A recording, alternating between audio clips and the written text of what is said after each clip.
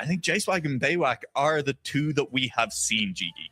Yeah, these two have definitely have some history in the recent history of Trackmania Esports on this current iteration of the game. And really their breakthrough came in 2023 when they were able to compete in the APAC region as a duo, and also made a little bit of history that year because they managed to qualify for the World Championship, beating one of the more potent European teams at the time in the wildcard qualifiers, and they became the first New Zealanders to qualify for the World Championship in the entire history of the game. So they're with their participation as well here, both in the EWC and here at ENC, which is probably one of the more significant events for some players competing for national pride. As we go on with our first map, it will be China, as we've seen in the map order screen that we saw a few minutes ago. And here, as you're about to see, the beginning of the track, especially that dirt corner that you see there, can very much be the one that makes or breaks a run. There is a section at the end that we call the identity, but this one is not as much of a factor as the first few corners. Yeah, it's just so important. Nebula going to be wide on that first one and just already falling a little bit behind. What you will see in the world records on a lot on this track is that dirt corner is a little bit of a bug slide, G-Geek. And I don't know how much have you been seeing players go for that in live rounds? In live rounds, it's certainly more of an occurrence when it comes to the European region, and for those, and even more in the later rungs of the tournament that it does happen. In terms of the actual occurrence of it, well, it's a very fine setup that you have to actually get into. Go a little bit too far off to the right, and it will be hitting the pole, or you can mess up the execution of the box slide off right, and you get a poor exit. So everybody opting for the safe line. But right now, it's a huge race of attrition here in this opening round, and even Baywak finds himself into trouble hitting the wall for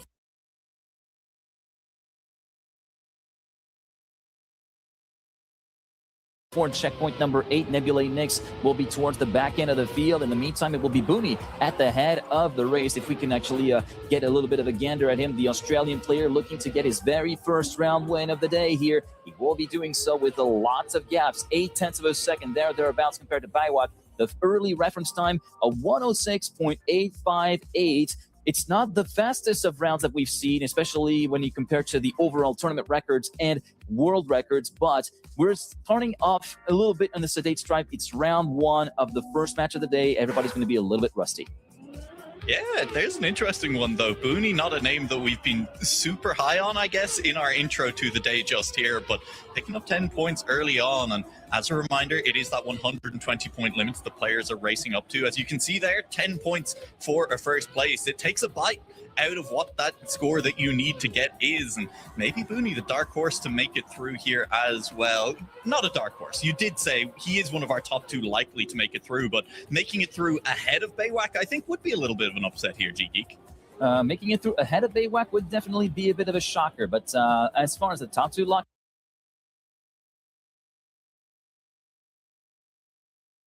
in for sure, as we follow along with Booney going through the final sector, checkpoint 7 through to checkpoint 8, the start of the dirt. It will be Baywak currently leading by 3.5 of a second, looking to try and right the wrongs of round number 1, trying to make a statement run as well. And one thing that we have to mention as soon as we reach the finish line is the scores of Careless Cobra and Nebula, because that turns into something that we did not get to talk about when we were actually describing Cup mode. In the meantime, Baywak will be reaching the finish line 3.5 ahead of Booney. It will be another 106, but this time a little bit more representative of the overall pace you'd expect to see on this map, a 106.070, almost getting into the 105s, which is where you start to get really competitive.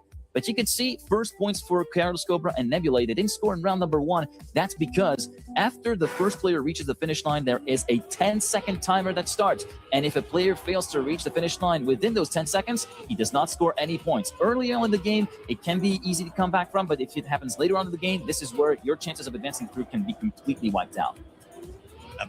And there's nothing worse than when you get towards the end of a match and you see a player sitting on 119 points and they need 120 points to hit finalist mode, and you cast your mind back and you say, didn't they DNF around earlier? Couldn't they have been 3 points higher if they'd managed to make it in within that 15-second timeout? It happens, and it's always brutal to watch. Those DNFs can matter. They can come back to haunt players much, much later in the game. But G-Geek, I was saying, hey, wouldn't it be cool if Booney made it through ahead of Baywak? Wouldn't that be a real upset, a real shocker? And Baywak heard me, I guess, and has really locked in for rounds 2 and 3 here on China. The scary thing for Booney was that was a PB last round. It was still 4/10 behind Baywak, and that never feels good when you are leaving your all out on track and your opponent's taillights are disappearing into the distance. And Baywak, again, looking to be on a very strong run this time around. There's a PB for Baywak as well on the live records. 105.7 is a really solid time on the track.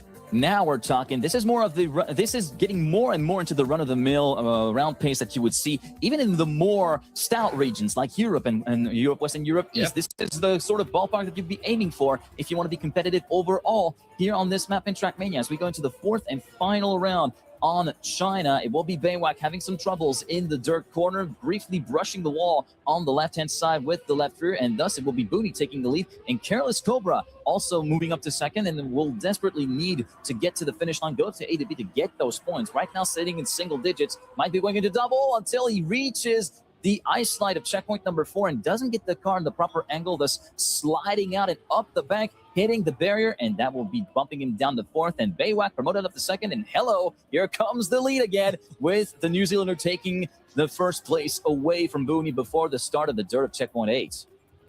I mean, great recovery from Baywak up until the second mistake came through. It's an outside touch on that dirt, and so Baywak will lose speed again. Booney promoted into first place once again, needs to keep it clean from here to the finish. Baywak is still lurking. If there's a mistake from Booney on this turnaround, Baywak could be there, or maybe just the risk from Baywak. He goes so deep on that boost pad, it'll not be enough to close the gap all the way to Booney, who will pick up a second round win. And ultimately, mistakes costing Baywak here on map 1 as we do finish off our fourth round of 4 on the first map, as it will be equal between Booney and Baywak. Our two Bs tied up in first place, both of them sitting on, I'm going to say 32 points. 32 points. Yeah, I can do maths quickly, I promise. Yeah, it's, I managed to get a little bit of a gander, but 32 points. I guess we can talk about points haul. This is a good points haul. Whenever you want to actually make some quick progress, you should aim for at the very least 30 points. That's around 3 first places worth of points. You can get to that different ways. You can do 2 round wins, 1 second place and 1 third place. That could make you do that.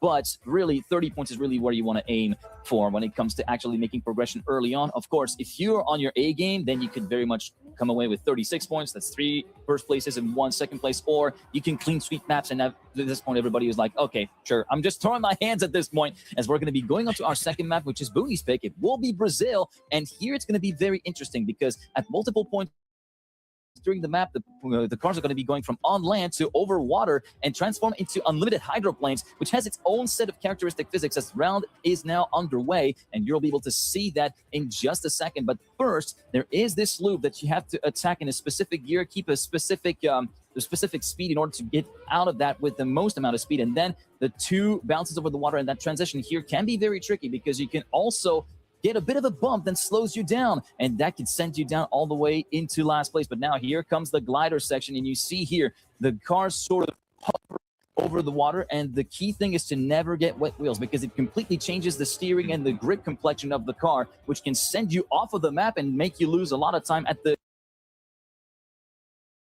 worst case scenario. Trackmania is a really simple game. You know, there's only 4 buttons. You go forward, you go backwards, and you steer.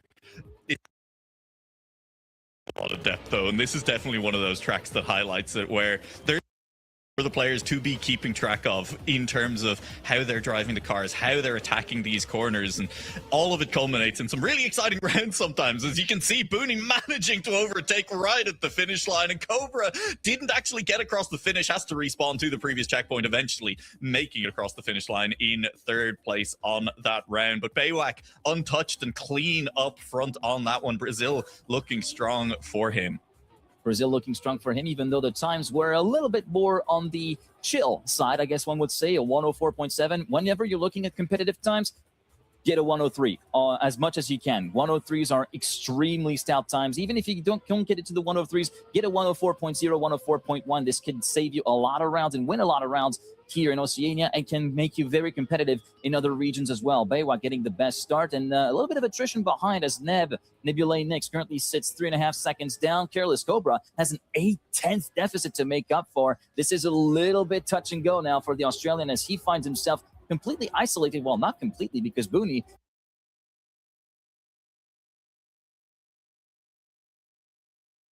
is right there with him, going into checkpoint number 13, going onto the plastic, which is a little bit slippery, and there is a couple of other quirks of physics that I guess we'll get into over the course of the day here. But for now, it's an interesting battle between the two Australians, Booney and Cobra. Booney going a bit shallow into the chicane of the final glider as we go into the final few checkpoints. Booney going on the left-hand side of the rock chicane, and Careless Cobra again hitting the rock at the final corner, but manages to get to the finish without respawning. The same thing he did in round number 1, and Baywalk slowly but surely turning up the wick, as I say, in terms of times, getting into the 0.6. 104.6 is still, but slowly but surely ramping up the pace. Yeah, looking solid. Still pathing up the ideal inputs for Baywalk. While I say ideal, not for ultimate pace, but in terms of consistency, he's been very much on the ball from round 1 here on Brazil, and he will be clean sweeping that entire map with a 0.654 on that final round. 2/10 clear of Booney, who will still pick a valuable 6 points. Careless Cobra DNFing. He will not get any points scored. Meanwhile, Nebulae will reach the finish line and get the 4 points that Careless Cobra would have gotten if he had managed to reach in 3rd place. And DNFs early on in the game, like round 1, we can excuse that, but here it's getting a little bit late enough that it can be very damaging, and it will be very damaging in the very end of the map and of the match. Yeah, and hey, that's it. That's Brazil, a track that I think is gorgeous as well. That track always makes me yearn for the summer.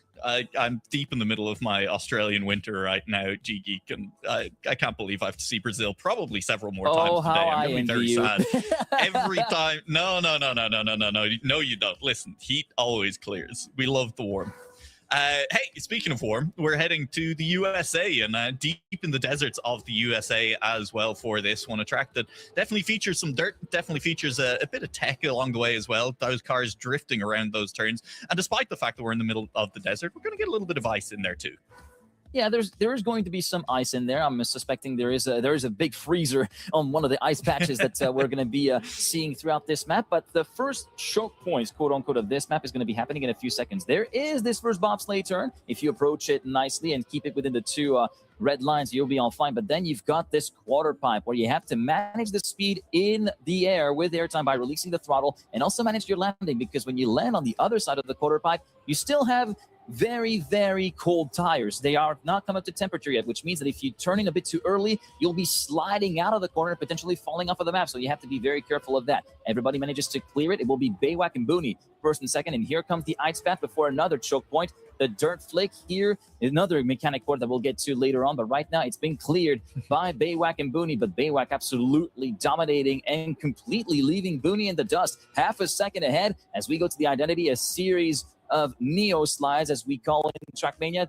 White doesn't get go for the first Neo slide, or second Neo slide rather. Booney in second place. Careless Cobra falling off the map, and we did see Baywalk nearly get somewhat trapped by the end, which has been a bit of a talking point. He can slide a little bit because the end road there, that's plastic, and it's a lot slipperier compared to the road. So if you approach a little bit sideways, you can slide off of the road and hit the scaffolding, which can bring your car to a complete stop. And if you're locked into a close battle with your opponent, which happens very often on this track, then positions can shift about very quickly. Yeah, you gotta. It's all about how much you push it, how much you're risking as you head towards that finish line as well. And sometimes you just get a little bit too aggressive with it. You're just pushing a little bit too hard to try and sneak past. And as you say, it leads to some exciting times at the finish of this track from time to time. But we're seeing something rare. This is something we've not seen in a few rounds, G-Geek. We saw Baywalk go perfect on Brazil. Booney always slotting into second place. The first round of USA was the same story, but all of a sudden we have Booney leading around, and Baywalk, the gap even widening a little bit here. I think we'll see what we are through the next checkpoint. It's up to nearly 0.3 of a second as Baywalk is trying to close that gap on Booney.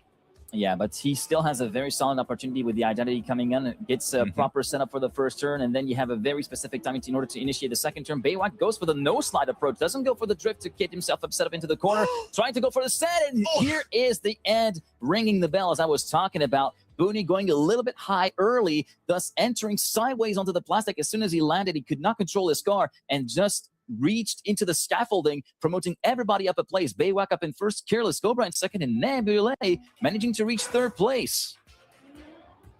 Yep. Hey, we talked about it at the top of the round. When you're feeling the pressure in those close rounds, it's easy to go a little bit too hard into that final corner, and the result is exactly as we saw just there. Booney sliding out. Baywak, I think, had the speed to pass him anyway. A really solid identity from Baywak at the end of the track there, was just looking clean with it. And now normal order is resumed anyway, as Baywak leads the round once again. Booney sitting in second place, and Baywak is starting to creep up very quickly on that 120-point limit. Yeah, he's about to cross triple digits if he's able to reach the line in first place. Right now looks to be making that scenario happen as we go through the dirt flick. The sand to the dirt with icy wheels. When you hit the dirt at a 90-degree angle, the dirt at a 90-degree angle, then you can really through the corner insanely quickly with a very tight turn radius, which is the mechanic that is being put forth here on that little patch of dirt. But look at Booney. He's made the junction with Baywak going into the final corners. It might take one mighty cent. He goes for a bit of a wider setup, but unfortunately, a little bit of a pop of the wheel at the final corner put pay to all that effort. And with that, Baywak passes the 100-point threshold on 102 and clocks in a respectable time of a 103.444. We haven't been talking about the times yet. 103s are roughly the ballpark, low 103s for competitive times. Once you get into the 102s, this is where it starts to get really, really stout. Yeah, anything that starts with a 102 here on USA is a really, really solid time, and potentially round winning in kind of any of our regions today. Although, again, I think EU West probably the one where you're keeping your eyes and saying things could get a little bit spicy as we head over there. Hey, the ending here, I think, is, again, just worth hitting on, especially if we have anyone watching who has not watched a huge amount of Trackmania in the past. Just the difference in setup that you're seeing between Booney and Baywak, and what a difference that makes in round. We've seen 2 rounds in a row that have been really close between those 2 players at the end there. And just the fact that the setup is different from Booney, going a lot wider than Baywak on entry into that very final corner of the map, G-Geek, it's been making a big difference. He's just spending a little bit more time going around that corner, and it's allowing Baywak to catch up a 10th, maybe 2 tenths even, in that final corner every time.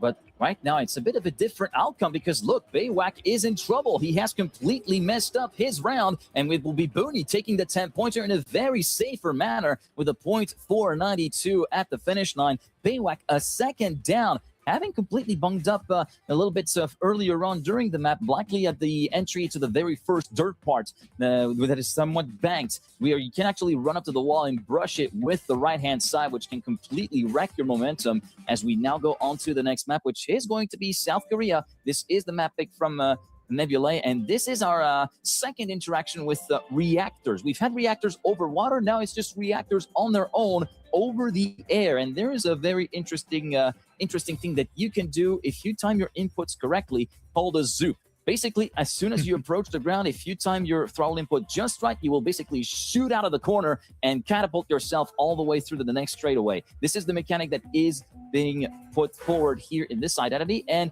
a slight mistiming of the throttle can really cut your momentum really fast. And the speed you're moving, something goes wrong, it can be very difficult to catch. It's very difficult to readjust if things start to go wrong when you're looking at these reactor sections as well. So eyes on who's put the hours of practice in. Let's see who can get it right first time of asking as we head into this. Baywak only 12 points now away from finals. Baywak could well lock in their spot in the grand final of the qualifier for ENC on this map on South Korea. Oh, Baywak tried to go for the long way around the outside before the dirt of checkpoint 4, but briefly hit the breeze block right at the other corner, which will send the New Zealander down to last place. And we did see one of the players have some trouble. It is Booney, who will be promoting.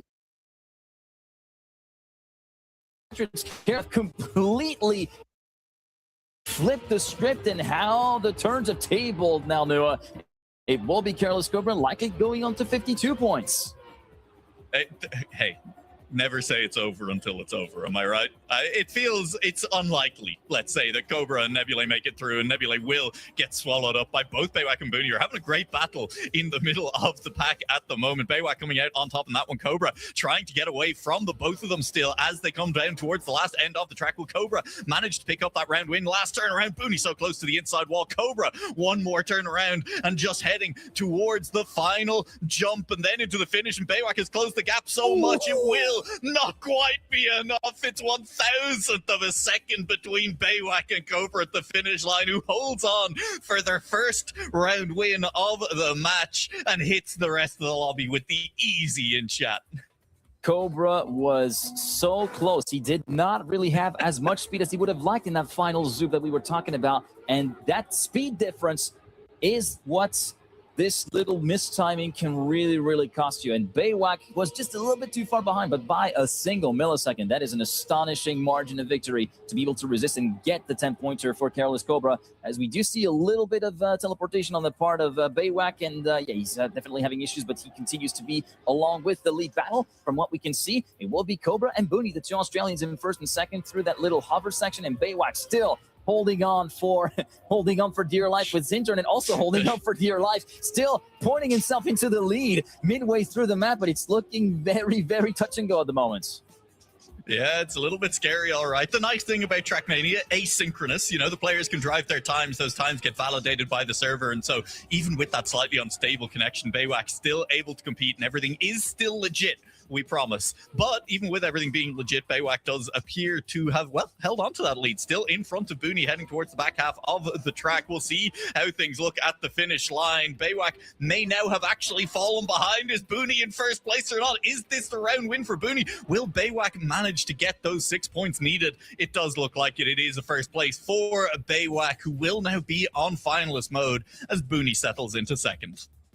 Yeah, that was a little bit getting a little bit difficult to read, but Baywak managing to get the 10-pointer he needed to reach final status at that point, and it looks as though we might be well, we'll be waiting a little bit for the connection from Baywak to actually respond, and potentially there might be a technical pause on the way. That is a bit of speculation. Of course, we're going to be waiting to see if everything circles back to normal. Baywak managing to hold on for now, and it looks as though, yeah, there might be some issues, and we are getting a technical pause in order for Baywak to suss things out, being able to somewhat rein that connection issue back in. He currently sits on finalist status. You see the red F and the red timer right up against his name. You'll also see a red trigram and a number also in red on the back of his car, much like you see on Careless Cobra. And here is where things get interesting. It will be a single round win needed in order to validate that spot in the grand final. But as we said every so often, this is where some people might crumble, and this is where it can be really terrifying in cup mode, because you can be the winner for the entire match all you want. You can be first to reach finalist status with a 29-point margin. If you don't manage to be on your A game and conclude when it matters the most, then you can see that gap just shrink and shrink and shrink and shrink, and this can get really terrifying over time.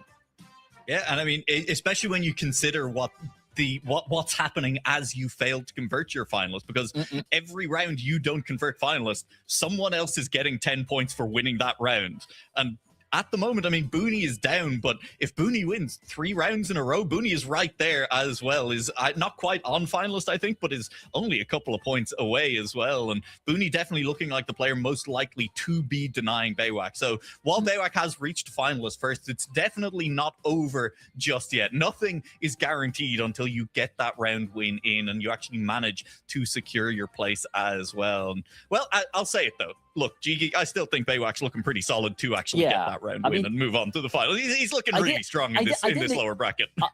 I mean, you're putting me on the spot, but no, I didn't expect any less from Baywak. I mean, he was. I was saying he wants to use the particular match as a sort of warm up, because he knows he's going to be on the collision course with his fellow compatriot and with LinkMax in the grand final. That's a certain thing.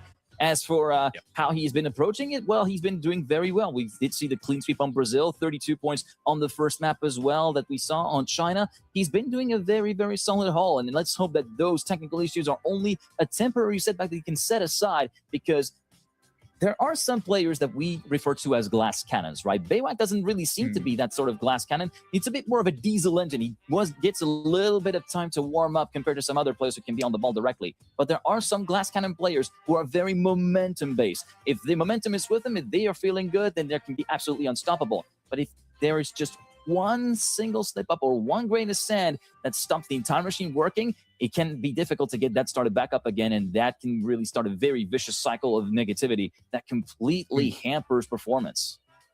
It's something we haven't quite talked about just yet today, but Trackmania is almost as much a mental game as it is a skill game, you know, as much as it is the physical side of it, right? You need to put the hours in if you want to be a top player. You do need to put the effort into learning these tracks and be able to execute them when the pressure's off.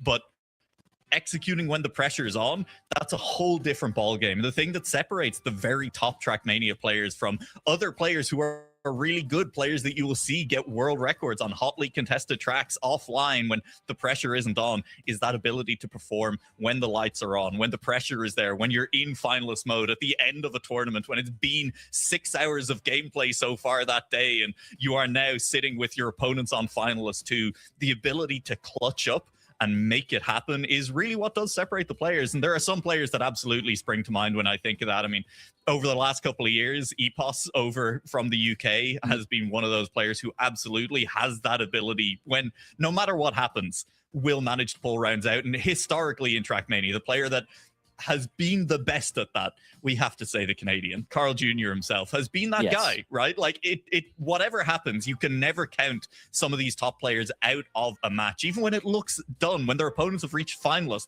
and they're only halfway to the points required. We've seen the comebacks happen. Yeah, we've seen the comebacks happen, and this is where the legends of certain players really start to write themselves. Another name that comes to mind that's a bit more recent, that's going to be, we are fairly early enough, but in the NA qualifiers for Esports World Cup, for instance, Flimsy was all the way back, 40 points back from finalists when one of the opponents reached finalist status first.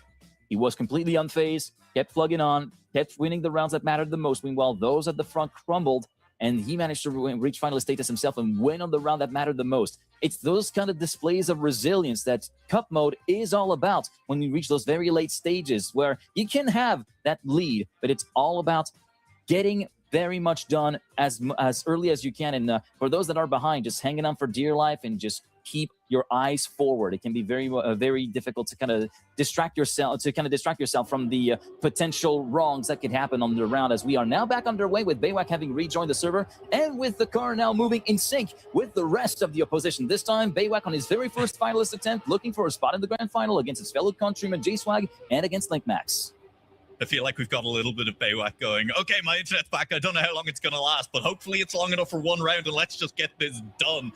And honestly, might be getting it to an early lead in this all-important first finalist round. You want to get it closed out as soon as possible. Every round you don't close out your finalist, those nerves will start to set in. But this is looking great so far, G-Geek.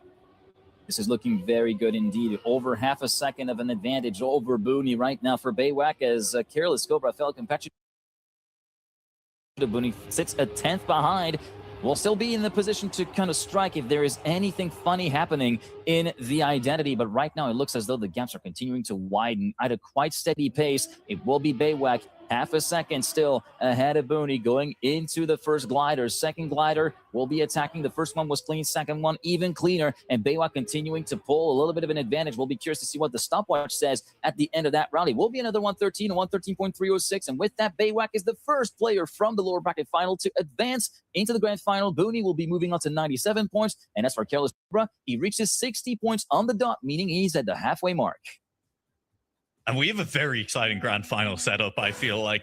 As you know, you said it, LinkMax, a really strong player from Australia, but maybe not having the best competitive weekend that we've seen from him so far this year. And Baywak in this lower bracket final, PBing on most of the tracks we've seen, looking in really, really fine form heading into that grand finals. And of course, J-Swag already waiting there as well. Baywak's fellow countryman from New Zealand. And of course, one more player still to join those three players as well to round out our grand final. Right now, looking like Booney, maybe Cobra can start to get something done, as now with Baywak eliminated, those 10 points might be up for grabs a little bit more. If Booney makes any mistakes, Cobra has been close enough that they will be able to capitalize. Cobra has been in touching distance indeed, and this is something that I like to call the scarecrow. You have Baywak, who has very much been hogging the 10-pointers most of the time, and once the scarecrow goes away and the 10-pointer is unlocked, then this is where the second match, in a sense, starts. For Careless Cobra, it's going to be a tall ordeal, though. A 37-point deficit to climb back up. It looks as though that deficit will continue to grow as Booney, continuing to lead, goes into the first glider. That was a bit of a sketchy exit from the first glider from Booney that will allow Cobra to catch back up ever so slightly. Can he try to pull something amazing, Cobra? Cobra in the final turnaround. Booney going for the wall hit a bit involuntarily, but will reach the finish line a 10th ahead of Careless Cobra, and thus Booney becomes the second driver to cross the 100-point threshold. It will be 107 points for Booney as long as he wins the next round and reaches the finish. Of course, in the second round, that will be on Germany. It will be finalist status for the Australian player. Yeah, when you hit a wall in Trackmania, your car gets an acceleration penalty. You go a lot slower, you lose the speed from the crash, and then you also can't speed up again afterwards. Luckily for Booney, when you have a reactor on, none of that applies. You still lose the speed from the crash, but you can accelerate a lot faster, and that really, I think, was the only thing saving Booney at the end of that track from dropping to Careless Cobra, who was really on a push through that identity section. And now we go on to Germany and look at the tournament record right up on the left-hand side of the screen. Yep, that's right, J-Swag. This is just a little bit of an outlook of what to expect potentially in the grand final. J-Swag did that 110.914 in the very first match of the qualifier yesterday. And if you get below the 111s, if you get into the 110s, this is stout on any level, no matter the region. You see the world record of a 0.618 from Neon over on the EU East side. 0.9s are very good. If you get into the low 111s, like a 0.0 and a 0.1, you're still in a very, very good place. Yeah, absolutely. Really, really solid. Well, on to Germany for our potentially final map of this lower bracket finals, depending on how Booney manages to drive on it. And so far, Booney looking solid, heading into this quarter pipe, turn around backwards from here to get onto and over this booster. If you try to drive forwards across that booster, it goes poorly. Driving into flagpoles will also go poorly for any of our players. It doesn't matter which track you're on. That's always true, as Booney potentially even going to fall behind Nebula Nix here. I think managing to just about recover and pull away in time. But Careless Cobra way off in the distance, just needs to keep things clean to the finish line. He just needs to keep things clean to the finish line. As for Booney, he just needs to reach the finish line. Well, now we're moving on to 113. He still needs to win one round in order to validate that finalist status, because if he gets 2 second places, it will be on 119, which is one of the outcomes that we fear every time as a player in cup mode. Careless Cobra will be able to reach the finish line quite nicely, as we see Booney going down the hill on that reversing part of the track, which is the whole highlights of Germany here, as Neb has a bit of trouble navigating the final turnaround, but does reach the finish line with 2 seconds to spare on the buzzer. It will be Careless Cobra on to 76, Booney on 113, and it's a very interesting thing to play backwards in Trackmania. There is some things that you can do over on loose surfaces, but really the tricky point is going from rolling forwards to rolling backwards as soon as you land. And this is where people, myself included, can get a little bit mixed up in inputs, and you end up turning the wrong way, and that completely wrecks your run. Yeah. And look, don't even get me started on it. It's not present, thankfully.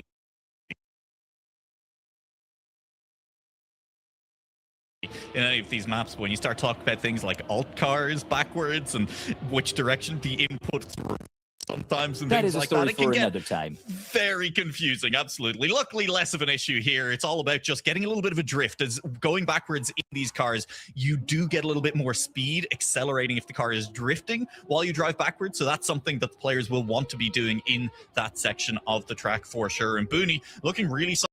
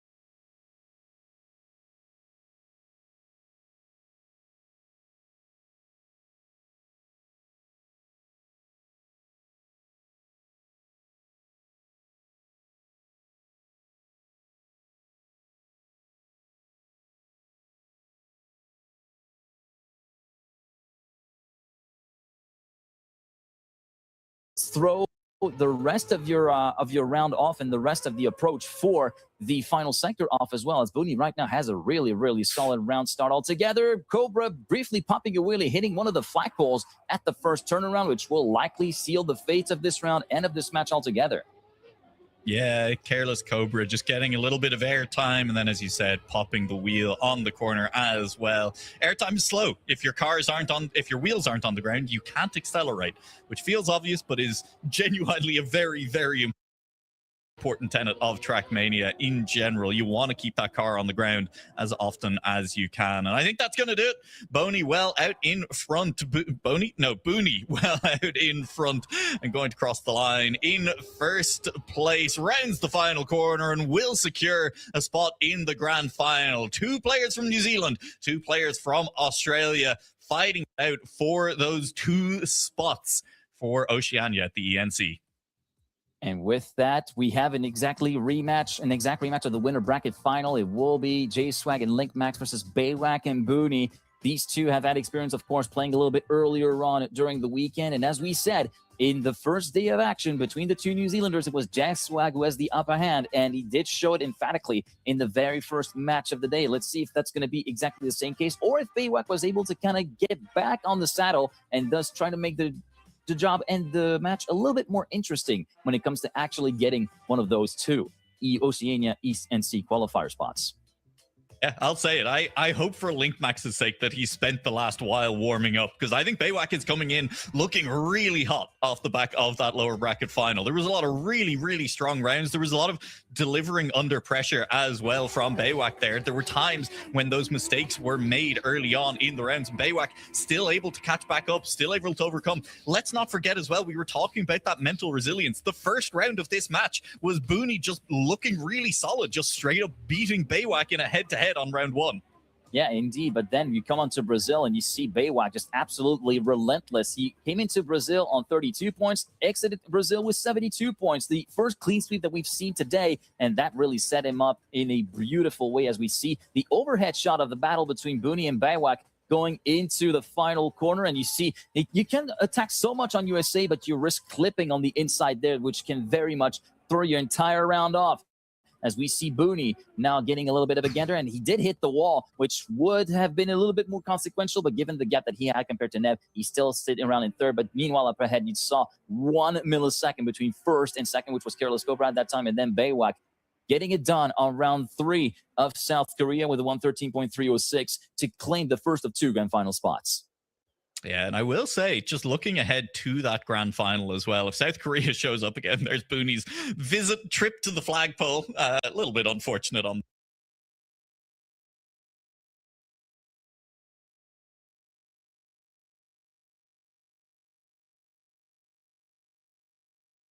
that one. If we see South Korea in the grand final, though, Booney was fast on the track for sure, but I'm a little bit nervous about Booney's identity on that track, G-Geek, because it felt uncontrolled at times. Raw, powerful, chaotic, very quick, sometimes really close to the walls a lot of the time as well. He tends to jump very close to that inside wall, which leaves the exit a little bit scary a lot of the times, which I don't know. I'm excited to see if we do get it in the grand finals. Booney potentially a player who will provide fireworks for us on that track. Yeah. So again, we haven't seen Link Max nor J-Swag play just yet for today. Link Max looking to try and get a little bit, brush up a little bit on his round consistency, because he himself admitted that he was a little bit off the mark when it came to round 1 action. As you get another look at the bracket with the lower bracket final results punched in, Baywak and Booney 122, 121. That's how you make the difference between first and second in cup mode. 88 points for Careless Cobra, 37 for Nebula Nix. Those 2 are now out in 5th and 6th. And with that, only the grand final remains. New Zealand versus Australia. J-Swag and Baywak versus Link Max and Booney. Link Max and Booney having to battle on their own as well for the last spot for Australia, as there's already Mutta, as we've touched a little bit earlier on in the show, that has been invited off the back of the Elite Cup performances. So 2 scenarios can transpire. 1 Australian player and 1 New Zealander, or if Baywak can pull a surprise, it would be both New Zealanders going through to ENC. Yeah, and I mean, we're in that scenario that we talked about a little bit, where for J-Swag, individually, much easier if Baywak just got eliminated in that lower bracket final. It would have been so straightforward, because at that point, J-Swag would have been guaranteed a spot in ENC taking place in Riyadh later this year. But because Baywak is in this final, J-Swag has a little bit of work left to do in this grand final. Definitely capable of doing the work. Has looked very strong all weekend long so far. Is quick on these maps for sure, and is able to deliver in competition when the pressure is on. But it's not a foregone conclusion by any means for any of these players in this one. And that battle in particular, even if it's for third and fourth place, which I don't think it's likely to be, but if it is between J-Swag and Baywak, those two really have a battle of their own going on within this match. Yeah, they have a battle of their own going into there, and it's going to be determined in part with how the early game goes, because as we've alluded to earlier, Baywak has always been a little bit lagging behind. I mean, no offense to him. He's still a very stout player, but as you said, J-Swag has always been the one that's been able to get right on the money right from round number one. As was exemplified, of course, during Germany. First round, I don't think it was first round, it was third round or fourth round, thereabouts. He was able to pull 3/10 on his team, on his former teammates, and also get the 110.914, which is the current tournament record. Yeah, well, how things go when we do get into that grand final. It's all exciting. It's all to play for still here in the Oceania region, and there is still a lot of Trackmania to come after we wrap up that grand final. So don't go anywhere. We're going to take a very quick break, but we will be back with that grand final action from the Oceania qualifier for ENC in just a few minutes. See you very soon.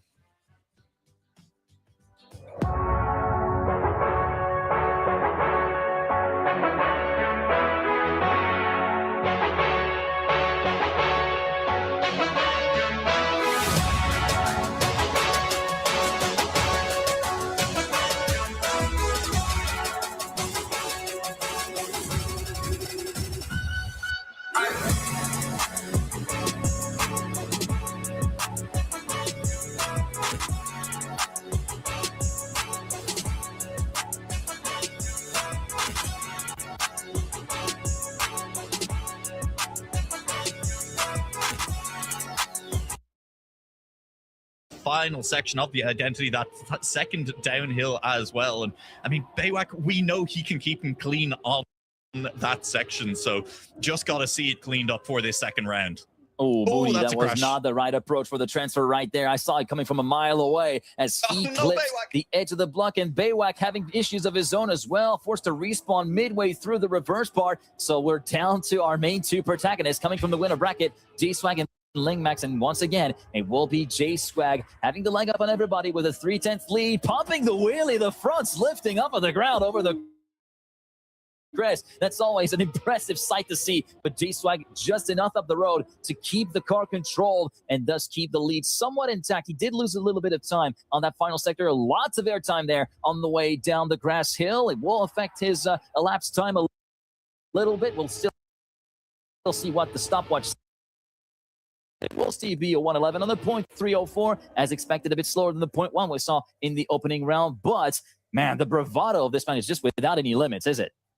Yeah, I mean, living up to the name, the swag is there in the name, the swag is there on track. J-Swag, 2-round wins from Toulon, dominant times as well. Hard to contest, even if everyone else had been clean through both of the first 2 rounds, which they have not been. But Lingmax still picking up those 2 second places, still looking solid. And Baywak does get a few points back on Booney, so they're going to be tied for third at the moment. But someone needs to make an impact on these top 2, because at the moment it's looking like the nerves just getting to our lower bracket participants a little bit more than J-Swag and Lingmax. There are different 2 schools of thought, I think, whenever you approach matches like this. Either you're the guy from the winner bracket, you can have, all right, maybe I can chill a little bit, take a look at my opposition, see what they're up against. That could comfort me in the position that I'm in. Or it can have the very opposite effect. You're like, oh, crap, they're actually performing a lot better than I thought. Yeah. And can get a little bit shaky. It seems as though that's more of the former that J-Swag has terms of mindset, they're like, all right, seems like I can still deal with them in a somewhat timely fashion, although Baywak manages to get a pretty solid round altogether within 2/10 as J-Swag bobbles a little bit in the chicane. Linkmax promoted into the lead, Baywak into second place, Booney completely out of the running. It's a three-way fight for the lead. Linkmax a bit too much airtime going into that final drop down. Baywak making it an interesting fight for the lead. J-Swag a bit too far behind. Baywak and Linkmax to the line. It will be Baywak getting the critical 10-pointer that he so sorely needed at this early stage of the game with a .455 ahead of Linkmax by just 43 milliseconds and less than a tenth or just slightly over a tenth between first and third, the closest contested round we've seen so far. That final downhill from Baywak was money, G-Geek. It was so clean. Helped a little bit by the fact that Linkmax did get a little bit of airtime heading into that final downhill as well, allowing Baywak to sneak through, but he still needed to execute it so cleanly and managed to pull it off. So really good. A positive round win for Baywak off the back of really good driving. That's a confidence builder. Oh, J-Swag with a mistake. And unfortunately for, we were talking about confidence builders, that might be the first one that can be a confidence destroyer with that little touch before checkpoint number 4 in the first part of the transfer. But Booney once again pays a visit to one of the flagpoles on the way out on that first turnaround part. Linkmax going a bit too wide, forced to respawn after the turnaround, and J-Swag, with all of the attrition ahead of him, moves back up to second and only has his fellow compatriot Baywak standing between him and another 10-pointer, and it might not stand for long as Baywak manages to save the car. He was on a collision course with the wall, but manages to steer out of it barely in the nick of time, but loses a lot of speed and has paid a lot of time in favor of J-Swag, who's now within a car length of his fellow compatriot. In one final turnaround, can he try to pull something together? The answer is a no. Baywak will get another 10-pointer. It would have been coming unstuck very quickly, though, had he lost just that little bit more speed after that uphill with the wet wheels. He would have been caught out so bad. And Linkmax not finishing at all, so Linkmax down to third. G-Geek, that was New Zealand domination on map 1, frankly. It didn't necessarily feel like it, but a New Zealander won all 4 of those rounds. J-Swag takes the first 2, Baywak takes the second 2, with, it has to be said, slightly slower times than J-Swag's round-winning times, which were blisteringly fast. But I will still give credit to Baywak that they were tough round wins. They were hard-fought round wins and managed to keep composure to edge out those opponents at the finish line as well. And, well, that means we have a very exciting map heading into map 2 here as well, because this is what we were talking about at the top of the match, G-Geek, is that Linkmax has maybe looked very strong on South Korea so far this weekend. So if there was a time to settle the nerves after not finishing in that final round on map 1, maybe South Korea is the map to do it for Linkmax. Yeah, Linkmax also very early on when this map was played during the Elite Cup, managing to get himself, I think it was 13th or 12th overall in the Elite Cup when you're competing in the top 64, which is chock full of players from the European region, which is arguably the most contested region on Earth in Trackmania. It's a pretty strong statement of intent and of the performance that Linkmax has.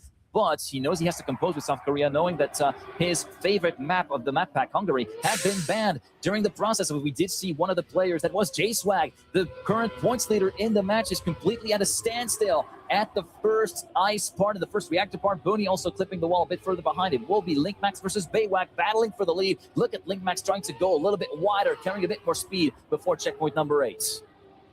It is back and forth. They are swapping first place between them at the moment. Baywak back into the lead. Great line through those corners, carrying more speed. Goes a little bit earlier on the grass, and I like the exit here from Linkmax, but it is into the engine off section. Will continue to carry that speed, and we head into the identity here as Linkmax will look to try and make the overtake stick in these last 2 turnarounds. Baywak going a lot shallower in these, so more exit speed for Linkmax on it, but Baywak has just about held on. Linkmax, though, there it is. He goes deeper on the turnaround, so he comes out with more speed, but you see that swapping of places as Baywak went shallow on the jumps, overtakes briefly, but there's just enough room for Linkmax to come back at him every time.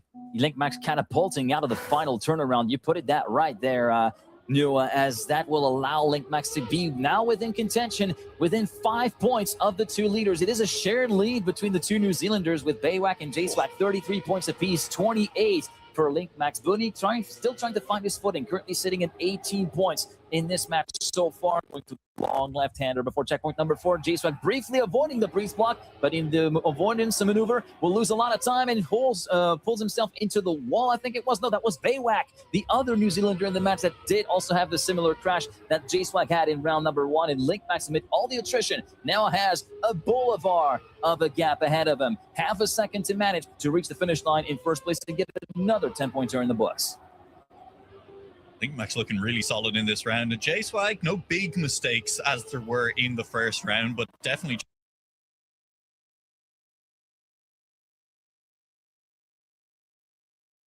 right now. Only really the identity left to go here, and with a gap like this, with Linkmax looking as strong as he did already on this identity, surely there will be no mistakes. Surely Linkmax will just close it out from here. Close to that inside wall on that one, but totally safe on it. Again, hugging it close to the wall, getting the lineup correct, and Linkmax with a solid finish, and will pick it up again. That time is terrifying. Oh my God. Excuse me, and excuse the noises. 0.438 when the tournament record held by Pussy Topako from the EU East region is a 12.344. We're within a tenth of the tournament record and less than 2/10 away from the old outright world record driven by Elcon during the Elite Cup itself. That is a strong time, and just another example just to show how stout of a player Linkmax is on outright pace. We said it. Hey, gonna need to turn it around after a relatively disappointing map 1 performance on Germany. Maybe South Korea is the map where Linkmax can do it. I think we've been proven right. I think we've shown that we know what we're talking about here, G-Geek, because I would call this a turnaround. It is indeed a turnaround, more than a turnaround, actually, just completely. Yeah. I see even a 540, like one full evolution and then another turnaround. Like he's completely past the 180. As we go on to the final sector, it will be still Linkmax 3.5 tenths ahead of the nearest opposition. He just looks completely unassailable and untouchable here on South Korea 2026. As we go on to the identity, Linkmax opting for the wider road around the no brakes and the engine off section, rather, as we go into the Zoops. First Zoop is clean, second Zoop even cleaner, more than likely for Linkmax. Loses a little bit of speed actually on the second Zoop, which will allow Baywak to catch back up ever so slightly, but another 0.4 in the books for Linkmax on a 0.455. He just decided, you know what, playtime's over. Germany, that was all right, but nah, I'm just going to be the scarecrow from now on. Thank you. Yep, I will remind everyone who's watching that Linkmax DNF'd the final round on Germany, currently leading the match by 5 points. A perfect 30 from 30 across the first 3 rounds on South Korea, looking for pure domination and maybe make it 40 from 40. Still a lot of round left to go in this one, although Linkmax has once again taken the early lead.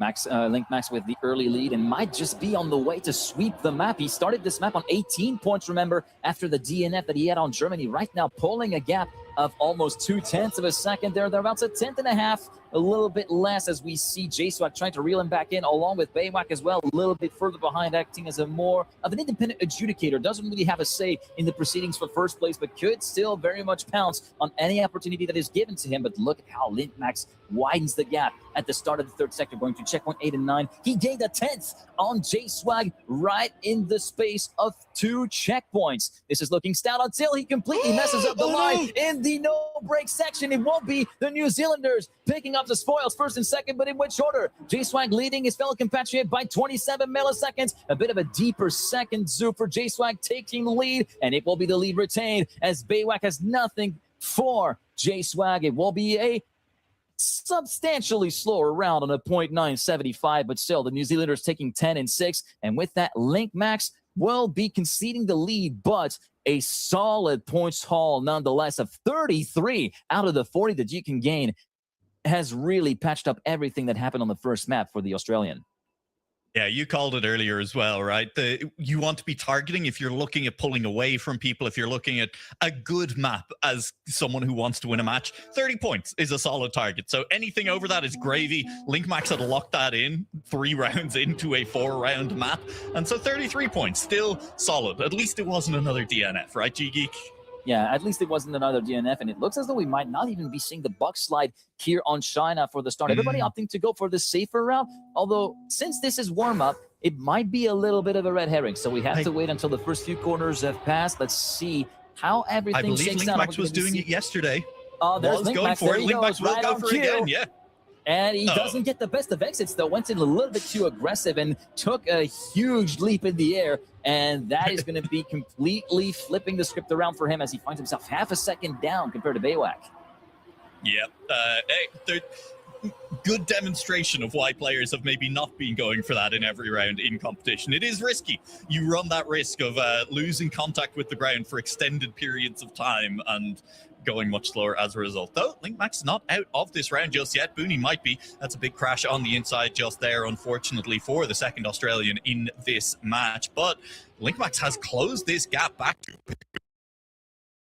down to about a 10.5 from JSwag at the moment, and an identity to go. Everybody starts off on the left. LinkMax will be a little bit shallower on that, so good exit speed from BayWak and JSwag. Gap extending just a little bit back to LinkMax on this one, and LinkMax I don't think will be able to catch anyone. JSwag will not be catching BayWak either, and so G-Geek, I said it at the top of this match. For once, I was the one who called something as well. South Korea went really well for LinkMax. BayWak looked really good on China earlier, and this maybe is BayWak looking to be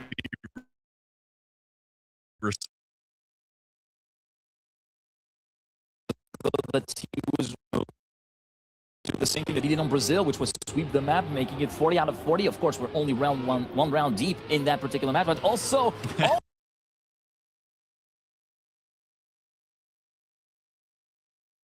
so we don't make mistakes, buddy. Or caster. Nua, this is something that I want to tell you that I've already told Legion. We don't do caster curses or make mistakes. We make prophecies that turn out to be wrong. And in that case, the prophecy that we were preaching about China being a turning point for BayWak, who's been looking very strong in the first match, has completely vanished as he hits the wall, not even before the first checkpoint, but before the first corner rang the bell. Yeah, and listen, I was just getting upset because LinkMax, the bug slide didn't go well in the first round, and so LinkMax absolutely bailed on it. Not even a sniff in the direction of a bug slide in this round.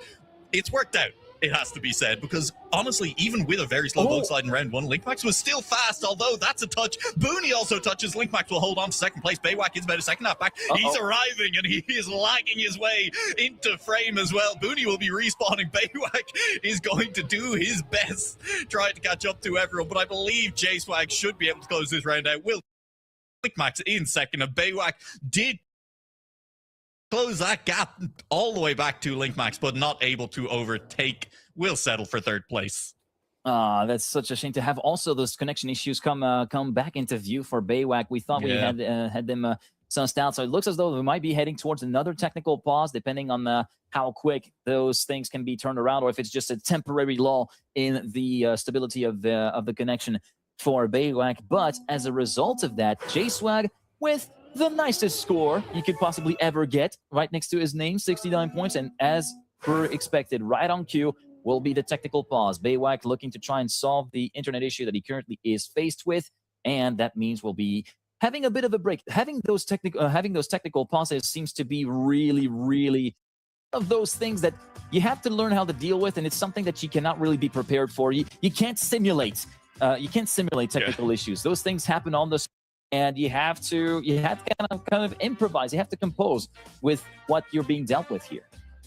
Yeah, and again, that's one of those things that just comes with competitive experience as well to some degree, right? The more tournaments you have played, the more likely it is you have run into pauses before and you have experience dealing with them. But hopefully we get back in relatively quickly on this one anyway, as BayWak last time around, this pause was not very long, managed to get them back in.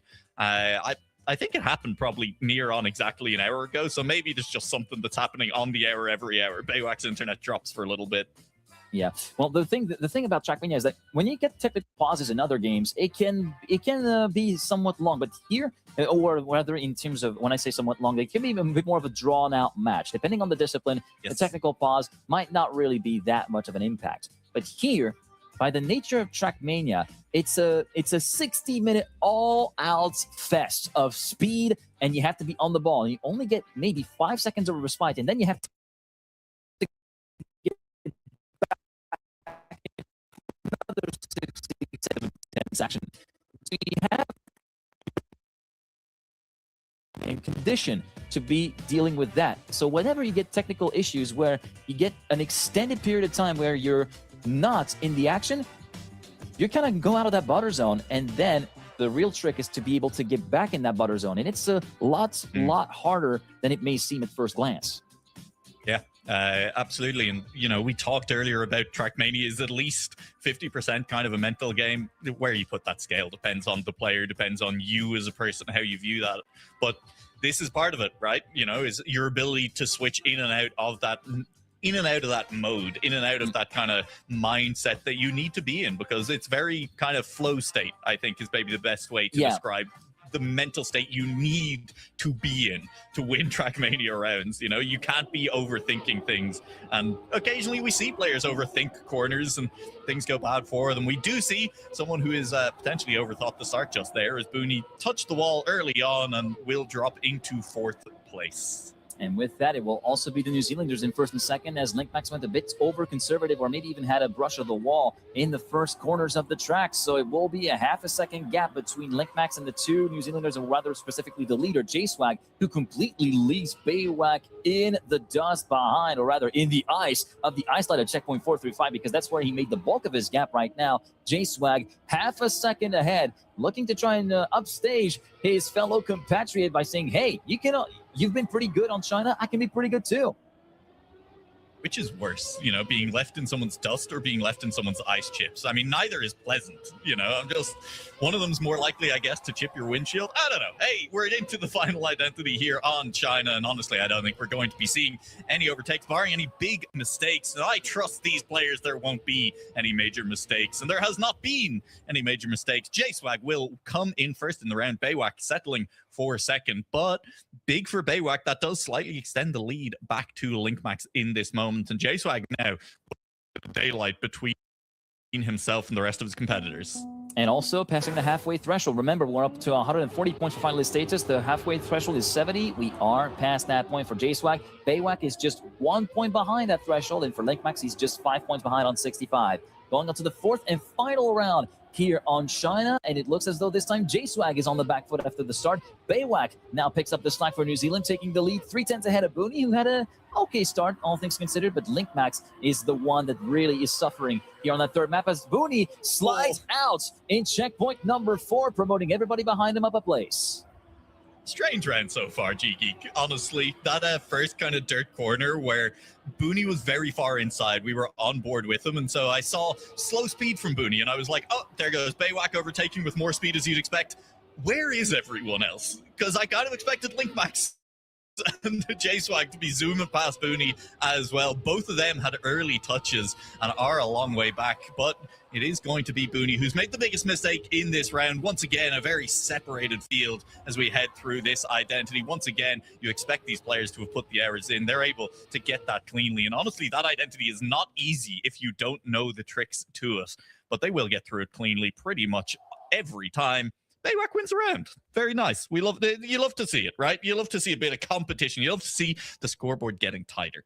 Yeah, indeed. And 12 points between 1st and 3rd is not too shabby. 3 out of 4 having passed the halfway mark towards the finalist status, as we're now moving on to Booney's map pick, which is going to be USA map number 4. I'm kind of curious to see how everyone will this particular map. We did see Baywak over on the identity. You know, he does get the drift for the first corner, but for the second corner, opted to go for the no slide approach. Does not trigger the Neo, which is very specific. It requires a very specific input timing where you turn the car into the corner, then release the steering, and then steer and brake at the same time. It's a very, very specific timing that you need to actually pick up to navigate those very tight corners at the very end.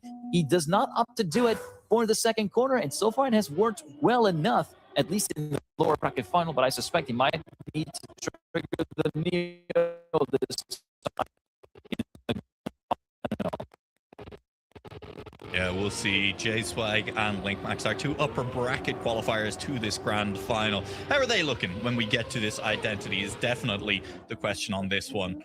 As pretty close, all things considered, off of this start line. It's been a little while, it feels like, since we've seen a round where all 4 of our drivers have stayed this close for this long. I worry for Linkmax here. I think he's getting just a little bit slow, that inside line. And yeah, there it is. And J-Swag both are right on the back wheels now.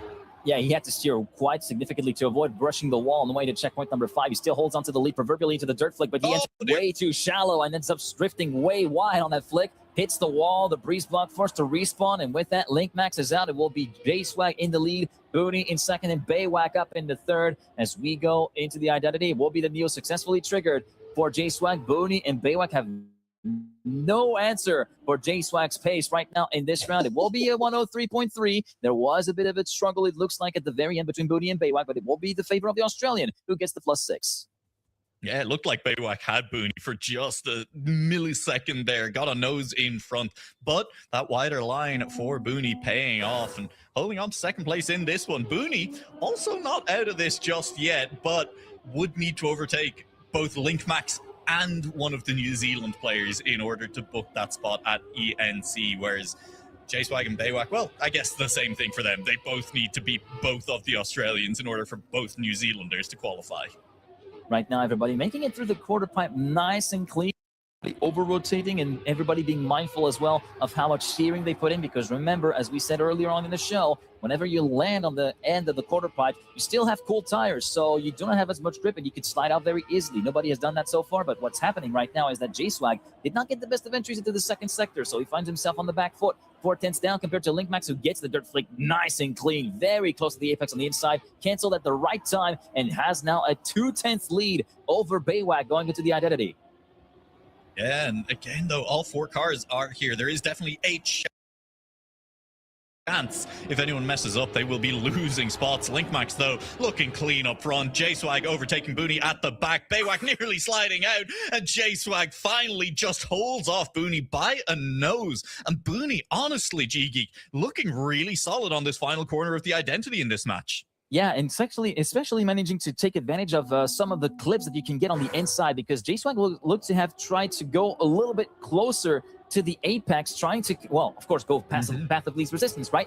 But it's very easy to clip with the right front, which is what he did. Booney did that a little bit less, but it was still just enough for J-Swag to hold on to third, and Booney is definitely giving J-Swag a run for his money here in the identity as we go into the quarter pipe. Booney just going a bit more conservative, a little bit higher, dropping a bit back up sectors. Yeah, Booney, I think, unfortunately for Booney, has been making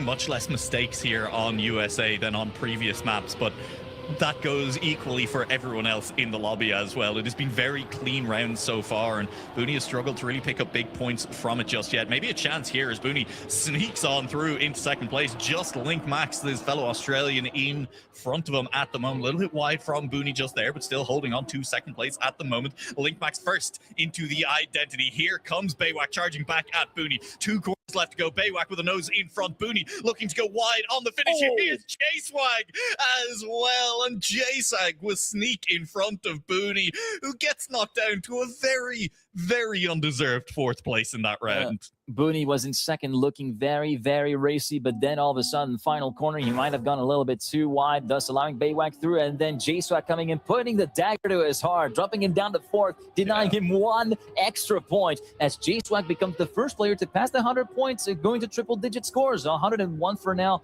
for J-Swag, Baywak on 95, LinkMax on 94, so it's still very much all to play for. At this stage of the match, it's still looking very even between the top 3 runners. I gotta be honest, I'm rooting for Booney for at least this round, if not for the match as a whole. I just want Booney. He didn't deserve it. He didn't deserve that 4th place. It was such a good round. It was a PB as well.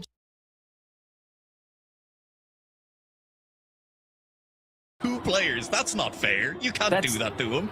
That's very rough. I do agree with that. But right now, Booney has a chance to try and actually go through with the rest. But look at how much Baywak was able to catch through on the dirt flick and over to the crest. So Booney still has his hands full dealing with Baywak. As up ahead, it will be LinkMax and J-Swag first and second. LinkMax does not get the proper drift and promotes everybody up a place. J-Swag inheriting the lead. Baywak in second place. Baywak clipping, but has enough of a gap to see Booney coming. J-Swag will be onto 111 points, and LinkMax, that was one heck of a crash, one we haven't seen so far throughout the day. That was just trying to trigger the Neo, doesn't get the Neo, and what happens when you don't trigger the Neo? You just end up turning a lot sharper, and you end up clipping one of the helpers or even the side of the road, forcing thus LinkMax to respawn. And that one was extremely costly for him, as we're going to be moving on to Canada.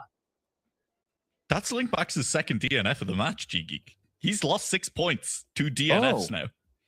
Yeah. Yeah, just keep that in the back of your head, you know. Just keep that one and store that one in the memory palace for later. I was so infatuated by the finish that we saw between J-Swag, Baywak, and Booney, and explaining what happened to LinkMax that I didn't even register the fact that he had the +0 on that one. That's gotta hurt. Yep. Yeah, and that's, again, I mean, this match is looking like it might come down to at least a double finalist, maybe a triple finalist. We'll see when we get there. But, I mean, if you just look at how the scoreboard stands at the moment, LinkMax has lost 6 points to DNFs. He would be 1 point behind Baywak if he'd finished both of those rounds right now. Exactly. He needs to actually curtail all of those, all of the plans from J-Swag and Baywak to rattle him and try to rein those mistakes back in, as now we see J-Swag having a bit of trouble going into checkpoint number 3 here on Canada. Booney forced to lift big time to avoid hitting one of the poles on that Sausage Road slalom, and it will be LinkMax promoted into the lead with a 3/10 gap. The no-break sector, the slalom, the chicane, where he can be a lot aggressive, bring in a lot of aggressiveness, and thus carry a lot more speed than their opposition. But right now it looks to be roughly equal in favor of the speeds, but over the course of the next few checkpoints, it is LinkMax continuing to pile on the advantage. Look at the gap he has currently built up, almost half a second going into the identity, which is this reactor snow turnaround and then the ice descent before the jump into the finish. And make sure not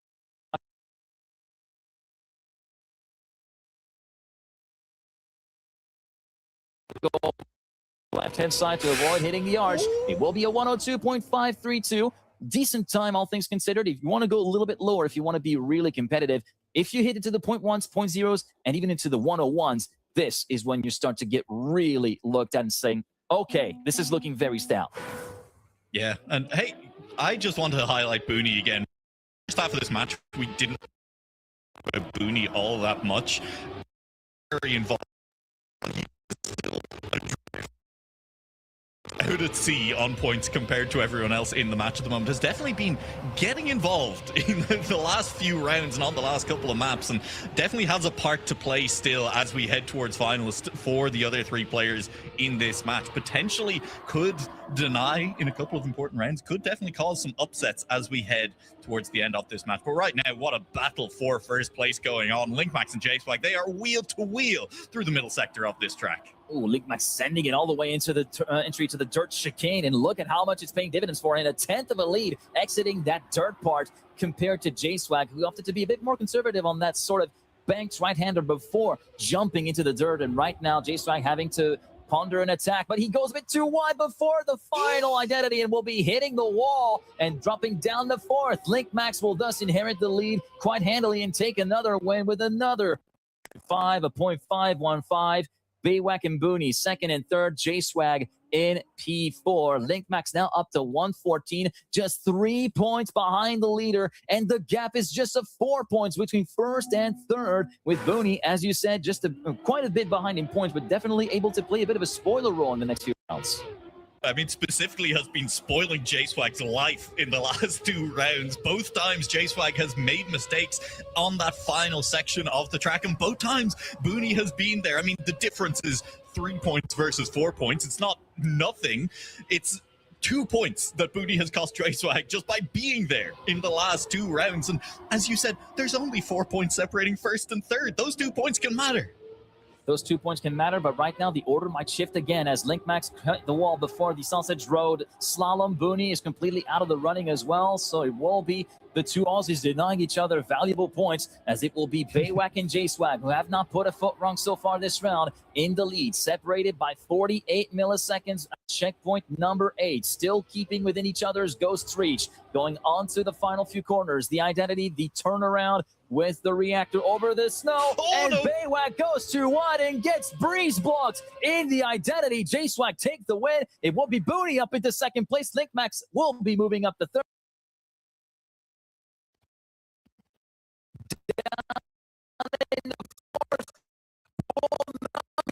to reach the finish line at all and will stay on 113. I panicked. I thought that was Baywak rolling very slowly across the line at the end. But no, it wasn't. It was fine. You're right. Baywak DNFing and staying on 113. That hurts right now. As we get closer and closer to finalist mode, you start to look at who's going to hit finalist mode when, who's going to have a chance to close it out before anyone else gets their own shot. And right now, I mean, JSwag 13 points away. LinkMax 22 points off. It's potentially only 2 rounds for JSwag. It's at least 3 rounds for LinkMax before we get to that finalist mode. And once again, it's the New Zealand drivers out in front.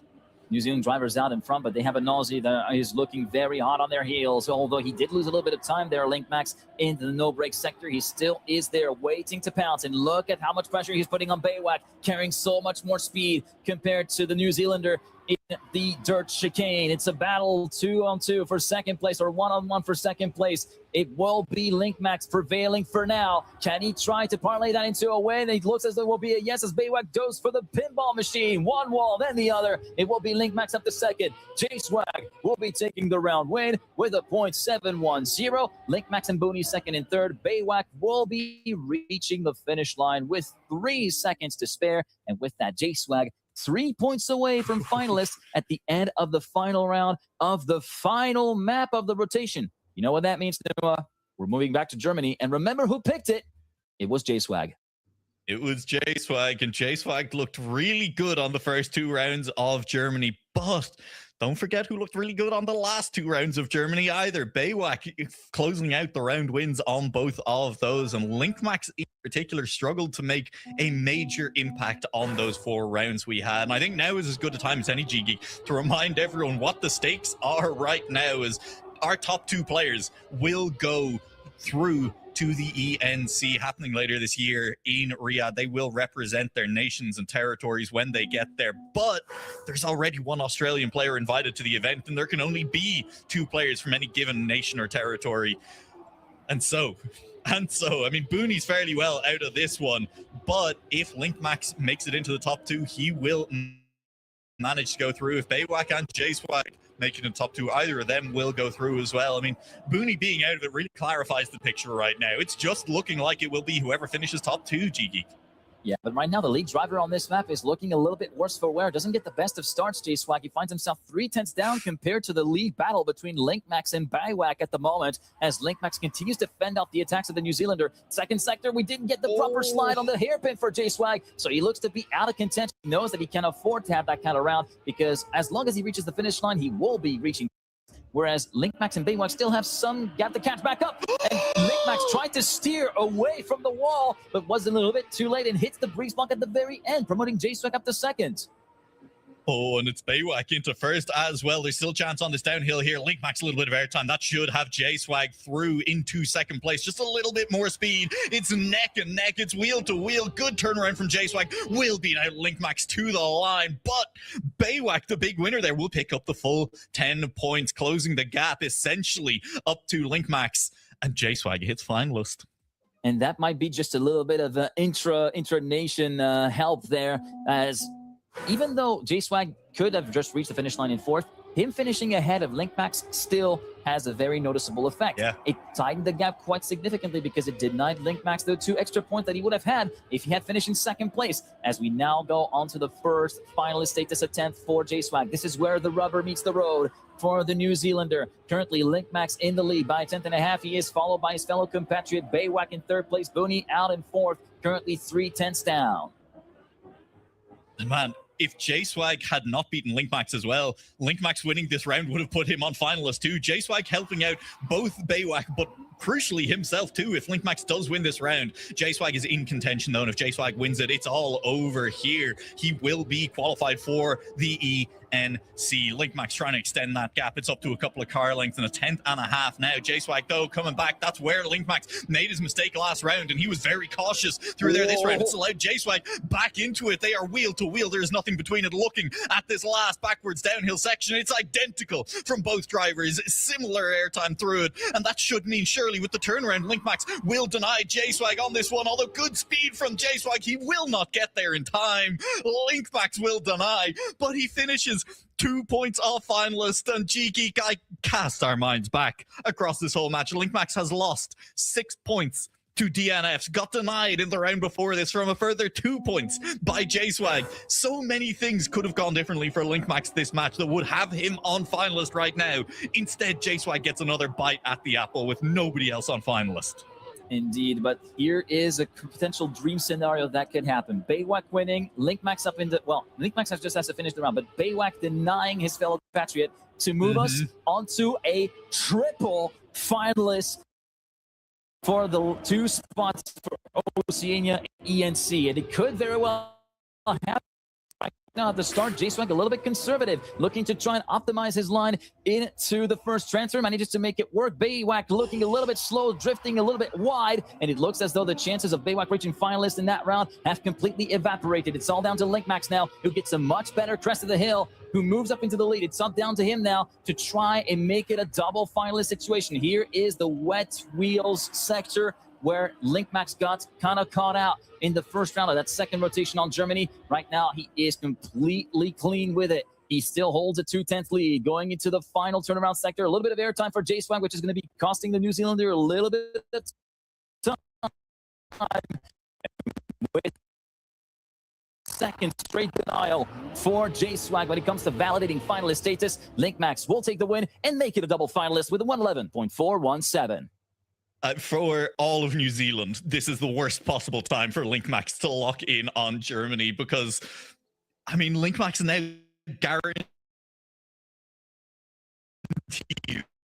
South Korea as well. And just remember how dominant Linkmax looked on that map.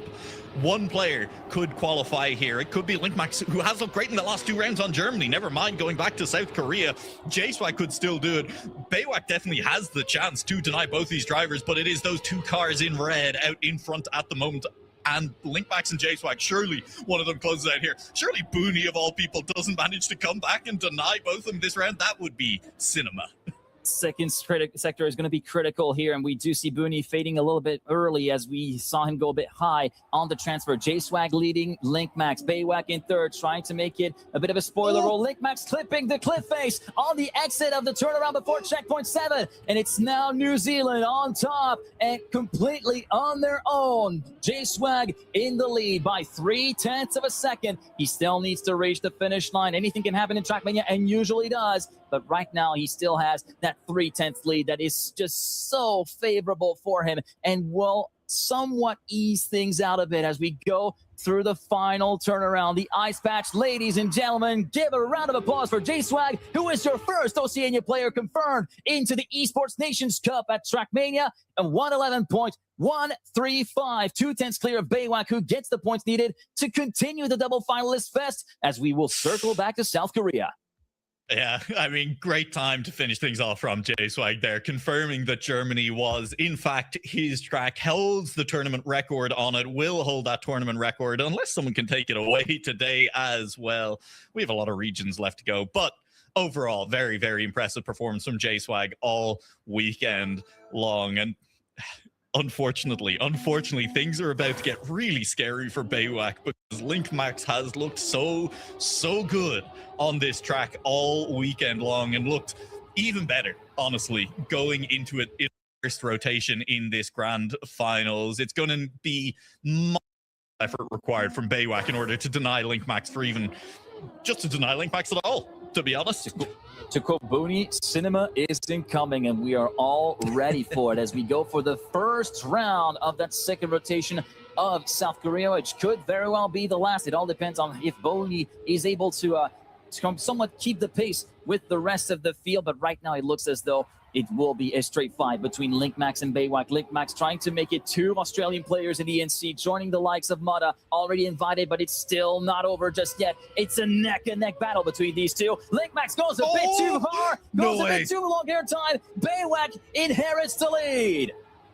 Oh my god, potential heartbreak for Linkmax. Caught those wheels. Incredible that he's still driving in this round and is still competitive. And Linkmax's big strength on this track has been his identity. It has looked so good all weekend long. Can Linkmax get it done and re-overtake Baywak after making this mistake in the middle of the track? Round the corner into the first of our identity jumps. Baywak leading from Linkmax. One jump where Linkmax again goes deep, carries good speed on the way through. Baywak still holds the lead 4 now. Linkmax edging closer though. One turnaround left to go. Baywak holds on to the lead, and Baywak will join J-Swag in qualifying for the Esports Nations Cup. 2 New Zealanders go through. An absolute heartbreak for Linkmax. That has got to sting the hardest. We are still playing. We're going to be playing until all 3 drivers who have won their finalist status have completed their rounds. But you can't help but feel the pain for Linkmax. He was in clear favorites himself, looking to try and right the wrongs of day 1. It started looking good, especially on South Korea, but the momentum just wasn't there. And he will be ruminating those 2 DNFs, the one on Germany and the one on USA, where he threw away those 6 points. That is going to be sitting on his mind thinking, what if I had taken the flag? What if I had gotten those 6 points? Could I have gotten away a little bit earlier and gotten out of this mess? I mean, if ifs and buts were candy and nuts, G-Geek, right? Or if witches were fishes, whatever your favorite saying for, you know, saying that hypotheticals are hypotheticals. But you're right. Don't forget, we saw Linkmax win a round on 138 points in this match. And yeah, with even one of those DNFs gone, that's potentially a Linkmax who's on finalist when he wins that round. So incredibly close, right? We kind of thought coming in that this finals was going to be incredibly close. We also talked a lot about J-Swag and Baywak. Slightly more recent, shall we say, competitive experience than Linkmax, who is a very experienced player in his own right. But J-Swag and Baywak have been putting in the work for the last few years, and it pays off here. When it came down to the clutch, both of them able to capitalize, both of them able to put in the performances they needed to secure their positions in the ENC. And so Australia will still have one representative at the ENC. Mudda invited based on his performance in the Elite Club, but New Zealand, they will have 2 representatives representing Oceania as a whole, and New Zealand specifically, as both Baywak lock in their positions. And I'll be honest with you, G-Geek, I have to imagine they're super excited. Players who've known each other for a long time, have been teammates in other events previously as well. The fact that they are going to be able to travel together for this one, I'm sure is going to be a huge amount of fun and very exciting for them. Yeah, this is going to be a very exciting opportunity and prospect for them as we take a look back at some of the defining moments of this grand final of the Oceania qualifier. Baywak, who had some really strong rounds in the very late first rotation of Germany with that 0.7, but then we take a look at the identity on South Korea. Baywak versus Linkmax, but look at Linkmax's Zoop, which was a little bit deeper, came out with a lot more speed, which was one of the aces that he had up his sleeve, but was not able to pull that back out during the final rotation on South Korea. And then, of course, the 2 New Zealanders, Baywak and J-Swag, looking very strong, especially Baywak, putting in a 105.9. Remember, it's without pulling off the box slide, so it's still very competitive. And then here comes one of the defining moments, a turning point. Linkmax does not get the drift, clips the edge of the road, and forces himself to respawn, ultimately resulting in the DNF that probably cost him a shot at an ENC spot. Yeah, again, like, look, it's so many. It's very much, you know, butterfly effect, where anything could have changed if he doesn't DNF that round. Who knows how things would have shaken out from there? But it's just so close. Trackmania, it's a game of inches, absolutely. And we saw some of those inches come into play. I, again, want to give credit to Linkmax for that final round, even though Baywak came out with the win in the end. The fact that Linkmax survived in the middle of that round, because it looked like it should have been all over. It looked like Linkmax was heading for a full crash in the middle of that final round, and somehow wrestled the car back under control, kept it on track, and gave himself a fighting chance to pull off an overtake in that final identity one last time, with Baywak just ultimately holding on to edge things out at that finish line. You can see it, that final gap was less than a tenth, despite the fact that Linkmax nearly had a horrible accident in the middle of the map. And that's the thing that's the thing that I want to point out, is that even though they've not been taking the spotlight over the international scene in Trackmania, these guys are our wheelmans in their own right. A lot of really, really good driving jumps, getting saves that feel like they're completely out of the reach for the vast majority of players out there in Trackmania. So it really has to be commended, but you can't help but feel for LinkMax in that particular moment. It gave it everything he could, and on any kind of effort for competition should be really commended. But I'm really looking forward to see both JSwag and Baywak, along with Mara for Oceania, making their way to ENC and try to represent their region, make them proud. Yeah, going to be a ton of fun. But while we have finished qualifiers for a single region for the day, we still have five regions left to go. There is a lot of Trackmania yet to come, so we are going to head to a quick break. The better to prepare to bring all of that action for you. It will be the Asian qualifiers coming up next, so don't go anywhere. We will be back very soon with more qualifier action for ENC.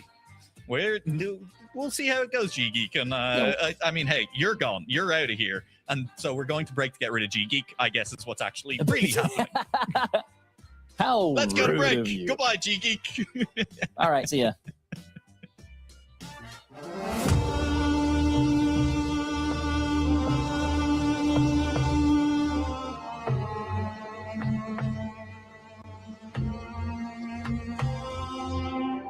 You're the core of all my craving, the chord that I just resonate with.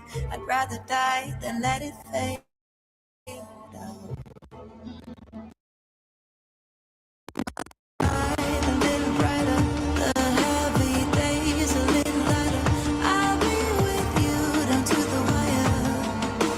You are the spark to my fire.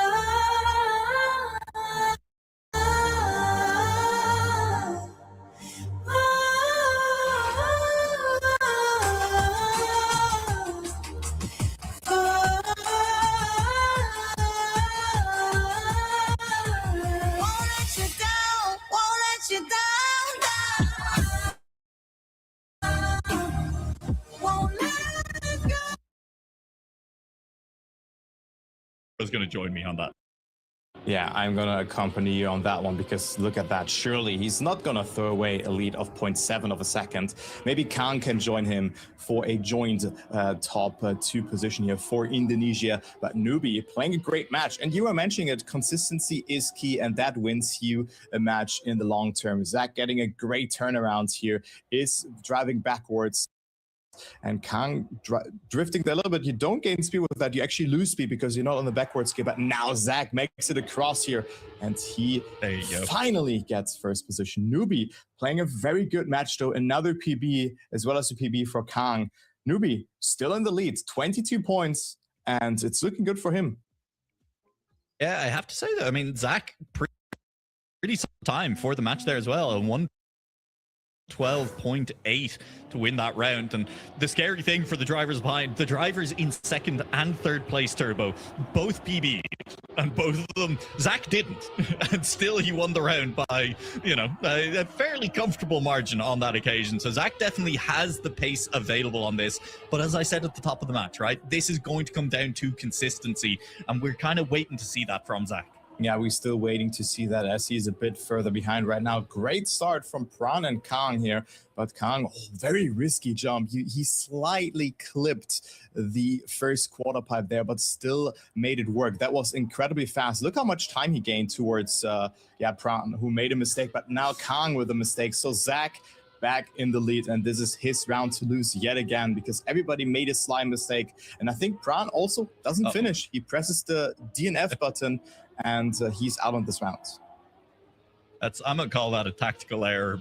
Who knows what's going to happen, right? I mean, you might as well drive until the end. There's no guarantee that everyone up front is going to keep it going all the way until the end without mistakes of their own. Although Zach looking pretty good to do just that in this round. 2 round wins in a row, 2 comfortable round wins in a row. That's what you like to see. It's a 113.3 this time around, and Kang will come home in second place. So 2 DNFs from both Newbie and Pran. They will get 0 points, and that'll really shake the match up all of a sudden. Zach, 4 points clear as we finish finish things up on Germany, and a big catch up for both Zach and Kang on that final round. Yeah, I agree. I mean, they really pick up the pieces there that they have already lost in the first 2 rounds on Germany. But now we go to Hungary, and I really wonder, because the ending here is so exceptionally hard, and here it's very important to read the checkpoints, to know when to go for the safe ending, because there's another finish gate hidden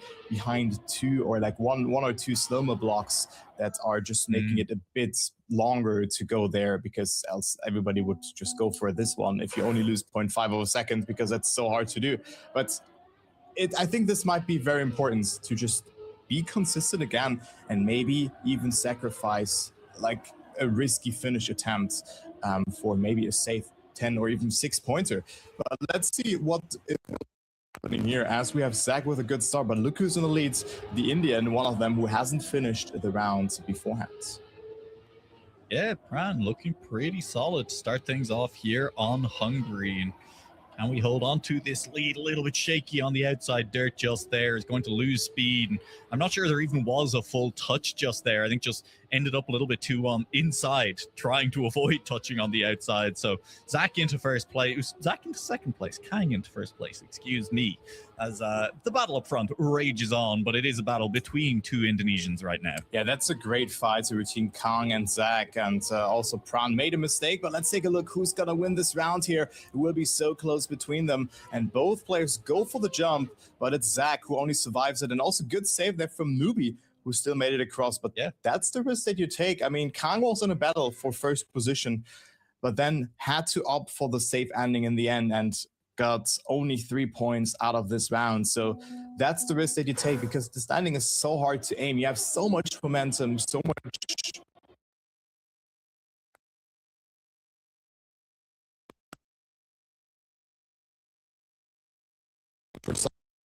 And it's deceiving. And in the campaign, this jump is even harder. Like, it took me so long. I think I even went for the safe when I went for AT here.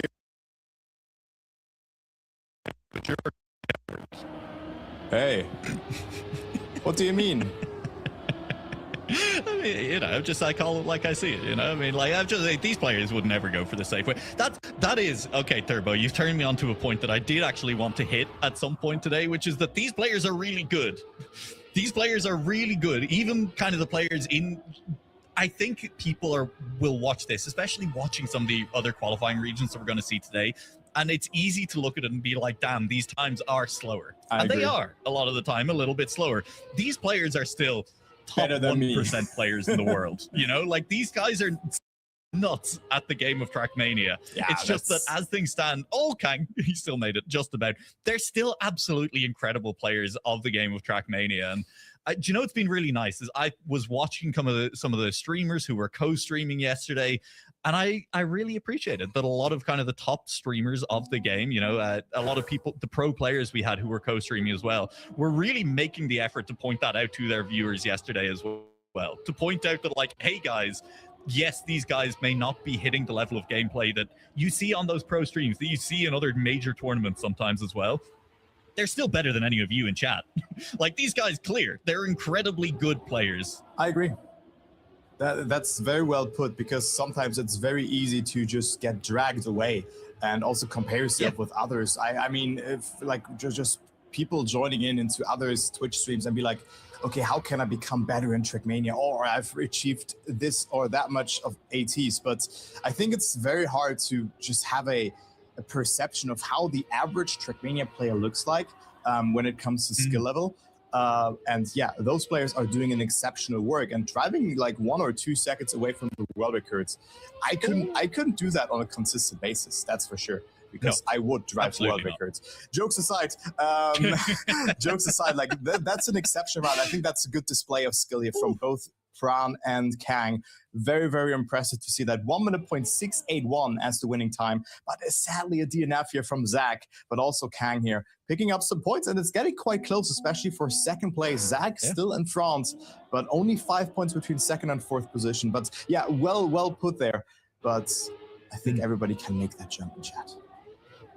Yeah, Hey, also, the ability to deliver under pressure, Turbo. Like, Exactly. half of these guys have not played kind of like in a major stage of a major tournament before. And right now, we had two players, first and second, deliver PBs, live round PBs at the very least, on this track. And they know that there's an audience now that none of these guys have necessarily played in front of before. Not only is there the official broadcast, there's co-streams going on as well.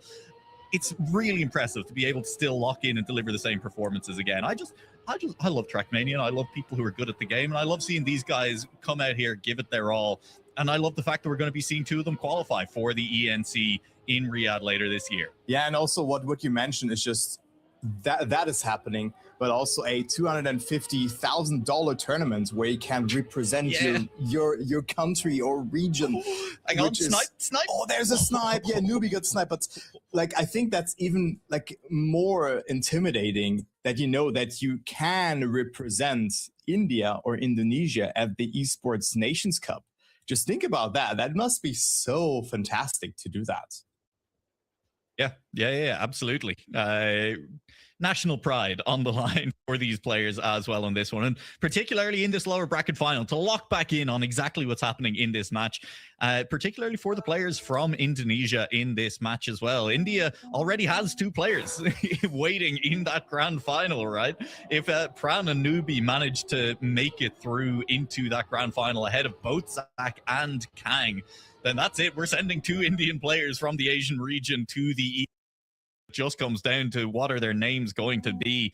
Right now, it is Zach and Kang fighting for the chance for their country to be represented at all. Yeah, but it's very cool to see a name like Kang coming back to Trackmania. Most of you maybe know him by the name of Kuda. Was a teammate that played the Trackmania World Tour alongside Spark, who already is in the grand final. But it's very cool to see that, and he definitely has the skill to make it into the grand final. But right now he has made a mistake, didn't clear the tricky quarter pipe jump where you still have icy tires affecting your car. So like just the airtime feels a bit clunky. It's hard to really respond to the car. It feels unresponsive.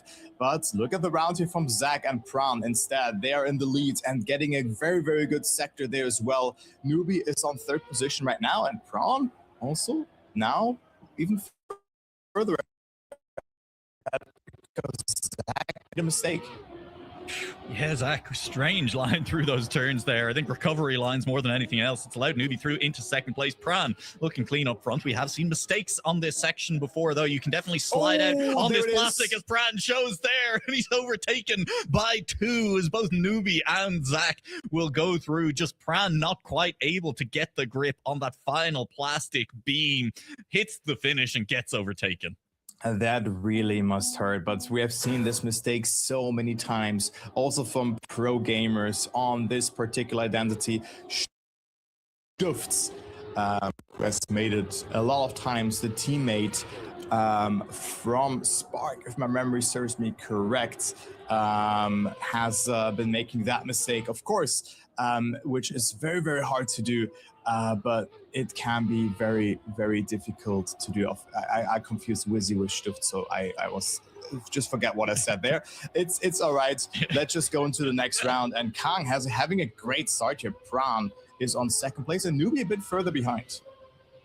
Yeah, but I mean, we saw Newbie inherit the lead in that last round as well, and all you got to do is stick around as well. Give yourself the best chance, just in case the mistakes do come through from anyone. I mean, right now, Zach is not waiting for any mistakes, just getting it done himself. Great driving through those corners, but Pran with good exit speed is going to be ahead of Zach for second place heading into this identity. Kang out front at the moment, trying to hold on to that lead a little bit safer. Pran is sending a Kang will clip. It's Pran who inherits the lead. It's Pran who's not going to make it to the finish, and Zach will take first. Newbie will take second just by staying there and being relevant, and so Kang in third. Pran takes fourth, and this ending is causing problems, Turbo.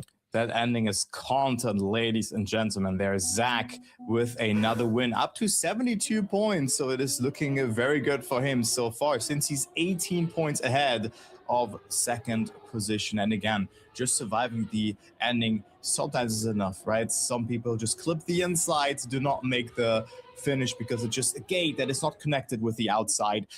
And you can also fail the slide that you have to do in the ending, which is a Neo slide, which is a very important technique in Trackmania, but it's too hard to get into. But yeah, you have to do that particular input, and you can fail it. And if you fail it well, your car is just no sliding, and you don't have the required angle to work with there in the ending. But again, Zach with a great start in this round. Kang, however, going into the lead. Prawn also with a mistake, but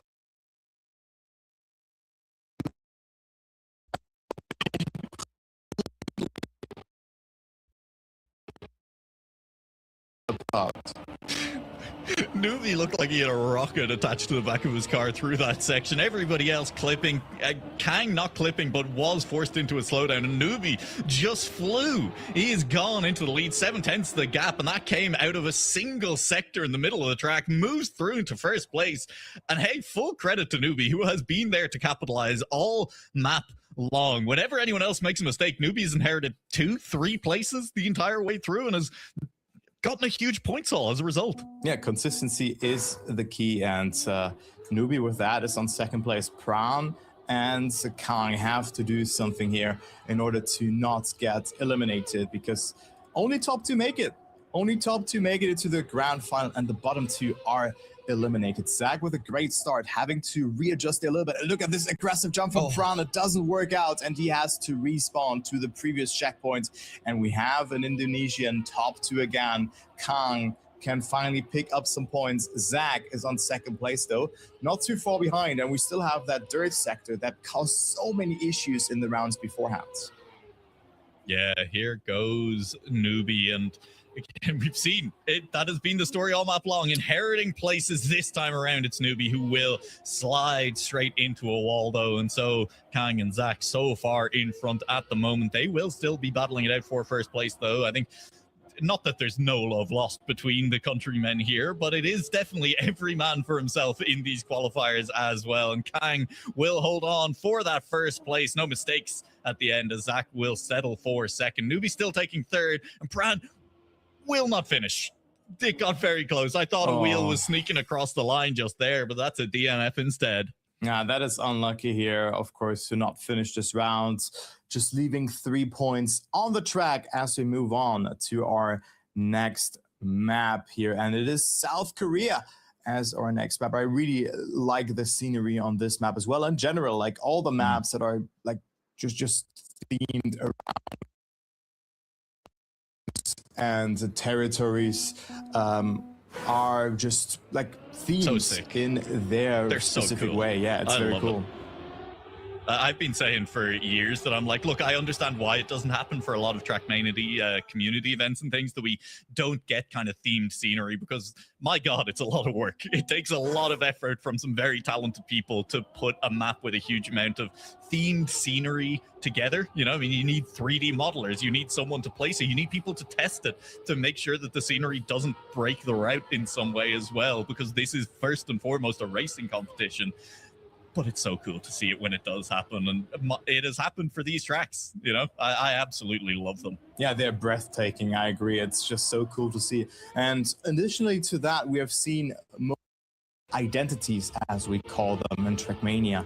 Some of those parts were already being used on respective maps in the past, which is also very impressive to just tailor them in to new maps as well, give them a new touch. And I think that must take so much effort, because the speed, like the parts, they have to work as well. You should not be too fast for one of those parts, just going in 500 kilometers into a drift and you're like, yeah, good luck with that. No, they have to flow as well, and it flows very, very nicely in this round between Zach and Prawn. The battle is happening here. Zach with a very good turnaround here as he approaches the second reactor glider sector, but Prawn with a mistake, so Zach lonely in the lead. Prawn really struggling here, and also Kang picks up the pieces and gets himself 6 points as well. So good to see that Kang also doesn't give up, and Noob only with 3 points in this round as well. So the gap between second, third, and fourth is a bit closer again. Yeah, but I mean, that lead out front is extending 20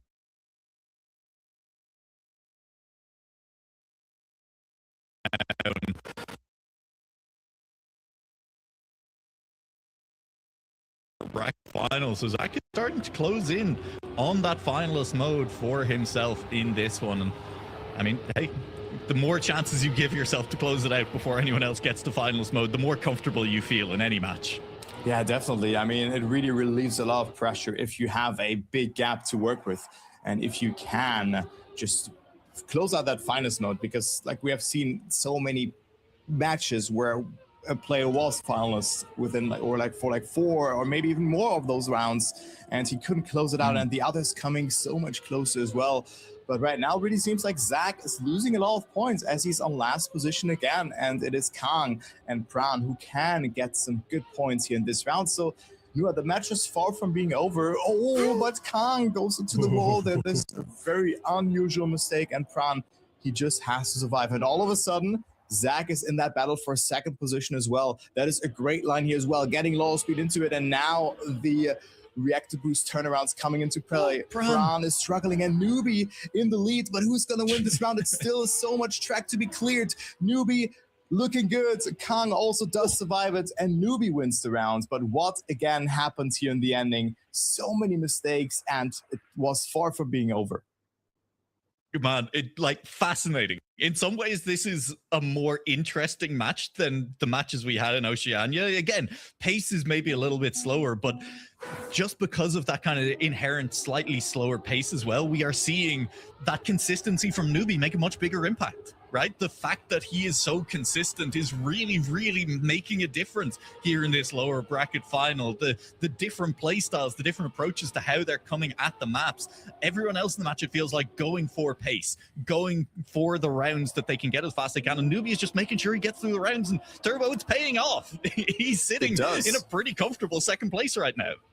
Yeah, and third position in this round, just waiting behind, half a second behind. Pran really started with this map, especially with the ending sector. Now he has made a mistake at the start, and we have a battle between the two Indonesian drivers here. Both, of course, want to represent their country and territory at the Esports Nations Cup.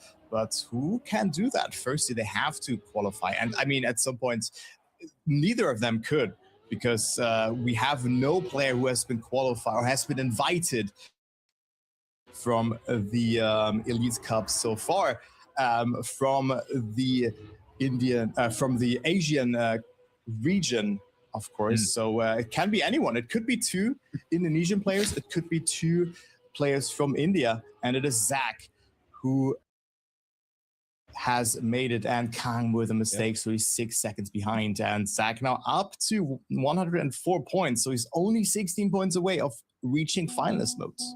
That's Turbo. I shouldn't be laughing, but I just watch as Newbie picks up another second place from somebody making a mistake in front of him at the final few corners of the map, and I'm like, yeah, hell yeah, brother, get it. You deserve these. He's been like machine-like compared to the other players in this match so far. Just the consistency is there in a way it simply is not for the others. I think it's going to make for really interesting finalist mode as well, though, because while the consistency has been there for Newbie, I think it's undeniable that the pace compared to some of the other players has not necessarily been. And while that's great for getting the points now, that is potentially going to make it really difficult for Newbie to close out a potential finalist. Yeah, I agree, but also an outlook for the grand final then as well.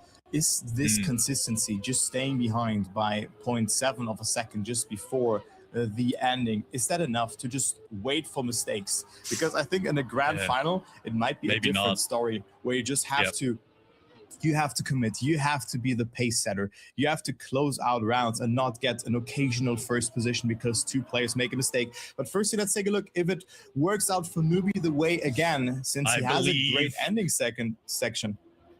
I believe surely Kang and Zach both make the mistake here at the very end. They will not, and Kang will hold on to beat out Zach. Close round by a 10th, and a pretty quick round as well for South Korea based on the times we've seen in this match so far. Pran will take home 4th place in this one, and I think Pran in particular, Turbo, is going to be very happy to see the back of this map. Did not look comfortable on the identity in this one. Yeah, I agree. He really struggled with that, and also with the other parts. Like, he has been making multiple mistakes just before the ending sector. So he really struggled on there. And now we go to our last map of the rotation, I suppose. It is China 2026. And this map has, of course, been the map that was released or was played competitively the longest from all of the maps in the map pool. And we have a bug slide at the start. And I really wonder if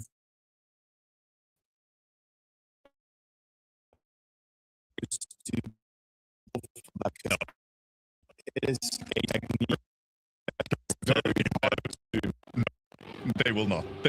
We saw one person attempted in our last match, and it was Linkmax, and he immediately stopped after it didn't work in round one. And unfortunately, as expected, I think there's maybe one region we're going to see that bug slide consistently in today, and that will be EU West later in the day. Maybe for North America as well. There are some very good players playing in the North American qualifier too, so we'll wait and see how things shake out in that one as well. But in this match, I think unlikely that we see anyone attempt it, because again, I mean, it's just going to be inconsistent if you go for it and you're not fully comfortable on it, and consistency is what's keeping you in rounds in this.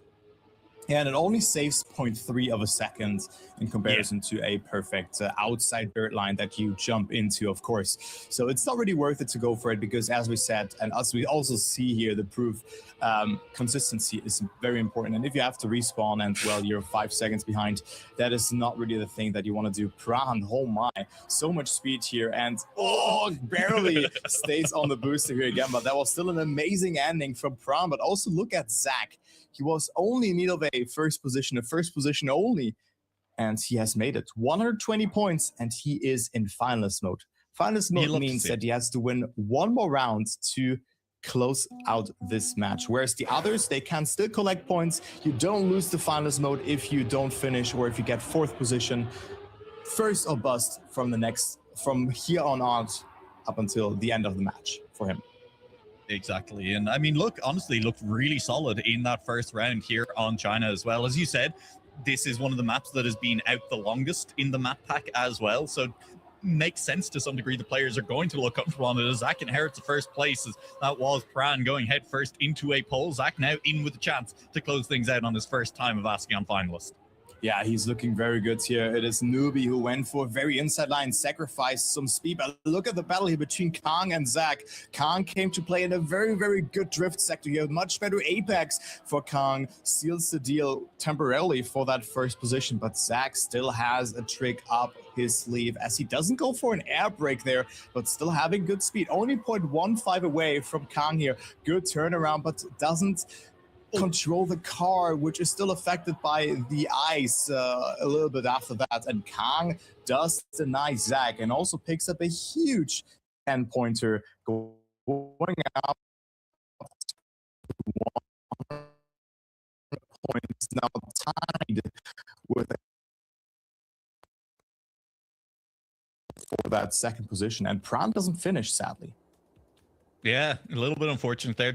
3 points again for the DNF, not getting that 4th place. But look at this fight for 2nd place. We do have to send 2 players to that grand final, Turbo, and currently we have 2 players on 100 points. Zach, though, feeling good about this. I mean, it's an inside line, so you can see the speed there from Kang coming back at him, who had the outside line. You carry the speed all the way to this booster as well. So Kang opening up that lead of car lengths, and Zach now sitting in 2nd place again.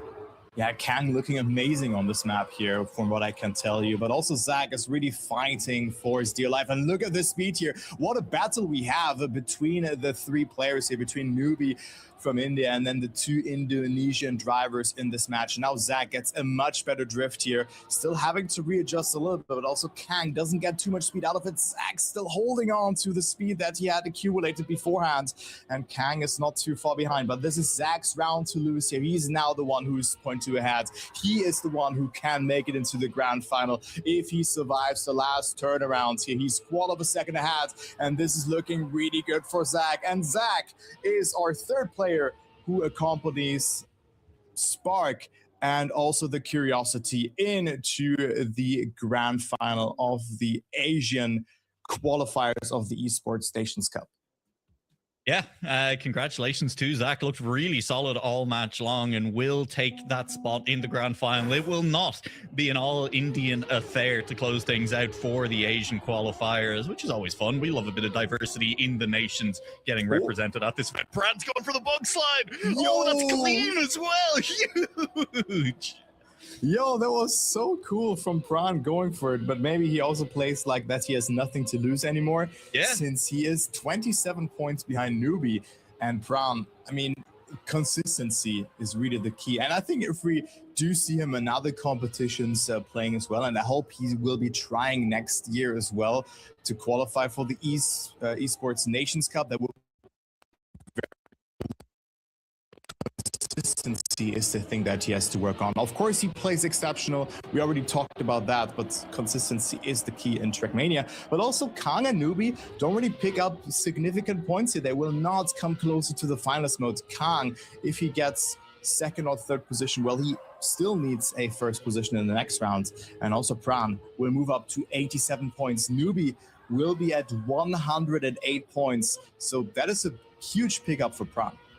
Yeah, massive. And I mean, look, that bug slide paying off right now. Maybe Pran's still in with a chance on this one. Unfortunately, we're running out of rounds on China. That was a very late surge from Pran on this track. And we've in fact, Turbo, we've run out of rounds on China for Pran. The bug slide worked once and we won't get to see the map. Yeah, but that's also a good way to just end the map. You know, like, okay, round 4, I go for the bug slide. I made it, you know. Let's just go to the next map. Not work. I just know it for a fact. Maybe you know that as well in Trackmania. If you do something for the first time, maybe even after a long time, it always works. That's always how it goes. You save up your energy for the one attempt, and then it works first time, and then you go for it again, and there's no juice left in the tank. I really want to know the psychology behind that. Also, if you discover a part and you just accidentally make it for the first time, especially on RPG or trial maps that are very difficult to just get to the next sector, like that happens so often to me. Yeah, absolutely. Hey, Turbo, we're home. You're home. I'm not home. You're home. On Germany. We're on Germany, and this could be our last map here as well if Kang and Newbie continue the battle in points like that. Kang is in need of a first position, but look at that. Pran plays for dear life, and he finds himself on the lead. Oh, but doesn't steer in early enough to clear that jump here accordingly. And it is Kang who catches back up. Again, he's in need of that first position. Pran with a great sector there, but it's still neck and neck. It's only a couple of thousands between them. Yeah, it's very, very close between them at the moment, and Pran is coming out towards fourth, but there's Kang getting the airtime at the top of that hill. We've seen players pop the wheelie. We've seen that jump into a wall before as well, and it's Pran who inherits first place. It's Pran with a massive lead to the players behind at the moment. Newbie in second place. At the moment, Pran, has he made it down the hill? He has. Newbie has not. Pran is going to keep going as Newbie is trying to just get under those barriers. Kang will ultimately come home in second place, but a big round win for Pran, who's really making a late surge in this match. He does, and Newbie also doesn't finish this round here, and this was so important, but it's just a different way of just controlling your car, driving backwards. Also, here, not being attached, since you just jump from forwards, like forwards momentum, turning around your car, and then you're backwards. So you take all of that momentum, and you just like kind of float backwards. So you cannot accelerate. Your speed is kind of locked in, and it gradually decreases. Only if you go like through a downhill, well, you're gonna just gain some speed and time, of course. But that is very important, because like we have a speed slide which is like where you have like a very precise input that doesn't work. So you want to no slide that particular sectors when you are on those two backwards sections on this map. Yeah, that's going to be Pran making a big mistake. But Pran is on nearly 100 points now. There's definitely still a chance. And that was not something I thought we were going to be saying about 6 rounds ago. That Pran was right back in this match. Can Kang close it out, though, is the question. And Newbie is, I think, falling a little bit behind now that there's one player less in the match. The fact that those 10 points are going more consistently to Kang or Pran in general that strategy of kind of being consistent and inheriting places when people make mistakes pays off less. And also Pran now with the DNF, he decides to not. Also Newbie only with 6 points. I mean, he got 6 points this round, but he could have been finalist. Just keep in mind that previous rounds where he was, I think, on second position. So he would have, or maybe even first position. So he would have like had more points than that. But now Kang is in finalist, and it really seems like everything is falling apart here for the two Indian drivers, as Kang gets a very good start here, finding himself quite comfortable in the lead. So we could see a 2v2 battle in the grand final between two Indians and two Indonesian drivers. Could well happen as Kang is out into the lead on this round. Good speed from Pran through this section, though. And I mean, look, Pran's a threat right now. You cannot count Pran out just yet. Did catch airtime on this section last time around, but much cleaner this time. Just needs to keep it out of the flags on the left. And Kang with a nice downhill. This turnaround can cause issues. Kang gets a lot of penalty to the left. Pran with a better turnaround. And so Pran pulling off a few car lengths into the distance. Yeah, Pran is still not out on this round just yet, but it would have been so important if he had finished the previous rounds, because he would have been up to 100 points or 101 points, and only in the need of 2 more wins. But now he needs 3 more rounds to finish. But now Lips there a little bit, loses some time. Kang has more speed into the ending, but also Pran is not looking too slow actually due to that downhill sector. But now the turnaround comes into play, but it is Pran who stays in front. That was an amazing round. Only 1/10 of a second, and it is 2/10 here between the players. But Newbie got 3rd position and is not in finalist after that. Oh, that's tough for Newbie. I mean, Pran in particular locking in is causing problems for Newbie now as well, who's not getting those places. But at the same time, Pran is the only thing keeping this match going, beating out Kang in that previous round. It's still any round we could be done here. Kang just needs to beat Pran once, and I mean also beat Newbie. But honestly, right now the pace seems to be with Kang and Pran. Yeah, it definitely is, but Pran is still in need of some points, 13 points away of activating finalist mode, but Kang is struggling. He really struggles to close out this match, will not clear this quarter pipe jump, and Pran finds himself in the lead. This is not a round where it really matters where players do finish in, but of course they can gain some momentum in those rounds. But you can also feel the pressure for the players. They know that they have only a couple of more rounds to play by, and they are in finalists. They have a shot of making it into the grand final of the Esports Nations Cup Asian qualifier, and Pran wants to get that 1st position that he only has to finish the next one. But you know what? It doesn't matter, because he needs to deny both Newbie and Kang anyway. And Newbie will be at finalists regardless. But let's take a look who's going to win this round. It will be so close. What an amazing battle. Who has more speed? It's so close. And Newbie wins the rounds, setting a statement 15 thousandths ahead of Pran. Oh my lord. Turbo, I've got a very important. Quick, are we going to South Korea or Hungary next? What's the map order? I think Hungary, I think. Okay. I mean, God, for Pran, if we were going back to South Korea next, warning lights would be flashing, because Pran did not look comfortable on that map. But I think you're right. I think it is, Hungary next. And so Pran, hey, in with a shot, Turbo. I mean, what a comeback this would be. What a story it would be for Pran to manage to pull this match back from the brink, to be honest. Pran was down by, I think, like 60 points before this comeback started. Yeah, I agree. Like, what a, like, I think 87 points, maybe 77 points it was, something along those lines. So what an amazing comeback, but he still has to finish 1 more round in 1st position to force a triple final situation. And then we have 1 more round to clear for the players to decide, or a last entry into the grand final of the Esports Nations Cup Asian qualifiers. But right now, Kang is getting the best of starts here, as you can see, and also Newbie with a mistake. So it is only Pran right now, but there's still, like, we're 20 seconds into this round, but there's the ending still left to be cleared. Yeah, I didn't love Pran's entry into the loop, but it has worked out. Is still on those taillights of Kang at the moment, and is looking for a good speed on this downhill as well. Great drift from Pran as well, really pushing it here versus Kang, who's trying to hold on, but has the clip, and Pran is there into 1st place. No and Turbo, way.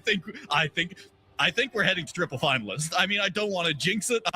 I really want Pran to make this finish cleanly now as well, to not make mistakes from now to the finish, but has got first place, has it by over a second, heading through the final few jumps, gets the risky fin. Pran is doing it. He will make it through in first place, denies both Newbie and Kang in this round, and it is triple finalist. Whoever wins the next round goes to a grand final. Yeah, what a comeback from Pran, and you can really see pressure is a thing in Trackmania. Coping with pressure and just performing under it is so hard, and almost the round was over here for Newbie, who jumped barely like in front or next to the sign there, which was really good to that he didn't make the mistake, and he's still behind. But it's Pran with an amazing comeback. Can he just finish it? Can he finalize the comeback, or will Kang finally be able to close it out here?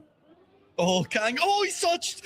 Pran rockets off into the distance. What a comeback it has been to this point. Slow down. He's lost the gear as well, and so Kang is through. At least Pran doesn't clip. He's still in with a chance, but it's a slim chance now as Kang starts to pull away into the distance. Kang, though, is so wide on the exit that will give him good speed into the final series of jumps on this one. Just needs to not clip on this one. Good speed from Pran. One last chance, one last push to try and catch him at the finish line. Needs to land the beam. Kang's miss. Pran will go through into the grand finals. What a comeback. What a comeback from Pran here, ladies and gentlemen. Kang and Newbie looked like they had it. Kang definitely with the fastest pace from the three remaining players, and Newbie just picked up the points. But at the end, neither of them are making it to the grand final. Nua, what a match it has been, and what an amazing story there for Pran. Oh my God. That was amazing. Turbo, what an ending to that match. I mean, look, I frankly kind of don't even know what to say. That was just incredible. We'll get some highlights of this as well. It feels harsh to poor Kang, who ultimately just fell short at the end, unable to close it out in front of Pran, that we start our highlights off with a clip of him failing that turn. But I mean, look, I just have to keep saying it. All credit to Pran there, who looked like a different player in the back half of that match, fully turned things around. Yeah, it's somewhat sort with the Bucks in China there, where he just flipped the switch and was like, you know what? I don't care. And also here, the snipe was amazing, where he sniped Newbie in the ending. But it really felt like you flipped the switch from Pran. Also this round, he just failed the ending. He had the plus 10 points and then dropped all the way down to third position. So Pran showing resilience here, and he is only one more match away. A top 2 position there is required to qualify to the Esports Nations Cup and then represent India, of course, which is just an amazing thing to do. Can he make it? I think he can, but he definitely has to win. He has to perform more like that as in the last third of the match. That's for sure. Yeah, I don't know if in the finals, I mean, you know, we've seen Spark is looking really good this weekend. Curiosity also looking really strong as well. I think if you leave it this late in the grand finals to try and make the comeback happen, it might be too late. So Pran needs to just stay locked in. Whatever switch was flipped in the back half of that match needs to stay flipped heading into the finals.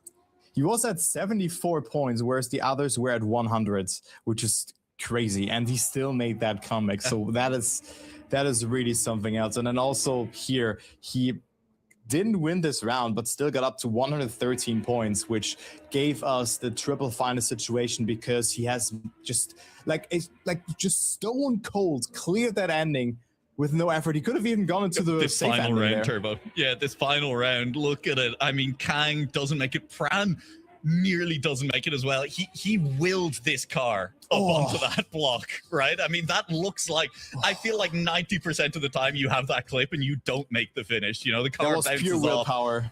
Pure willpower from Pran at the end there. Absolutely incredible on that one. And I mean, what a setup heading into this grand final as well. We end up with 3 Indian players heading into the grand final. Zach, the sole representative from Indonesia on this one. But I mean, a really strong lower bracket final from Zach as well, who I think, you know, you are looking at as a threat going into this grand final. Yeah, I agree. I think Zach looked very, very strong, but will it be enough to dethrone Spark and the Curiosity, who came from the upper brackets final, so they haven't lost a single match so far. And then also Pran, of course, being a wild card, but what a player to have in this grand final. I'm very much excited, everybody, and I guess we're going to be back after a small break, and then we're going to bring you the grand final of the Asian qualifier of the Esports Nations Cup. I'm very much excited for that one. Look, Turbo, I mean, I will say just before we throw it to break as well, this is a replay of our upper bracket final. Pran and Zach were the two players who dropped out of that upper bracket final as well. So we are getting a replay of that match. And I mean, hey, we'll see from how things went that first time around. We're going to take, as Turbo said, a very quick break. And we'll see you soon after that one for what promises to be, at the very least, a very entertaining grand final.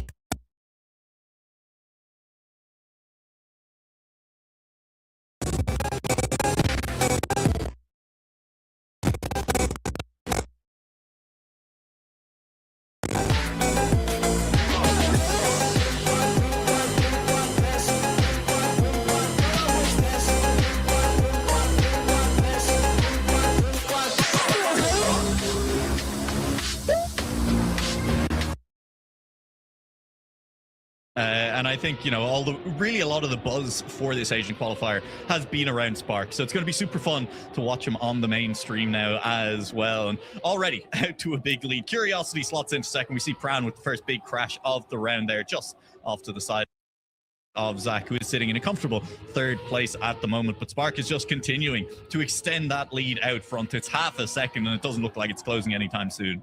Yeah, Spark looking very good here. So also what we can already say mathematically or like just logically, one Indian guaranteed is qualified. Maybe like at least one, but we don't know who. But right now it looks like Spark does an amazing job here of just dominating this first round. Zach surviving that ending sector here as well, doesn't have to respawn, and also gets that second position. Not the best of landings, but also Spark with a great time here, only 1 second away from the world records that was set by the Englishman Epos, and also Pran doesn't finish this round. Zach on second and the Curiosity on third, but Spark with a great start, and also the point of this being elevated to 140 points in this match. Yes, that is definitely worth highlighting here, that for the grand final, and indeed for all of our grand finals happening today, for all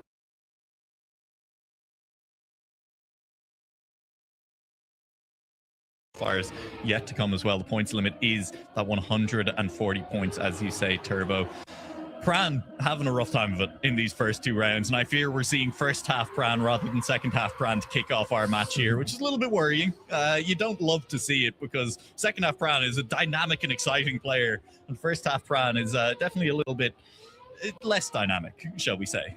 Yeah, just having no room for negotiation, just goes for the 10-pointer, as he was doing that at the ending of the match, just denying both players so often, forcing a triple final situation. He was over 20 points behind the others at some point, and he was still able to get finals mode and close it out as well. Just very, very good performance there. But now he cannot really live up to that, cannot take that momentum from the previous match to his name, since he's 4 seconds behind again, as also the Curiosity has been making a massive mistake, as well as Zach and Spark, who was just driving consistently behind, has made a slight mistake, who had dropped him to third position, gets first position though. So this is lovely to see for him, and also Zach will not cross the finish line here.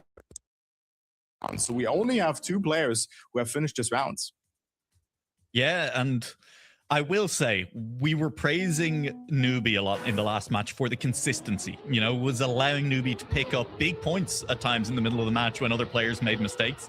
I think what I'm nervous for everyone in this match not named Spark, is that I do think Spark has both the pace and the consistency, right? So Spark is going to win a lot of rounds on pace, and Spark is also probably going to pick up a few round wins on consistency, like we just saw in that last round. And that's a recipe for a lot of points in cup mode. Yeah, I agree. I think Spark can get a lot of points on here, but what an amazing, like just couple of weeks this would be for Spark, of course, just representing his team at the Esports World Cup as well. And then he can qualify and represent India at the Esports Nations Cup. That would be amazing to see. And I think that also gives him like a lot of competitive experience to just further develop and find himself in the top of the group from the players. I think he has still a long way to go, and there's still a lot of unused potential because, as you said, the consistency is there. It really seems like he has a plan in playing those matches, and even if he has made a mistake, well, he's not gonna just give up. He's just gonna continue and just try to like just punish every other mistake that happens from another player. And Zach again doesn't finish. Pran finally getting some points, but it doesn't look good though for Zach and Pran. Only 6 points out of the first 3 rounds. I mean, it's just to build on what you're talking about there, Turbo. So it's part of what's so wonderful about events like the Esports Nations Cup is this chance to see players from nations who we don't typically see at the top levels of competition as well. I mean, Spark, who knows how things will go in the Esports Nations Cup. There's a lot of very, very good players who've been playing this game, some of them for the last 15, 20 years, who are going to be participating there as well. But the fact that Spark is there, and potentially, right, there's a lot of match left to play, but I'm going to be comfortable in predicting that Spark is going to make it through this finals and represent India at the Esports Nations Cup. And just seeing the Indian flag there, I mean, who knows what that means to the next generation of Trackmania players coming through as well, right? Seeing Spark participate, seeing India represented on stage alongside those other nations as well is, I think, going to be wonderful. It's going to be really exciting, and is definitely a lovely part of this Esports Nations Cup. Yeah, I definitely agree with that. It's very, very cool to see that. And also we have a whole region slot that also has been assigned. I'm not sure if Geek and you talked about that, but Plink also qualified to the Esports Nations Cup as well, which is very, very cool to see. And I think a player like that can also just name that to like just up and coming players are like hungry, they are motivated, and they really try their best. And that's why this Esports Nations Cup is such a great thing for players like Plink, players like Biwak, J-Swag, and who has qualified from the Middle East and African region already as well. They will be hungry and ready to dethrone someone like Afi, someone like Mime, maybe even someone like Carl Jr. Up-and-coming player Ender, who nobody has ever heard of and has never completed in top-level competition. Is that right, Turbo? Nah, I mean, don't get me wrong, but he gets the opportunity of performing in this kind of framework. I think you know what I mean with that, right? So. Yeah, no, that's true. I'm just clarifying what you said on record so that we can point to that clip, you know, show it to Ender later on for sure. Yeah, but I mean, I still remember the Ender who has been playing Trackmania 2 Canyon instead of Trackmania 2020 at Gamers Assembly, which was another community-made event. So, you know, I'm just mentioning it, and he has been obtaining the 200 on Trackmania Turbo. But, you know, he's coming a long way, and he's definitely an exceptional player. And this could be a tournament where he can really prove his worth, really. Yeah, absolutely. I mean, look, still plenty to come for the Esports Nations Cup, and Trackmania's presence at it as well. To say nothing of, I mean, just the fact that it's slotting in alongside all the other titles. We've talked about it enough. Turbo, we got to lock back in on this game right now. We have to highlight Spark did Greece first. Spark went to perfect 40 for 40 on Greece, but I'll be honest, I'm not sure it matters what track was picked because Spark is out in the lead here on China as well, continuing to look dominant in this match. Yeah, I agree. What an amazing performance here. And China's a map where mistakes do happen sometimes, but they're usually happening at the early part of the map with the ice slide or maybe the start sector. And the other, you don't really lose too much time. So Spark being half a second ahead of the other players is just an amazing display of skill, and he's 5 out of 5. He has won the first 5 rounds of this match. Would be cool and also interesting to see if he can make the perfect match happening here. The Curiosity going for the very, very wide approach, and no one opting for the bug side here as well. But Spark, just as you said, consistent performance wins you the match, and he's in the lead again by 0.2 of a second. Yeah, we saw Pran, the only player we've seen so far from this Asia region to go for the bug slide on this map, and it worked out really well when he went for it. So be interesting to see if in any of the following rounds Pran does go for that bug slide one more time, but that is going to be a slowdown for Pran in the middle of the track. In this corner, that previous corner, so important in this one. While the ending, the identity of this is flashy and it's exciting and it's difficult to pull off when you enter this track for the first time if you don't know the trick of getting that turnaround on the ice. That middle sector of the track, I think, really where your race is made and broken. Yeah, I agree. I mean, you really have to just keep up with the pace that you have accumulated beforehand and just make sure to not lose the gear, to not mess up the drift. And then you still have those difficult turnarounds just happening, which really can catch yourself off guard, as you already talked about that beforehand. And Spark, well, winning another round, 0.8 ahead of Zach. He's up to 60 points, whereas the others are at 24 and 17 points. He's 36 points ahead of the others, also due to the fact that we have seen some DNFs here already, of course. It's, I mean, incredibly dominant. Like there's other words for it. Some of them I'm probably not allowed to say on stream for what Spark is doing to this lobby right now, as it is looking incredibly difficult for anyone to catch up to him. And again, just the consistency is there. There was one round, I think, on Greece where we saw Spark looking in trouble. We entered the identity with Spark, but just so much more consistent on these tracks as well than the other players in the lobby, that even if Spark is kind of even or behind on pace through the first part of the track, with the chance to win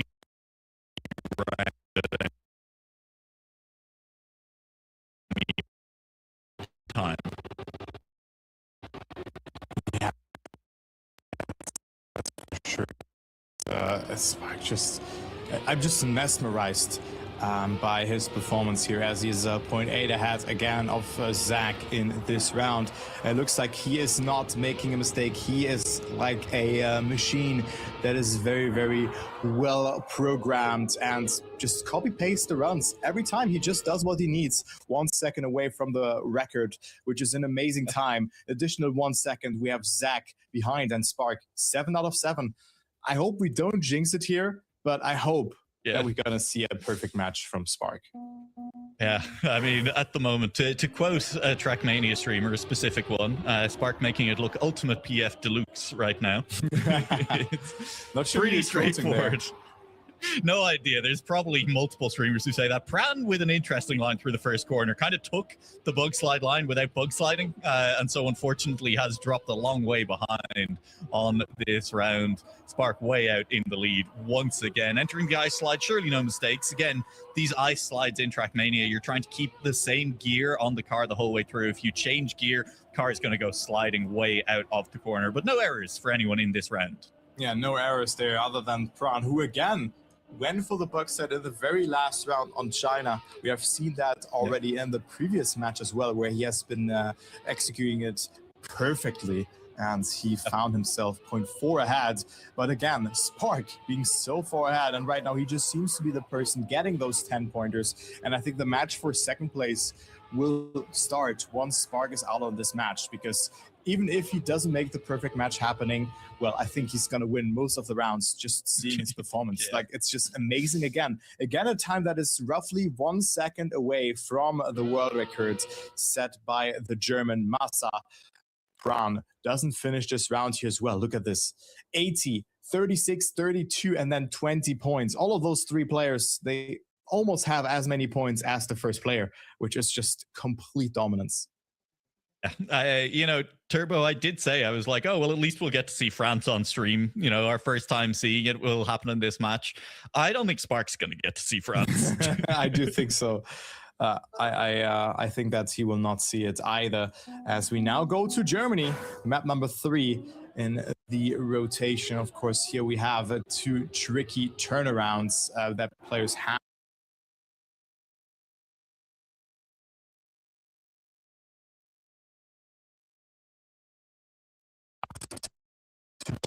Thanks to qualify and don't. No, I wasn't. I was just enjoying watching Pran try to escape the match by climbing the wall. Yeah, I should He have was just escaping. Should have just handed over to you.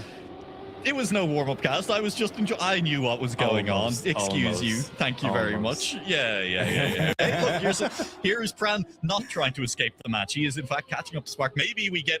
Spark has hit the halfway point of the match, right? So maybe now Pran enters second half Pran, and it just happens really early. Yeah, I mean, he went...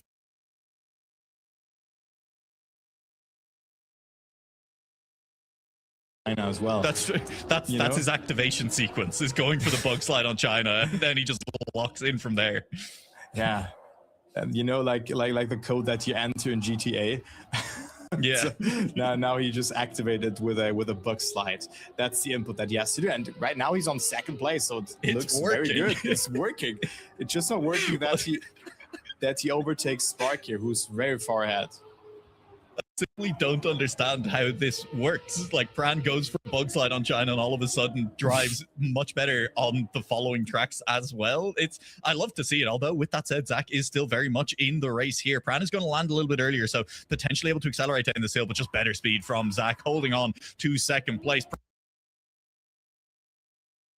Pran close to the wall with a little touch is going to still take third place. I'm not even going to talk about Spark. We all know he won the round. He's way out in front. Really good time once again, 1 second away from the tournament record. Whatever. Let's talk about the battle for second place, because Pran starting to come alive a little bit. Yeah, he does. He got only 4 points though, but it was definitely a great round that we were following from Pran there, who was almost getting that second position, but just the turnarounds in the end was not really done that well. He lost a bit of time there, and it was Zach ultimately getting those 6 points to his name. Spark, old story, again in the lead. He can win the 10th consecutive round in a row if he continues like that. And really, that is like, even if you play against like players that are a bit slower than you, this is still very impressive to win 10 rounds in a row, to not fail in any of those rounds. That is just an amazing performance from Spark, because it looks easy to play Trackmania, but it is not. I say that much. It's difficult. I mean, the mental focus, if nothing else, to, as you say, even if there are the players in the lobby who are maybe a little bit slower than you on terms of pure pace, just to not make any mistakes is really impressive. You know, I mean, just to be able to bang these rounds in one after another is tough. It takes a lot of focus. You really have to be locked in, and Spark absolutely has been locked in for the duration of this match so far. We're what, 16 minutes in, 17 minutes into this match, and hasn't put a foot wrong yet. Yeah, that is so amazing. I mean, on Greece, we have seen him, I think, falling behind round 2 or 3, where he was on third position just before the identity, but then he was still able to get that first position across. But what a development from Spark as well, you know, picking up a very, very good team for his side, and then also representing India on his own, which is very cool to see that at the Elite Cup. But he was so unlucky at the Elite Cup as well. He got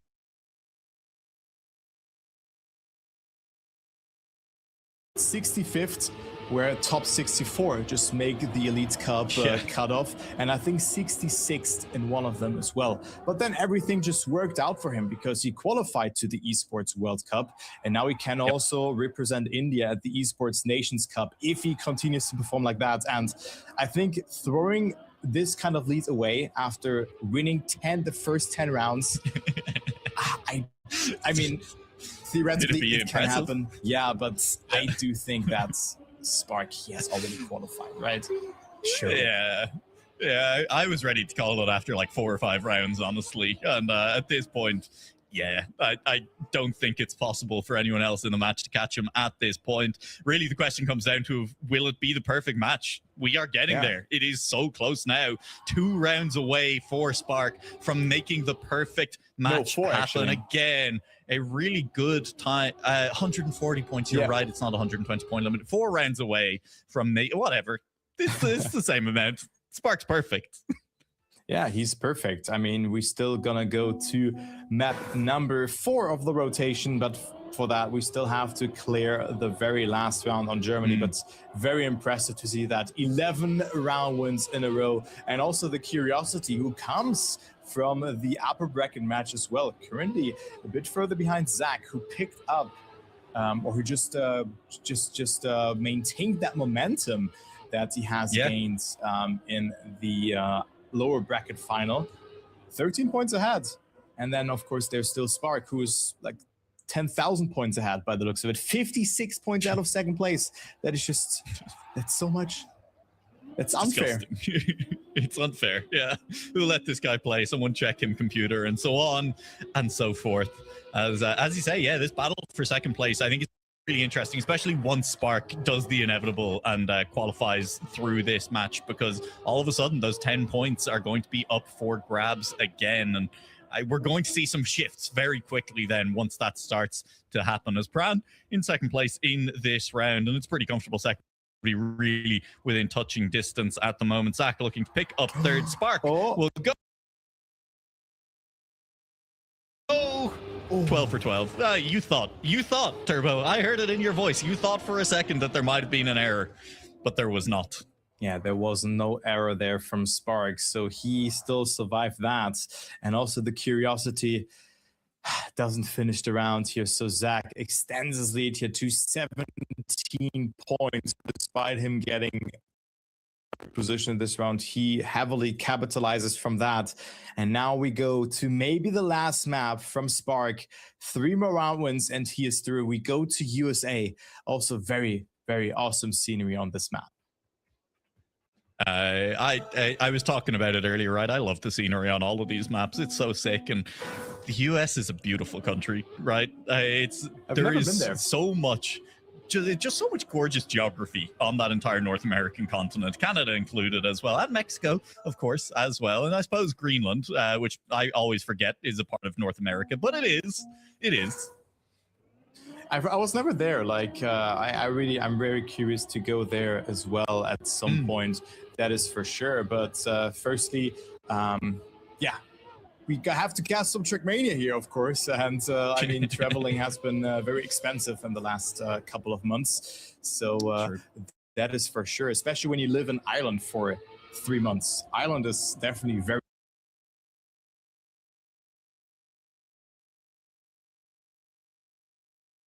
expensive to live at. Hey, buddy, I got out of there. I'm in Australia now. That's your good luck. Yeah, but I mean, I'm back home again, so everything is good. As Spark can also be back home here within 3 rounds, because then he's done for the day. He will be done, and he is leading again. He can make it 13 out of 13 rounds. That is just amazing. Just USA. Listen, it is a map that is definitely not too hard to do, but mistakes can catch you like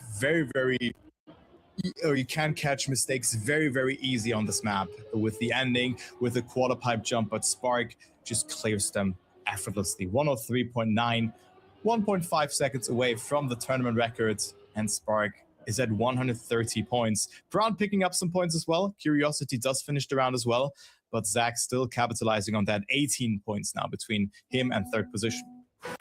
Yeah, absolutely. And I will just because I said it as well, I will highlight that, yeah, the Greenland is one of 23 countries that countries and territories that make up North America. So there you go. It's true. It doesn't feel like it should be true sometimes, but it is true. And let's go into this round here as well, since Spark is still on the perfect match and he finds himself in the lead. That will be so heartbreaking. Imagine he is in finalist and then he fails the very last part on USA. That would really be something. That'd be rough, man. But just an amazing... He's not gonna. It'll be fine. But just the focus that it requires to play a perfect match for 20 minutes, to play perfectly and not respawn, it's just very, very much impressive. And here you go, Spark. Only need of one more round if he does survive the identity here one more time, and it's looking great. He clears it, and he's in finalists after 14 rounds. I cannot believe it.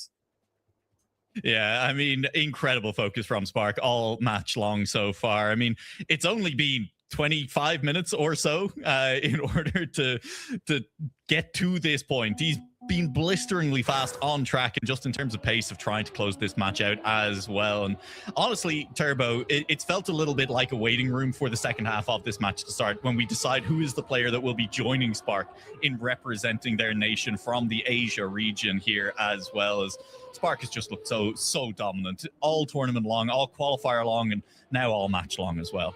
Yeah, and he makes the quarter pipe jump. That was the first vital part of this map. And then we still have the dirt flick to do, where you have icy tires affecting your car, and then you drive onto dirt, and then your car has it's a very, very odd mechanic to do. You're gonna see Spark clearing it now. Very inside approach, but he makes it across. He doesn't touch, but the others have good speed as well. But Spark, a couple of neosites away of making it a perfect match. He can win 15 rounds in a row if he survives the ending here, and this looks good. He makes it across, and there's only one in this Trackmania history. 15 perfect rounds for Spark, and he also qualifies to the Esports Nations Cup and represents India as well. Huge congratulations, and that is a big storyline to pick up onto at the Esports Nations Cup itself as well.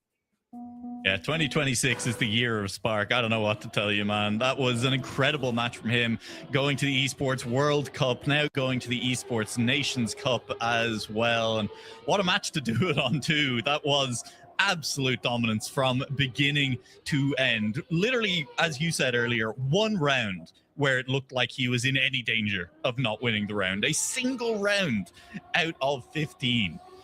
And he didn't even lose that one. So Spark is now gone, and that means all of a sudden 10 points back up for grabs for everyone. Zach did have that 17-point lead, Turbo, but he's lost the ground out on this first round of no Spark. He has DNF'd the round, and so either the Curiosity or Pran are going to be within 7 points of Zach after this round, and this match is wide open immediately. It is, and it just feels like a complete different match just being out of this one, because maybe Zach feels the pressure now. Maybe he knows, he kind of feels forced to win since he has the most amount of points. Also great fight there between the Curiosity and Pran, but Curiosity stayed ahead, but also back open for the first time the first time, and not like a different player other than Spark getting those 10 points, and it is the Curiosity goes up to 63 points. And we go to the last map of the rotation. Oh boy, a map that we haven't seen thus far today, I guess, which is France. Yeah. We have not seen this map on the mainstream yet. We head to France. We take in the sights, the Louvre, the Eiffel Tower, the Arc de Triomphe. It's absolutely gorgeous. And of course, the Esports World Cup, we'll get to see some of those sites in person in a couple of months' time as the Esports World Cup moves to Paris for the first time. That's going to be a super fun event. And again, Trackmania taking part in that event for the first time as well is going to be super fun to watch. Yeah, I agree. It will be very, very cool to follow this event taking place in Paris, as you rightfully said, where we have our 32 players already locked in, of course, but we have not our 32 players already confirmed for the Esports Nations Cup 2026, which will take place in November later that year in Riyadh. I think it's the 19th of November up until the 22nd, where Trackmania will be part of the Esports Nations Cup. And also there's a joint prize pool of $250,000, which is a lot. But we already have some players that have been invited from the Elite Cup ranking to this event due to their exceptional performance in this event. But we still have some more spots up for grabs. One spot already being determined in the Asian region, but we have one more up for grabs. And what a battle we have in this round. It is 0.2 of a second between Zach Prawn and the Curiosity here. And also the points are quite close to each other, only 11 points between them. And it is Prawn who jumps very low and makes a mistake. Zach playing very safe, but also clips there as well. He has to go for the left side approach because you cannot jump to the right side approach because you cannot jump to the left since it is blocked. And the Curiosity will win this round. Zach still surviving there with a great save, but it could have been much more for the Indonesian player. Going to be very tragic if Spark leaves this match having won 15 rounds in a row and the Curiosity just goes on to win all of our remaining rounds as well. That'd feel a little anticlimactic. It would be really sick, to be fair. I'd kind of be on board for that. But I don't know. Again, that was a solid round start for Pran. Just needs to tie it together a little bit more. And the same can be said for Zach. The pace is definitely there for all three players remaining in our grand finals. And I still think any of these three players has the chance to represent their nation at the Esports Nations Cup. And that it won't be Curiosity in this round anyway, who is full stopped in a wall as Pran and Zach battle it out up front. Yeah, Pran with a commanding lead here of 0.2 of a second. This part very important to not go to the outside dirt corner there, but it is Pran, but also Zach with a mistake there. And Zach doesn't have the required speed here to work with. Actually, he does. He barely clears that jump, but it was so close. So he still stays in front of Pran in this round. But again, the point was 140. It looked like the point was 100 from just seeing Spark already winning this particular match. It looks a bit far-fetched. And also Pran goes for the safe approach. The risky approach is to just go for the right time, for the right approach 3 times in a row. And also look how long this respawn is. Pran will not finish this round. Oh no, this is very unfortunate. Yeah. That's tough. And I mean, look, Pran was kind of maybe starting to make that little bit of a resurgence now that Spark had left the match as well. Second half, Pran had entered the building, but that's kind of a full stop on the momentum, right?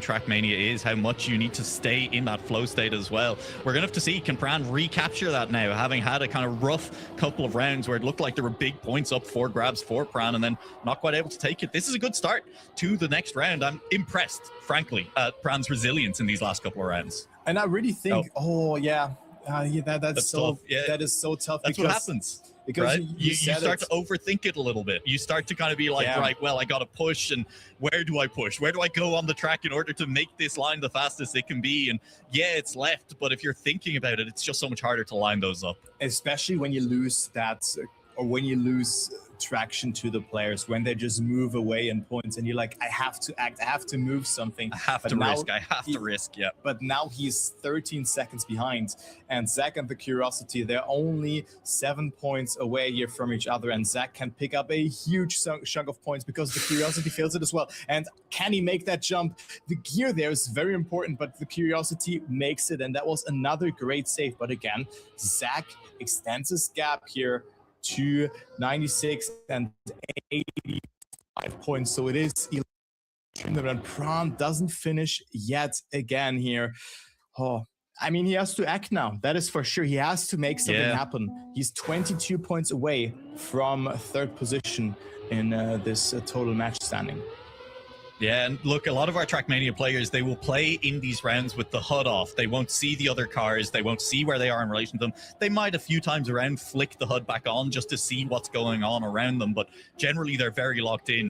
The one thing you can't escape, Turbo, is seeing those points at the end of the round, right? And as you say, Pran is starting to drift away on that leaderboard just a little bit, and so you know that you have to make your move. And here is Pran making moves. Again, the pace is there. Can we see a clean run to the end? And the answer right now, unfortunately, no. There's a little bit of velocity, and that's scary heading into this jump. Do they have the for both of them. Curiosity through ahead of Zach at the moment, and this would be for Curiosity a big round win as well, who's been struggling on that identity a little bit in this map so far. Picking up a round win in our final round on France would be massive, and it's looking more likely now as Zach will have the clip. Will Zach make it to the end in time? Is this going to be a DNF for both of the players at the back? They should be able to catch Curiosity as well, who it looks like has made it cleanly through the identity. Will finish it first. Pran is going to DNF for a third round in a row. Zach will make it to the finish line with time to spare,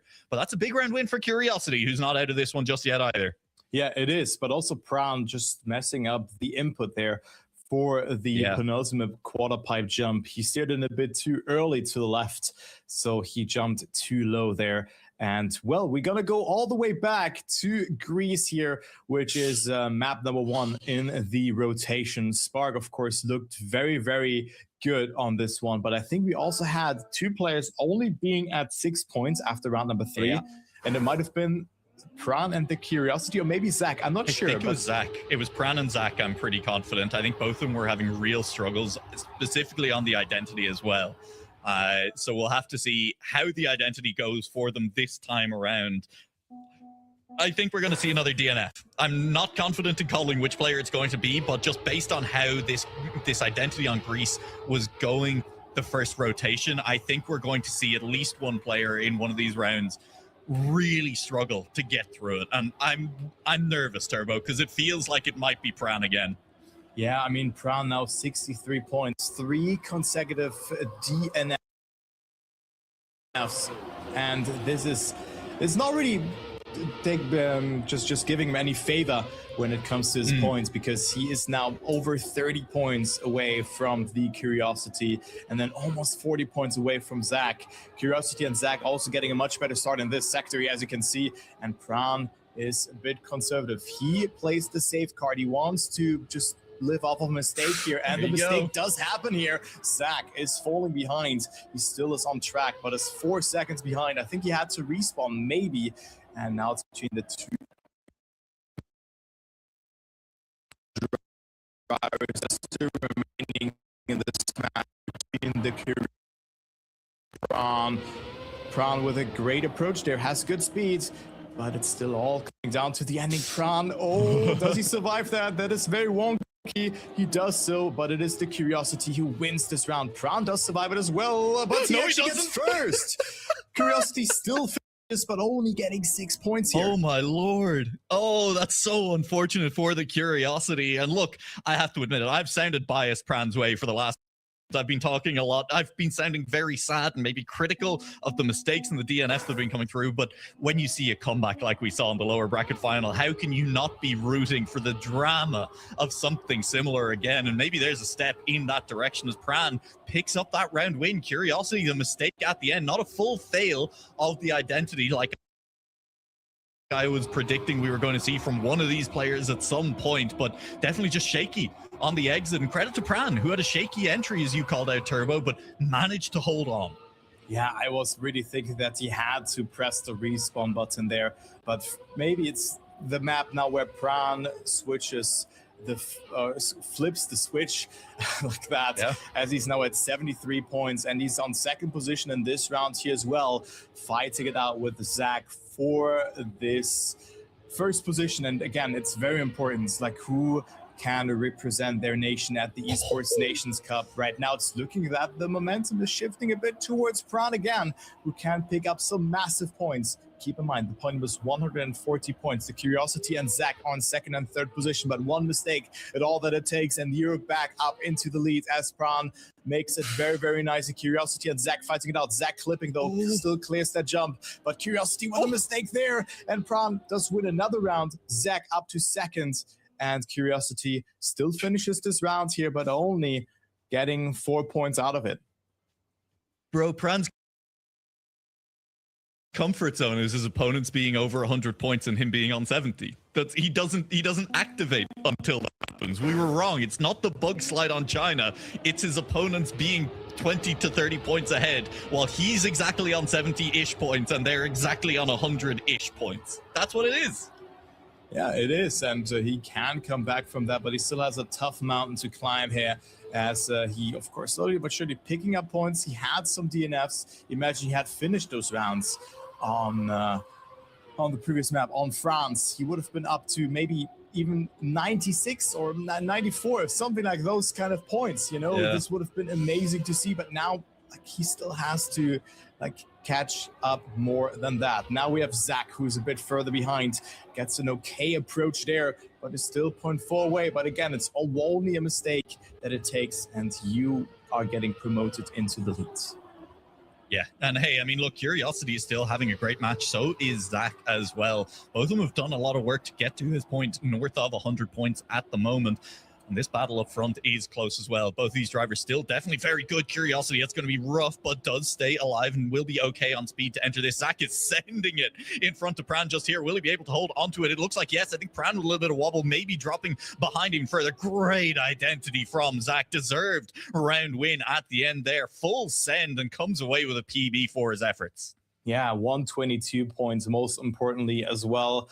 Only 2 round wins away from reaching that finalist mode. But what I really have to say here, Nua, this looks like a much different Greece than we had in the first rotation. Yes. In the first rotation, it really seems like players are a bit like hesitant, maybe a bit nervous. But now we see a very uncharacteristic mistake from Pran at the start, where he had steered in a bit too early and he had to respawn to the start block. Yeah, big release from Zach there as well, just to keep the car out of a wall. Will give Curiosity an uncontested first place at the moment. And the Curiosity not that far behind Zach on the leaderboard. And Zach is creeping up on that finalist mode as well. Again, there's no guarantees once you finalist mode, as we saw in our lower bracket final when Pran made the comeback happen, denial after denial in that match to prevent anyone else from moving on. But this is looking really good for the Curiosity, who's looking to close that gap up to first place in Zach at the moment. Yeah, it's looking very nice here indeed, since he can jump up to 119 points. Zach will also not start a new 10-point column, as he will only be at 128 points. But the ending is still there to be cleared. Zach now with a very, very greedy entry there, but also the Curiosity losing some momentum there. And Zach will overtake. So now this Zach, who's only in need of one more first position to activate finalist mode. And also the Curiosity knows that this was so important to win this round. Pran sadly not able to finish. And this is really the duality of Pran. Either he plays amazing and gets first position, or he DNFs.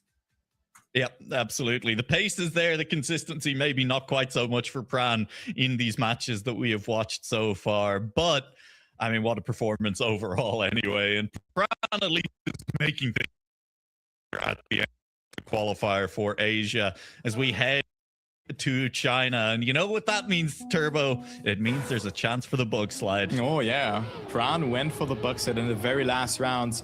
The thing is, we could have the possibility not even see a round 4 on this map if Zach just wins this and the next round. Well, this match is over. We know our 2 players who represent their countries and territories at the Esports Nations Cup. It could be all over within 2 rounds, but Pran doesn't opt for the bug slide here. Zach with an amazing start. Look at this speed here, just slingshotting out of the dirt. I mean, you said it, the bug slide gains maybe 3/10 over a perfect outside dirt line, and I think we've just seen what a perfect outside dirt line looks like on that corner. Zach absolutely nailing that one, slingshotting himself off into the distance, and there is now a deficit of about 2/10 as Pran falls further behind for both of the other drivers to make up if they want to deny Zach finalist mode on this round, and I'm not sure they're going to be able to do it on this one. Identity on this track again, visually appealing, but it's these corners that make the difference, and they have made a difference as Pran also into the wall. Zach re-inherits the first place on this one, and surely from here he can close it out. Pran in a flag is going to be denied second place as well. It looks like his Curiosity, I think, is going to be just a little bit too far back to do anything about Zach's lead. Yeah, Zach is now 0.7 ahead of the Curiosity, and he will be in finalist mode. One more victory and Zach qualifies to the Esports Nations Cup and also represents Indonesia, which will be very, very cool see. But the Curiosity is also at 121 points. So that means if he wins 2 more rounds and then also wins the next finalist mode round after that one, well, the Pran goes for it and he makes it stick, but he doesn't get the gear there, so he has no speed to work with. And our finalist Zach finds himself in the lead. Yeah, that's a little bit tough for Pran on that one, and for Curiosity as well, who's even further behind on the round. Can Pran do it? Is Pran able to pull off another denial in an evening that has already been full of them? But that's a little bit shaky on the exit. That's a carbon copy of the previous round, honestly. Wide on the exit from Pran. The Curiosity sneaking up on the inside, and Zach's tail lights disappearing off into the distance. We'll have to hope for Pran's sake that there is the same touch again from Zach on this uphill dirt. But look at how safe Zach plays it this time around. Still gets close to that outside wall, but he keeps the car out of the wall, importantly. And now he just has an identity to go, and that'll be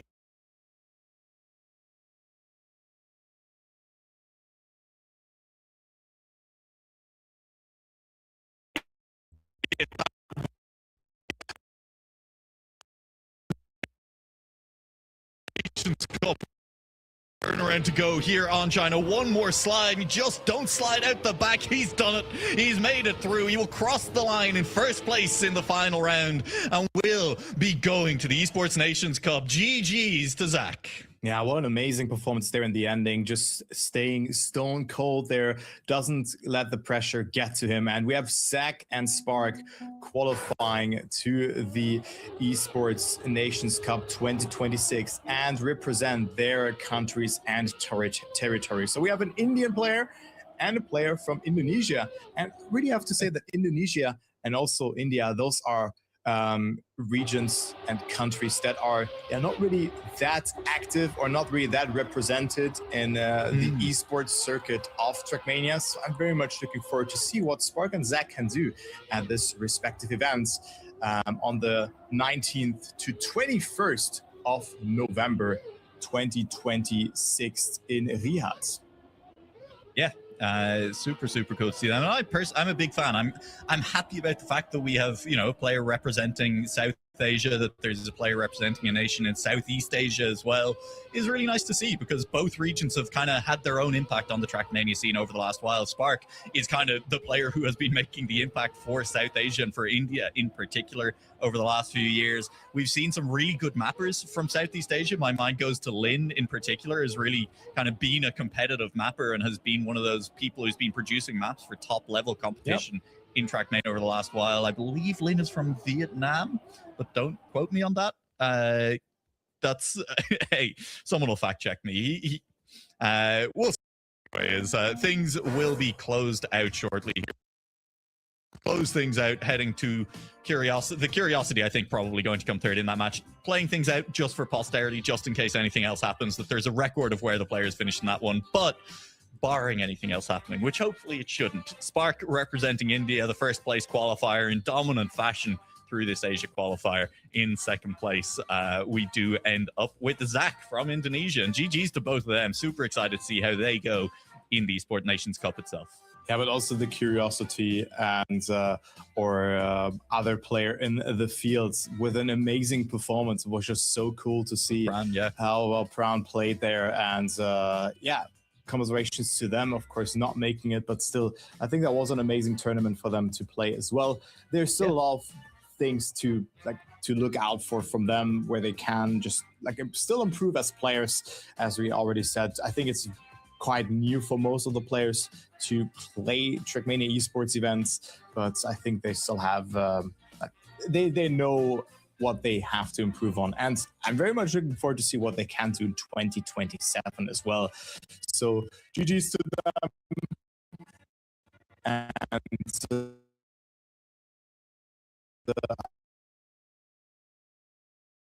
I guess first two countries, or the first two regions. I have some things left to say. You can't get rid of me that easily. Yeah, well, a couple of things here and there, you know. I mean, I'm looking forward to watching the following regions. First of all, let me say that.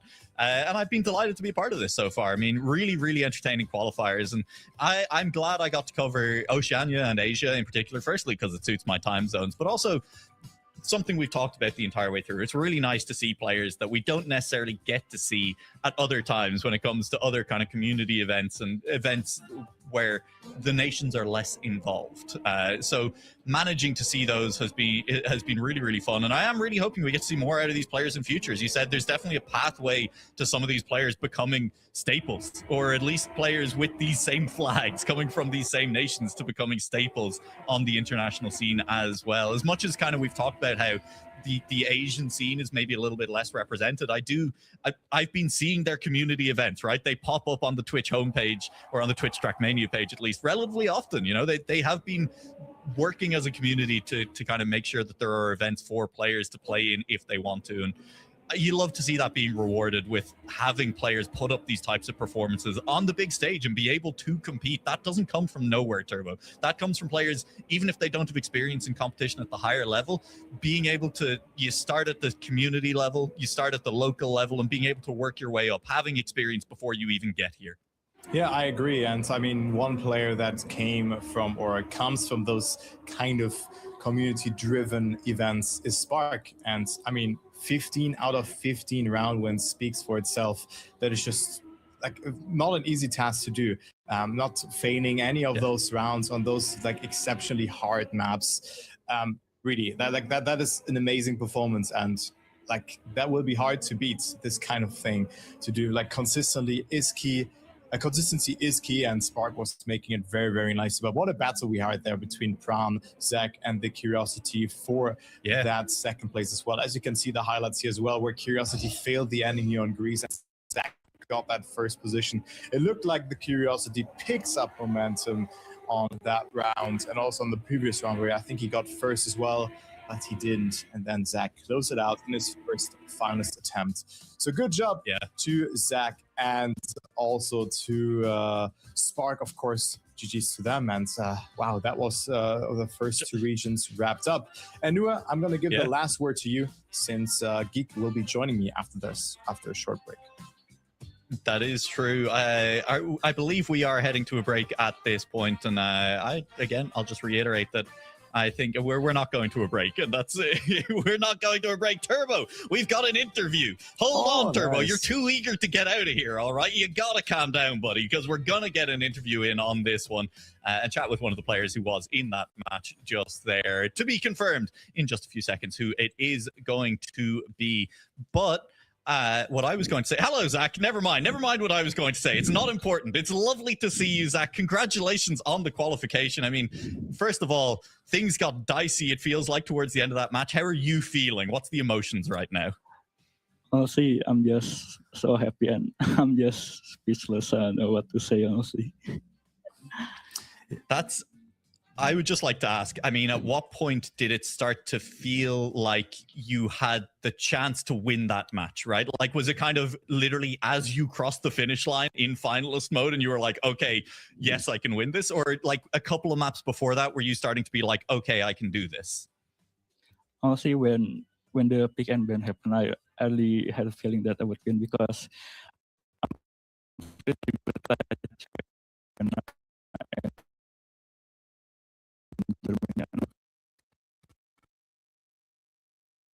so my prediction was correct in that sense. I also have a question, because you played against, like, this exact match already happened in the upper bracket final, and there you lost against the Curiosity. Was it in the back of your mind going into this match, because you knew that only top two will be qualifying to the Esports Nations Cup? Yeah, I had that feeling that Corey would also be contending for the second spot, but when I saw his Greece performance and similar to me, so that's kind of relief for me. I mean, yeah, Zach, a couple more questions. Okay. Sorry, I got to get in there because I have to ask about Pran. I don't know if you know, in that lower bracket final, Pran obviously made an insane charge back after you'd already managed to book your spot in the grand final. Was there any moment in that grand final where you were like, uh-oh, it's happening again? He's starting to come online. He's starting to charge back a little bit. Honestly, not really. In my mind, only Corey was my opponent. Okay, fair. That's a fair point. I mean, it was like just Spark also touching on that. He won 15 out of 15 rounds. Like, what did that do to you? Because it felt like when Spark was out of this match, like everything was like, oh, like everybody knew the 10 point. Did you feel more nervous when Spark was out of the match? Yeah, I was a bit nervous, and when you see, I was like DNFing on the first round when Spark out of the yeah. So I was feeling nervous because the point difference will become 4 instead of 2. So that's a big difference. Yeah, it's a very, very big difference. So do you have any? Or... I was just going to say, Zach, congratulations once again. I mean, final question, I think, and the most important one. How does it feel to know that you are going to be representing Indonesia, representing your nation at the Esports Nations Cup? I'm just so happy. Honestly, at the beginning of the year, I did not expect to be here. Hey, I'm so happy for you, man. Incredible. An incredible performance all weekend long. Absolutely deserved. Congratulations. Go and enjoy it. Celebrate with whoever you're going to celebrate with this evening as well. Before we let you go then, is there anyone you'd like to say thank you to?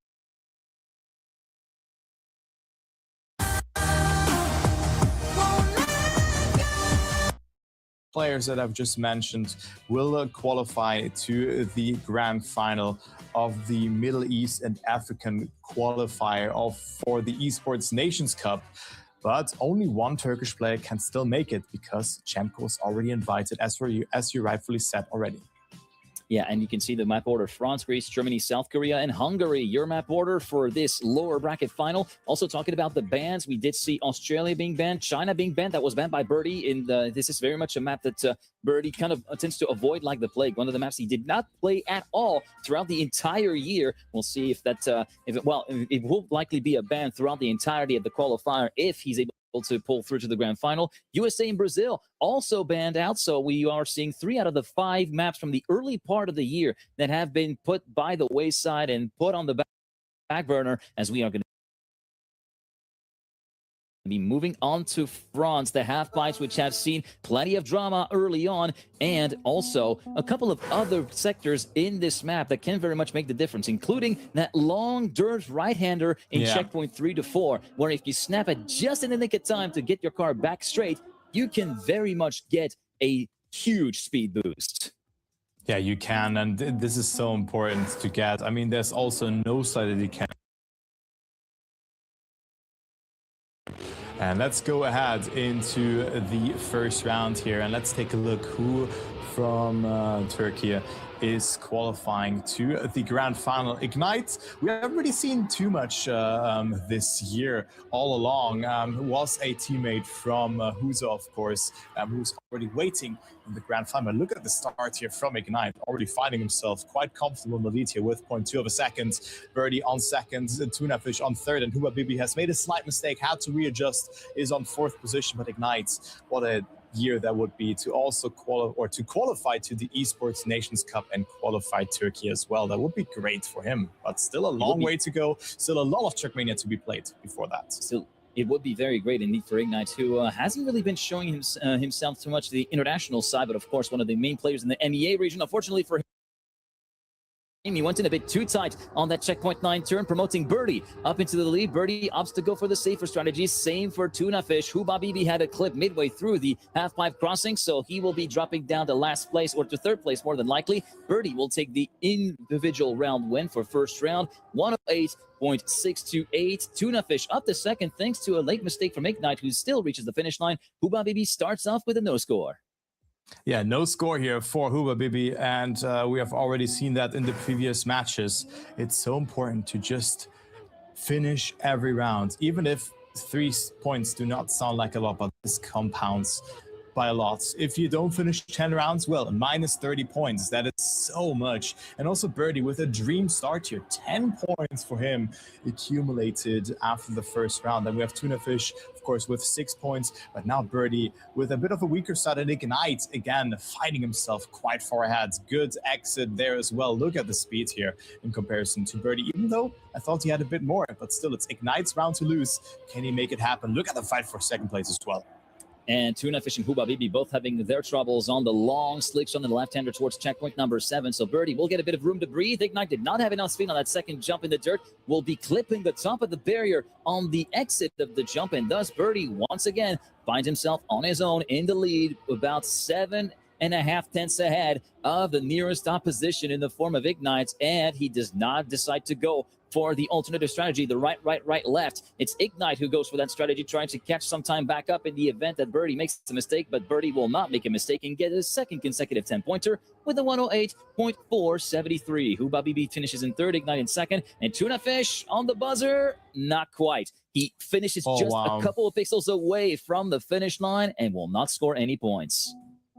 A finish time out of 10 seconds on an identity like France, no checkpoints being woven into all of those half pipes is so punishing, because one slight mistake in the penultimate jump, well, and you lose sometimes even more than 10 seconds. So this is really something else. But what a dream start from Birdie. But again, third time is the charm. Ignite has had the best starts from all of those players here in all of those 3 rounds, but he again then made a mistake in the second half of the map, and Birdie now chasing him down. That is a great approach from Birdie as well. Maybe a bit too conservative here. Tuna Fish with good speed as well, joining in for the second place battle, but now Ignite looking to survive this part. Birdie not with a good landing there, and also Tuna Fish almost clipping the wall there. But again, it's Ignite's round to lose. Only 10 points, what could have been 20 for him. And Birdie is on third position right now, as you can see. Ignite not really putting a foot wrong at all. Birdie had some problems early on the way into checkpoint number 3. We'll get into that a little bit more deeper into the weeds into the next round as Birdie takes advantage of a big slowdown from Tuna Fish to move up into second. A huge clip on the final landing, and that will completely cancel out the advantage that Birdie had gotten over Tuna Fish, who will get the 6-pointer after all. Ignite will clock in a 107.972. Birdie, the first time in 3 rounds that he gets denied a round win. 24 points for him, 20 for Ignite, and 12 for Tuna Fish. Now, we're just going to be following along with the players throughout the first few checkpoints, and bear with me for a second. I'm just going to explain exactly what happened to Birdie in the previous round and what likely happened in the 2 rounds beforehand. So, you see that sausage road there, we're navigating it nice and clean, and then onto checkpoint number 3. You have to go really tight there. If you set up a bit too wide, you see how the growth falls off there. On the previous round, Birdie went a little bit too fast, too clips on the entry to checkpoint number 4, but putting the period on Birdie, that caused the car to kind of fall out a little bit. He was forced to lift out of it, enabling Ignite to get that 3/10 gap before the first part of the map rang the bell. But right now, Birdie taking the fight to Ignite and managing to pile on the pressure and force Ignite to make a mistake on the long left-hander before checkpoint 7, and it is once again Birdie in the lead. Yeah, once again, he finds himself in the lead, but it really looks like that Birdie and Ignite are walking away with the points here, since we have Tuna Fish who pressed the DNF key. So he will not finish this round. He will not play a role. And also Hubabibi only getting those 4 points here. Risky line from Ignite, clipping there a little bit. Birdie will get another 10-pointer here. And that is an amazing first map for the streamer as well, who has been streaming like in the morning hours for us European people and was so active in the Elite Cup season as well. Has reached Division 1 multiple times and is here now, who wants to represent Turkey for his nation at the Esports Nations Cup as well. So can he make it? I mean, it's still a long way to go, and he is looking the best out of this match so far, but he's waiting for 2 players in the grand final as well, by the name of Ender and Huzo, of course, who are already in there. Yeah, and Huso is going to be very much the main rival for Birdie. They have a bit of friendly rivalry going on in between these two, not only just for the Elite Cup and ENC, but throughout the various competitions that these two have participated in together over the years and over the times in the Trackmania game that we are currently covering. But Birdie looking, of course, to try and get at least an ENC spot booked in. He feels like he can do it. He feels like he's got what it takes to actually represent Turkey along with Shemko at the main event in Riyadh in November, and we'll be looking forward to see if he's able to keep that talk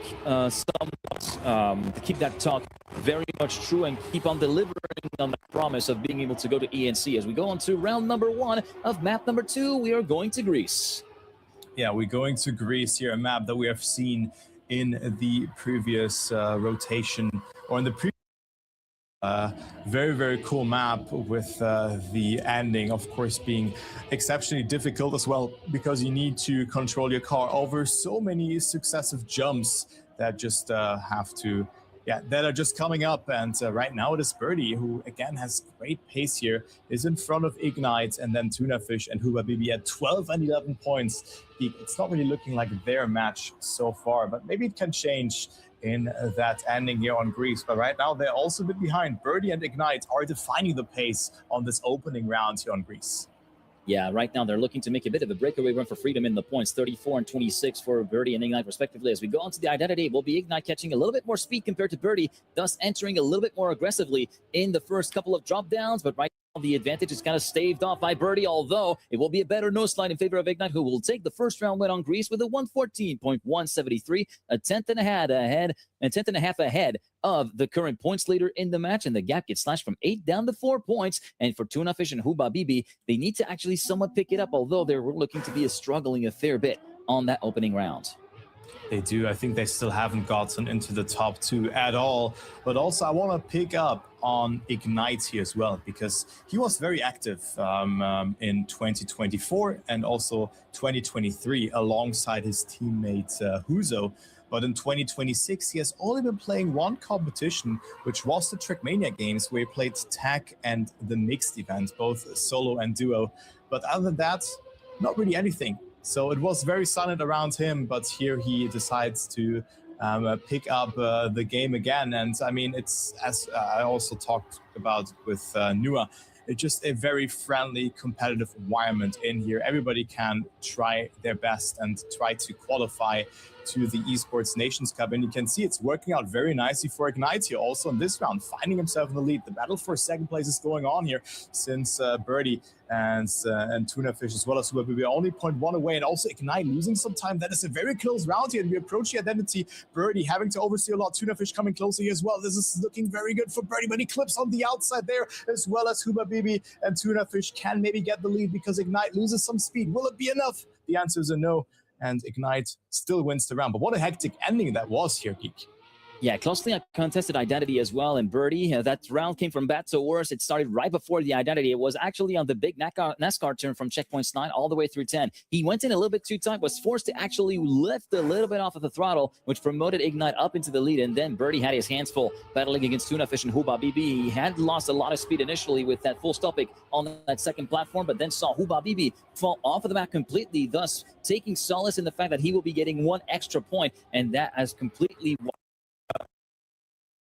gap apart. And with that, it's this Ignite taking the lead points wise.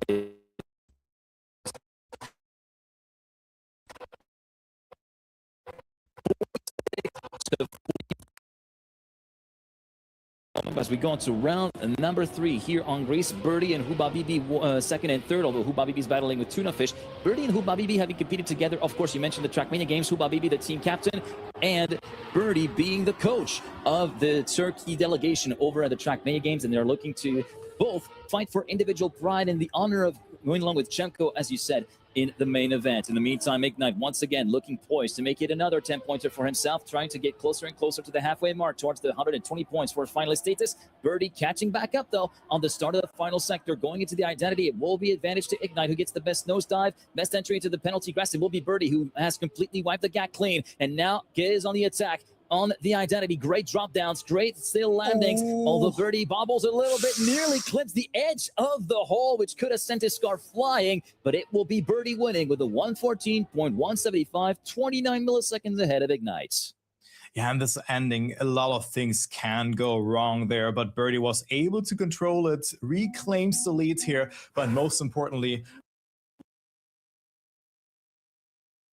the gap between second and third. Geek, look at that. 27 points. That is a tough mountain to climb, since the point is also only 120 in here. So Birdie and Ignite being the clear favorites. We have seen some comebacks in the other qualifiers already, by Prawn, for example, which was just amazing to see. Maybe it's going to happen here as well when the finals mode is kicking in. Well, for some players, it's just flipping a switch. You know, you think twice about it. You're getting nervous. And also Birdie now with a massive mistake. And now Tunafish can finally win his first round. I think every round win so far was from either Ignite or Birdie. So Tunafish can break this curse here on the very, very last rounds on Greece here. Definitely a rift that emerged very early on in the points and also on the track between the top two and the bottom two, as it so often happens in Trackmania Cup mode in those situations. But right now, Tunafish taking advantage of a mistake from Birdie, who went in a bit too far inside midway through the map, clipped very aggressively on the edge of the road, forcing himself to respawn. And with that, Ignite in second place still stands to gain some ground on Birdie as he now mounts the attack on Tunafish to try and upgrade from 6 points to 10 points. Tunafish with the nosedive. He will be going a bit too far to the right-hand side and clip the wall. And with that, the upgrade is successful for Ignite, who moves on to 62 points past the halfway mark towards finalists. Meanwhile, Birdie will see the lead be relinquished to Ignite to the tune of 5 points. And Tunafish, well, he now just has half of the points that Ignite has in the lead. Yeah, wow, that is really something else here. Great performance from Ignite. And Birdie was a bit struggling, of course, in that previous round, but still very, very far ahead of the others. And now we go to Germany, as this is our third map. We have two backwards sections coming into play. Tricky turnarounds, like both ways, going backwards and then going forwards. Both are not that easy to catch. And we have seen a couple of mistakes happening there, especially because quarter pipes are being used that you need to jump out of. So very much looking forward to see what will be happening here, because I think, Geek, consistency will be the main role to perform well on this map. It will indeed be the main role. And this is one of those maps where Birdie has not really been all that up to snuff when it comes. Well, he's been somewhat up to snuff, actually, a little bit better than I expected. He only played 4 rounds on this map over the course of the entire qualifier. He has been coming away with round wins most of the time, but that must have been for the early phases of the qualifier, the very early rounds. So it will be very interesting to see how he fares against some stouter opposition. As so far, it is going to be Ignite taking the early lead after the first 3 to 4 checkpoints, and Tunafish chasing behind 3/10 down as we go for the first reverse part, the first transfer. Ignite with a bit of rotation to set himself up perfectly for that grass downhill, and we did see a bit of airtime on the part of Tunafish. Very close to the flag mast. Ice Patch to turn the car around. Birdie up to third. Huabibi in second, but look at the staggering gap. Almost a second in favor of Ignite in the lead. Yeah, what a great showing from Ignite. Either of the other 3 remaining players with a slight readjustment that they had to execute, and Ignite just dominating on this particular map. Now Birdie back into second place here. Great turnaround there as well. And what can Hubabibi do? Wants to go for a lot of speed here. Jumps quite far, but Birdie has good speed as well. Now the last turnaround comes into play, and looks like everybody does survive a different turnaround from Hubabibi. So Tunafish goes up into third position, and a new PB for Ignite as well. 112.348. That is a respectable time from the Turkish player as well, going up to 72 points. Now having a bit of a cushion to work with, 9 points between him and Birdie. And then, well, look at the gap between second and third. That's like, that's so much. That will be very hard to come back from, but maybe on map number 4 or 5, or maybe in the next couple of rounds on Germany, Ignite and Tunafish, Hubabibi and Tunafish can make something happen.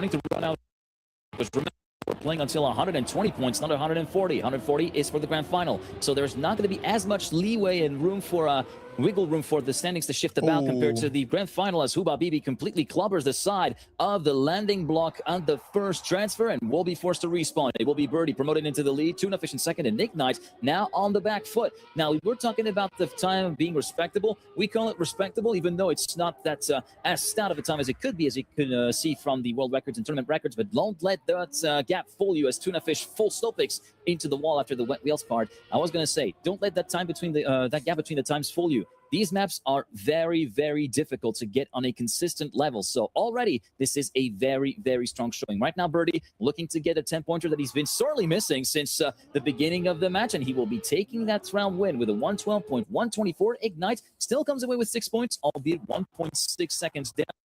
Hubabibi 2-1. He will not be making it in time. Missing a couple of blocks there before raking the 3 points that came for fourth. Yeah, but again, another DNF there for Hubabibi. But yeah, I mean, well put there, Geek. And yeah, those maps are very difficult. Trackmania looks so easy on the outside, but then you play it on your own and you're like, well, this is incredibly hard to do. It takes hours, thousands of hours to become that good in this game, and then also discipline to just play this map, boot it up. And I mean, players have like 10, 20, 30, sometimes even more hours on those maps up on end, and well, it just takes a lot of time and discipline to just play them. And well, you practice consistency, you practice a lot of what if causes, and right now Birdie doesn't need to like utilize any of them, since he finds himself quite comfortable in the lead here by 0.1 of a second. But Ignite also with a great line here. Now you go through the footbath section there. Ignite doesn't lift off there, but he comes dangerously closer towards Birdie here. It all comes down to the ending, but Ignite doesn't get a good amount of speed out of that dirt sector, but he still makes that jump. But Birdie's still quite far ahead, but this will all come down to the ending. Different lines have been chosen there again. Ignite with a more speed. Who's going to win this round? Birdie versus Ignite. Ignite with a great turnaround. Oh, but the Insight having to double respawn and drops all the way down to fourth position, since Hubabibi overtook him in the very last block, and Birdie up to 83 round. But still a great fight there between Birdie and Ignite up until the end. Yeah, that was a very unfortunate crash from Ignite as well. Just getting very close to the wall and the grandstands, and feeling like, oh, you might be going a little bit too early to the apex. Tried to correct out of it, but he was already too late, thus prompting that slide down the leaderboard from a 10-pointer to a 3-pointer, promoting Birdie back into the lead of the point standings in this match, 83 to 81, as we go into the fourth and final round here on Germany. Will be a map switch next time around. So far, it will be Birdie taking the lead ahead of Ignite, and Hubabibi and Tunafish are just bystanders. They really have no answer to the pace and the consistency that have been thrown to the table by Ignite and Birdie. Tunafish had the opportunity to get a couple of points on his own accord, but those opportunities are few and far between when you see the opposition. Yeah, that is for sure. But look at this round here between them, as Tunafish is the one who's a bit further behind. No one flying off of the map there. You need to brake a lot, since the car is not slowing down accordingly if you just lift off the accelerator, if you still have wet wheels. But what a great fight that is right now between Hubabibi, Birdie, and Ignite. And look at the turnaround here from Hubabibi, finding himself 0.1 ahead. This would be a massive pickup for him, because he's really in need of some points. But he clips the inside Tunafish as well. What is happening in the ending here? Birdie and Ignite both capitalizing from that. Oh no. I'll tell you what, Birdie was the only one that cleared that final turnaround without touching anything. Everybody else had a crash at some point. Ignite crashed the left side of the booster block. Then we had a crash from Tunafish, and then we had a crash from Hubabibi on the other side of the track. There's just big pandemonium in the last corner on Germany. As we move on to our next map, it is going to be South Korea, as picked by Hubabibi. A quick recap of the scores: 93 points for Birdie, who's 3/4 of the way towards finalist status. It could very well conclude his match here on South Korea. Ignite on 87, 48 for Tunafish, and Hubabibi in 36 points in fourth position. It looks as though the writing is on the wall and will not go away for them. He is in need of help, that is for sure. 36 points, whereas Birdie and Ignite at 93 and 87 points respectively. Maybe this pick can work out wonders for him to come back into the match. But even if he wins all the rounds from now on, we have Birdie and Ignite being in finalists very, very, very soon. But let's go into the first round. Very important for Hubabibi and also Tunafish to come back into this match, as Birdie had a very, very long run from the lower bracket here already, as we already alluded to beforehand. He already played 3 rounds. It's his third round in the lower bracket. Round 5, he has been winning against Cam 1 King. Then round 2, he won against Hubabibi. and who got second place, of course. And now it's the third rounds that he plays in the lower bracket, and it looks like he will go into the grand final if he continues playing like that. But right now, Ignite finds himself in the lead and could go all the way up to 97 points as well. And Birdie could see 99 points if he gets second place. But the ending is notoriously difficult here, Geek. Yeah, indeed. The very final part of the track, as we did see Ignite slow down dramatically before the engine cutoff part. So it will be promoting Birdie back up into the lead as we go into that identity with the reactor glides, where you need to time your inputs precisely in order to get the best amount of speed possible, as we saw earlier on during other regions qualifiers. It will be Birdie taking the win. Ignite did see a late resurgence from Tuna Fish, which was somewhat helped by the trials and tribulations of Ignite in the start of the identity, but Ignite will reach second place. Tuna Fish and Hubabibi in third and fourth in that order, and Birdie is the first driver to cross the triple-digit pass. 103 points for Birdie, 93 for Ignite. Birdie, 1 down, 3 to go. Yeah, 3 to go, and then he's done with this match. He should not get a second position in all of those rounds now, because then he could run into danger of getting 119 points and not activate finalist modes just by 1 point. But right now, look at the start here from Ignite. Also, Birdie, with a slight mistake, is almost a second behind here. But, well, we already touched on Ignite here, and also we can maybe talk about the other two players in this match, since we already talked about Birdie as well. Hubabibi, I would say one of the newer faces of the scene, has been playing competition since 2022, of course, but this year has been quite all right for him as well. Got 6th in the Esports World Cup qualifier for the Middle East North African region. And then we also have Tuna Fish, of course, as well in this match as well, who we can talk about in the next round, since it is a very good fight between Ignite and Hubabibi.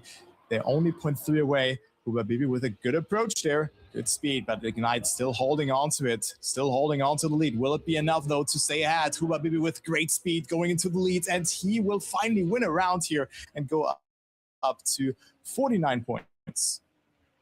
49 points for Hubabibi on a 113.755. Also, in terms of other competitions, there is competitions that happen every season called the Trackmania Seasonal Country Championship. He was part of the Turkey team, and they ended up finishing second in the winter 2026 season. And we did see Birdie having some troubles very early on, as early as checkpoint number 1, actually, with a slight wall brush. And with that, he will not be able to conclude this match here on this map. He will have to wait for the map switch in order to get his chance to conclude the match on his first time of asking.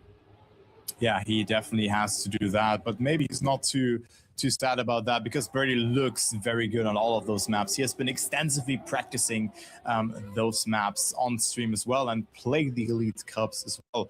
But about the other player in this match, about Tuna Fish, maybe we can quickly talk about him as well, because yeah, the play, it's really an up-and-coming player for me as well.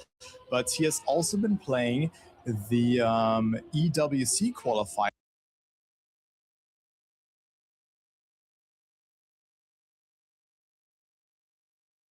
Or like no, top 6 for him actually. He got out in the same round as Hubabibi.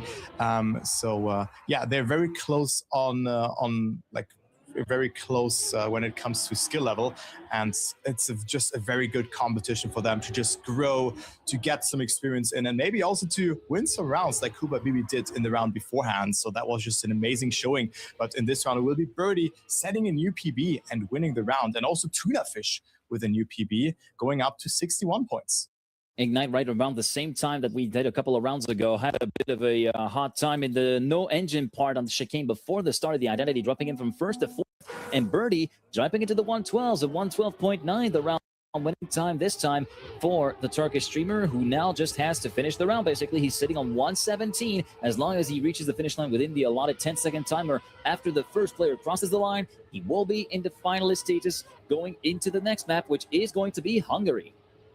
Yeah, Hungary, and it's just a pace map. Hungary is a map that feels normal in comparison to other maps where you have reactor boost ice sectors that are a bit out, like I would say the modern style of Trackmania, I would put them, whereas Hungary feels like a map that's maybe a bit easier, because like turning around on ice sectors or just having reactor boost ice sectors or water parts, they're much more difficult to clear than just a a normal drift, even though drifts can be hard as well. But right now we have Birdie failing, but he still only has to finish this round. Ignite could also go up to 112 points, and he right now is 0.5 ahead of Hubabibi, who also loses a bit of time there. So he will be dropping a bit further. We had also Ignite with low speed there in this penultimate turnaround, but getting a great amount of speed out of this reactive boost turnaround here.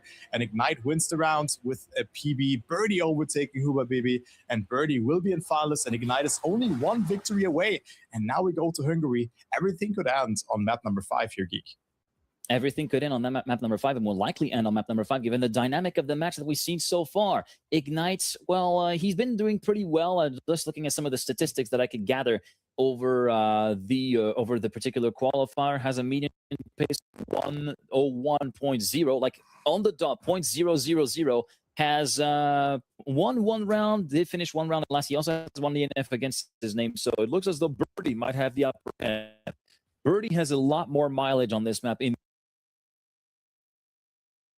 over the course of the qualifier. Played 16 rounds overall, won 7 of them, finished last in 4 of them, and only retired once. He also has a best time in match below the 60-second mark. He has a 59.971. And yeah, as you said, this one is a bit more of an outlier in terms of the maps compared to what we saw so far in this match. Not only is it very short, like you can go below the minute if you're really skilled enough, but a lot more pace conducive, as I like to call it, because there's not that many nasty surprises that are very obvious. It feels very flowy early on, and you can really nail some of the sections down to a T. But as soon as you're trying to optimize some things, some of the more annoying parts for players, some of the annoying clips or sometimes somewhat awkward setups for certain corners can start to reveal themselves. But of course, the identity, the jumps onto the beams, those ones have been the true run killers. But yeah, I mean, also when I played this map a little bit for preparation, and also getting the author time on this map, which is not too hard to get in the campaign, this map really invites you to push further. And the more you push on this map, oh, there's another corner. There's this outside, you can clip on the outside here. You can fill the outside dirt line. There's just so many things that can go wrong due to the fact that this map invites you to push a lot here. But now very important for Ignite to survive this ending. That was perfectly 1 minute 0.645 as the winning time. 1 second, a bit more than 1 second away from the world record. Birdie doesn't finish, and now we have a double final situation between Ignite and Birdie. Birdie struggled a lot in this previous round, did not finish, but let's see, can they close it out, or will Tuna Fish and Huba get a chance for a comeback? There are so many points away though. Yeah, Birdie had a very, very significant setback in the start, faded away very early, and as soon as you reach finalists, it's not really any use to continue the round if you are dead certain that you are not going to be reaching first place. So he opted to retire, kind of put this one behind him, and just try to refocus on the round. We're currently seeing the first double finalist situation round here on this lower bracket final. It will be Ignite leading Birdie by a tenth to a tenth and a half with a slingshot around the outside, so close to hitting the wall, but we're briefly grazing the apex on the way towards checkpoint number 5 for Birdie. So Ignite now has a bit of room to breathe. Tuna Fish slots into second, looking to move up to 79 points, and why not 83 if Ignite makes a mistake in the last 2 jumps in the identity, which are coming up in a few seconds. It will be still Ignite leading by a tenth and a half though. Going into the first jump, no clips. It's pretty the cleanest you can get here on that particular identity. Tuna Fish going for the lower jump in the little divot. He will be forced to give way to Birdie in second place after he clips on the wrong side of the final platform and falls off of the platform on the other side. Meanwhile, Ignite will be the first player from the lower bracket final to be confirmed into the grand final, and will be trying to take revenge on Huso.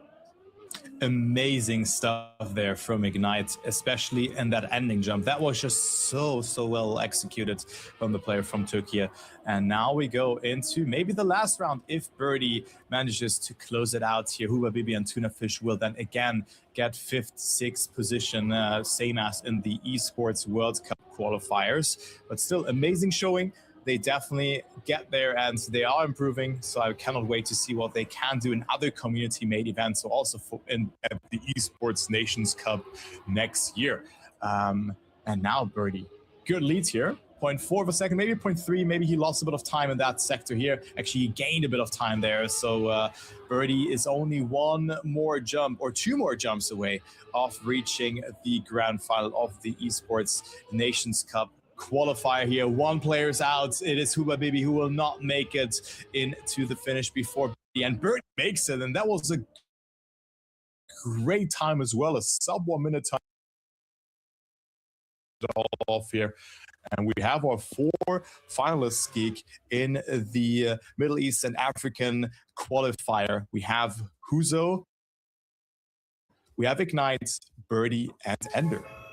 Yeah, indeed. And it's going to be very much a case of a battle of 3-4-1 spot for the Turkish spot that is going to be up for grabs here in the grand final. Again, as a reminder, there is only one spot for Turkish players because they already have an invited player in the form of Chemko, which means they will be running butt up against that 2 players maximum per nation cap that each nation has to contend with, and which means that the other attendee in the grand final, which is Ender from Morocco, is de facto qualified to the Esports Nations Cup's main event, as we are just going to be, well, looks as though the match has been settled all good, and we now have a little bit of downtime. Just as a quick reminder, at stake, 2 spots for the Middle East and African regions for the Esports Nations Cup main event up for grabs. One of those already decided for Morocco. The other one will be going to the Turkish player. The question is, who will be joining Chemko? Yeah, who will be joining Chemko? And I mean, Birdie looked on par with Ignite in this match. And the only player that we haven't seen performing today is Huzo, of course. But he came from the upper bracket match, and he had a very dominant performance against Ender, who was already qualified. I think, Ender will still give everything that he has to play this match accordingly, but he got second position in that match, where Huzo was the first person to qualify to the grand final of this particular qualifier. But it's really the player to beat here, and it will be all about how well Ignite and Birdie can play. Especially the first map here, Birdie had a great showing, winning 3 out of the 4 rounds, got sniped here in that third round where Tunafish got 6 points on. And also here we have seen plenty of mistakes on Greece, but overall I would say that this was a very, very solid showing from both Birdie and Ignite. Yeah, Ignite especially was the one that I'm really, really positively impressed by. I was expecting Birdie maybe to be a little bit more on his A game right from the start. He was looking to struggle a little bit more compared to what I would have anticipated, but he, of course, no offense to him at all. He just tried to compose with what he had in the very first match of the day for him, remember, and Ignite really seemed to be pretty much ready to go right from the first rounds, it seems like, as Tunafish and Huba Bibi seemingly never really got the leg up, as we did see a huge amount of crashes right behind him, and yeah, Birdie just taking away everything from his fellow competitors right behind him. That was really one of the rounds there between the players where it was Birdie heavily capitalizing on that. But that's sometimes what you need in cup mode, just to be lucky, and just don't make a mistake when the others are doing that, and then you just question yourself, why am I first? Those things just do happen. But overall, very good match from Birdie, who was leading most of the time, but then Ignite was just winning it in his first finals attempt, and his identity was just amazingly executed there. And then Birdie also joined him in the round after that. As you can see here, well done as well. Also no problem clearing that jump onto the beam and the end. So very, very nicely done. And I cannot wait to see who will be the one player from Turkey qualifying to the Esports Nations Cup and just representing their country and territory in that regard. Yeah, this is going to be one great match. As you can see the bracket now with the results from the lower bracket final punched in. Ignite, of course, being the first man to reach finalist status and conclude finalist status, will get 122 listed against his name. 121 for Birdie, who finished in second. 83 points for Tunafish, who finishes in 5th in this qualifier overall. 67 points for Huba Bibi, finishing in 4th. And you can see the grand final lineup: Huso, Ender, Ignite, and Birdie. Your final 4 contenders for the Middle East and Africa regional qualifier for the Trackmania event at ENC 26. This is going to be happening, if I'm not mistaken, 2 p.m. CEST, 3 p.m. AST, if I'm not mistaken. But That means we're going to have a little bit of time to take a break, grab a snack, grab a beverage, keep yourself hydrated, especially these days. It's exceptionally important. And one thing you need to do as well is to stick with us because the MEA qualifiers are not done yet, and the action will come back right after this.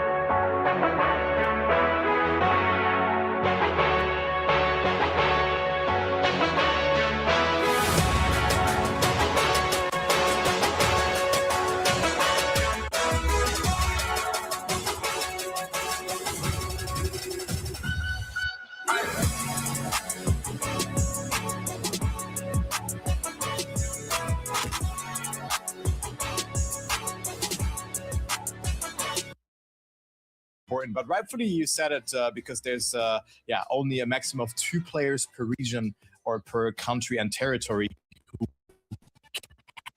can participate in these. Compare it with Australia a little bit, I would say, because both are like somewhat full speed, especially at the start of the map. So yeah, I mean, good to see a target ban in there, but let's go ahead into the match here because we are underway and Germany is our first map. Birdie, Ender, Ignite, and Huzo. Ender already qualified representing Morocco at the Esports Nations Cup, and then we looking for one more person representing Turkey, but it can either only be one of them, either Huzo, Ignite, or Birdie, and Huzo gets a very good start here. Yeah, and the first one to fall by the wayside was Birdie, who clips in the very first dirt turn of the map before checkpoint number 1. Birdie finds himself 8/10 down. Ignite also falling by the wayside quite quickly as we go into the first and rally. A low jump from Ender, who's going to be going side by side with Huso in that very first reverse bar, hitting the ice patch, put a cheeky little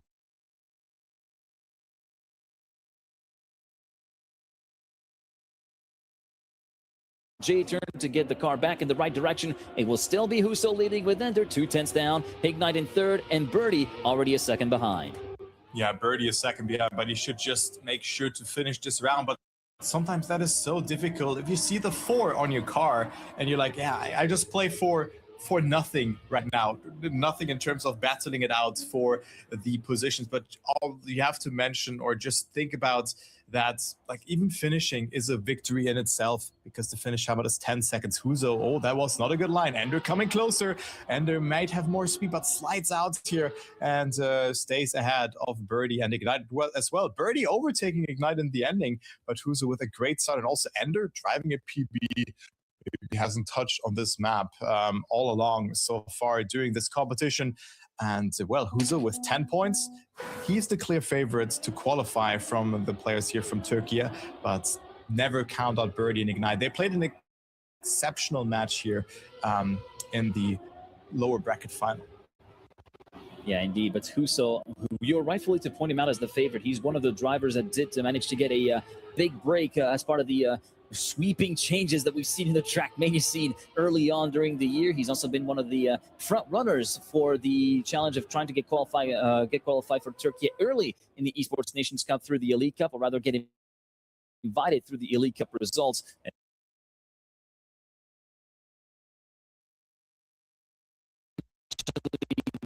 Link up with his teammate Huso, Chemko, in the main event as Birdie goes a bit too wide, slides off on the turnaround left-hander at checkpoint number 6, and will drop down to last place again. So it's once again Huso hitting the lead of the race, 2/10 clear of Ignite. Ender this time on the back foot in third.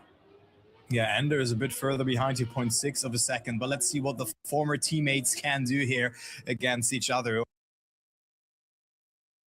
Are they battling it out? Notice Ender, who gets an exceptional turnaround here. Look how much time he gained towards Ignite, but Huso looking to win yet another round. Will Ender stay on second? It was a wonky turnaround, but it is enough to stay in front of Ignite.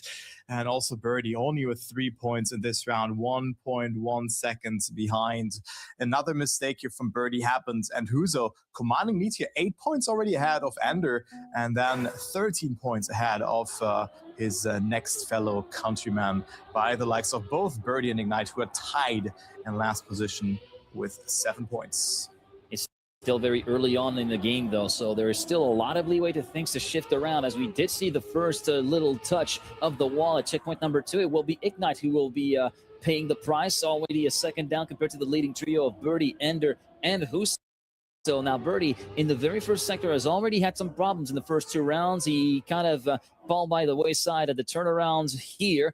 This time it will not be the case. Ender, having dropped a lot of speed, will drop down to 4th. Now that hairpin, this is where Birdie have troubles. He will get troubles again and be forced to respawn as he hits the cliff face head on with the bottom of the car and will flip out of contention. He will still be in 3rd as Ender had bigger troubles behind him. And now the gap's quite significant, at the very least a second between each and every driver. And it will be Huso at the very head of the field, a second ahead of Ignite as we go into the final transfer and the final reverse section over the crest, and a little bit of airtime maybe on the way down the grass, and it will be up to the turnaround to decide the positions, which will stay as is. It will be Huso up in first, Ignite in second, actually.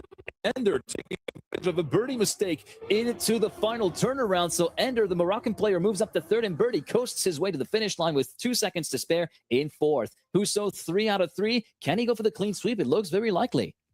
That would be so cool to see another clean sweep, but those clean sweeps are so in Trackmania Esports, but we have seen already one of them. But I also really wanted to pick this up because this match really reminds me of the previous Asian qualifier that we have seen, where we had just one player completely dominating by the name of Spark, the Indian, who qualified after 15 rounds, which is just so impressive to see. And right now it is Huso who's the one who has won 3 rounds. But look at that, Geek. He's now 2 seconds behind, and now we have Birdie who's in the lead, who can get a very, very valuable 10-pointer here if he does survive there. But look at the speed from Ender here in downhill sector as well. Ender coming dangerously close, and we have a good fight for first position.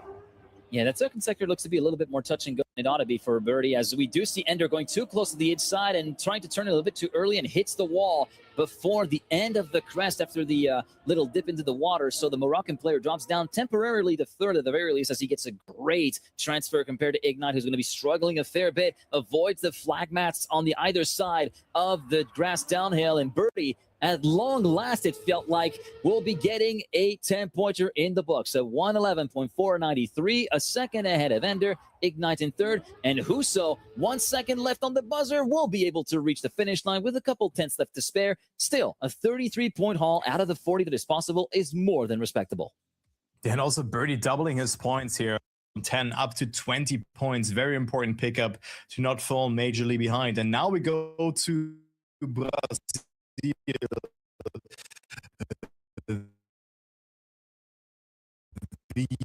second map in this rotation, and while this one has provided so much content, it's so difficult to already just catch the gear or hold the gear at the start on that plastic sector where you have your car being affected by water as well. And yeah, it's just an amazing map, but it's also so tricky to drive on. But also standings, it's quite close here. 33 points for Huso, 22 for Ender, and 20 points for Birdie, and 17 for Ignite. So no player majorly falling behind, and I think it can still be everyone's game.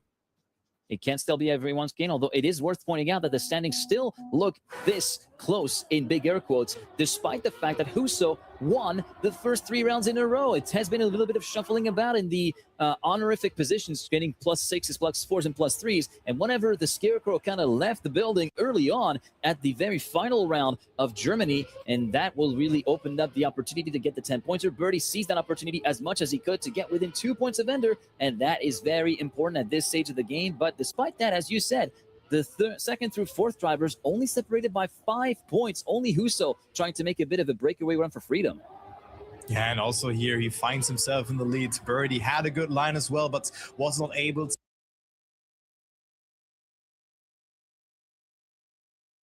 to control the speed that he had from exit there from the super reactor boost up. But look at that approach from Birdie here. Into the dirt we go. And also Ignite, very ambitious line there. Birdie with the best of no sets, and we approach the last part here. That is 0.1 of a second. Very close first round here on Brazil, and it is Ignite with a wide approach. He has more speed than Huso, and Birdie, who's gonna win this round? It's so close. Huso, Birdie, or Ignite? It will be Huso winning it in front of Birdie, but only by 0.05 of a second. And that is the rock moment that we talked about. You can fly out of the map and just drop from first to last position, and that is what Ignite fell victim to. And Huso wins this round up to 43 points, looking very good for him, extending his lead to 17 points now. The thing is, you might think, oh, it's pretty easy to avoid. It's only very far inside the corner. Well, you have to approach the corner at a very somewhat specific angle, and you have to kind of go in deep at the entry and then try to spike your way through the hairpin. Not like you would. Very much different from what you would actually you would tackle a hairpin in an actual car. You have to try and go for the slingshot on the way to the finish line if you're in close proximity with the player in order to snipe him. Well, you can somewhat mess up the alignment and hit the rock at the apex with the right front, which can send your car basically in either a barrel roll or a backflip and force you to miss the finish gates. Yeah, definitely well set there, and it's just so hard to control the reactor boost itself. It's such a unique driving style as well. You float over the water, you don't have wet wheels on there. You avoid that actually by slightly lifting off from that sector beforehand. You can get a zoop as well, but look at this round as well. Ignite, he has water wheels. It will be so hard to control it in the end, but it is Ender who wins this round, and this is a very competitive round. You look at that, 3 PBs and 104.212 is the winning time. That is very fast. Only half a second away from the world record, Geek. That is very competitive. And a 10.5 only between first and third, a very contested round. And at long last, Ender manages to get a round win on the map that he chose. Remember, this was his very own map pick for map number 2. He didn't manage to get the ground to hit the ground running in the very first round.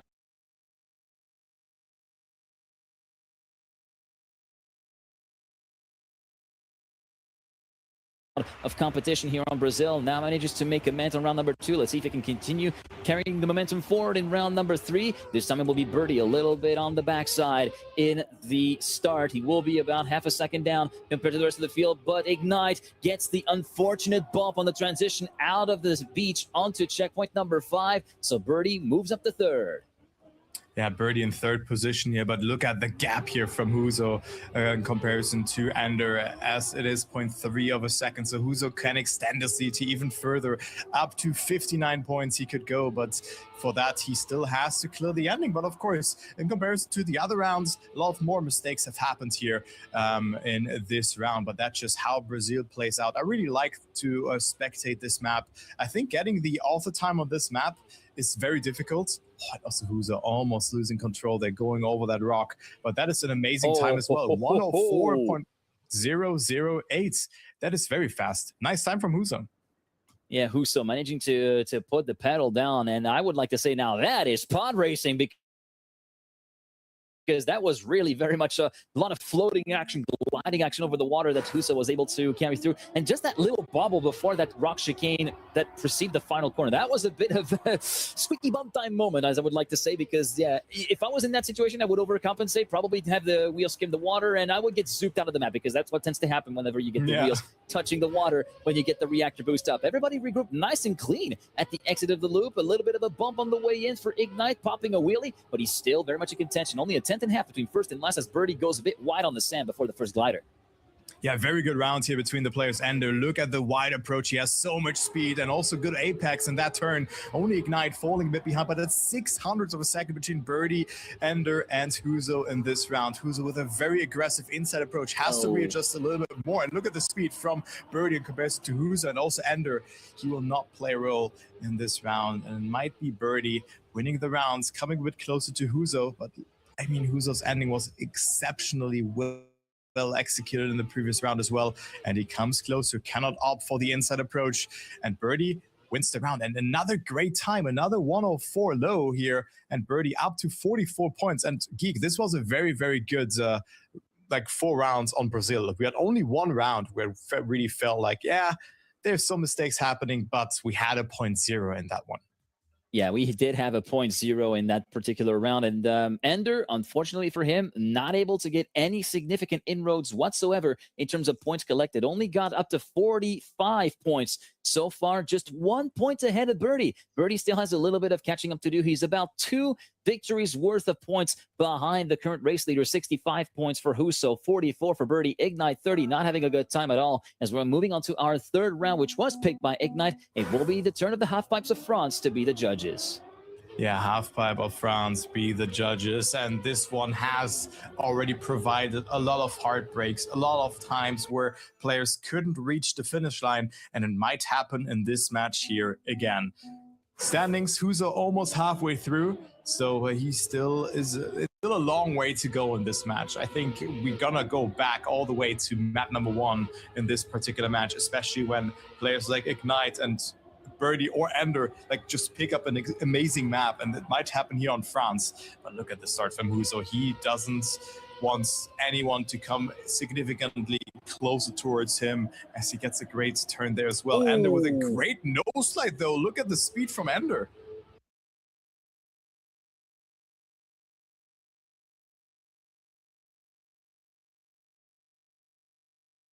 He pulled the snap like we were talking about. Nobody tried to pull it off in the lower bracket final. Ender decided, you know what, I might need to do it. And he did it brilliantly. But what's not so brilliant, though, however, as I try to find my words, is the entry to checkpoint number 6. Went too far off to the right-hand side and briefly grazed the wall. With the right rear triggering the dreaded acceleration penalty, demoting the Moroccan down to 3rd. Huso is in the lead, 6/10 ahead of the brewing battle for 2nd. Between Ignite and Ender. Birdie 1.2 seconds behind in 4th, as we see Ender carry a lot of speed into the first transfer. He gets a clip on midway part. He will still come away the better for wear, though, and despite a hefty clip for Ender, he had not seen what happened behind him. Basically, there was an even bigger clip on the part of Ignite, which even costs Ignite 3rd place. Birdie manages to get 1 extra point, but Ender, in the remote battle between him and Birdie, it was the turn of the Moroccan to extend the gap up to 3 points. Yeah, 3 points between them, but still, what really matters is that first Turkish or position for a Turkish player, right? And currently that is being occupied by Huzo. He's 27 points ahead of Birdie, and then it doesn't really play a role in this match. 33 points so far, but he gets a great start. And also in the previous match, Geek, Ignite looked very nice at the start, and also at the remainder of the map. He has been throwing some points away, and Birdie then was able to pick up some pieces. But look at their speed here from Ignite. Beautiful outside dirt line. But Huzo and Ender are definitely not too far away from that, but that was beautifully executed from Ignite. And he can finally get himself a 10 points here by the looks of it. A beautiful slingshot around the left-hander, linking checkpoint 6 and checkpoint 7. But right now, he still needs to capitalize on that and try to fend off Bender, the Moroccan player, looking to drop a little bit of speed on the way into the first transfer, but second transfer is where Ignite's challenge ends, as he full stop picks on the Ender gets promoted into the lead and will move up to 61 points collected. Huso up into second. Birdie moving up to third. Ignite's challenge faded right at the moment where his nose made contact with the side of the wall, and that is going to be costing him dearly. Ender up to 61. Huso up to 81 and continuing to widen the gap compared to the nearest competitor from his country. Yeah, 81 points. There's still 6 points are amazing for him. That is for sure. And he's only 60 points away of reaching finals mode. So still a long way to go. 140 points feels like a marathon to play as a player. And yeah, it's just such, like, for me, it really feels like such a difference, those 20 points. Also between 100 and 120 points. And I think we also had some tournaments in the past where the point was 150 or even 160 points. So this is really something else. But look at the start now from Ander and Birdie, first and second position. Birdie wants to get first here, but look at the outside dirt line. How did he not clip there? Birdie with an illegal outside dirt line, fighting himself in that battle for first position, but also Huso with good speed. It is only 1/10 of a second between them. It's being very exciting in the ending. Ender can get another 10-pointer though if he survives the ending, but he did make the equation without Birdie and Huzo here, both with good lines. Huzo with good speed, and Huzo is gonna win this round. Birdie can also overtake Ender here, but he gets a slightly less or a slightly worse exit from that quarter pipe there, and he stays on third position. But an amazing round here. The penultimate round has provided us some content, and also Huso winning it again. 91 points now. He is looking like he will be the first one reaching finals mode, but still 50 points. It's a long but also a short way if you win all of those rounds, obviously, right? But if you then fall apart on a map that you don't really perform too well on, well, it can lead to your demise. On that previous round, I can't help but think that Ender lost the round win very early on. Again, at the same point, you know, that jump into the dirt at checkpoint number 6, went too far to the right-hand side, briefly grazed the wall with the right rear, allowing Ignite and Huso to catch back in, and ultimately, over the course of the identity, lost enough ground to allow Huso to move up into the lead of the race. Right now, he's looking to make amends from the previous round as we see him go toe-to-toe with Ignite on the 2 jumps in the dirt. Nobody going for the right-to-left strategy, where you go from one side of the track to the other on the midway part of that double jump. Huso into third, Birdie completely out of the picture. It is currently Ender, the Moroccan player, still in the lead by just a couple of hundredths of a second compared to Ignite. Both are still side by side. Going into the identity, a bit more speed for Ender, but both are clipped.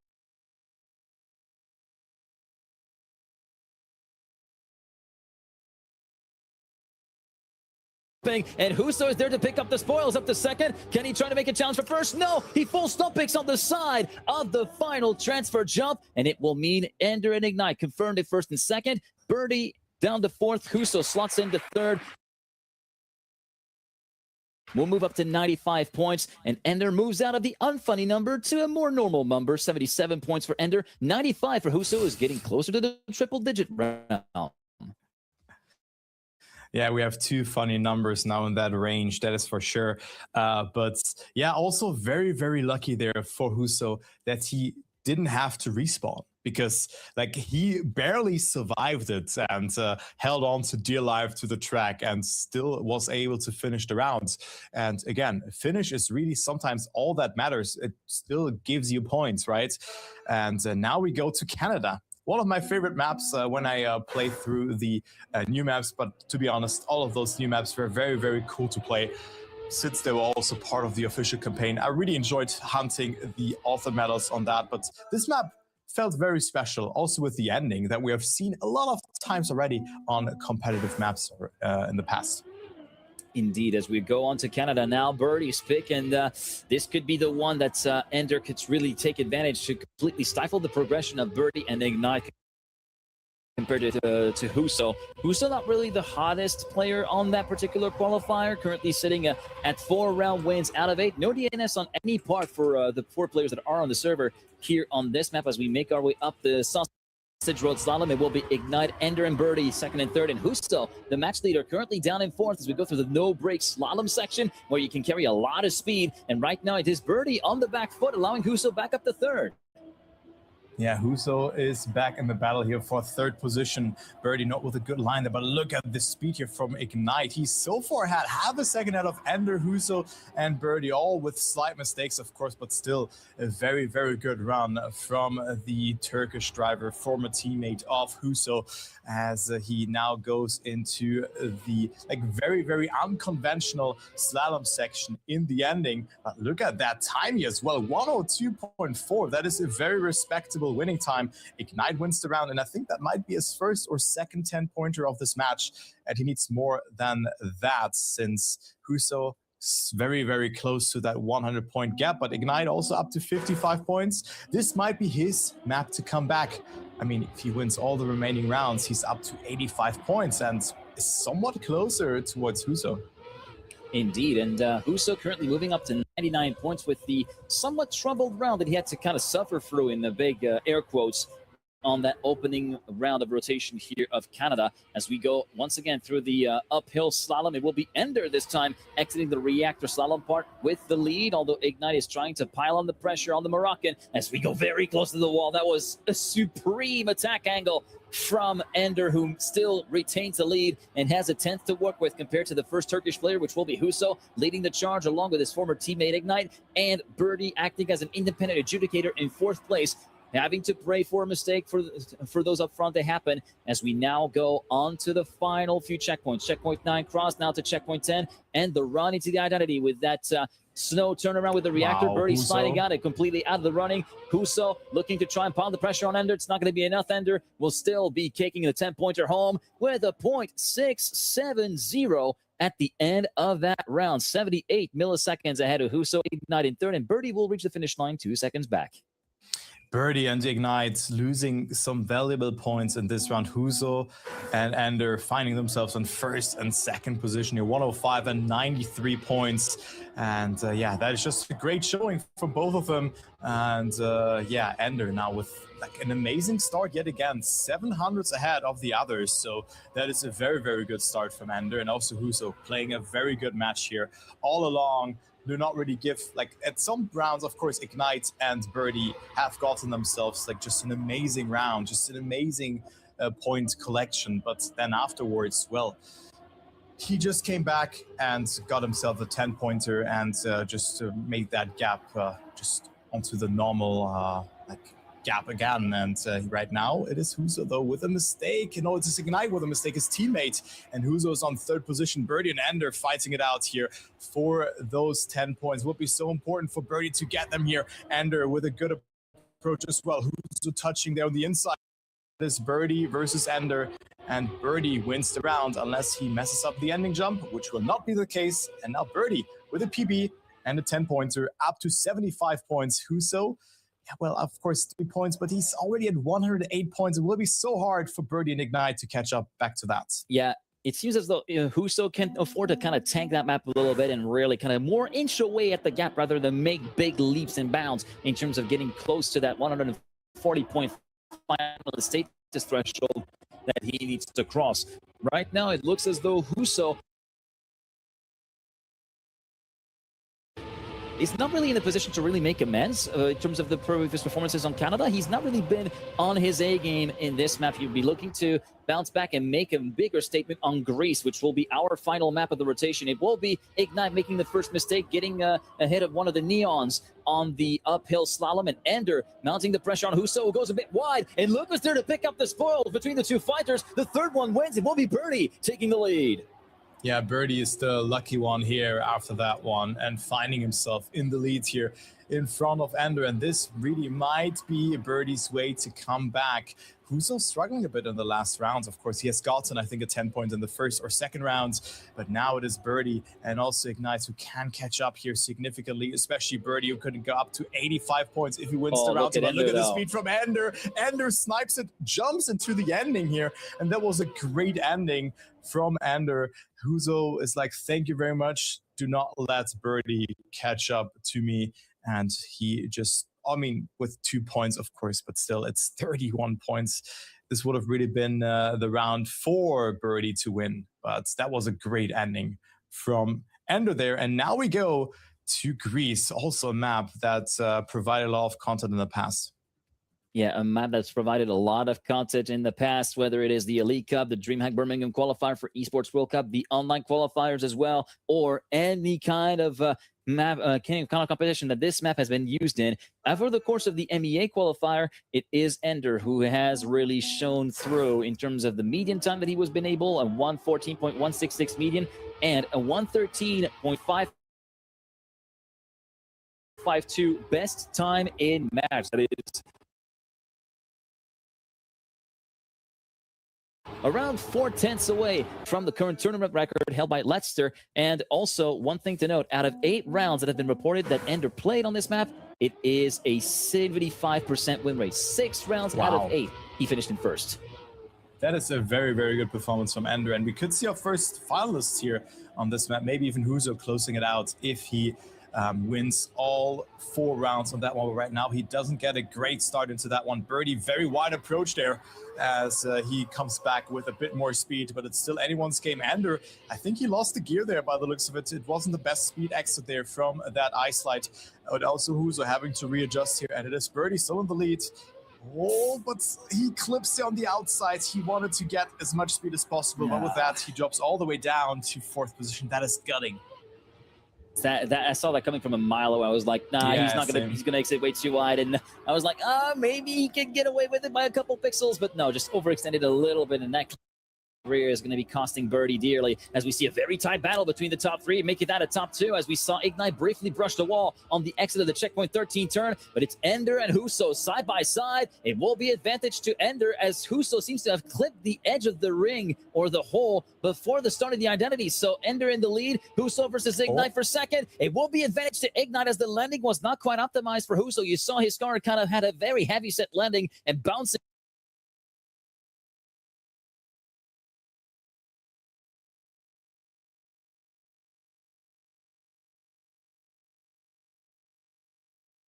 all over the road, bobbling before it settled back down, preventing him from accelerating quite as quickly as would have hoped. And thus Ender takes the lead overall in the match, 119 to 116.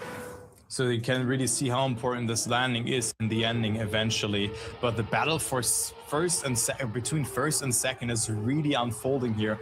Ender and Huso. Now Ender actually took over the lead here, so he plays a very, very good second half of the match. But we are far from being done here, since we play up until the point of 140 and not 120 points, so keep that in mind. But we still have plenty of rounds to go by on Greece before we circle back to map number 1, which was Germany. And look at that fight here, and they're going into the lead here. Very, very good approach. Maybe a bit of a heavy landing, but having a lot of exit speed there. Look at that slingshotting into the lead and extending it here to 900 of a second. Huso is not too far behind either, though, but it is Birdie who's in dire need of some points to catch up to Huso, but it doesn't look to be the case that he can make it happen. But I mean, yeah, he gets second. He can maybe get second place, but he needs first position. But right now, Anders on a massive time. Birdie looking to try and go for the ultimate risk, but unfortunately went a bit too far off to the left-hand side before the jump and hits the wall. So Birdie down to 4th, promoting Ignite up to 3rd, who was completely out of the picture. And Ender, looking for back-to-back wins on Greece, will likely get his wish granted again with a very heavy set landing from Huso. And a very solid time overall from Ender, a 113.793, 4/10 clear from Huso, Ignite in third. Birdie reaches the finish line with less than 3 seconds to spare. And one quick note, Ender cannot conclude that match on this map. He's on 129. If he wins both, he will reach finalist status. If he wins both of the final rounds, he will have to go back to Germany if he wants to conclude on the first time of asking. Yeah, that is for certain here. But also Huso, I mean, for the ending, there's a very easy fix because he doesn't air brake. And with that, his car lands very, very heavily. If he just air brakes, well, his car will get a nosedive, right? And he will then just get a much better landing in that sausage sector. But maybe he does that like just out of convenience, but he loses some time with that. That is for sure. But look at this round here. Maybe it looks like that this is not Huso's favorite map. It could be the case because already also on this round, he is really lacking the pace in comparison to the other players where Ender finds himself in the leads here. But this is a great round between Birdie, Ignite, and Ender here. Only Huso's a bit further behind, but he can still have a saying in this particular round here. But this is so close. It's only a couple of hundreds between the players.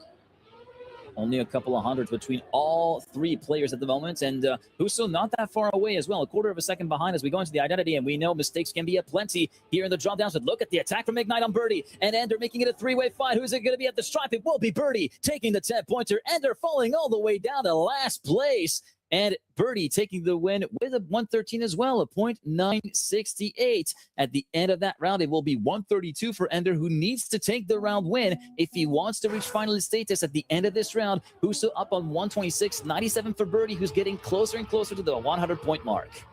Yeah, that was an amazing round, though, from Birdie and Ignite, though. They're not out on that one just yet, but they need to make sure to get those rounds when Ender and Huso will be inevitably fine finalist mode here. Then they can deny the others. And now we go into the last round on Greece. Then we go back to Germany. Birdie, very inside. They're very greedy, loses a lot of speeds because he lost the gear there as well by tapping the brake a bit too much to tighten up his angle.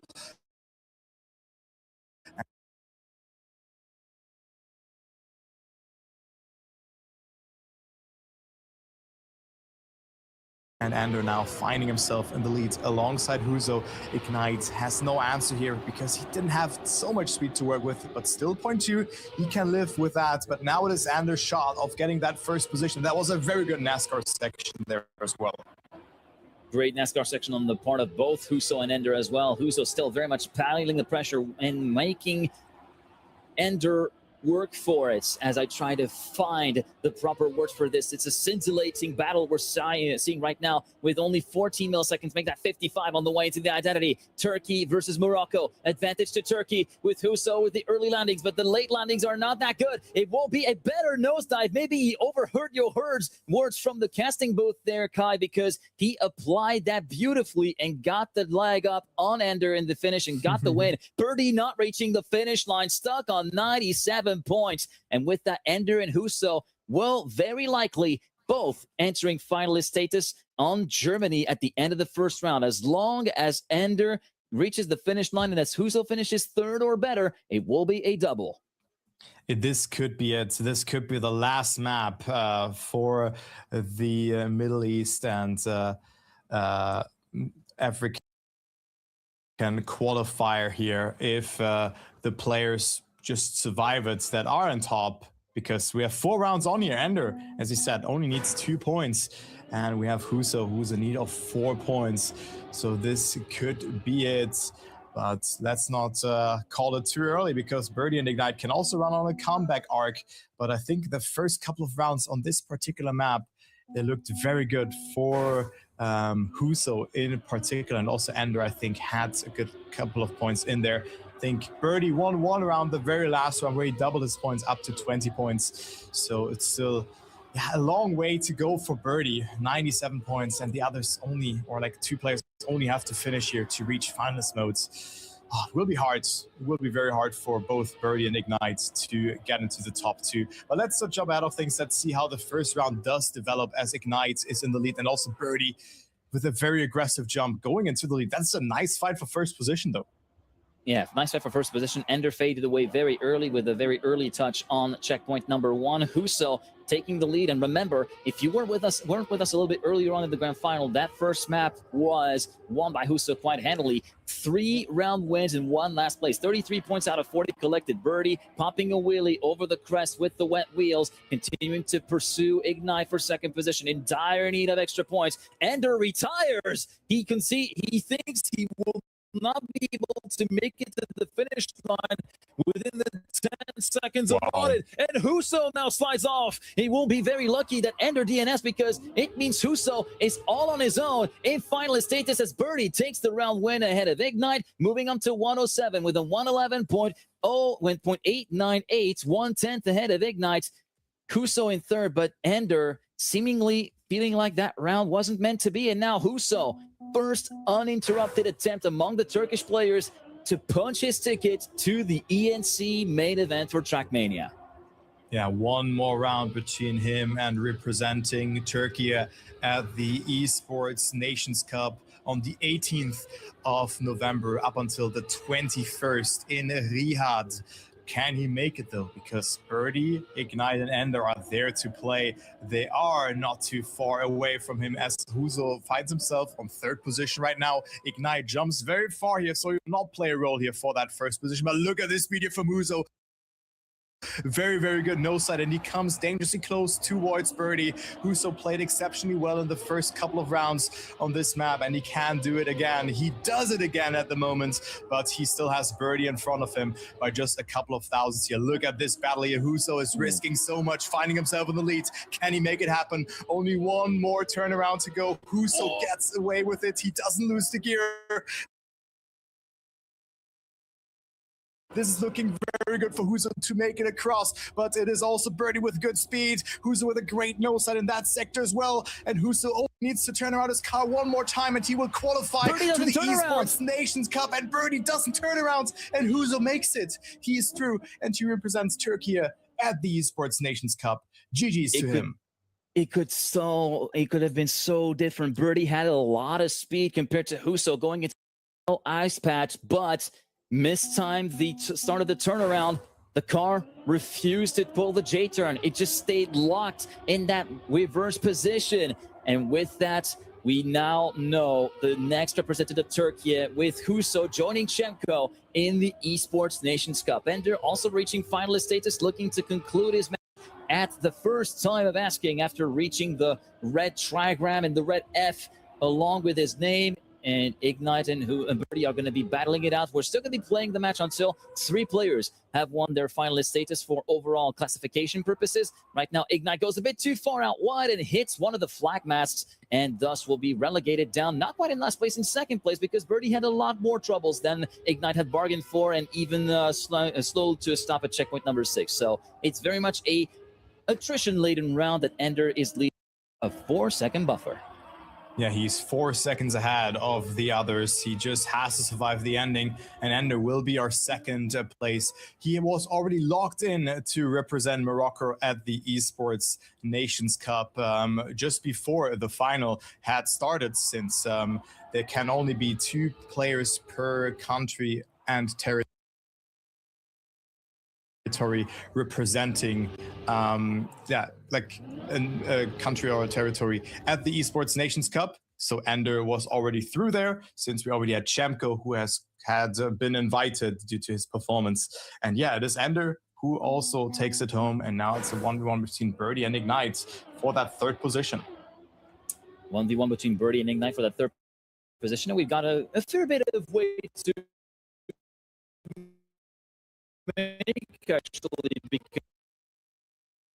because remember, we're playing until 140 points for finalists, not 120. So Birdie still needs 26 points, and Ignite needs 36 points. This is going to take a little bit of time for them to reach that one out. It will be a battle between these two, and Ignite had the upper hand of the lower bracket final, and Birdie has completely messed up the entry to checkpoint 4 and will not have any kind of meaningful speed at all going into that first transfer there. Yeah, he does not. And now it is, of course, also all about just finishing, because having a DNF in this kind of situation, when your opponent gets 10 points and you get no points, well, that is vital. So Birdie just wants to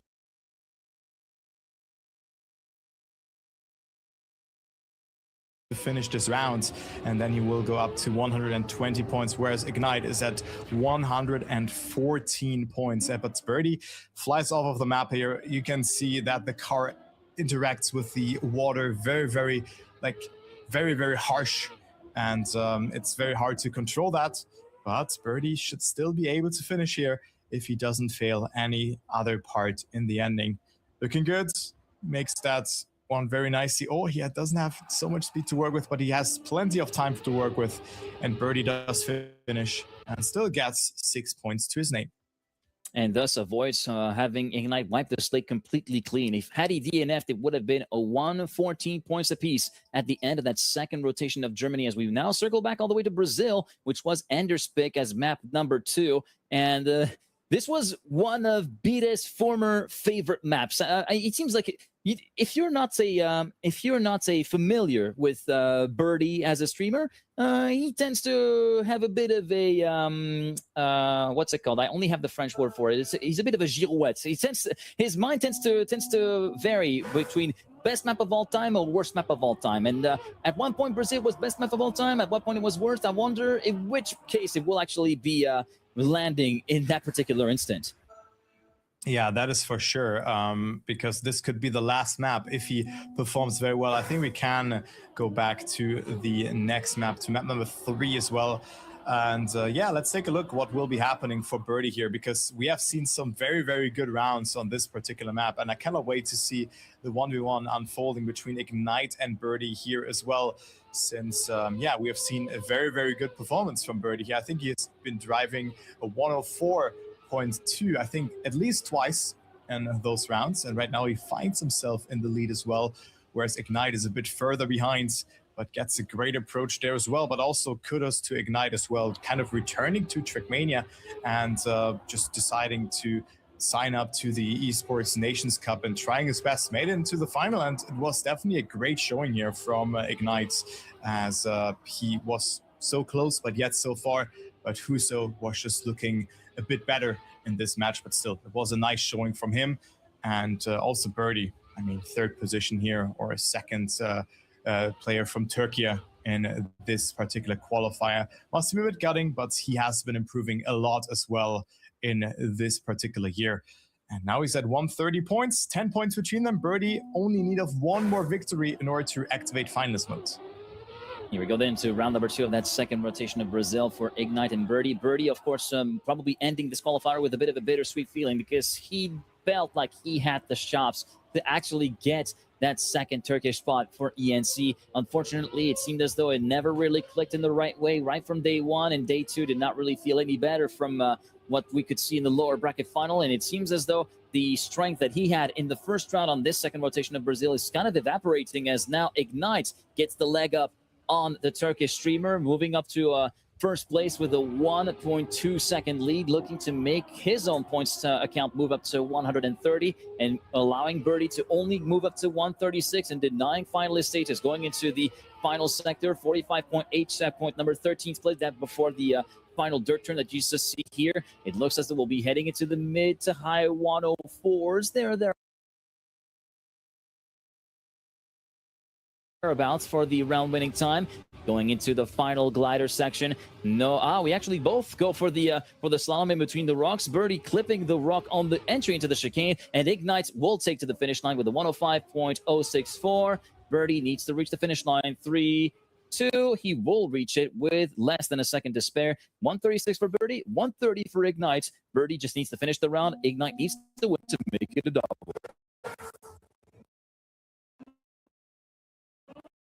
Yeah, it's very important now for Ignite to win this round, because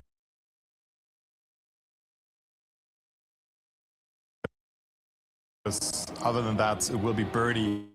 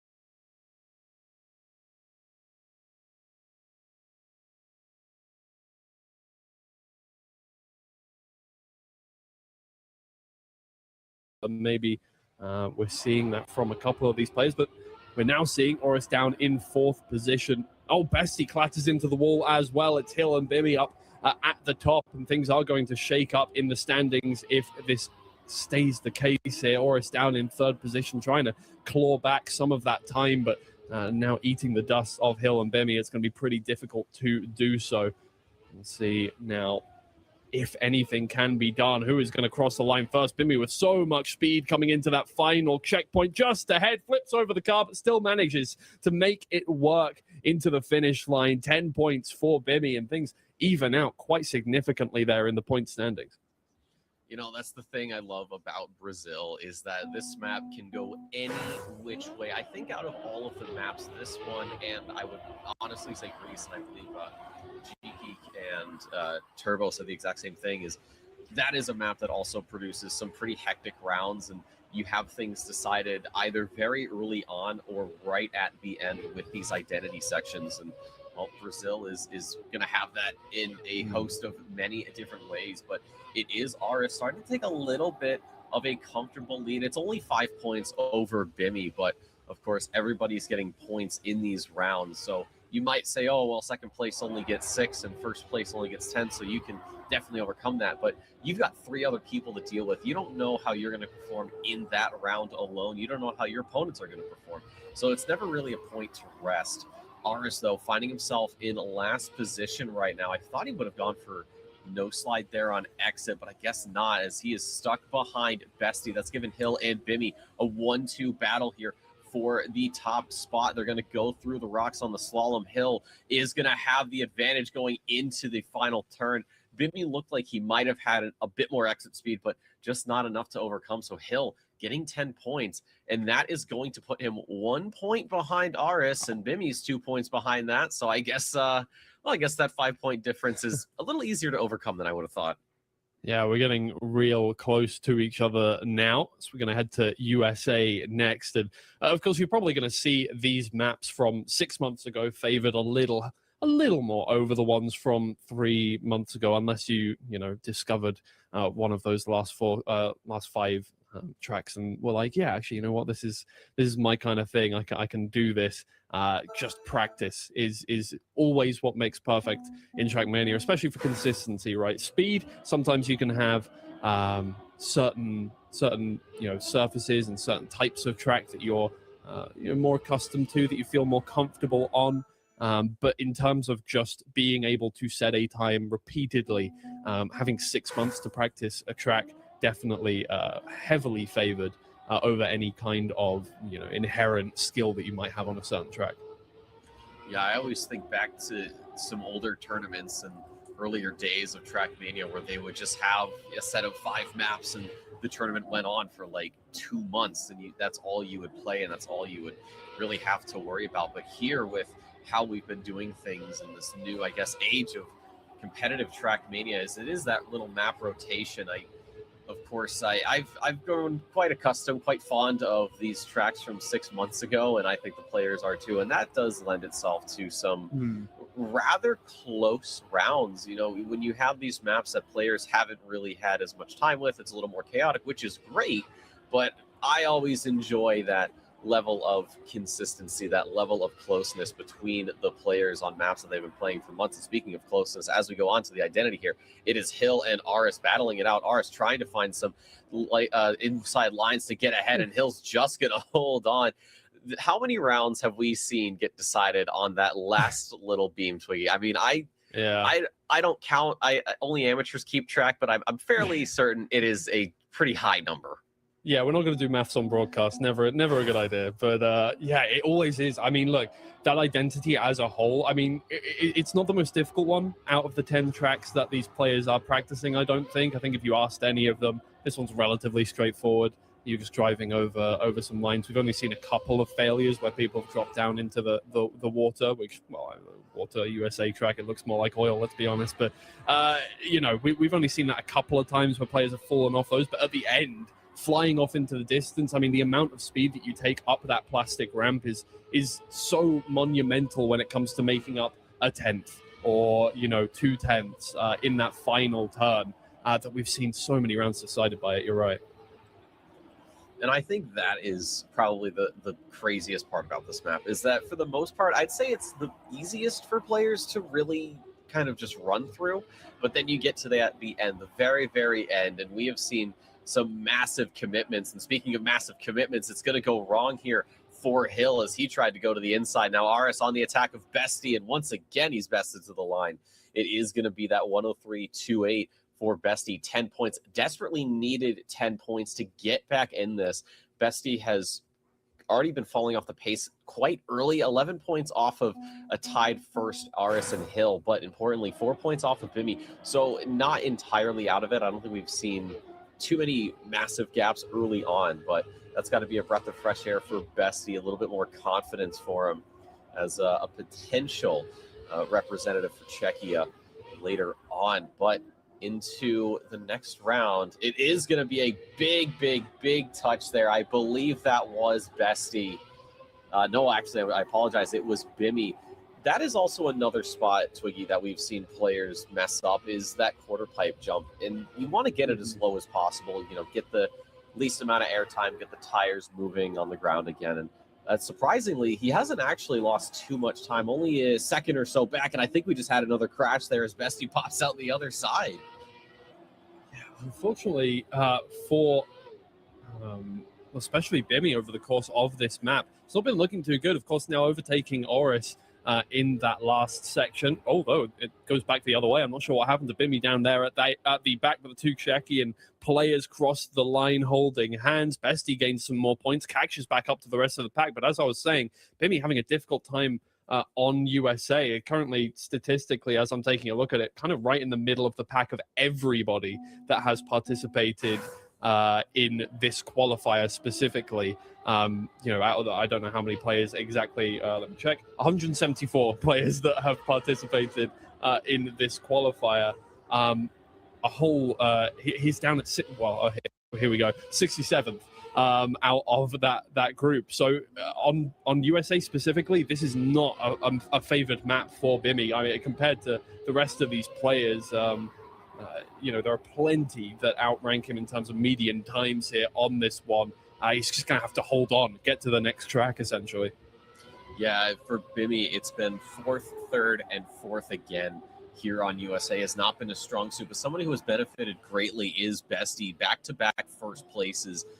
He did start this map with a 3rd, but has really found his own and is holding it to the others. RS with the lead and Hill coming back. Bestie is going to give us a very good overview of this fight. RS, that's a very tight inside line to gain the lead here. Is there going to be anything for Bestie? He gets the overtake on one, but he's just going to clip the inside, and that's going to shut down any second place that could have happened. And Bimmy, another disappointing round for him. His fourth place here. And now he finds himself on the bottom of the ladder as we are going to move over to our 3rd pick here, which is going to be Greece. And, well, Twiggy, I said it before, and I'll say it again. You want some chaos, Greece has you covered. Yeah, definitely. I mean, that final identity is so it can kill anybody's run. Absolutely. There's a reason that the safe route is nowhere near the identity whatsoever. You have to go a completely different direction to go on a safe finish on this map. Every other map, it is just kind of, you know, you can do the identity slower, and that's the safe version. On this map, on Greece, you either do your parkour there at the end, or you have to go all the way around that dirt path down there at the bottom of your screen. So I think that tells you everything you need to know about the identity of Greece. It is difficult. It is going to kill your run if you're not incredibly careful. Even doing it slowly, you can't, right? You can't really do it slowly. You have to make those jumps. You have to make the gaps on each of those already. I think that's Hill has crashed into the wall. He's down in 4th position and is going to be scrounging for points out of this round. Yeah, it's not how you want to start it here on Greece. It's so easy to fall behind and just be out of the round. It's sort of like France in a way that also I think has some pretty long checkpoints. So Hill is 7.6 seconds. He's just got to keep it close enough to beat that finish timeout. But we go into the NASCAR section. Bestie has a great first release, but it's Bimmy who's far more confident on the second one, pulls right up behind the Czechian player. And now it is going to be a battle between these two. Aris is there, quarter of a second back from first, but still a 10th behind Bimmy as we drop down onto the penalty grass. It is a lot closer now. Bimmy with the overtake on Bestie. Bestie trying to fight back. Here is Aris in the picture as well. Aris has the overtake on Bestie. Does he have Bimmy here at the line? It's gonna be enough. 18 milliseconds between the two of them. Aris with 10 points needed that to cement his lead, and Bimmy's it's gonna be Hill just beating the finish timeout. What a round. It's ridiculous stuff. I mean, considering everything about this map, the fact that we can have finishes that close, it speaks to the quality of the players here in the top 6 of the qualifiers now for Europe East. And yeah, I think as we have kind of seen is going to be the case over the course of this, based on the points that we're seeing for each of the players, this is going to go the distance. No player is being left behind here, of course, as is the case with any kind of tournament qualifier. You know, early rounds you're going to have, or early kind of stages in the tournament, you're going to have players who really just cannot match up to some of the better players, especially as you go into the first kind of lower bracket games. But as we get to the top 6, you can tell that every player is really contending for their spot here. 2 spots up for grabs, and everybody is trying their best to get them to finish in first or second place. Yeah, that's what you want, is as many points as you can gather to really cushion yourself if maybe you have a worse map later on. Has definitely saved a lot of people, not just in these maps, but tournaments of the past. Bestie and Aris, they're duking it out again, and this time it is going to be Bestie finding himself in front of Aris, making amends for that last round where he finished third behind Bimmy. And Bimmy from second to fourth for him, and will unfortunately stay in that last place spot. Aris has a pretty nice score, and Hale and Bestie are only separated by 2 points here on Greece as we go into this third round here. If you're somebody like Bimmy, you have to start getting yourself mentally prepared for the next map and getting yourself potentially mentally ready for maybe you have to come back to Greece, maybe you don't. Of course, you'd like to move on to the next round and not do it here. But I mean, for right now, though, it's a pretty even start for everybody. And I think this is, kind of the trend here on Greece, not just with this group, but a lot of other groups that I've watched, is that usually by that third round, everybody's got it kind of settled in here. And the NASCAR section has been one that has unraveled some even after all that. But look at that, 33 milliseconds separating first from fourth. We've got ourselves quite a hot round here, Twiggy. Yeah, indeed. And Aris out in first place on paper, as far as medians go, the best player, other than I think one of the Polish players here from Europe East. Hill clips a wheel down there. He's going to fall back into fourth position. Aris gets a nice landing. Is going to be through to the finish line. Where's Bestie in all of this? Absolutely miles away. It looks like is going to be taking up the rear here in fourth position. Oh, just about making it over the line. Once again, it really is tough to get there if you do make one mistake in the map to get back into the round and get across the line.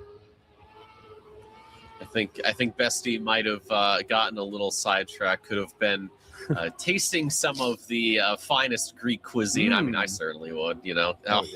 Now I'm making myself hungry, and this is what I do to myself. But it is the last round here of Greece. Aris with a clear advantage, 79 points, 17 points clear of Hill. So I would say definitely the favorite right now to win. But Hill cannot rest, as he does have his compatriot Bestie behind by 3 points, and it is Bimmy who is sort of the biggest loser right now with only 53 points, but only has to endure Greece for one more round. No. And he is unfortunately going to collect the ball, and Aris does the same thing. So now it is Hill. Now it is Bestie. 1v1, and as I say that, Hill makes a mistake on the exit, so it looks like Bestie will get himself some 10 points, unless, of course, the identity goes awry, and hopefully it doesn't, because I would never want to eat my words in such a way as I have this entire round. But we go through the identity, the steps down to the finish line, does see Bestie get himself a nice set of points, and well, Hill's going to get that 6 to go to 68, and Bimmy, it's not the round he wanted, but he'll take 4 points over 3, and that'll close it out here on Greece. Aris still in the lead. It's been cut down a little bit. It's down to 13. Yeah, things are staying incredibly close though overall. I mean, we've had some games over the course of today that have been just absolute blowouts for some players, but we're definitely feeling the heat here on Europeast. I think that is going to be the thing with our last few regions coming into this one, is that just, the fervency of competition up towards the top. There are so many players who want that final spot for their country, because a lot of the players who have qualified through Elite Cup rankings are from Europe East and Europe West. In fact, I think that is everybody apart from Carl Jr. or Carl Jr. and Mudder, are the two players not from Europe East, Europe West that have qualified already through Elite Cup rankings. Actually, no, maybe Chemko as well.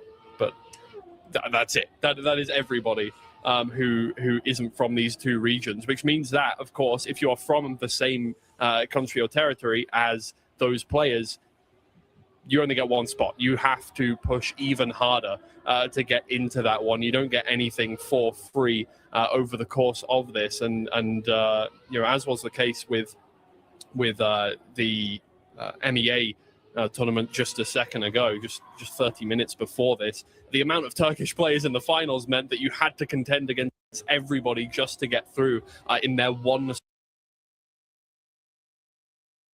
that they got through qualifiers.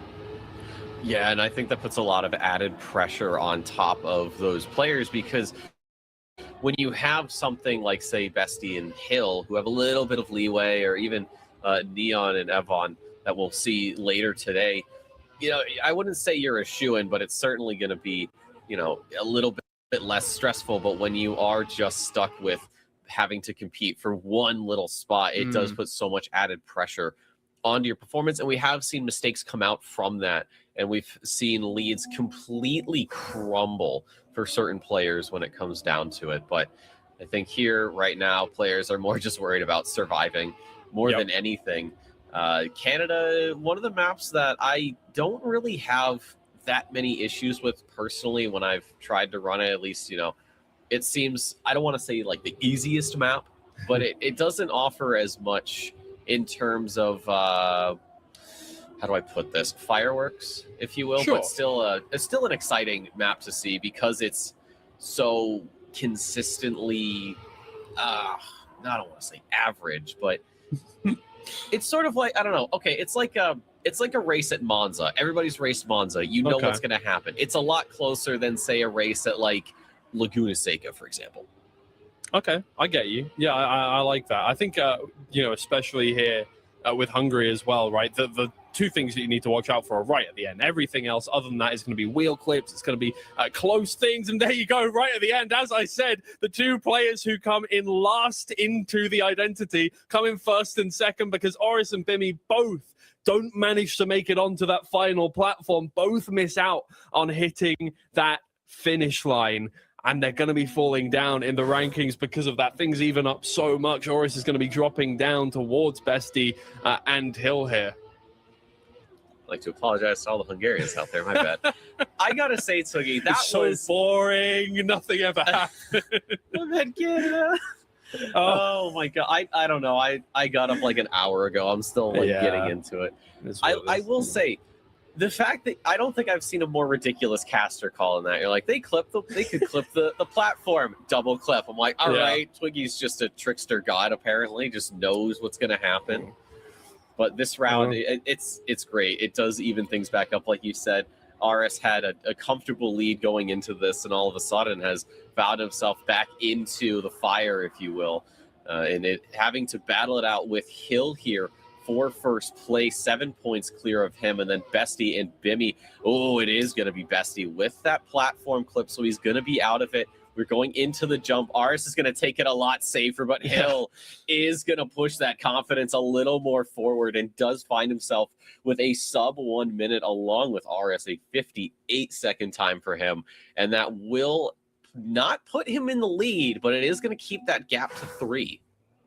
That's almost, I would say, even though it is what you would consider a safe finish, right? I think that's almost still a bold call, right? Considering you had a player right behind you, you had a player right in front of you, want to push for as much time as possible there. But Oris goes, you know what? No, I'm just going to take the safe option, or safe in quotation marks. You can actually drop down to the platform below and go for the finish on the wall.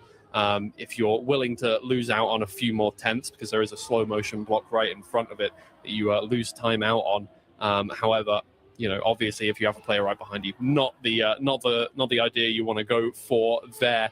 But Horace plays it safe, manages to come home in second place. I shouldn't have said anything. It's affected his performance in this round, and all of those points that he's gained over the course of the last few maps going to be going towards nothing. Bimmy also crashing into a beam, maybe overtaken by Oris later on. Bestie and Hill can slow down. They can play it a little more safe here. They've got nobody on their tails, but again, they're competing against each other. Hill does it again. He's going to be falling down through all of the slow-mo blocks into the finish line and comes up in third for his troubles. Oris almost overtaking, only a couple of hundredths behind there at the finish line as well. That's how much things can shake up at the end of Hungary, but that will be it for Hungary. We move on to our final map, correct? In the rotation here?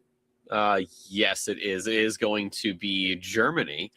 I think Hungary is one of those maps that players aren't, I think, really comfortable with compared to something like Brazil or USA or even France. And that kind of harkens to what we see on Greece, but in kind of the opposite direction. Like with Greece, we've played it so much and people are so confident and they're risking and they have all these, massive clips and whatnot. But on Hungary, it seems to be a less common pick. So it does pretty much the same thing, but it's not from pushing in practice. It's from moments of, I'd say, hesitation that can really mess up your lines here. But going into the first of 4 rounds on Germany, Aris and Bestie side by side in the points at 98. Hill just a 1 foot step backwards at 96, and then it is Bimmy right now really just not showing up in the same way at 76 points here. So a lot of work for the independent player to come back into this one to try and find a ticket to the big ol' event of ENC that we will have later on. But it has gone quite well, actually. It is Hill who's sort of losing out. Only a 10th back. Everyone else separated by maybe a note card or two if you've got one in your pocket. But popping out the other side is Bestie. Bimmy, second place, but has to be careful. Here comes Aris. More speed for him. Will carry it up into second place. We do see an airtime there for Aris. Lucky to not crash the wall. I noticed Bimmy sort of got the car drifting a little bit to scrub off that speed. Your brakes don't really do much of anything when it comes down to having your tires wet. So that was a very smart move from him. Bestie comfortably in the lead, almost 3/4 of a second. Aris almost biting the wall there on the booster, but he'll come home in third. Bimmy, a pretty good second place for him. It's not going to turn the tides too much, but it's definitely going to give him a little bit more confidence here. Yeah, I think as you can tell here, there's a reason why Germany was floated and picked randomly as opposed to by one of the players. There's so much that can go wrong on Germany. I mean, you start off with an outside dirt, right? If you are pushing for time, you have to get your wheel as close to the wall as possible. That's one hell of a way to start. You're going to see players lose out several tenths off the bat because of that. And then obviously the identity of this track is absolutely ridiculous. If you're a new player and you're just joining us, hey, welcome to Trackmania. We like to flip around the car and make them jump over half pipes.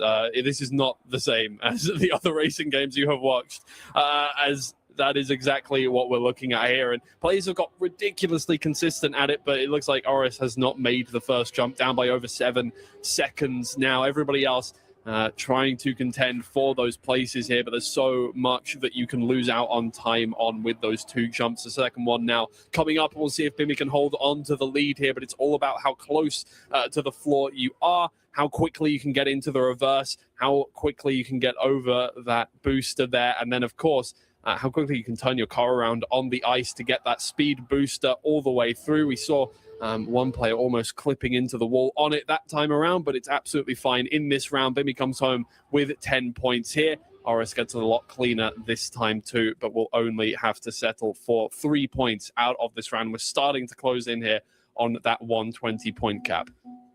It was Bimmy's second first place finish this entire match. That first one came in the 3rd round of Brazil. So Bimmy has not really been having the round or the match that he's wanted. Of course, RS has completely lost the lead from being, 17 points clear of second place. Now finds himself 9 points behind first place and in danger of being overtaken by Hill, who's at 103 compared to his 105 into the quarter pipe. Bimmy, that was a little bit too tight for the car. He didn't lose too much speed, but he certainly will get shuffled down into last place, and it will continue to pile on there as he drops another few tenths. It is RS and Bestie battling it for first position. RS wants to come back from this. You can see how much he wants to push, how much he's going to let the car coast on the uphill, and he will get overtaken by Bestie on the dirt. We are coming to the end here. Hill has joined the fray.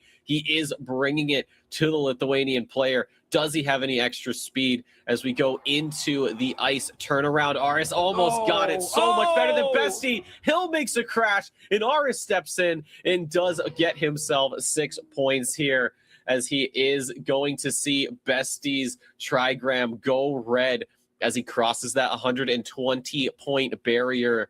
He's got to win that round in order to close it out.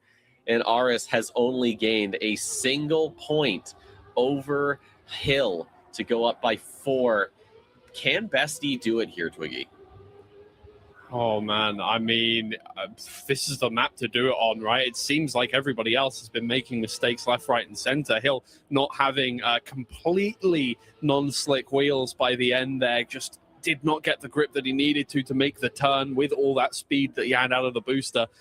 Did not manage to make that finish line. Oh, Bimmy, that's going to be a full respawn. So much time gone because his wheel clipped and he went forwards. You cannot make it over that booster going forwards. It will send you straight back. That's why you have to flip the car around, go over it backwards, because it won't stop you if you are heading backwards. It won't cancel out your momentum. That's so important there, Bestie. Oh, my God, where's Oris gone? Flips over the car a little bit. No, just airtime. Oh, man, but taking a lot more airtime through the dirt as well. And it's Bestie out in first place. Just needs to maintain this position, and he will put himself within a chance of qualifying here, being invited to ENC 2026. The job won't be done, but he doesn't get over the booster. He does not turn around on the ice. This was highlighted by a few players when this map came out here. It's difficult to turn the car around on that ice. You only have so much time to do it before the booster. But if all 4 of your wheels aren't already on the ice, you will not be able to turn the car around when you start hitting the directional controls. And that is such an awful way to finish out that map. Now it is double finalist. Now your job is so much more difficult. It is. It's double finalist. RS got the points he needed to get some red on the car. Looking at the first time we were here on Brazil, RS opened it up with 20 points before getting a 3rd place and then a last place. Bestie, on the other hand, went last to 3rd to last to 3rd. So RS here I would be surprised if it took more than 1 round for him to actually punch his ticket to the grand final. I could potentially see Hill getting a finalist as well. He went from 3rd to 2nd to 2nd to 1st. Yeah. So Hill was a little bit slow on the ramp up there. So maybe this time around, Hill's a little bit more comfortable and is able to, really start giving Bestie and RS a run for their money. But first round here of potentially the last map, depending on how things pan out, on Brazil. Bestie and Aris have crossed 120 points. They are both on finalists. It is going to be Hill at 113, just outside the clubhouse, but certainly on the walkway up. And then it's Bimmy, who's still in the car trying to get there. 98 points for the independent player. And at the start of this round, Bestie has gotten the best of everybody as Hill trying to overcome this deficit. Same with Aris, about 0.4 of a second back. Bimmy is right on the gearbox of Bestie, but he has lost a little bit of time. We're going into the water section here. Bimmy, that's a great line to catch up to Bestie, and an even better line, but it is going to be the slalom, claiming another victim. Does Hill have anything to say about it? No, he doesn't. Bestie punches the ticket to the grand final. Bimmy, you got to respect it, though, from him. He gave it absolutely everything, and there was just not enough levitating grip to get that car from collecting a rock. But my God, what a round. That was unbelievable there. And for Hill, the job is not done. Oris right there, but if he wants to join his fellow Czechia and have a chance of getting that second position for Czechia into the ENC outright, needs now to win, well, not to win the round, just get any position on this round, but Oris cannot win this round. And so far, that seems to be the case, down by a few tenths already here. So there's very high possibility that it does not go his way. Bimmy, however, needs as many points as possible, still 20 or 19 points away from finalists. It's going to be the toughest job out of everybody to get it done. But for Hill, it is all about denial here for Oris. Get himself onto finalists, get a win on the next round. It looks like Bimmy is trying to stop that from happening. His line was amazing until he managed to clip his wheel there on that boulder. But this time of asking, it's absolutely fine. Will not be crossing the line in first place, but doesn't matter either way for Hill. He would not have minded coming in first or second. And now, again, double finalist here. Oris has not been able to make it work 2 rounds in a row. Can he make it happen third time of asking, or will Hill be joining Bestie as the second Czechian in the grand finals? I'm going to call it here. I think we are going to be witnessing the last round on Brazil, unless somehow Bimmy does what he did in that first round at the end, minus the crashing, of course. But it is all eyes on Hill, all eyes on Oris. The two players, very familiar with each other, are going to be battling it out potentially for the last time here, bouncing and bumping all over the beaches of Brazil. And it is going to be that inside line for Oris to gain the advantage. You can see how much he wants to push that. Is on the edge of flipping that car over. Hill has lost so much pace here and has invited Bimmy unintentionally up into second place. Hill, this is the time to start pushing. This track is going to run out so quickly as we get into the final water section. It is going to be crossing through the gates here. Aris still ahead. He's going to take the slalom perfectly. I think Bimmy was out of there, and it is going to be Aris going to the grand final. It will not be a Polish-Czech final. It will be Polish with a Czech and a Lithuanian here in the European East grand finals. And I gotta say, despite the lackluster performance from Bimmy, he still gave it his all, and you've got to respect him for that. Yeah, regardless, it's a top 6 performance from Bimmy here in the ENC Europe East qualifiers. That's no small accomplishment whatsoever. So we'll finish things up here to decide who comes 6th, who comes 5th out of this one. But regardless, I think you can be proud of your performance here. And while you have to watch from the sidelines, it will still be, an achievement. It is. You got to be proud of yourself, because getting to this stage, really in any competition, but especially this one, is such an accomplishment, because you've had to go through the ringer. You've had to compete against this guy and that guy and all these other people that you probably never raced against before. So you have to sort of work with this first time appearance, if you will, of meeting everybody in competition as we look at some replays. But man, this match was absolutely chaotic. I was right in one of my predictions. I did say that I was confident in Aris's ability to make it through. It was really anyone else's game at that point, and I'm so glad we had such a tight match right up until the end.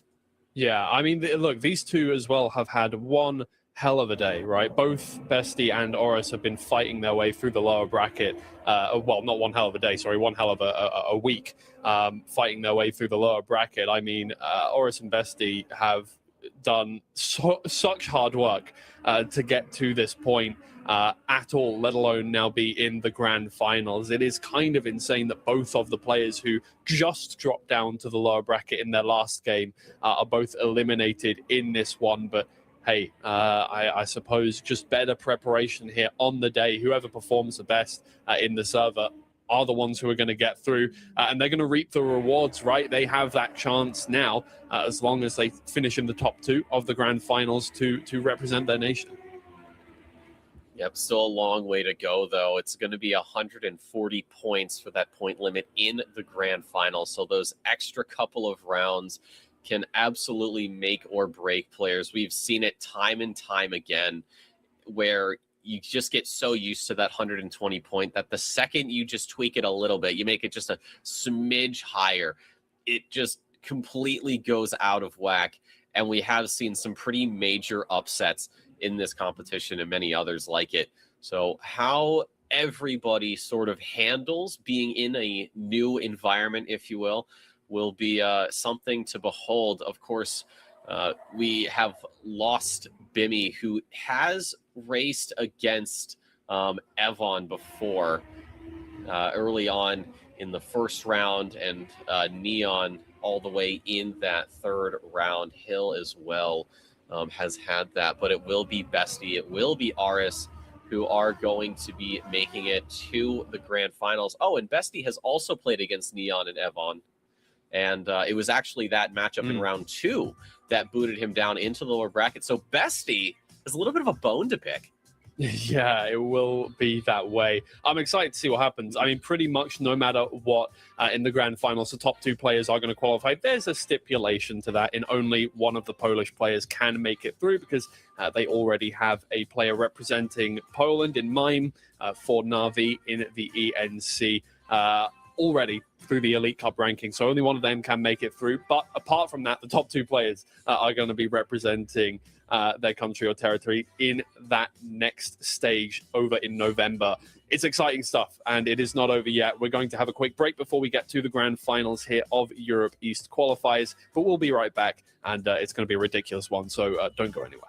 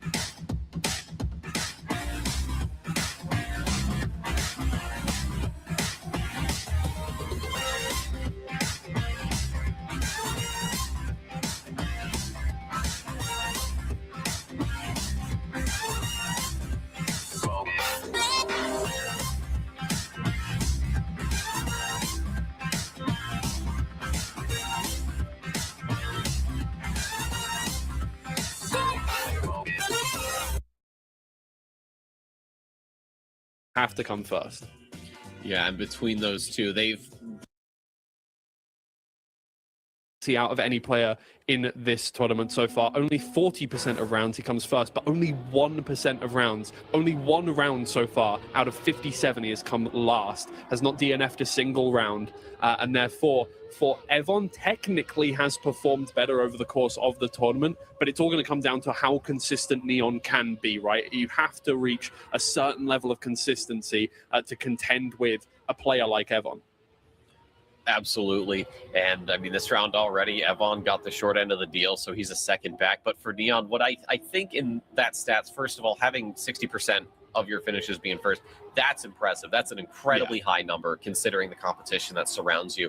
I think Neon maybe goes a little bit more towards, I don't want to say a glass cannon build, but it's kind of related to that because he's trying. It feels like he's trying to get out to an early lead because he knows that later he might start struggling, and by then, you know, he might have enough time to say get back to a map that he is incredibly confident on, and making the most of it as he is going to whack his head off of the finish line. Is having a little too much speed. He was lucky that Aris wasn't close enough to take advantage of that.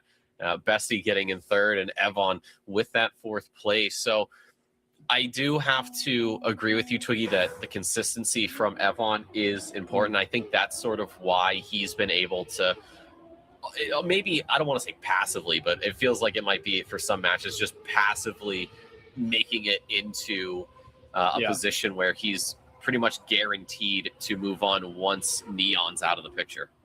Yeah, I mean, the only player better here on Canada specifically over every region is Ender so far. And I mean, 75% of rounds Neon has come first in ENC so far on this map. He's only played it once, so that makes total sense. But that means 3 out of the 4 times he has run this track, he has come first. His pace is the quickest out of everybody, as far as I can tell, other than Epos, in terms of just the best time that he has set. You're going to see ridiculous stuff here. And that was the second round here in the tournament that Evon has come last. So not off to a great start. I mean, if your MO is consistency, that's not how you want to start things off. Definitely going to have to warm up into this. But again, it's a blistering time from Neon. Another 102.3 here on Canada. And it's going to be definitely a lion's share of points gained over the course of these rounds, I think. Yep, already out to 20. The other 3 players separated by a single point. This is what I'm talking about, is that Neon, this is his map pick. So, no. Yes? I forget. I have a short memory sometimes, but doesn't matter. Neon's just trying to get out to a lead early and then just sort of cruise for a little bit, coast for a little while, and then get right back on the saddle. We do have Bestie being lost to the scenery, if you will, here on Canada, as Neon does give himself a little bit of an advantage, 1/10 of a second, but Evon's coming back, and as he was in first, he goes to third, and Aris actually is the winner here in that little battle as he goes up into first, and Evon just barely clips that hole in the ground there. That invites Neon back up into second place. Neon is going to be eyeing up Aris.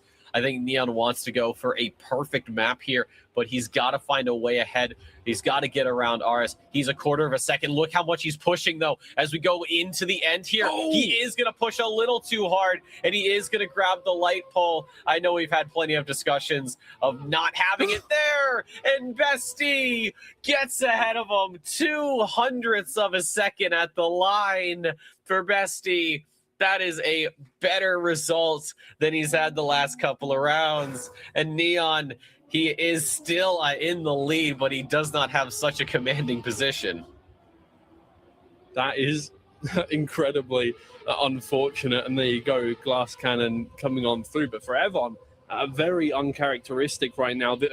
Prior to this, the only map that he had lost a round on was South Korea, not Canada. Had come third or better in every Canada round up until now, but that's 2 that he's come home in 4th place on, and it looks like it might even be a 3rd out of 4 here. Completely uncharacteristic, I would say, but it does mean for Neon not able to get the full 40 out of this, but may just be able to put together 34, which is definitely nothing to turn your nose up at. No, that's I don't think we have too many players getting a point start like that. So Neon, that'll put him in an excellent position as we go into map number 2. Aris and Bestie battling it out. Aris has to get a little bit of an ice slide in, but he will just stay ahead of Bestie. Evon had to respawn earlier in the track, so that's why he's all the way down in 4th. But Evon, not the start he wants, only at 15 points, sitting in last. It is Neon right up at the top, 34 points for him, Twiggy. That is absolutely wonderful to start your day off with, considering what's at stake here. But there's more work to do now. Moving on to USA, things get a little more difficult, I think, for Neon. Right, you've pulled out your wild card, and now you've got to move on to a map that everybody's a lot more comfortable on. Again, Neon, highest pace, as in closest to world record on average per round out of everybody else, and in fact, I think has the best time in the tournament here. That is specifically for Eastern Europe, out of everybody. But again, consistency. This one goes to Bestie on this map. Is the most consistent player here. Evon very close behind. So this is where things are going to start to shake up just a little bit more, I think. Yeah, I think we'll probably see Neon's lead come down quite a bit. It's 9 points over Aris, but I think on paper, like you said, I think he'll have that advantage. So we'll see how USA pays out here as we go into the quarter pipe for the first time. It's a pretty conservative line for everybody. Nobody's really going to risk a low jump here this early, although Aris was checkpoint-wise the slowest there, but you can see just based on the overview here from Bestie, is right in the thick of it. Neon and Evon, though, Twiggy, going at it as we are going to go into the ice slide. It's Evon who's going to be slow. Neon pops out the other side of the lead, but he's got his compatriot right behind him. Yeah, good flick from Evon, catches him back up, going way closer, tighter there on that turn, but with less exit speed. It's all going to come down to the identity. Everybody is within half a second of each other, but it's Neon in first place. Evon goes tighter, or is pushing for position, and a wheel clip from Evon completely pushes him out of first place contention there. Oris, unfortunately, having to settle for 4th in this round. It really is Poland versus the world as we move into USA. But still, Evon, more work to do after that lackluster performance on Canada. Evon, I saw right at the end. He had to push, though. He was so close to Neon. I would have been surprised if he hadn't clipped there at the end. He needs these 10 points to get himself back into competition for Poland's representative. So he'll probably brush that last round off of him, as he has done many times before now. Aris leading here over Neon, but Neon does come back. He's got a much more precise line compared to Aris, and you can see just how that snowballs into a lead. Evon's come back into the dirt flick. Nobody slides out.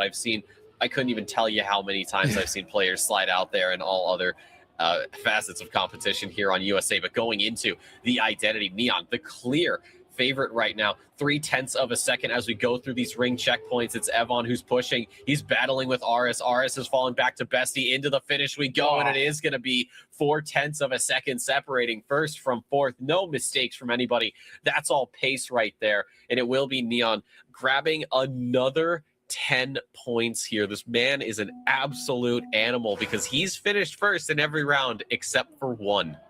Yeah, what a ridiculous round as well there, but nobody's quite as quick as Neon. As we said earlier, if Neon is feeling himself, if Neon is feeling consistent and able to drive his lines accurately and not crash in the rounds, he's the quickest player in the server when it comes to these 10 maps, and it is showing right now. Neon is definitely looking confident, right? I mean, oh, there it goes. It's fine. Neon jumps back into 4th place, but that's the risk you take when you're driving the faster lines, the more risky lines. You're going closer to the wall, you're going for more speed. You're more likely to crash into a wall at some point, and Neon's just going to have to take the good with the bad. Moves back up into 3rd place. Evon, again, uncharacteristic, hits the wall there, falls back into 4th. Neon with so much speed, going to overtake into 2nd, even with a mistake, looking like he's going to get a good amount of points out of this round. Bestie Fortunately, will come home with first, but it is Neon in second and Evon again in fourth position. I don't know what's going on with Evon. I don't know if maybe he's a little bit rusty and he's doing what he can to try and just shake that off. Maybe what's the little life hack? You put a rusty item in like a glass of Coke and it removes it. I think that's where he's at right now. So Okay. I don't know. But it's for Evon. I mean, this is horrific. You're 30 points down on your, admittedly, your rival here, if you will, trying to represent Poland. And then you still also have to deal with the fact that you have Aris and Bestie to get around because you're in last place right now. So it's really more and more of an uphill battle as these rounds continue. Neon, it's almost like he's just out for a Sunday drive. Like this is just part of his routine on the weekends. He's like, I made it through the work week. I made it through the Trackmania thing. So now it's time to just go out, enjoy the weather, and show these guys exactly what it's like to drive these maps to damn near perfection. But going into the downhill here, Bestie just behind Neon. Aris is dealing with Evon right now. And I think, and it is going to be Bestie. I think there was a no slide in there. Evon now into second place. He needs to hold the second place. That he will. 6 points go to him. It's not going to be enough to overtake Aris or Bestie, but at the very least, it's going to take a couple of points out of both of those players' leads. You see, there it is, 2 points to Bestie, 4 points to Aris, but Neon, 70 under his belt.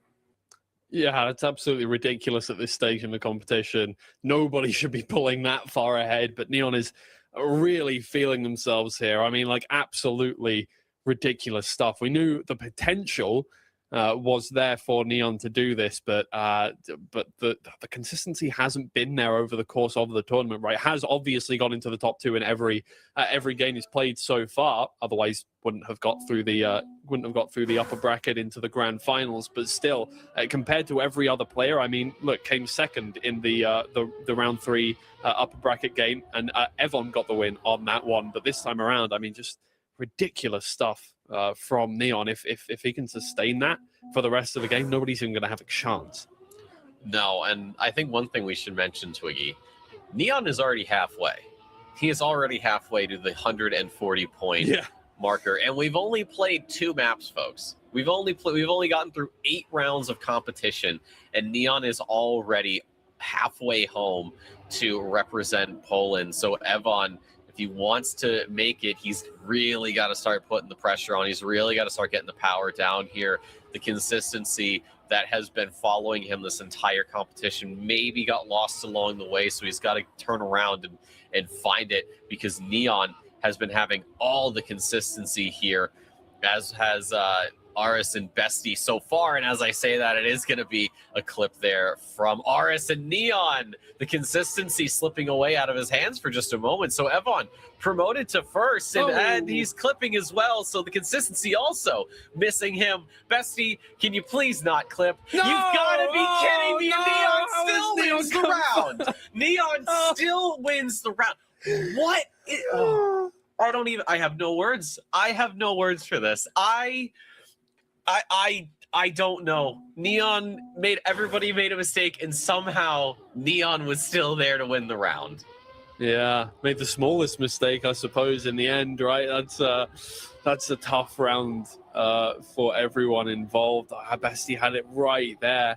I mean, could have secured second place if he went safe on the finish, but thought, I can do this, I can make it happen. I did it enough times in that last game I played. I'll get it done here. Didn't work out. Went fast for it, just did not make that jump work. Clipped the wheel, did not make the finish line, and gonna have to settle for being in fourth place after that round is the problem. And Bestie, again, is good on this map, should be able to make inroads here into contending for that so important second place. It's not just about coming first in this one for everyone involved, apart from the second Polish player. Second place also qualifies you to the Esports Nations Cup. And Neon, again, going through on this one. It's a PB in the competition for Bestie, but it's not enough. Neon is just so quick. I think Neon is really just on another plane of existence right now compared to everybody else. He's about to cross the 100. If he wins this round, of course, he'll cross the 100-point barrier. While everybody else, if Evon can get second and RS can get third and Bestie gets fourth, they'll all be over 50 points, as Neon will only need at most 5 or at least 5 more wins. Of course, again, getting 100 points this round. And as I say that, he'll make a touch. Now, hold on, Twiggy. Hold on. We can't be too quick on this. We know how it happened last time. Yeah, that wasn't that bad of a mistake. It's not great, but he's only down by a second, and you lose a lot more than a second if you fail the identity here on Hungary. So we'll just have to wait and see if Neon can pounce on anybody and overtake in that finish line, especially because these guys are going to be pushing each other to their limits. Look how close they are together. 1/10 separates all 3 players. It's a little slow there from Evon into the first jump, but Bestie overtakes. Who can get it right on this one? Oris makes it over. Just about everybody gets it right. Neon cannot capitalize off that one. It wouldn't have mattered anyway, I don't think. Oh, Neon is just about close enough to get points out of the round, but only 3. And finally, we have a round where everybody else gets involved and Neon falls to the wayside. I mean, we expect that to happen every 3 or 4 rounds, honestly, based off of historical performance from Neon. It just hasn't so far. But that is a sigh of relief, maybe, for everybody other than Neon. Yeah, that's the worst result Neon has had so far. He had this, he had a 3rd place, and he's had a 2nd place. Everything else has been in 1st. So it's really, he doesn't even seem too bothered by it. And as I say that, he'll make a clip on the outside, so he'll drop down again. Maybe he's just trying to give everyone else a chance, a little bit of false sense of hope that maybe they can make a comeback. But, you know, I doubt it. But, you know, stranger things have happened. Right now, though, it is RS, it is Evon battling it out for 1st place. We are getting into the end here. The final set of jumps. Bestie is there to collect any points, a 1/4 second back if need be. We go into this final jump here, and it is going to be a photo finish that does see RS taking those 10 points away from Evon. Neon too far back to make anything happen. That will be his first DNF here in the grand finals. 2 rounds has not seen him go to 100 points, and we've got to move on to our next map in the rotation, and it is going to be Greece. Yeah, indeed. This one, Evon really should be managing to make something happen here. The median for Evon here on this map, that is, if you lined up all of his times, and one by, I don't know why I'm explaining medians to people. I feel like everybody learned this one in school, but I might as well anyway. If you lined up all of his finish times next to each other, the one directly in the middle is the median time. And for him, it's about a 10th ahead of everybody else's. Like, the next best player's median time here on Greece is a 10th behind, and that is Oris. For Neon, who does have the best time on this in the competition, his median is 3/10 behind Evon's here. That's going to be pretty crucial, I'd say. Never mind. Sorry, 1 second and 3/10. My bad. Oh, okay. Well, in that instance, it is going to be a long 4 rounds for our friend here at the top. But, you know, we've seen players that should have an advantage on a track like this fall off, as Evon has. That's a little strange, 6 seconds. So he's had to, I think, respawn or maybe just take the checkpoint slow. But anywho, we have seen unexpected heroes, if you will, on Greece, and that does really add to my love of this track. And Neon right now is enjoying it, as he's got 0.6 of a second over second place. RS bursting through here, but it is still 0.7 of a second. Neon, it's like he's just doing it in time attack. Like he's practicing the map right now. I mean, these guys are going to get close going into the identity, sure, but I highly doubt, barring a clip or something from Neon, that we'll actually be seeing either one of them overtake. RS, though, is trying to get ahead of Bestie, but Bestie got the wheels down first. You saw that nosedive. That'll put him into second. Neon, after 2 rounds of pain, finally gets back to the top step, and it is Evon finishing in last. So he's not, I mean, maybe that first round was just a one-off. I mean, it looks like Neon and Evon have swapped accounts over the course of this game on this one, if the stats are to be believed, right? I mean, Neon has genuinely, this is on this map, out of the 7 times he's played it, DNF'd 3 times. Now 3 out of 8, of course, but that's almost 50% of rounds Neon has DNF'd on. But just doesn't seem to be playing the same game anymore, is completely in control of things. Obviously, there was a few shaky rounds there on Hungary, but looking so much better than he was yesterday in this competition. I am so excited to see the rest of this here, because it just doesn't look like Neon has an Achilles heel right now. Get it? Achilles, because if for some reason you have to switch careers, you could be a stand-up comedian. I'd go to your shows. Think? I Okay. think so. I'd go to your shows all the time. I would go into severe crippling debt just to do it, because I think you're just that good. But going into the identity, it is still Neon ahead, but he's made a mistake. Ooh. Evon's close. He could have pounced, but I think he also made a mistake. Neon is still ahead of Evon, and Evon ahead of RS, ahead of Bestie, and that will be another 10-pointer for Neon. If my math is to be believed, and I'm a communications major, so please take this with a grain of salt.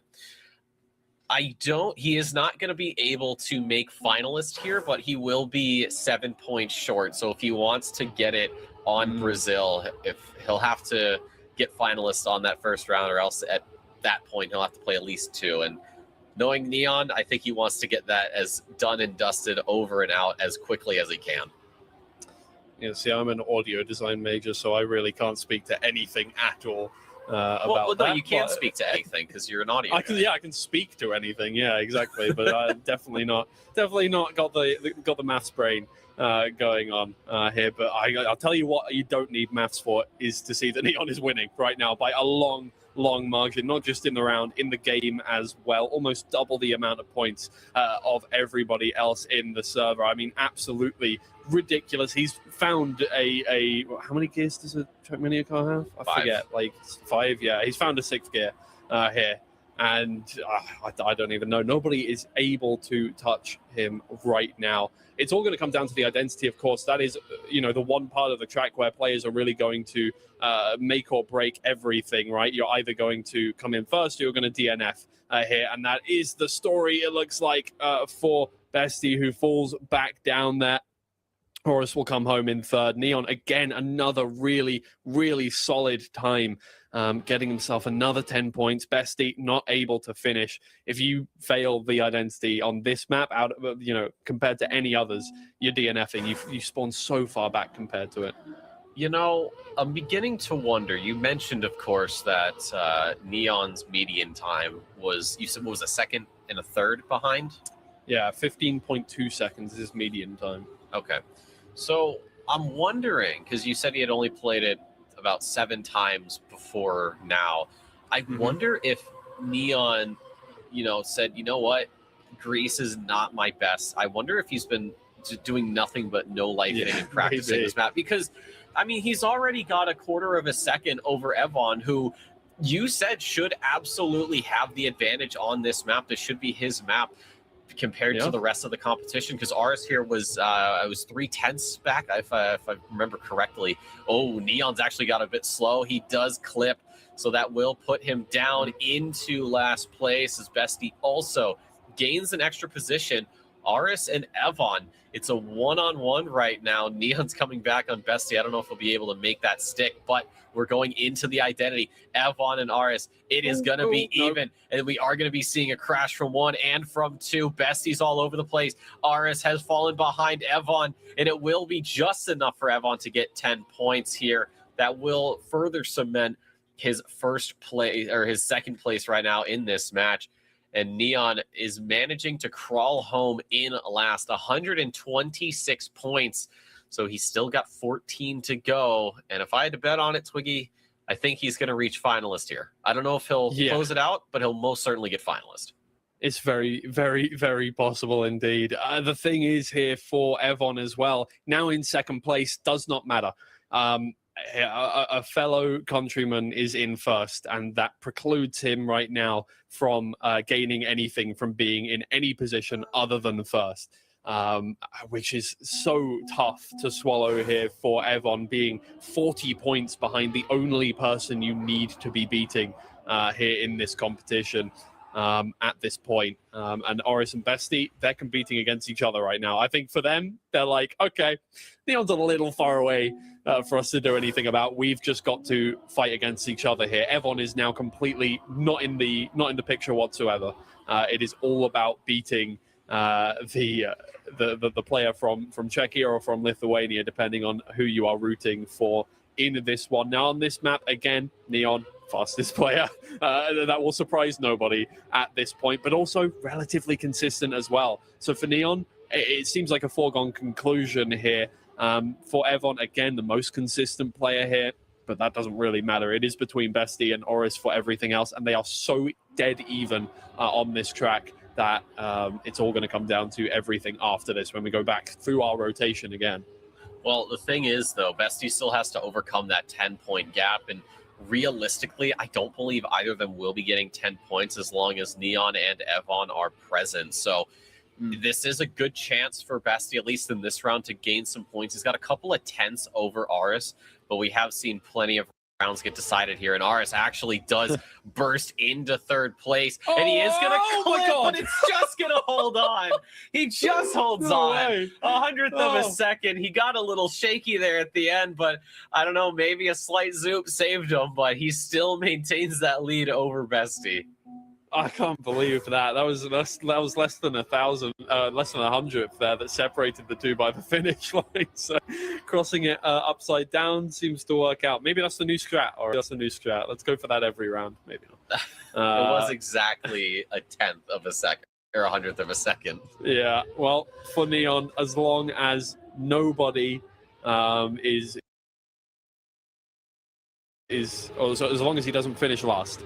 He's absolutely fine. He will be in finalist mode and therefore only needs to come first, which seems trivial for Neon over the course of this game so far. I mean, it's absolutely ridiculous compared to every other grand final of the qualifiers that we have seen over every region. You'll have been asleep for most of them, but I was watching a couple and they've been so close so far, and this one just does not look that way whatsoever. Yeah, you're correct. I was sleeping. Believe it or not, being on the East Coast when things are happening. No, I like sleep. It's very nice. But into the water section, Aris can potentially play spoil if Neon messes up, but I highly doubt it. We are going to see photo finish across the line. Bestie, 10 points into his account, and a PB will beat both Neon and Evon to the line, and Neon has just enough points, ticks over to finalist. Does he get it here, Twiggy? I mean, if he doesn't get it here, you can't imagine it's going to take him more than a few rounds, realistically, based on the way he's been performing, unless the pressure now gets to him seeing his name in red. I think it's going to be pretty difficult for anybody to deny him his place. Joining fellow Polish player of MIME in the Esports Nations Cup in November. It's going to be so difficult for anybody to stop him from doing so, but they're trying. Bestie right behind, and it's a good line from Bestie, manages to catch him up. Evon very close as well, but it really is neck and neck and neck and neck here on this round. Everybody trying to stop Neon from getting this one done. Evon, more than anyone else, cares about this, has so many points to gain back and needs to stop Neon from winning at least 6 or so rounds. I don't know if that's going to be possible. He's giving it everything, but he's bobbing all over the place. Bestie's trying to get through. Evon's going to have one last lunge on the inside. Is there anything in it? No, it is not. Neon is going to punch his ticket to ENC alongside a fellow countryman MIME. And for Evon, this is where the road ends. You got 102 points. You're leading the rest of the players, but your road to the Esports Nations Cup has come to an unfortunate and devastating end. Yeah. In Neon, you got to think, you can imagine what that household sounds like. So we look now to Aris, we look to Bestie, only separated by a single point here. either one of them could be going on in November. And right now, Bestie has gotten the best of anybody. Yeah. For anybody just joining, since we've got plenty of time to explain now, because the closest player behind is 38 points down from finalist here. If you're just joining us for ENC, not 100% sure about the format of all of this. One player from several nations or territories has qualified already through their Elite Cup rankings, and therefore, because one of them was Polish, and only 2 players from each country or territory can represent them in the ENC in November. Unfortunately, only one can qualify through this qualifier, and that is why for Oris and Bestie, it is between them, and everyone's position does not matter whatsoever. It is heartbreaking because getting to this stage of the tournament and coming second is a brilliant achievement, but it won't count for anything. Yeah, I have to agree with you on that. You got to feel for it, especially because going into this, we were saying that it was probably going to be Neon and Evon at each other's throats the entire time. You, of course, Twiggy, were bringing up the stats. You were talking about that while Neon is, at least for most of these tracks, is faster on paper, it was Evon who had the consistency on his side. And in racing especially, it is that consistency that usually ends up being the deciding factor overall. But here, I don't know if maybe the fact that it was grand finals and, Evon knew there was going to be all this pressure. Maybe it just got to him and he just couldn't perform when he needed to the most. So at this point, racing more just becomes a formality here. He could finish off in the second place in the rankings, at least here in this match, which of course is still a massive result. But like you said, it doesn't really matter at this point. Everybody's going to be looking at RS. Everybody's going to be looking at Bestie, still separated by that singular point. So, I think it's still very much on here for competition. But yeah, I think maybe the pressure just got to Evon, and it was pretty much over from that point. Yeah, absolutely. That is it's heartbreaking for Evon, considering his performance in this tournament as well. But we've got to turn our attentions now to Bestie and Oris to see who is going to take home that second spot for the qualifiers here for Europe East. Oris would be the only Lithuanian player to represent the nation in the Esports Nation Cup as things stand. However, it would be Bestie joining Elcon in that tournament there. Right now, it is Oris just out ahead. And he did it backwards. I don't know if you noticed that. It's the one thing with Oris is on that downhill that I don't really want to call it a slalom because it's more of just angle your car correctly. But I think more often than not, as he approaches the jump, he does have to correct the car's trajectory a little bit, and that's why you're seeing him go sideways to induce a little bit of an ice slide to be on target. Meanwhile, everyone else kind of just goes forward. So at least for the time being, RS is capable of being close to that first place. I'm fairly certain, I don't think, no, that's not his first ever first place of the match, but it is actually his third. It's been a while since he has finished in the top spot. Last time he did that was the final round of Hungary, and that was 12 rounds ago. So he finds himself back at it with Bestie, but he does have a little bit more of an advantage now. It's 5 points compared to 1 as Evon just starts pulling away here into the end jump. He doesn't have to worry about anything. RS, you just saw him corner of your screen with that slight change, and it will be a PB for Evon, though. That's a very good thing. 102.233. And if I'm not mistaken, I think Bestie takes the lead. No, sorry, he closes up 3 points to RS. Yeah, that's actually out of everybody in this qualifier so far, the second best time. The first best, I don't think any prizes for guessing who that one goes to. Out of everything, he's already qualified. But that is a ridiculously fast time there as well in rounds. And Evon putting together a great show. Well, just up until there here on this map. Not a victory lap, not the opposite of a victory lap, but basically just showing what he can do now. The second place, as you mentioned, is still a massive achievement. It's such good bragging rights to be able to say, well, I'm at the very worst, like, you know, the fourth best in my region, including all the players in the Elite Cup and in the tournament, came second. That's absolutely brilliant, but it is really close between Aris and Bestie here. I mean, 108 and 105 points, and it is Aris up ahead. Bestie has to do a lot of correction there to get to the finish line. Will not come home in first here, but second is enough to keep him close to Aris at the very least. I think it'll be a little bit of time before Evon goes around and brags in such a way, because yeah, you're at least top 4 in your country or territory, but to get so close and then to perform below what you should have, I think is really a big gut punch for him. So I think after he's done here, I think it is going to be a pretty somber night for him, or somber rest of the day, really, for himself, unfortunately. But still, I would be very proud to make it this far, and anyone should, especially these two up in front, Aris and Bestie. The battle between them continues. Barely anything between them, but it is right now Bestie leading the way. And these two really are definitely getting to the point where they're going to start to feel that pressure, feel the need to put on the afterburners in rounds to compete against one another. They realize now that it doesn't matter how far behind Evon they are, they just need to fight against each other. And right now, Bestie up ahead, looking to cross that gulf of points between himself and Oris here, and this will be the round to do it. Oris crosses the line with far more speed, but Bestie sets himself a PB here and will get a little bit closer to Oris in terms of points. I would not be surprised if we see a double finalist at the worst case. So we could very much see a triple finalist, including Evon.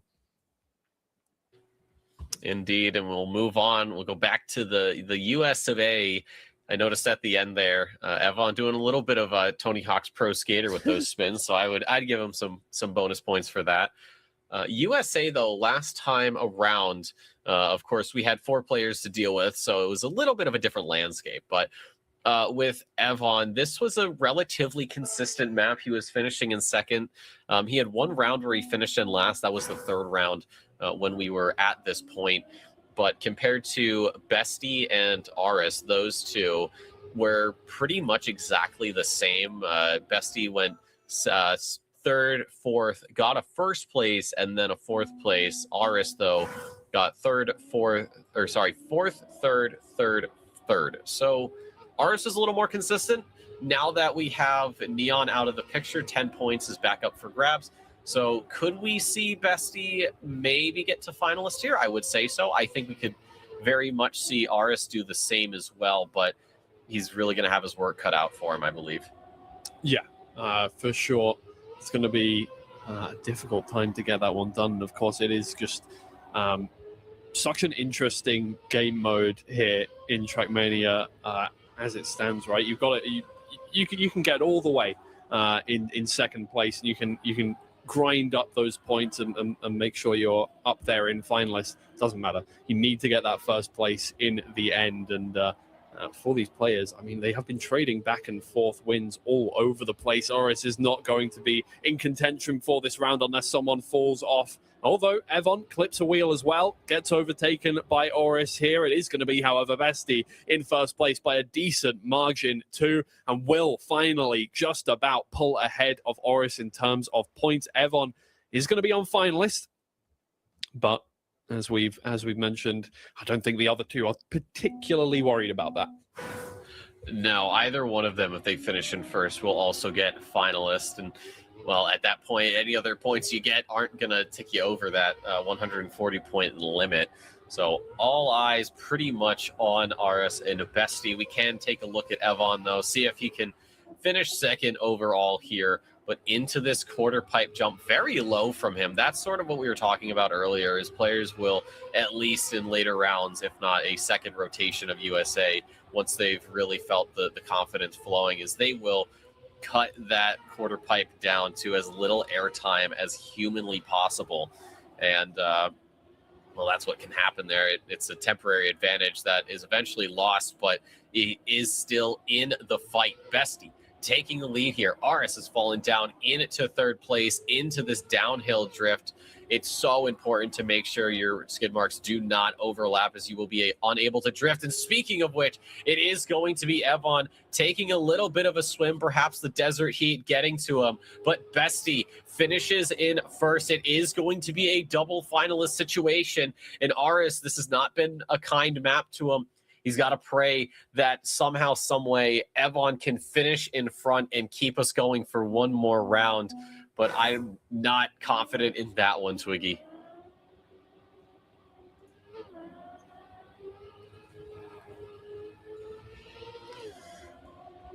Are we good? Yeah, we're good. I think I had a mic muted on accident. Hopefully that didn't translate to the round. Well, I mean, either way, this is the more important round, I think. Anyway, Oris needs to come first. Oris needs to come first here. Bestie could take away that final position right here, right now. Regardless of what happens to Evon in this one, if we want triple finalists, if we want that cinema moment, we need Oris to be in first place. And that is where he finds himself right now. Bestie down by a decent margin, so he shouldn't have much to worry about here. No, he shouldn't. We could get that triple finalist, of course, unless there is some sort of error. Somebody somewhere up front, maybe a Lithuanian player, gets a no drift and falls into the drink. But I think we are going to be getting that triple finalist, potentially one final round. And it will be, well, it's going to have to be here on USA, unless Evon can close it out, get a first place, and send us to one round of Hungary. Oh my, it couldn't have been any other way for these guys here. The final spot can only go to Oris and Bestie in terms of the ENC tournament over in November time. But regardless, it's going to be insane for this final round to see who comes out in first position and comes in second overall in the grand finals. For Evon, it is just for bragging rights. It is just to say, I got second place out of Eastern Europe here. But for the other two, everything is on the table. They've pushed in the car keys into the poker game, and now they need to make it happen. Bestie has clipped a wheel, has fallen back, and it looks like it's going to be between Oris and Evon. Evon could play savior here for Bestie in denying Oris from that all-important spot. Oris is going to be fighting tooth and nail to get into second position here, or first position here, and make it work out, but not quite there. But Evon crashes, and it is going to be Oris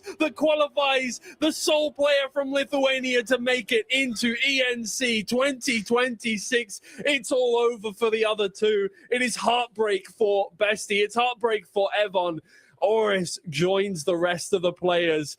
I mean, did you think he was going to be finishing in second? Because I think that was one of the least likely outcomes. I thought at the very least we were going to get another round where Evon would have won there. But it doesn't happen. Oris manages to make it in. What a round.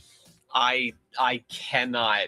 I don't even have the words for what just happened, and it really was just that one final clip, and with something that we've talked about, not just you and I, but it seems like pretty much everybody in competitive Trackmania is sometimes just that little mistake, that little tiny clip, or maybe you catch some penalty grass, or maybe you catch some an effect block, something, and it's all that's needed for your opponent to run away with it. And it was a great effort there from Evon right at the end. We have seen a lot of rounds get decided because of a no slide, because of a no drift like that right at the end. That's exactly what happened to Evon. And that was not the first time that it happened. I believe it had happened at the first or the first time around. Yeah, it did. I believe it was the third round of USA, the first time we were there, where the exact same thing has happened. So congratulations, of course, to Aris, the sole representative of Lithuania. I'm very proud of him. I'm very happy to see that all play out. And of course, massive congratulations to Neon. He will be joining MIME as one of two Polish representatives at ENC. And for Bestie, well, you were bested in the grand finals, but you made it. You made it to grand finals. You brought it all the way to triple finalist. You got to be damn proud of yourself. Yeah, I think that is absolutely massive. It is a ridiculous, just so much on the line for that final game. And I mean, for Evon, his hopes being dashed in the middle of the match, right? It changed up the landscape of everything so much. Oris and Bestie realizing that they had that second chance to get it done. And I mean, in their own right, both getting to finalists before Evon even finished. So, there was no technicality that got them through on that one. They actually, or Oris came through in second place on his own laurels there, which is a very big achievement as well. Absolutely, it is. And for most of the competition, it looked like Aris was. I mean, I said that between Evon and Neon, it would be like pulling teeth to get through. However, I completely forgot about the fact that it could happen to really anybody else. And as we look at the replay, you can see Aris with that finish just ahead of Bestie. I think they were the ones in the dentist chair, really, because Neon just completely walked away with it compared to Evon.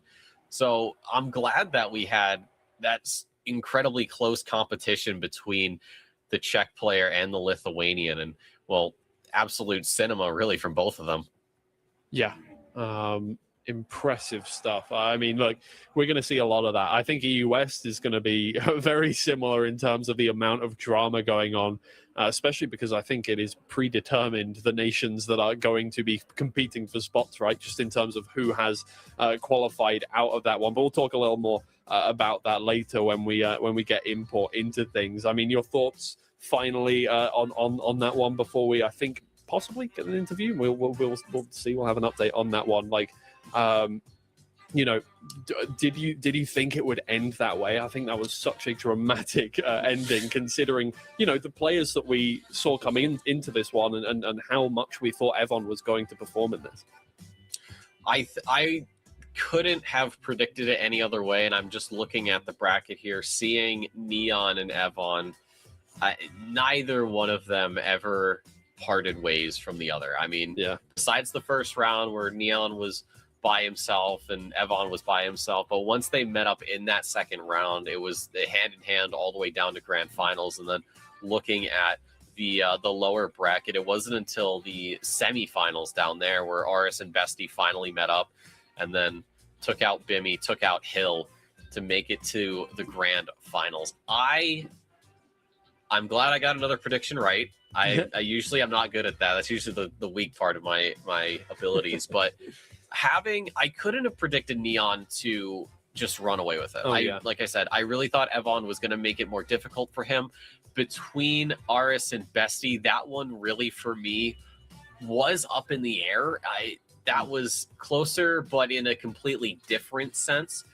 While Evon and Neon were close stat-wise, like you've told us, I'm not 100% with Aris and Bestie. Those two felt like they had some kinks to really iron out here. So, I mean, I'm thoroughly happy with the result. I don't think I could have expected it to go the way it did, but I'm sure glad that it did, because that was incredible competition, start to finish.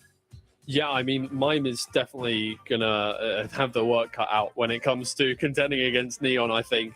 Off the back of that, if Neon, shows up to the tournament, the competition that well practiced on the maps, it's going to be very, very scary. And something changed between yesterday and today for Neon there. I mean, I don't know how long they spent in the server practicing those maps, but it paid off, right? I mean, going from just being the fastest player, but also the most inconsistent, to being the fastest player, with no stipulations whatsoever. Something happened. I don't know whether it was woke up on the right side of bed or what, but huge congratulations to Neon for making it through as one of the Polish representatives. Oris coming through as the sole Lithuanian representative in this one. It's going to be joining, obviously, the 16 players from the Elite Cup rankings that made it through, one from each of the top nations. And so far, I believe we've got Ender, Huso, Spark, Zach, Baywak, J-Swag, and Plink as the host region slot. So far, still another 4, well, another 5 technically, but one of them is already confirmed. Players. Oh no, sorry, another 5, technically 6, but one of them has already been confirmed to get through from Europe West and the Americas as well. That'll be later on today. And yeah, there's still plenty of stuff to go, so don't go anywhere on this one. But I believe we're waiting still on an interview from Oris for this. Looking forward to the competition in November. Legion, you know, who stands out for you, right? I mean, there's so many players, right, from the Elite Cup rankings that are going to be competing. Do you think that a lot of the players from this are going to have a good chance of contending with them, right? Oh, okay, we do have the interview. You don't have to answer. Never mind. You don't. I saw your face when I asked that question, and maybe we save that one for later. Hello, Oris. How are you doing? Congratulations on making it through in second place there. I would assume you're very happy right now. Yeah, I'm very happy. When I won the match, I jumped out of my chair. I screamed so hard, I think my lungs broke or something. My whole back hurts right now. Yeah, I mean, look, you knew coming into that one, at the very least, that third place may have been good enough. Obviously, since Poland already has a representative, having 2 in the grand finals, you knew that third might have been good enough. But you came second anyway. There was no technicality that got you through on that one. Did you feel like you were well practiced enough to get that spot in second place, or did you think you were going to have to settle for third in that one? Honestly, I was aiming for third. I expected Evan to just get second place, and it's going to be a fight between me and Bestie. I also expected me and Bestie to always get like 3 or 4 points, so it's going to be like a big gap between Neon and Evan, but it was different. I had to fight a keyboard player at the end of USA, and well, it worked. Legion, if you have a question, you can go ahead. Yeah, so you, of course, just had to deal with Bestie in that lower bracket final. Going from that to this, and this, you guys also met up in the losers bracket semis. Did Bestie ever come off as somebody that you really should be worrying about, or did you think that you had the edge on him? Honestly, I was expected Hill to make it through because I met Bestie already 2 times yesterday. So it was 4 times in total. And yesterday was winning against him, so I was really expecting Hill to make it through. And actually, I was not expecting myself to make it through because Bimi was also playing good. And yeah, I don't even know how I made it through, but I guess I will take it. Look, I mean, I think a big part of this competition, other than it just being, one of the biggest Trackmania competitions anybody has ever really seen, right? You have a pretty historied career, but this is going to be a lot bigger than anything we've all really seen over the course of this. But also, you're the sole Lithuanian representative. How does it feel to be able to fly the flag for your country coming into November's proceedings? It feels really good. Like every tournament I play at Trackmania, I'm always proud to have the Lithuanian flag on my name. And it really feels good to play as guy in the tournament because Lithuania does not have a lot of good players, and if they do have, they don't really play those kind of events. Like I was the only one playing this weekend. So it feels really good. I'm really proud to participate in Nations Cup. Brilliant. Look, Legion, if you have anything else to ask. Going into this, I mean, Neon has to compete with Mime to be, I guess, the #1 in Poland. Do you feel that there is a lot of pressure on you as Lithuania's sole representative, or are you kind of just going with the flow on it? I'm just gonna go with the flow. I don't even know how the tournament works, but I will try to not get last place, I guess. That's how I do competitions. Yeah. I'm sure you'll do well. There's a lot of time until now and then for us to find out.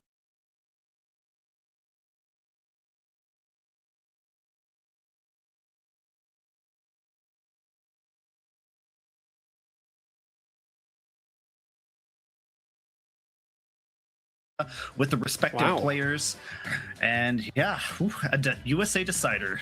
That's a lot of confidence on the most recent map pool that just got added to the most recent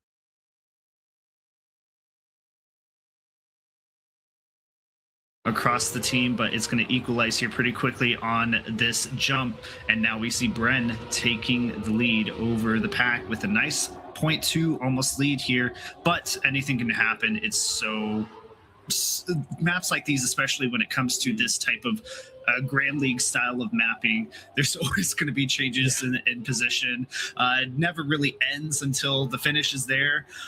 So as we continue forward, Brent and Jadon now kind of looking in the front two positions. Coco not too far behind. Masa has fallen slightly behind at 0.3, but we're now getting to the end, which the identity is coming in right now. And Brent and Jadon now first and second. Brent holding on to the lead. Is it going to be able to maintain that? Yes. And to the third one, is it going to maintain as well? Yes. And it's going to be Brent taking over. Wow. But Coco is going to sneak just right in there with the 0.02 over Jadon. Yeah, sets a PB for the competition. I was actually going to mention everybody on this map statistically very consistent in this server specifically, apart from Coco, who currently has a 33.3% last rate coming into this one. And that's not a small sample size, 12 rounds he had played.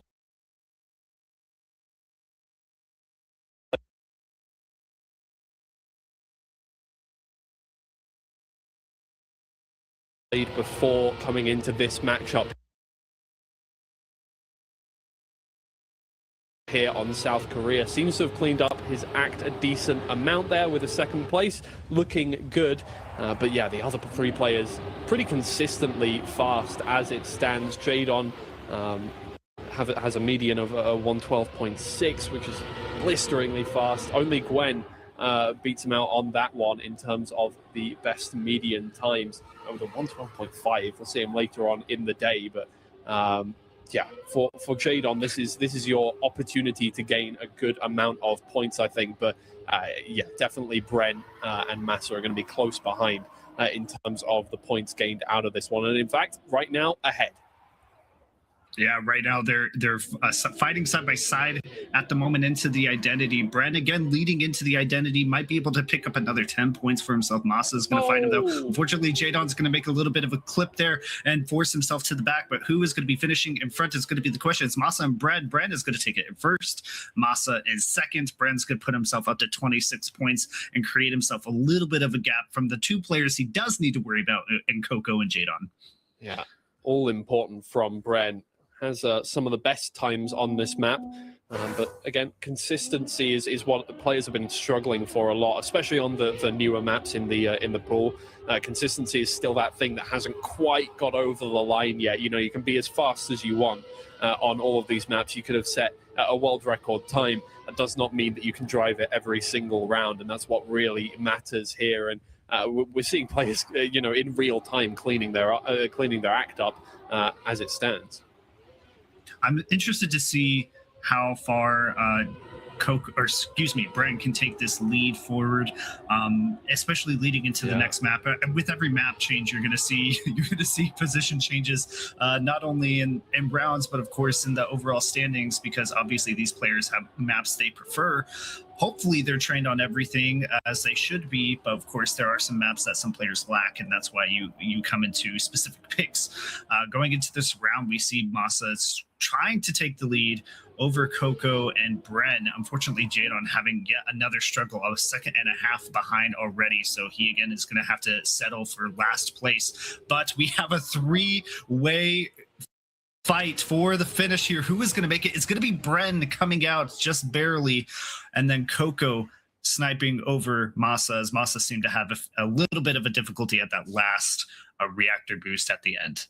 Yeah, Bren's reactor boost just looks so much cleaner, you know, like round by round than everybody else on that one. Definitely gave him the advantage there. As we move now over to China here, and another map that is all important coming into this one, because I mean, this one, oh, sorry, that's not same colors, same snow environment. My bad. Canada. It could be the same. Who knows? Who knows? Yeah, really? exactly. But basically the same part of the world. I mean, like their flags, they both have red in them. They're in the northern hemisphere. They're on the planet Earth. Exactly. Yeah, exactly. Everybody, everything is the same. We're all the same in the end, right? You know, hey, we're all humans. We're all Earth. human. Yeah. But for Canada, again, another newer map coming into this one. I'm interested to see where the consistency is for all of these players here. Yeah, and I'm excited to see how Canada is going to switch things up. We'll see. I believe last pick was Jadon's pick. Last map, South Korea, was Jadon's pick. So should be interesting to see this next pick coming in for, I think it was Bren, but I could be wrong. I don't have a photographic memory like some others. So eventually somebody in the chat will eventually be like, you were wrong. But we already see a couple mistakes coming in, I believe, at the beginning of this round as, Coco 5 seconds behind everyone. So it's going to be a race between Jadon, Masa, and Bren. And Jadon, having seen Jadon's performance at EWC on this map, Jadon is a really strong performer on Canada. So I'm interested to see how he's going to be able to maintain this lead. The only issue that Jadon had was the slalom sections that we just went through on that dirt slalom section. He does seem to struggle just a smidge on those, getting so close and trying to push it so hard that he'll end up getting caught. But right now he's doing a great job at the finish, should be able to maintain his lead, should be able to get into the finish. I say should, and it is going to be that way, and Masa's going to follow up in second place. Yeah, Jadon is currently looking like the third best player, including the players in the grand finals already, in Epos and Gwen on Canada here. Very consistent, and that's an intimidating stat for the other players here at the moment. But everybody else not close behind, other than, again, Coco, who to his credit, has only played Canada in this qualifier 4 times, has only had 1 round on it, and therefore, just not quite as practiced as the others in rounds. And it does mean, things like that can happen. It looks like, statistically, that is what we expect to happen. Hopefully for Coco, some good maps come for him soon, because he's going to be leaking out a lot of points in the rankings. Jadon, that was an unfortunate sequence of events that led to his wheel touching on the inside of the corner. It's now down to Masa and Bren.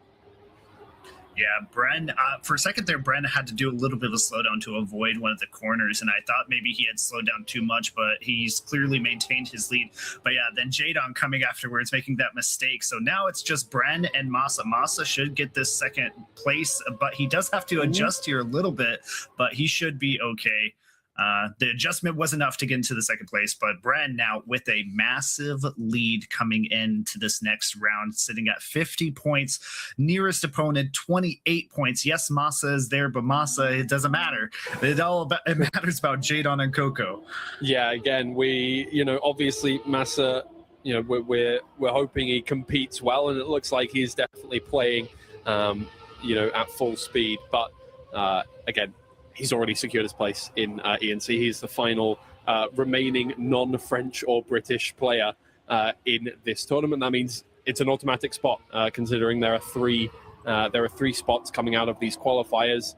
If there are 3 nations, then as long as you don't have to contend against anyone from your own nation, you have already secured it.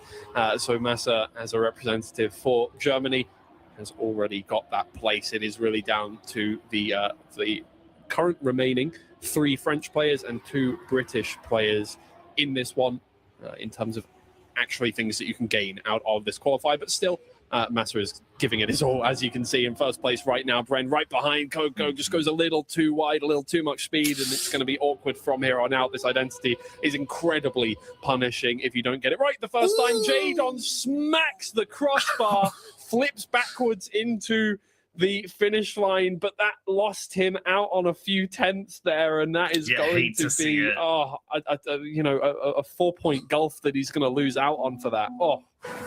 Yeah, you hate to see it. Oh man, it gives me flashbacks of so many times finish lines with maps like these that are designed to make you trip up at the finish.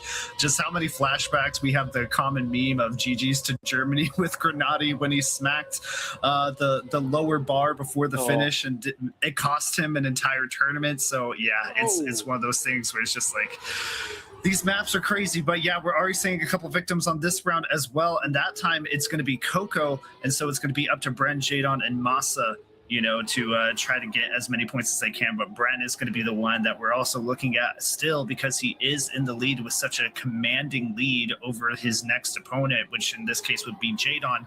So a 24-point lead over Jadon, and Masa being in the mix does not help things for either Jadon or Coco. But Bren coming into the finish here should be good to go. Yes! He is going to make a clip at the end. Jadon getting a little bit of slowdown, but it should be okay. He's going to get that first place. Bren, though, unfortunately, having a massive crash, is still going to get third place. Not the worst thing to happen with his lead, but man, that hurts. DNF for Coco as well. I wonder what the food options are like on Coco Airlines, because there's a lot of rounds there. He was well up in the air. That's unfortunate, but it's one map.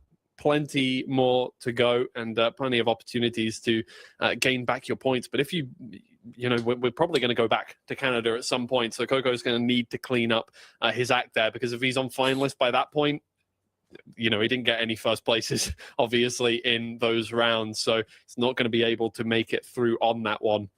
But we head to Hungary next. Another newer map, the one I said, that driving I like the most. I don't think viewing. I think viewing. I mean, there are so many cinema maps that are absolutely wonderful. I think Hungary is one of the more straightforward maps. There have obviously been a lot of interesting finishes on this one, landing precisely on the bars there at the finish line. That first one is just a taster for what you'll see later on. It can lead to some incredibly close finishes and some big crashes, but it's going to come down to that in the end. The rest of the map, relatively straightforward. Maybe not for Jadon, but then again, reactor grass is a little bit difficult. So Jadon's just trying to keep it interesting on the map. Yeah, It's perfectly fine and no worries. But with Hungary coming in, it fits that line that pro players, or at least the top players in Trackmania, like to use often, which is somewhat of a press forward map. There's not a ton going on as far as, like you said, it's a more standard map. There's not a ton of tricks that are necessarily happening. This is more a couple tech drifts here and there, along with some jumps or some transitions, and more precision based. So when it becomes more precision based like this, it is a lot of just driving. There isn't any technical crazy skills you have to do. Masa coming in with the first place and a PB for himself there. But yeah, as far as this map is concerned, it's very much just paying attention, driving, having that precision, and you should be good to go. Should be is the statement we'd like to use here. Doesn't always happen. Yeah, well, we've just seen Masa's, I believe, 5th out of 9 rounds where he's come first here in Hungary over the course of the tournament. The best player on Hungary, median not far off the best. Best time, I think, is not far off the best either, but in terms of consistency, ridiculously consistent in terms of just getting very, a sub 1 minute, right? Which a lot of players, you're going to struggle for consistency on a precision jump at the end of a map, and that can pull down your kind of performance over the course of this one. We're expecting Masa to start pulling ahead in terms of points here. This is going to be where he is favored. Everybody else, Coco driving so close to the edge of the road there. Can he gain back a little more speed? Masa, there's the first fail he has had in a while. Down goes Jadon as well, and Coco comes to capitalize with a first position there. Jadon still had enough speed to make it work, but that is the first round in the competition where Masa has come last. I'm so sorry I cursed you. It's okay. You know what? It makes the match a little bit more interesting, a little bit somewhat of a tightening of the scores. And I mean, even with Jadon making that mistake there at the end. He still can't be mad about it, still gets the second place, so it wasn't the worst mistake ever. Would have been nice to have the 10 points, yes, but the 6 points is going to be plenty. And I mean, if you want somebody to finish ahead of you, if you're Jadon, you kind of want Coco to finish ahead of you so that the other two don't run away in the positions. But yeah, we already saw a mistake already, and of course Jadon negating his entire, momentum from that previous round. Now, unfortunately, going to have to prey on the demise of his opponents here. And Masa, it is funny how Masa is becoming such a factor in this matchup. It is entirely possible. If he finishes first or second, he's still going through to grand finals. So it doesn't matter. He can continue to be a mess and a havoc for the rest of the players here in this tournament, as they're fighting for a lot more than what he is at the moment. He is going to pull off from a mistake there. Coco is going to take the lead. Bren is going to hold on, or try to hold on to, this second place, and should be able to. And Coco getting another 10 points. So Coco, this is a good sign for him, as 2 first places, maybe a third and a fourth. Maybe he'll be able to get some more out of this. Gain back a little more. Coco, this is the first map we've seen where statistically he is a very, very solid player out of the bunch in EU West. The stats are saying second best in terms of consistency out of everybody, just below Massa. Probably first now, considering the 2 round losses that Massa has had there. For Jadon, not a solid map. This is, as we've seen, one of his worst out of the 10. But again, there's so many ways you can gain this back, and that's the reason that we have map picks coming into this one, to level things out, let players pick their favored maps. And make things a little more difficult for their opponents. And you're seeing it in the points, right? Everybody is starting to get a little close to each other, equalizing things out as we move on through. But this round is a lot closer than the ones we've seen so far. It's all going to come down to the identity, isn't it? That seems to be the way it is. Who is going to make the first mistake? Is anybody going to make a mistake? That's a wheel clip from Jadon. He falls off the bar. He may just DNF in this round if he's not careful. Everybody else makes it through to the second jump. Everybody makes it through unscathed. That's a tournament record from Massa here on Hungary, making up for the last 2 rounds there. Solid time from Massa, of course, with a tournament record, only 0.1 behind the world record, or at least the recorded world record, not the hidden times, as we like to reference a lot of times in Trackmania. With the world record being only a 0.2. Solid time for Massa. That's going to make everybody even a little bit more on edge, knowing that he's still going to pull off those kind of times, even when for him, this is just having fun. Yeah, indeed. Yeah, exactly. And speaking of which, this is another map here for Massa, where quite expected to be the favored player coming into this one. In fact, it's Bren who is currently favored out of everybody, the most consistent player on this map. Jadon not too far behind, but again, this has been out for so long now that players have definitely gotten used to China here over the course of the just over 5 months that they've been playing it, especially for EWC. Maybe Jadon isn't quite used to it. First turn, crashes into the wall. Going to be very difficult to make up that time over the rest of the map here. Opts not to respawn, but to just keep on driving, so he's going to lose out several seconds here. Bren carves out ahead, Coco right behind, and it is Massa coming up in 3rd place for the time being. Massa is just lurking a little bit behind Bren, and Coco right now has a little bit of speed to overtake Coco potentially here, but Coco is going to be able to manage to hold him off.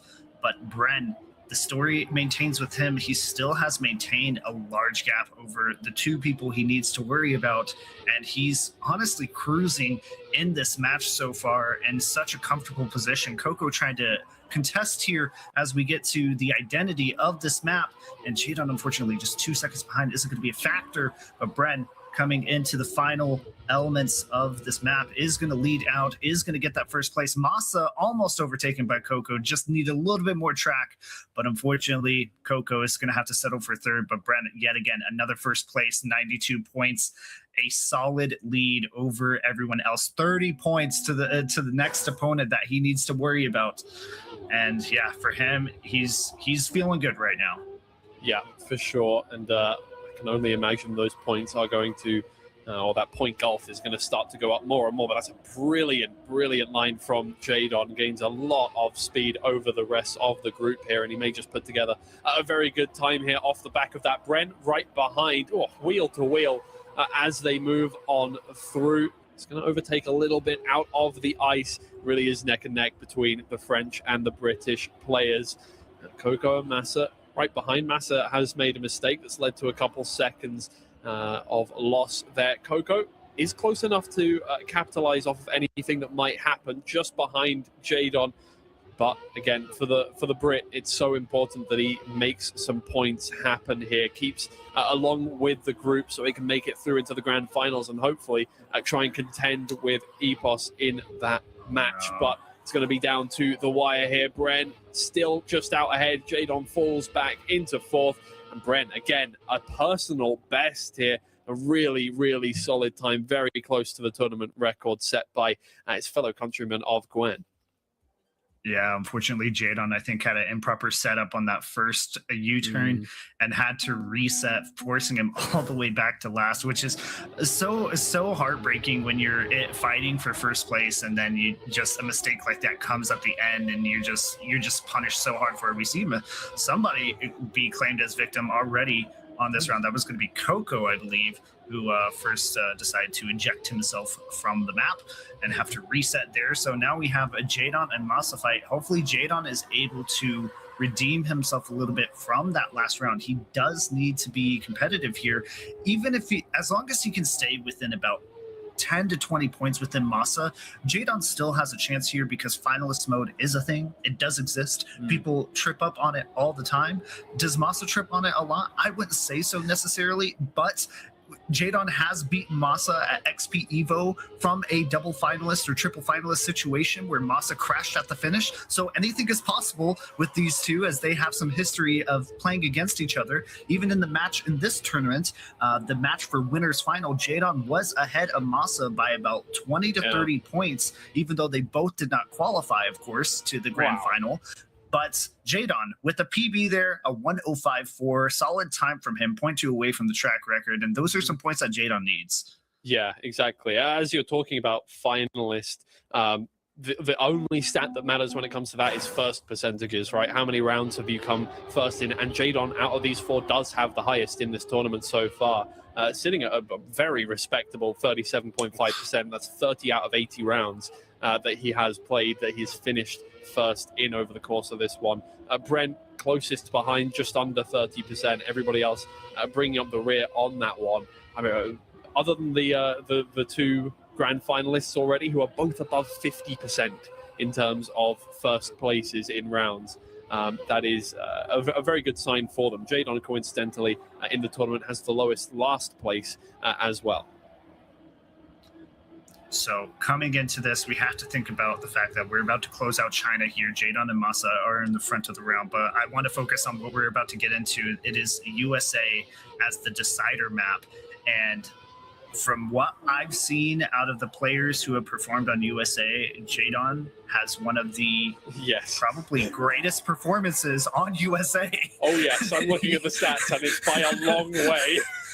So there could be a huge momentum shift here if Jadon is able to kind of lock in and get into this decider map. He did amazingly in EWC, his performance on that on USA. So Jadon getting the first place is a great opportunity to continue this momentum as we get into the map switch here for USA as our decider map. Yeah, out of the players here in the lobby right now, not many, all of them have not really played the map that much apart from Coco in this competition. Coco has had a decent performance, I would say quite average for the players who have made it to this stage at this point. But Jadon has played it 4 rounds, so only gone through it once. But out of that 50% of those, two of those rounds were first place. His median finish time was 1:02.7, which is just blistering compared to everybody else here. I mean, you can see how close that is to the tournament record, who he also holds 1:02.514 in the tournament. His pace is consistently close to the world record here on this track. it's going to be difficult to gain points off of him because he's also consistent as well in every single one of those. Didn't DNF once, didn't come last in once. He only he came second in the 2 rounds that he didn't win. Yeah. Now with this being picked, if Jadon is able to perform like he is expected to, even then winning all 4 rounds in this map, it's only going to put him in finalist mode, so it's not even going to get him to that point. I think we're at 120 still for finalist mode for this losers match. So yeah, he's only going to reach finals mode, and then you go into the map switch back to South Korea. So it's going to be interesting to see how this unfolds here as we get into the first round of USA. Yeah, as you can see already, Jadon looking pretty confident on this one. Brenark's ahead, has not played USA so far in this competition. So, you know, we're kind of yet to see what Bren has to offer on this one. Massa also arcing out into second place, make that first place. It's all coming down to the identity here. Jadon's playing it cool and safe, but that might just not be enough to get it done. But there he goes, overtaking almost into second. It's a matter of thousandths that separate him, but really good times from everyone involved. Jadon really wasn't that far off his median pace there. It's just that Bren and Massa was so quick, and Bren is now on finalist. Bren on finalist mode. Is he going to be able to close it out? This is a perfect opportunity for Bren to get it done out of the way before everybody else is able to catch up and cause any more crazy situations with finalist mode on their end. So Bren, this is the opportunity. He's got himself at least 3 rounds to close it out before Massa is in that zone to contest him for finalist mode. So yeah, for Bren right now, he's looking pretty good, but unfortunately, well, I say he's looking pretty good. Right now, he's in 4th place at the moment, slightly behind. Only 0.2 though, so should be okay for now. Jadon loves that line where he jumps really low to get as much exit speed as possible into this drift. But Massa is trying to contest with him pretty handily. No. And unfortunately, Coco is going to eliminate himself from this round and potential danger of DNFing. He's got to get his speed back up. But as we look forward to the rest of the pack here, hopefully we can see that Massa and Bren are fighting side by side for first and second. I don't know what happened to Jadon. He must have made a mistake. He clipped, and Massa's going to finish in first. Bren is denied of that finalist win. And we have another round on our hands and some more chaos happening. Yeah, Massa just making himself a nuisance at this point, trying to make the match go on as long as possible. It doesn't matter. Bren is just going to be cursing his name right now, essentially, is all that's going on, because for the French players and the Brit, obviously, getting into the grand finals is the first step to being able to get yourself a spot there. As only one French player can get it, only one Brit can get that those final spots for their country in the ENC tournament that actually happens. Jadon having a very uncharacteristic time of things here on USA. His last 4 rounds he played were so good, and suddenly having a little bit of trouble getting consistency, maybe the pressure of the situation getting to him here, but right now, it is Massa versus Bren. Massa just clips a wheel on the back of the exit there from the ice, and it is Bren now in first. Can Coco stop him from getting on through? If Coco does not get this, he can still make it through in second place, but the likelihood is not there, and he's not going to be able to deny his fellow countryman. Bren comes through in first and qualifies himself to the grand final, setting a record there on this map. It's not a world record, that's not correct. It's just the world record wasn't set on this specifically. I don't know why. That's just the HUD. But still, setting his best time on this map in the tournament. And that does mean that it's all down to Coco to try and get himself into the grand finals. If not, then it is going to be a fight between Bren and Gwen for the second French spot in ENC. But can Jadon deny that? Or Massa just take away a spot completely in the grand finals? I think for Bren, he's definitely happy for himself, of course, but he has a massive opponent in Gwen to face in the grand finals. And unfortunately for Coco at this point, unless he's somehow able to pull something magical out, he is looking at being potentially eliminated here. But right now, this first place for him is going to help him at least try to make things interesting and try to keep him into the game. Masa struggling, but it doesn't matter because Masa is going to get automatic finalist anyways after this round, as long as he finishes, which should.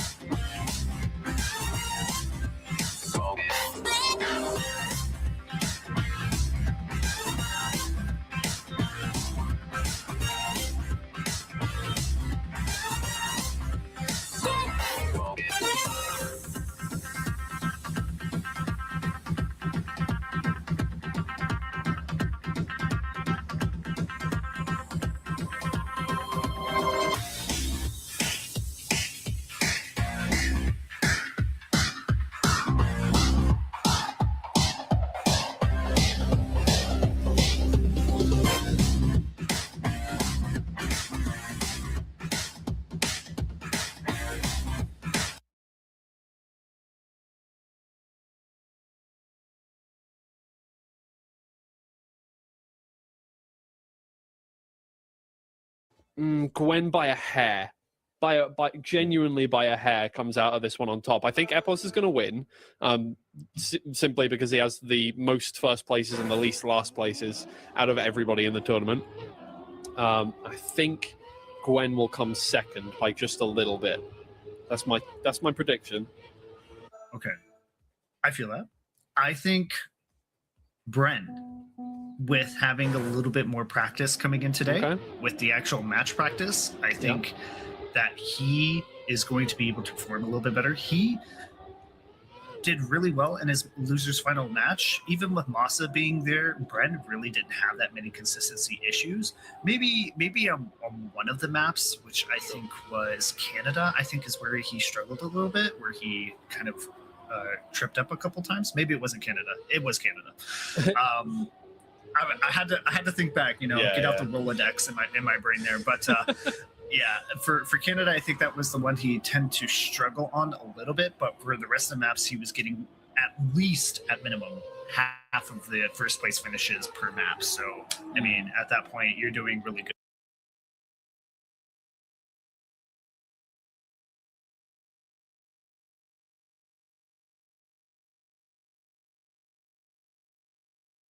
If you're getting 50% first place finishes. So yeah, well, I mean, it is right now Brent who has made a mistake back there. For a while there, it really was just the two players who have something to play for here, contending against each other. Massa doing incredibly well on the identity, but Gwen's still far enough ahead that he should be able to get 10 points out of this one, putting together a good start.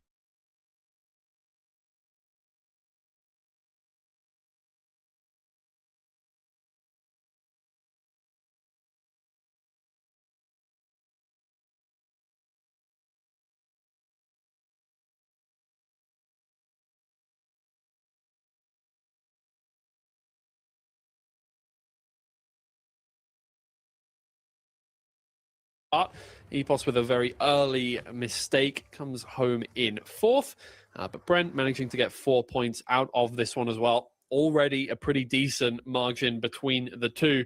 We'll see how that develops over the course of this one. Of course, just to reiterate in case we haven't made it clear enough, Gwen and Bren are the two players who can still qualify to ENC. Massa and Epos have already done it mathematically. They are they have their second spots for their countries, whereas the two French players are both contending for one spot, as it were.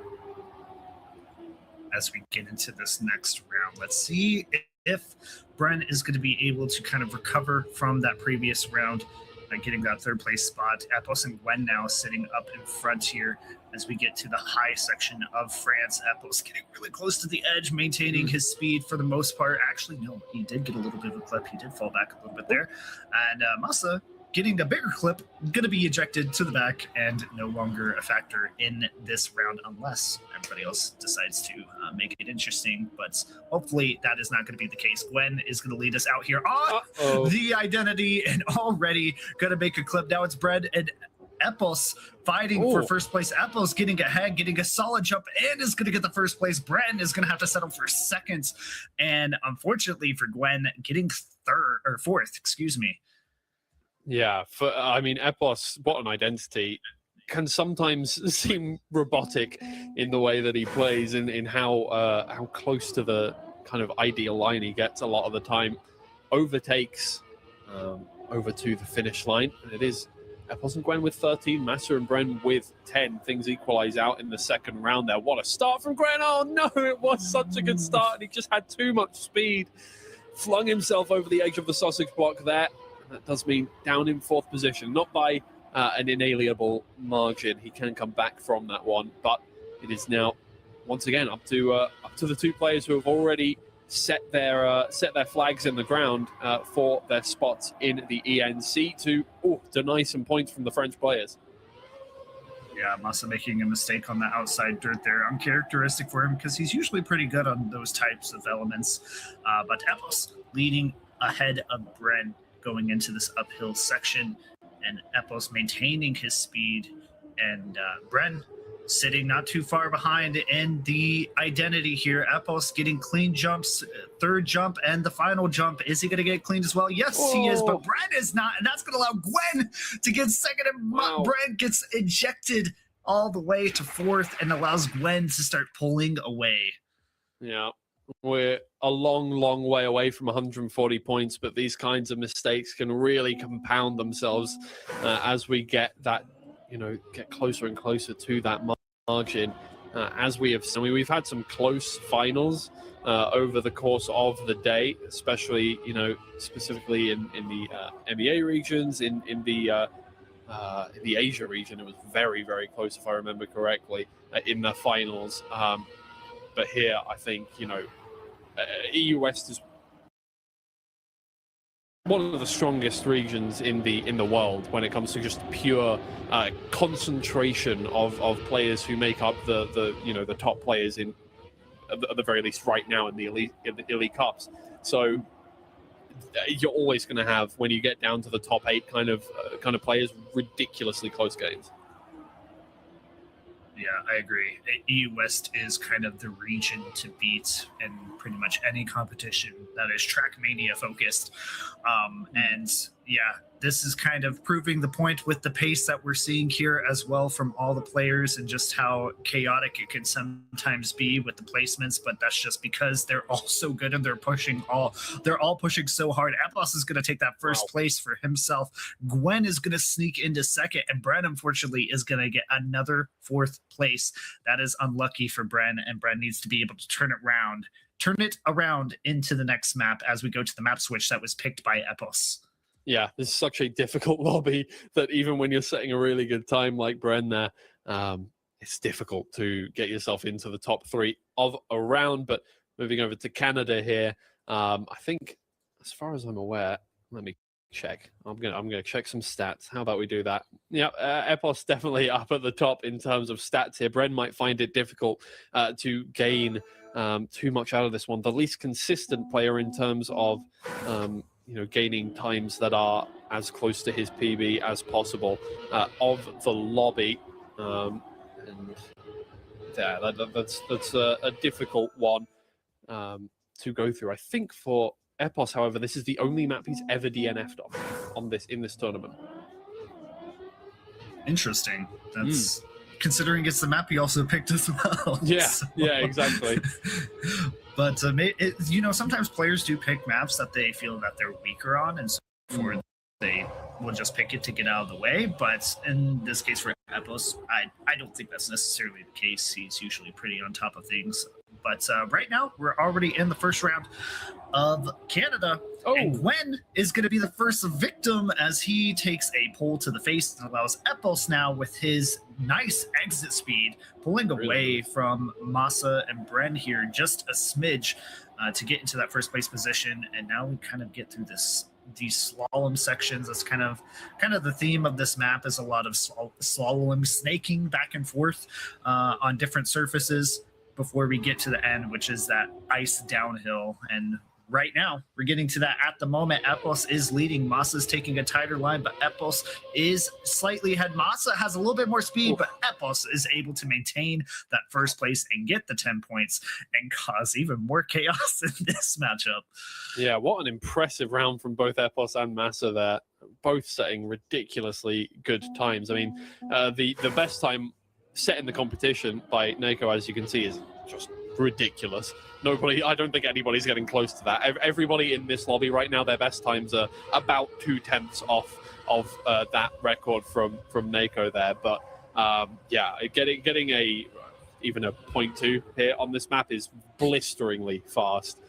So 2 players getting a 0.2 in one round is, or 0.2 or better, I should say, in one round is very, very good. Epos makes a mistake there on that turnaround. Too much speed, just sending it into the edge a little bit.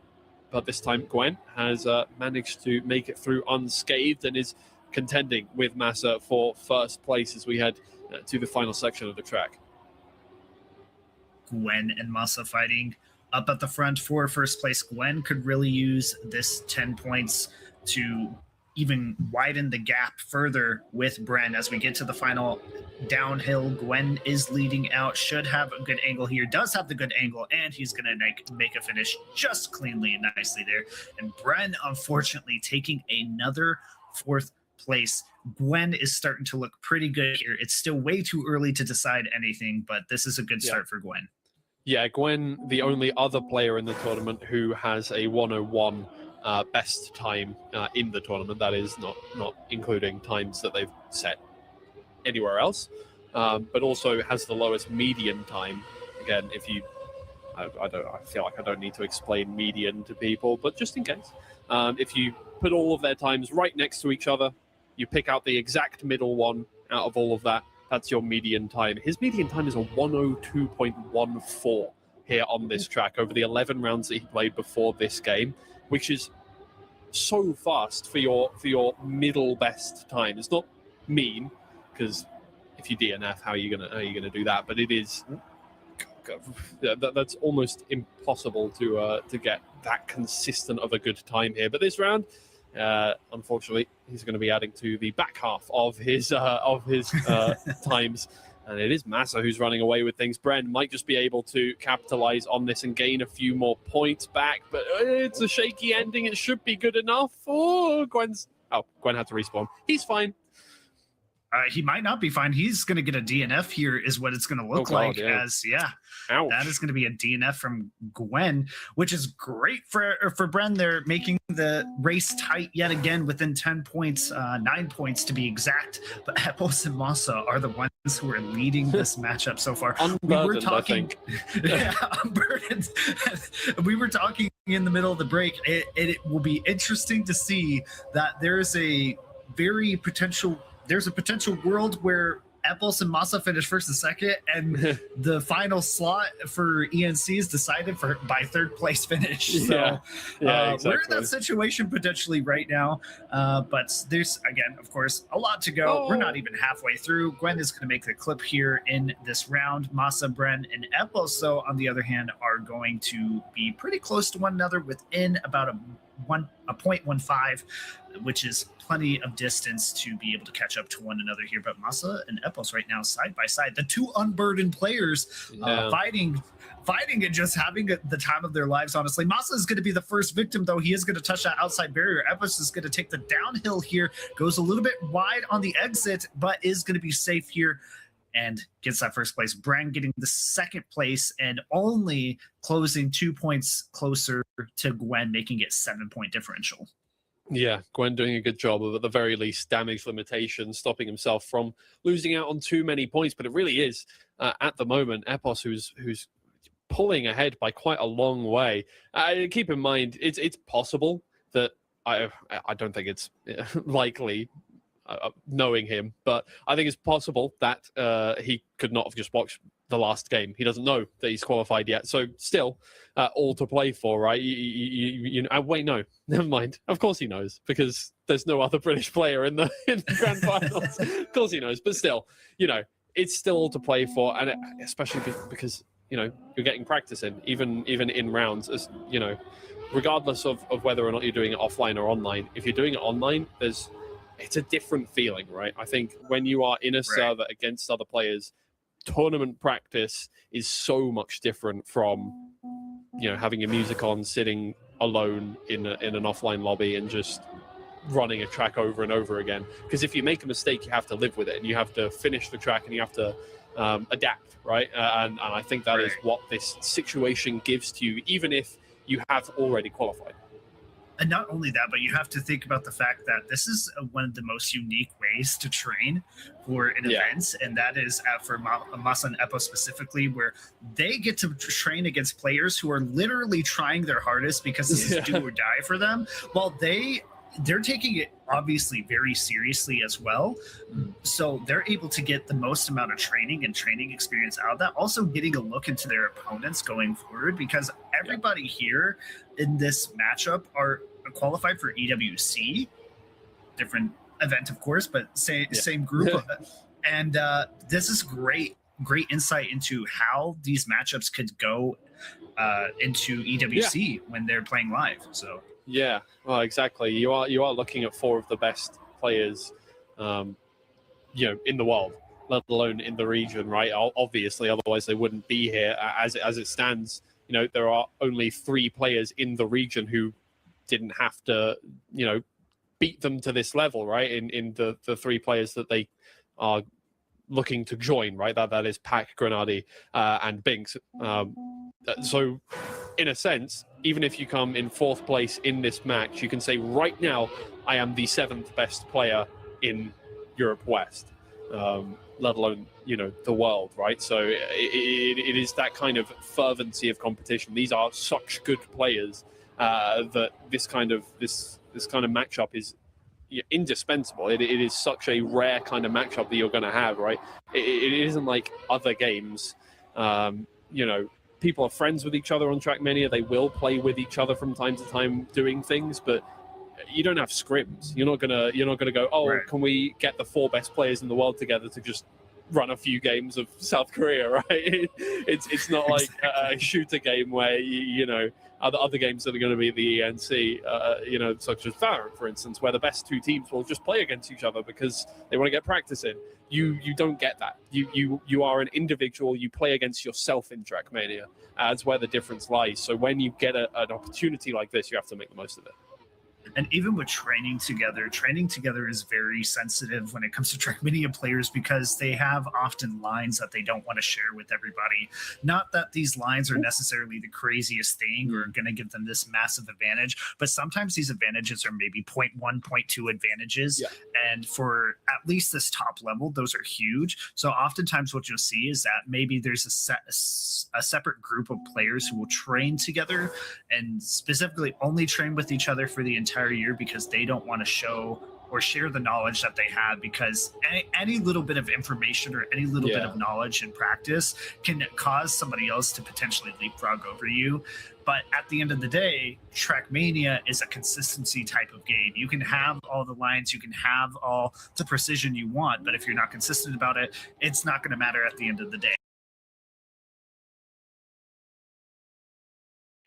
Let's focus, though, on this, as Epos is leading with 77 points, Masa at 56, and it's Bren and Gwen for this round, though. Hopefully, one of them will be able to leapfrog Masa here. Gwen specifically, as he's only 4 points behind, and he's doing a good job right now because Masa's sitting in 3rd, so this is the opportunity for Gwen to get ahead or at least match Masa in points, and Gwen is doing a good job, leading far ahead of Bren by 0.3, so Gwen looking to get that first place. Bren making a clip on that, somehow managing to save the drift, not really taking that much of a speed penalty there despite the mistake, but Gwen is so far ahead at this point. Gwen's pretty much got this free. and should be able to take this really as we go into the finish of the round. Gwen's going to get first, and with the PB 112.3, which is solid, almost track record here, 0.01 behind Paco there for track record. Yeah, it's, but good job on Gwen. He is going to be able to match that. Pretty ridiculous there. And one more round of South Korea to go, and for Epos, slowly, having points whittled away here by Gwen.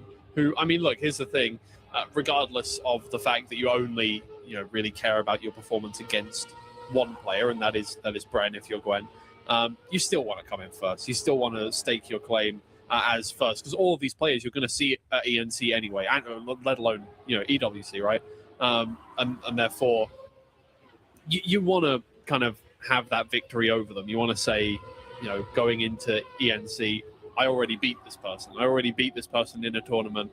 And therefore, you have that kind of confidence over them going into that. So there is still a lot to play for here. And I'm glad that very clearly Epos and Massa are both giving it their all as well, because it is making this a lot more interesting. Yeah, for sure. And even with this round around, Massa somehow surviving that clip there is going to almost pull into first. Epos making a mistake, it looked like there. No, he's still with them, but just slightly behind. Bren is going to be the one to pull out front here with a 0.1, but Massa having a lot of exit speed there. Is Bren going to be able to hold him off? Yes, he is going to get that first place in with Massa coming in second.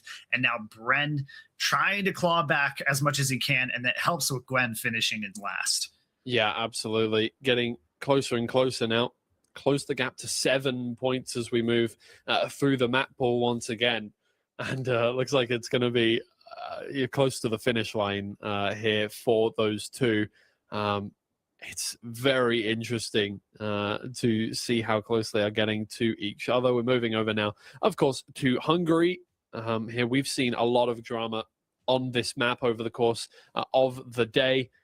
So much to talk about when it comes to the identity, right? How much can you risk it? Because in the end, you can't really safe the Hungary. At the very least, you can't safe the first jump on Hungary. You have to just try and land it perfectly. If you get a wheel clip, you get a wheel clip. That second one, you can drop off and not go for it, but it loses you about a second or two, right? So in rounds like these, you just have to fully go for it. If you clip a wheel, that's your round over. On this identity, so I'm interested to see who is the most consistent here. Yeah, it's just going to be all about pushing as much as you can, taking every corner, every inch that you can in order to stay ahead of everyone else. There's a couple of tech drifts in here that can cause a little bit of position change, but they're not strong enough of tech drifts to really make that much of a difference, especially at this level. So really it is going to be how tightly you can keep these corners, how tightly you can take these dirt outsides, for example. Epos getting really close on that outside, should be able to pull ahead just because of that as well, only ever slightly though. And that's the thing about this map, the min-maxing of this map is so important. The transition is going to trip up Massa though, as we get towards the latter half of this map. Brand is going to try to contest for first place. Gwen is having to play spectator for hoping that somebody makes a mistake, but Gwen is going to be the one making the mistake instead. And now it's Epos and Bren fighting for first place. Epos leading, and Epos is going to take that first place away from Bren, and a PB as well with a 59.4 coming in. Yeah, very, very good time. Epos has played this map significantly less than the other players in the server over the course of the tournament, so not surprisingly, he's still setting PBs. It's still a 10th off of Massa's time in the tournament, as you can see up there, 59.374, which is incredibly impressive in rounds. He is the fastest player round on round. In terms of consistency, still the best out of these four. Funnily enough, the most consistent player on this map isn't here, unfortunately. That would be Coco.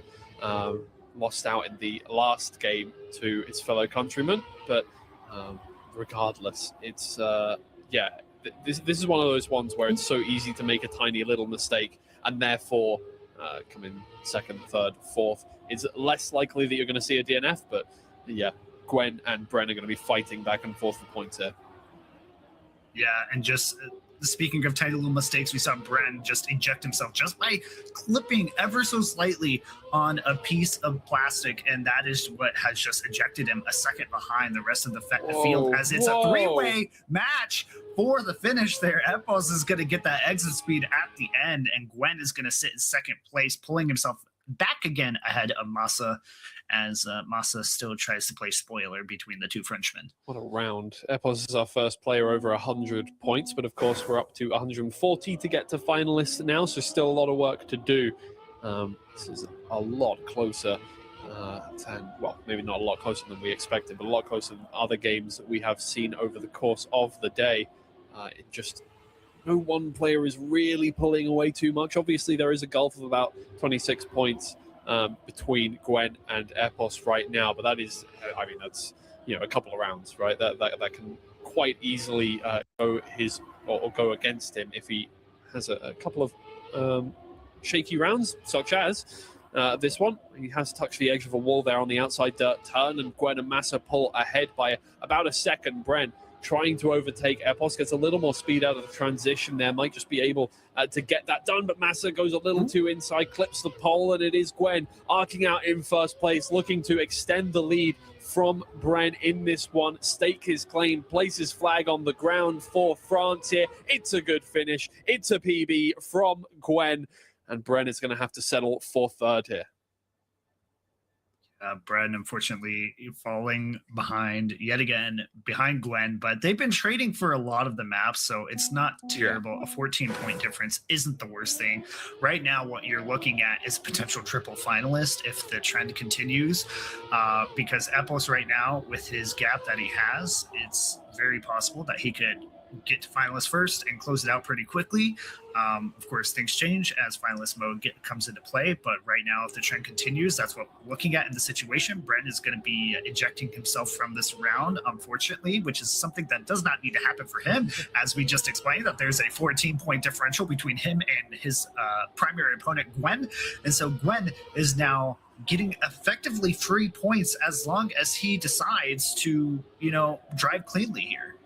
Yeah. Essentially, so it's only how many points can he get. Obviously, first gains you far more points, a much bigger gulf over the rest of the placements there. Did Gwen just touch the corner of... No, okay, he's absolutely fine. Right behind Massa here. Can he get a clean finish? Can Massa get a clean finish? He does not get a clean finish, and Gwen goes into first position. Massa, it comes home in fourth, and while, yes, he's gifted one extra point to Bren, still Gwen takes home a 6-point gap there from Bren there. That's so big for the standings.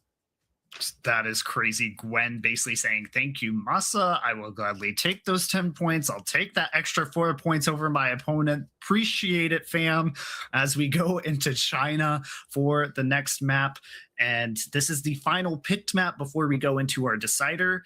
But we are getting towards the end half of this match here. Epos being the closest, of course, to finalist mode. Finalist mode being 140 points this time as grand finals. If you're a Trackmania player, that is pretty normal. You should know that already. But just in case you didn't, it's 140 points for finalists here.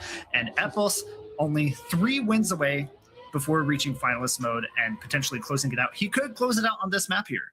Yeah. See the players practicing their bug slides there. We'll explain that one to you when we actually get around to some of the tournaments later. That's a difficult one to explain if you're a new Trackmania viewer. That's fine. We'll get around to that at some point. I'm sure we'll come out with some content for EWC before we get to the ENC that will explain all of that. But regardless, this is another one of those ones where Bren is going to be swallowing a lump in his throat coming through to China again. Gwen is just a faster player out of the two on this map. More consistent is definitely Bren, as is being displayed apparently in Gwen dropping back. Oh, no, never mind. Bren has dropped even further back, so that's not the case. But yeah, Gwen consistently seems to set faster times than Bren in this one, and that's got to feel pretty bad in this. It seems to be that way over all of the maps from both the winter and the spring campaign. Which, yeah, I think Bren comes into this matchup going, okay, well, this is going to be tough, no matter what. This is an uphill battle. Can I do anything about it? Right now, he's staying within contention, but Gwen is slowly pulling away. Wow, what a time from Massa, by the way. Oh my god. Track record 105.1 from Massa there. He also happens to hold the world record of a 104.9. At least that's what the UI shows. Not sure if that's accurate, but at least the UI shows that he holds a world record is probably close to accurate. But yeah, we're looking now. Unfortunately, Epos is not going to be able to close out his tournament here on this map with that lower than first finish there. So he is going to have to play another map if he wants to close out his tournament here for himself and get the first place, which is more a dunk on his opponents more than anything else. So, but yeah, as far as this round is concerned, however, Epos and Massa unfortunately are sitting 3 seconds behind Gwen and Brent. So this is a perfect opportunity for the Frenchmen to get a little bit further in their match here. And they are fighting side by side. Gwen and Massa not in the picture here as far as the front goes. Bren leading ahead into the identity. Bren trying to get a good setup here. Gwen going a little bit further back on the booster is not going to have the exit speed that Bren has here. And as we get towards the final booster, Bren getting a good exit is going to get that first place finished. Gwen is going to have to settle for second here. Bren closing the gap yet again, trying to claw back what he can. Now, the issue with Bren here is that he needs to be able to continue to do that. And what often happens is he gets a first place finish and then he gets a fourth place finish. Let's see if this next round Bren is able to at least maintain his momentum. Would be incredibly useful for him, considering how this game has gone so far, considering that Gwen has made it up to 100 points here. But Brent starts off the map in first place, everybody close behind. Epos just looking to scrounge together enough change to get himself to 140 at this point. Has done the lion's share of the work already, but Massa is definitely making it difficult for him in this round. Bren, however, has fallen back a little bit. It's not a gap that he can't close, but it would need a mistake from somebody in front of him, and Gwen is looking pretty solid so far. Yeah, Gwen looking okay for now. As far as this round is concerned, he's doing pretty good, but he has Massa and Epos to deal with in order to get the first place, and unfortunately he's fallen back already. So Epos and Massa are going to lead out into this identity. Bren is kind of there, but not really. Massa and Epos are going to be the determiners for this first place, and Massa is going to have a good exit, and Epos is going to have to sit for second. Gwen and Bren, however, Gwen is going to get the point advantage over Bren, and just only so slightly maintaining status quo there for the two. But Epos only 15 points away from finalist, and Gwen and Massa not too far behind. Yeah, really just about keeping him at arm's length is what's going on at the moment. That's all he needs to do for now. So Gwen starting things out in first place again. Bren close behind, though, looking to keep that one. And for both of them, this would be the first big chunk of points that they've gotten in a while, but Bren goes a little too inside, clips the edge of the checkpoint there, and he's going to fall back into fourth place by a long way. That is a bad area to lose speed on. Epos is also back down there, but overtakes on that. And well, Gwen is so far ahead now. It looks like he's going to be moving up to 119 points no matter what. There's not really any other part of the map here where you can make a massive mistake. It's all just about maintaining your speed through the identity here, getting a good turnaround, getting speed on the exit. Can Massa get a little more? Turns around a little earlier, but less speed than Gwen coming into this one. This is the one where you want to try and get as much speed coming out, and Gwen has so much more. You'll get that first place, move up into 119 points here. And, well, I mean, if it goes this way any longer, Gwen might just come first in his own. Yeah, the points are finally starting to tighten here towards the end. Unfortunately, Bren is kind of sitting as the outlier, almost 20 points behind his next opponent. And yeah, it's going to be interesting coming into the decider map here, or sorry, the beginning map. That was the decider map last one. This is the beginner map. This is France returning to France, the first pick by Gwen. And this is Gwen's opportunity to try to pull ahead. Yeah, well, I mean, you say that, but in a sense, it kind of is a decider map, right? In the way things have shaken out. Looking at those points, this will very much set the stage for who is going to come where. Could think could technically finish here, but I think more likely we'll go one more map to close things out as it stands, because again, finalist mode means that you have to get yourself to 140, and then you have to still win a round after that.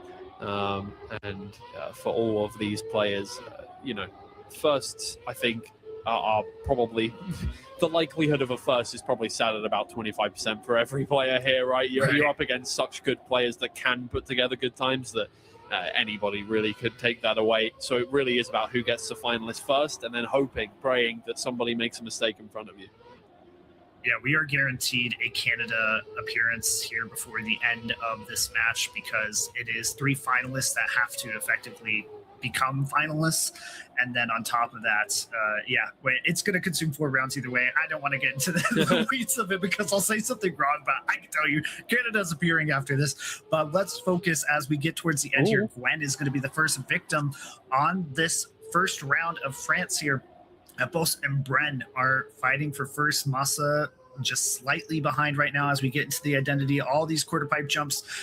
Epos and Bren getting them cleanly. Bren, I saw a little jump there. That was a little bit of a pop at the end. Epos is going to take the first place, but Bren is going to get a PB at second with a 107. That looks like a 2.6, or 2.71 if my math is mathing. I'm an American, please excuse me. Math is not the greatest, but on the flip side, Epos is 1 point away from finalist mode. Yes, exactly. He could never have gotten finalist there, but now he's guaranteed to get finalist in this round unless somehow he doesn't finish. I don't think France is one of those ones that it's too likely that you're going to get a DNF on.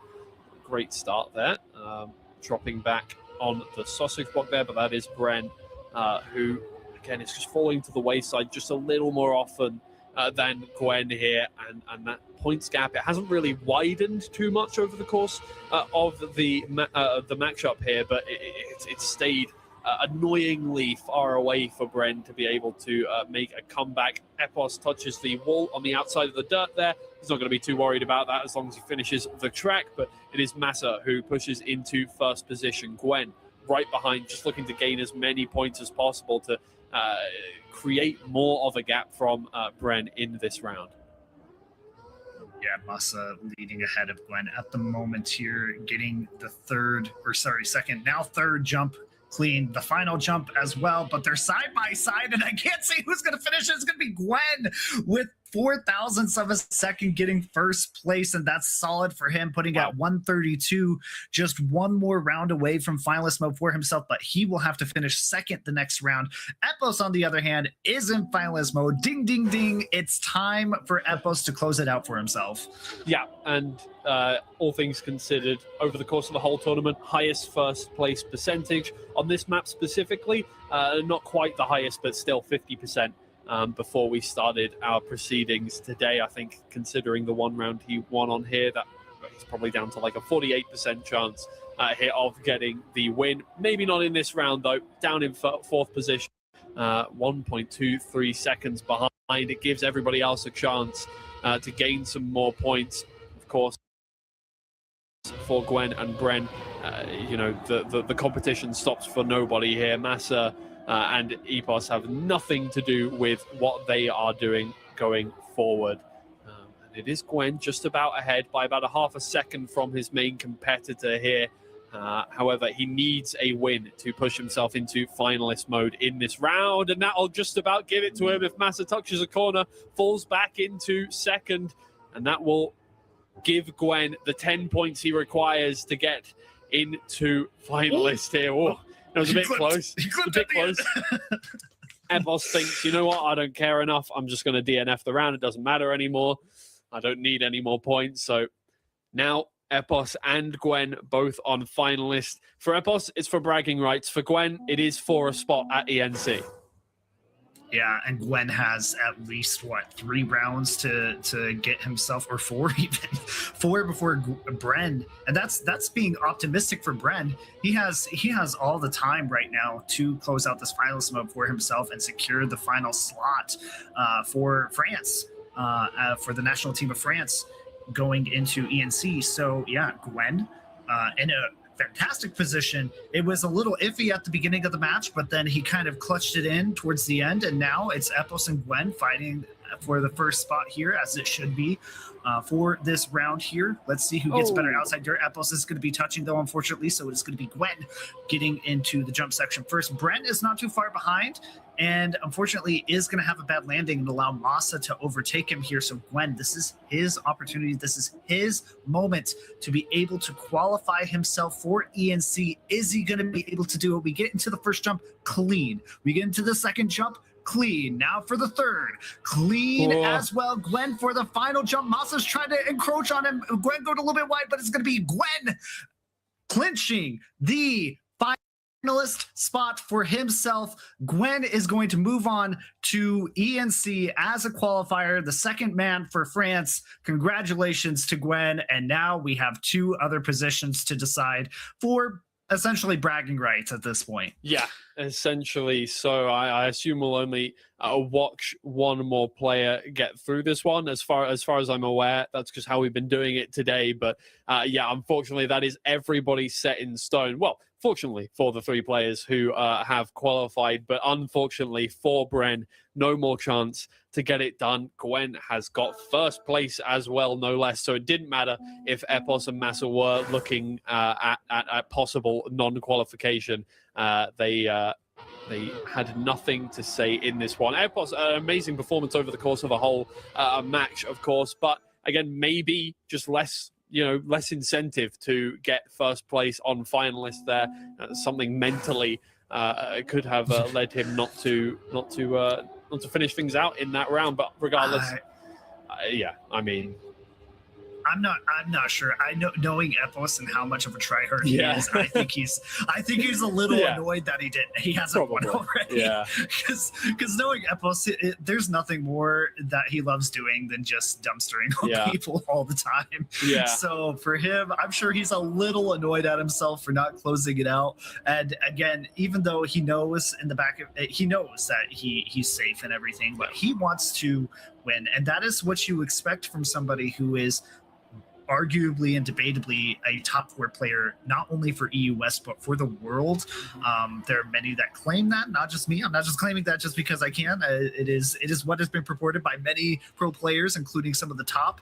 So I think it's safe to say that, for a top 4 player, he has more expectations from himself, and you definitely know the community and the fans also have a higher expectation for him as well. Yeah, I think if you look back to DreamHack Birmingham, despite the fact that he had qualified for EWC already, in the grand finals came in 4th place behind Pat Cole Jr. and Grenadi, and I think you could tell it was just like, well, I did what I came to do, but also like it's not good enough, right? He wants to be, I think, the best player coming through this one, the best British player, right? And he is going to be up against, have a chance to get some revenge against Pac for DreamHack Birmingham in ENC now as the second British player. But yeah, there's a lot more to prove and plenty more competitions. Obviously, everybody you just saw there is going to be playing in EWC no matter what. But unfortunately for Brent, no ENC invite for him. It is going to instead be Gwen joining his fellow Frenchman in Binks in that competition, and congratulations to them. I think what an incredible performance from Gwen. I think over the course of it, we were like, yeah, Bren could definitely do it. I think a historied player, right, coming into this one, has historically, I think, been, if not as good a player as Gwen, a better player than Gwen. But coming into this one, Gwen just looks so much more practiced and so much more talented on those specific tracks. I need to stop hyping up players because I hyped up Jadon and then he started performing really bad. I hyped up Bren and that happened. So I just need to stop hyping up players is what needs to happen. So sorry for whoever's playing in Americas. You guys are next. And, it could be interesting moment for you guys, but we do see the qualified for ENC graphic up here. France is going to be joined by Gwen, Great Britain by Epos, and Germany by Masa. They will be joining their compatriots in Pac, Binks, and Grenadi for the other individuals that are already pre-invited, not qualified, pre-invited to ENC going forward in November. Yeah, for sure. I can't wait to see how that one works out. Obviously, I think the kind of diversity of talent that we're going to see at that event, as opposed to EWC, which is very much just everybody who's good go. You know, it doesn't matter where you're from. It doesn't matter, you know, kind of what it is. It's going to be a France, Germany, and Great Britain show, as is a lot of things in Trackmania. This one, there's so much more talent from absolutely everywhere, right? 16 different nations or territories coming through from the Elite Cup rankings, and then, we've actually had some more individual nations and territories come through in New Zealand, right? In India, in Morocco, in Lithuania so far today. So plenty more that are going to be represented in the competition. So I'm very excited to see that. But yeah, what a match to finish off the Europe West one. Even if the stakes weren't as high as possible, we still got a brilliant match out of it. I think we got a brilliant match, and not only that, but a great insight into what EWC and ENC will hold for many of these players. As many of them, of course, like we said before, are in both competitions. Yes, Bren did not make ENC, but he is qualified to EWC, so you will see him play for a much higher stakes tournament. I feel like in some instances, ENC is definitely high stakes as well. But it includes a lot of participation from a lot of different groups. So therefore, we're not necessarily always seeing, the best that each country or each nation, have to offer as far as their player base. But we get a glimpse in ENC, but EWC will definitely be seeing Bren again. So he's not at worse for wears. He is perfectly fine. He will be okay. We'll see him, and I'm sure invigorated and wanting to perform even better when he's there in Paris in August. Yeah, exactly. I mean, look, for a lot of these players, you got 2 tournaments to think about for the future now. 2 absolutely massive things to prepare for in that, and just having that secured is absolutely massive. But if something goes wrong during one of them, then you can just perform well at the other.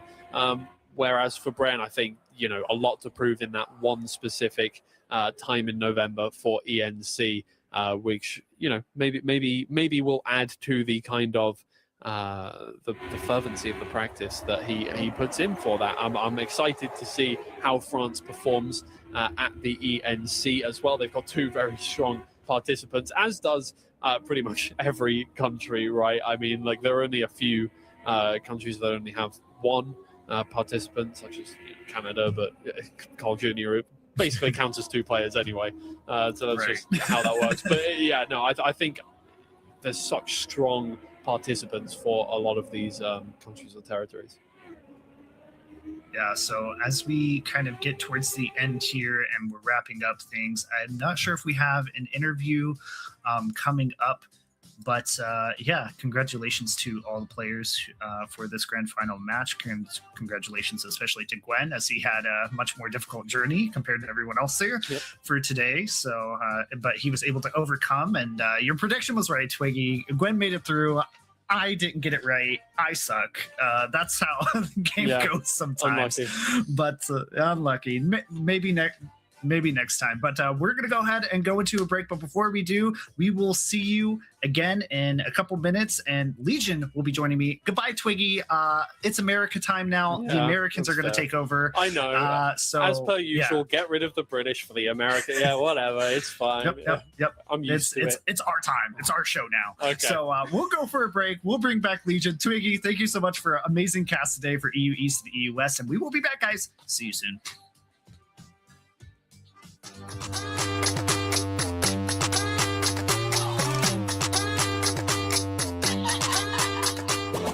I'm sorry, but it's not a party till I arrive. Hey, shorty, do you wanna join me? Let's go outside. Court me, got the Leo energy, they adore me. So fresh, so clean, cool story. Some try, but they gonna ignore me. I'm cordial. You don't know what I got in store. Or from head to play till third place is decided as well for this matchup, and it should be a really good one today. What do you think? I have to agree. I mean, Cackney and Neil have been sort of the two pillars of North American Trackmania. I know obviously there's another player, a certain Canadian, if you will, who is pretty much the best player of all time, but he's not here. But looking at the rest of the players, you got Lingo, you got Charles, Flimsy, and Noisia. These are very familiar household names here in sort of the NCSA region.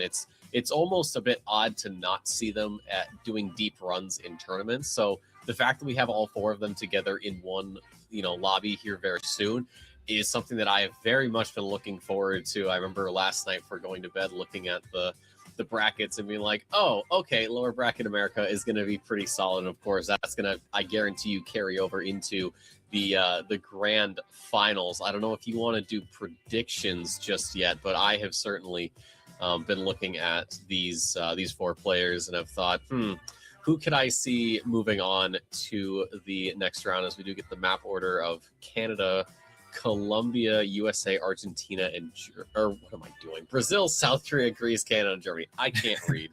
I'm struggling. It's okay. It's fine. It's perfectly fine. You know what? What's fun for me is the fact that this is actually the first time I get to cast a proper NCSA region event or America's events.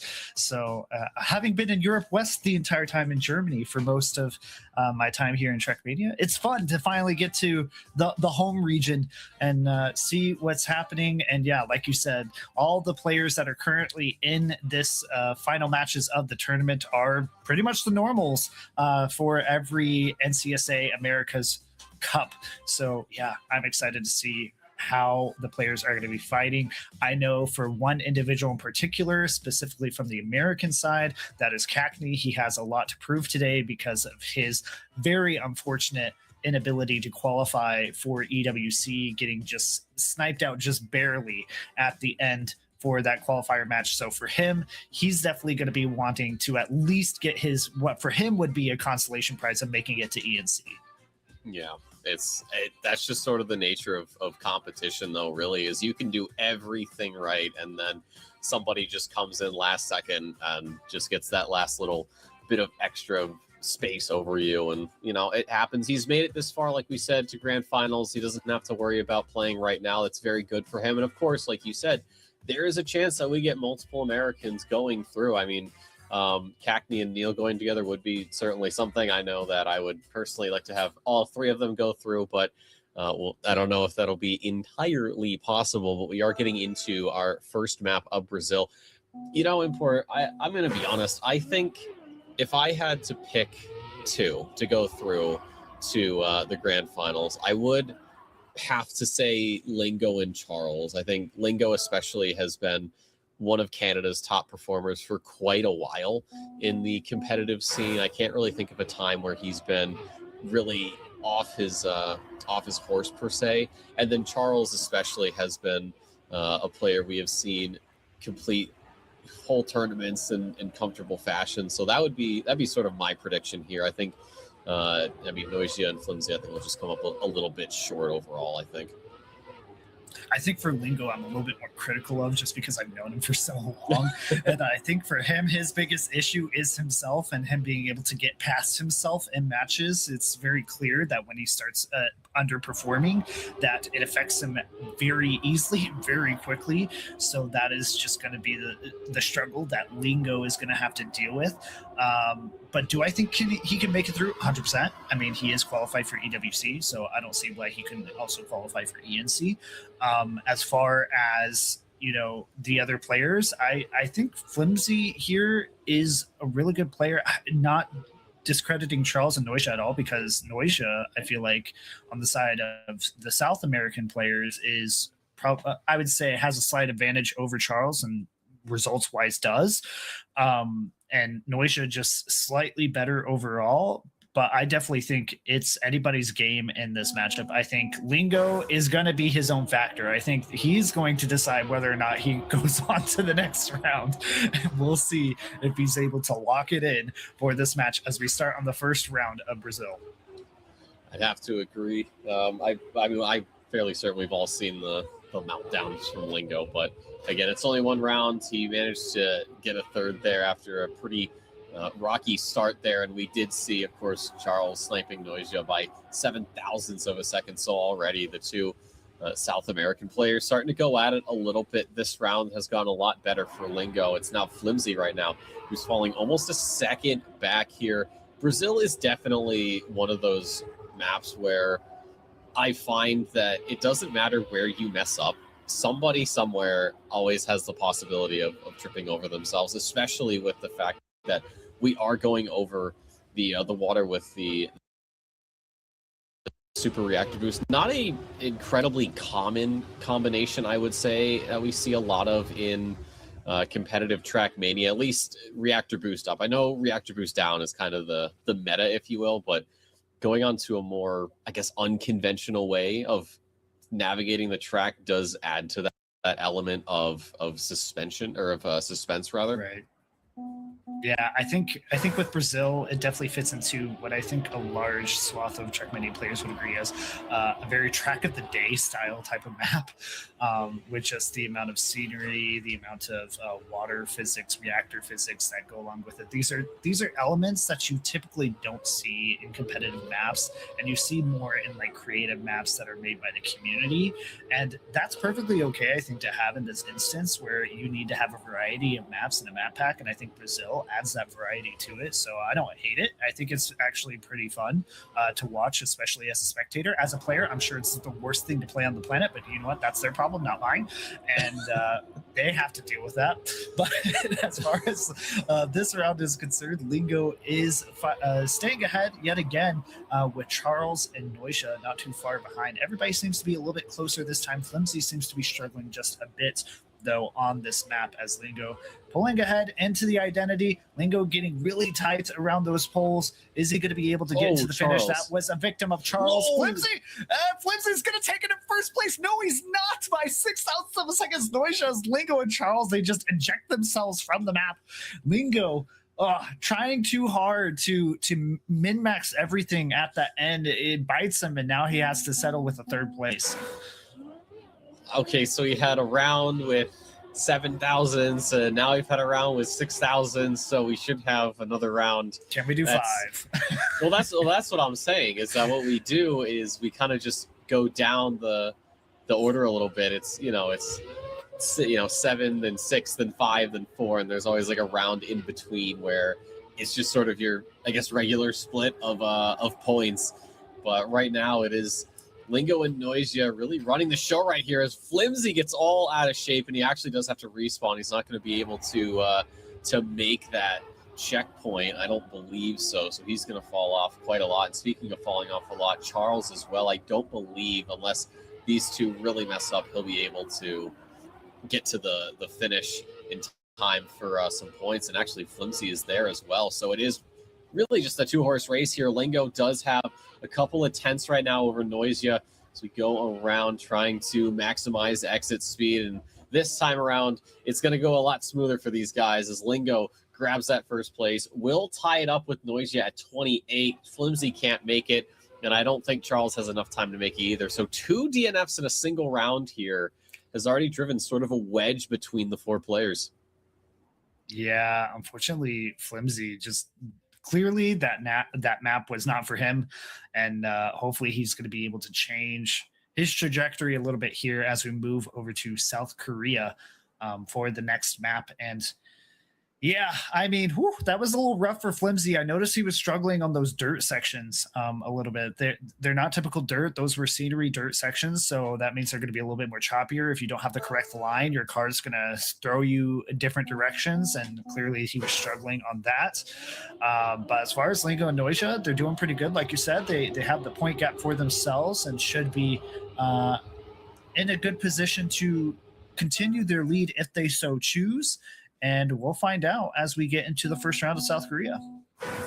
I'm not 100%, but I don't think we've really seen South Korea get chosen too often here. It does seem like sort of the map that players avoid. I know that, of course, we're using a mix of campaign maps here from 3 to 6 months, depending on the map chosen. So this is maybe one of those maps that players haven't really practiced as much. I had a conversation about it with Twiggy in regards to Hungary. compared to the other maps that were being used in those matches, and that players may not have practiced them enough. So I would expect some chaotic rounds here and some surprise first places and some shocking last second lunges. But so far it has been pretty standard for three of these drivers. It's Noisy right now, finding himself a second behind. Charles, though, comfortable position for him right now, trying to add another 10 points to his counter after, well, DNFing the last round. And Flimsy's going on the attack here, trying to get the turnaround on the reactor boost. They've got to do it not once. They've got to do it not twice. They've got to do it 3 times. Charles still in the lead. He's just going to hold on. So Charles, from a DNF to a first, that'll be a good way to fix the hole in the ship, if you will. And Flimsy coming across with a PB as well. It is, though, Noisia losing out the most there. Only 3 points, does hand the lead over to Lingo. Yeah, but it's so early right now. So many things could change, and as long as the points within 20, everybody's within 20 points of each other, it doesn't really matter too much because the positions can change so quickly here. And I wanted to focus on the play rate of South Korea. Maybe that's for North America specifically, because during EWC, South Korea was like in every single match that was played. And then for ENC, I mean, at least for EU West, South Korea was in the rotation for both matches. So at least from the worldwide perspective, that's South Korea is going to probably become a staple, I would assume, in the actual LAN events going forward. But just because it has that balance, I feel like, with, you have your loose surfaces, but you also have a lot of transitional elements, tech. You have this section right here, the engine off with the tech drift. That is a difficult situation to deal with right before the identity of all things too. And this identity is, it can be an equalizer in a lot of ways. If somebody just has the slightest mistiming on their inputs. Charles is going to get first place, so with Flimsy afterwards. But yeah, I think South Korea, we're going to see a lot more of it in the future when we get towards the LAN matches. Fair enough. I mean, to be fair, usually when I'm watching matches, this map does not come up, so that's just me. Although this map has sort of been a bit of a blessing thus far for Flimsy. Back-to-back second places is slowly bringing himself back into it. I mean, the top 3 are separated by only 3 points, Charles, Lingo, and Noisia. So for Flimsy, if some of these mistakes can continue to come through from the opposition, he should find himself in a bit more of a close contact with the trio. Lingo, I love how close he'll get there on that wall. He just wants it as badly as he can. And Noisia getting a little bit of a boost, a little extra boost, a lot of speed, though. Some airtime's going to sort of reel him back in as Lingo now drawing closer. I don't know if he'll be able to go for an overtake on the Argentinian driver, but he's got Charles to worry about as well. Flimsy, after I just sung praises of having him be in a spot where he's able to make up some ground, he does find himself half a second back, and going into the identity, it's anybody's game here. Yeah, it's getting really close here, neck and neck, as we get to the final couple U-turns here. Charles is going to take the lead for now, is going to maintain his lead for now, as he seems to lock it in here for first place. Lingo coming in second with a 0.2 behind him. 112.6 for Charles there. Somewhat close to the track record, but a pretty fast time overall. And Charles is going to start taking the lead here with 5 points over Lingo. But again, still within that 20-point margin for the entire field. So until we start seeing something more north of 20 points, that's when it's time to worry for those who are lagging behind. I agree with that. It's also important to note that Charles so far has won every round here on South Korea. So this is great for him. I did have the discussion with Twiggy about certain map picks and how it plays to players' individual strengths, and using something like this to say, all right, well, I'll pick this map because I'm fairly confident I can build a sizable lead, so that way when I inevitably make mistakes, I'm able to maybe lessen the blow. And Charles decides that 3 is good enough and gets a no drift there, so that'll put him, I don't think it'll put him into last. I think Flimsy's a little too far back to actually take advantage of that. Yeah, so Charles only dropping a couple of seconds here. So Lingo could be on the hook for some 10 points. Hasn't gotten a 10-pointer since the last round of Brazil. And he does lead Noisia by about half a second. Just tacks on a little bit more, but I don't think there's anyone that can challenge him. Lingo across the line of 112.67 and will get himself some much-needed 10 points to maybe open things up a little bit and, well, close in on Charles. I don't know if the emphasis on the last two numbers was necessary, but I appreciate it anyways. As far as we go into the next round, the map switch that's coming in, let's see if the momentum changes for everyone else as we go into what I believe is Nope, that's Greece. It's Greece. I've never mistaken my my maps. That's never happened. What are you talking about? I had to look at the scenery and think, what does the scenery relate to? And I was like, Greek statues. Surely it's Greece. And the blue and the white, a staple of Greek culture. And the white. Something like that. Yeah. But as far as Lingo and Charles, I'm going back to the thing now. You need to stop your mess. As far as Lingo and Charles is concerned, Lingo and Charles kind of running away a little bit here. Now it's getting into the range of like, okay, just north of that 20 points. That's what we're looking at here. Now they're starting to create a gap for themselves.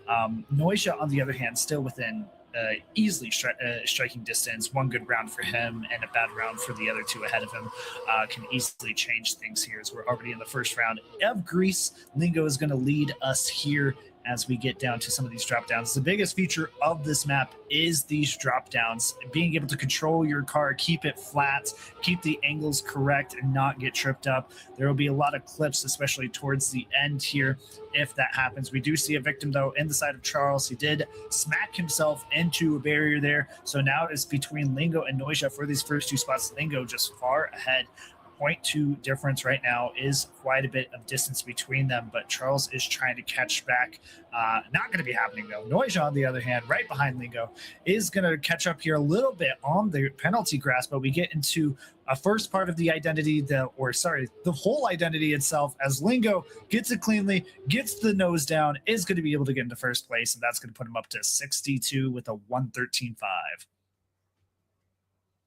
That's a solid round from him, just keeping Noisia at bay long enough to cross the line. He will extend his advantage over Charles right now with a score line that sees him 8 points clear of the Colombian driver, but Charles has a lot to worry about with Noisia just sitting 4 points behind. Flimsy is really started to fall off here, so he's going to be looking for a way in. He made a mistake. I think it was right about here at the start of the first round, but has certainly made amends as everybody is, of course, going to be very close together.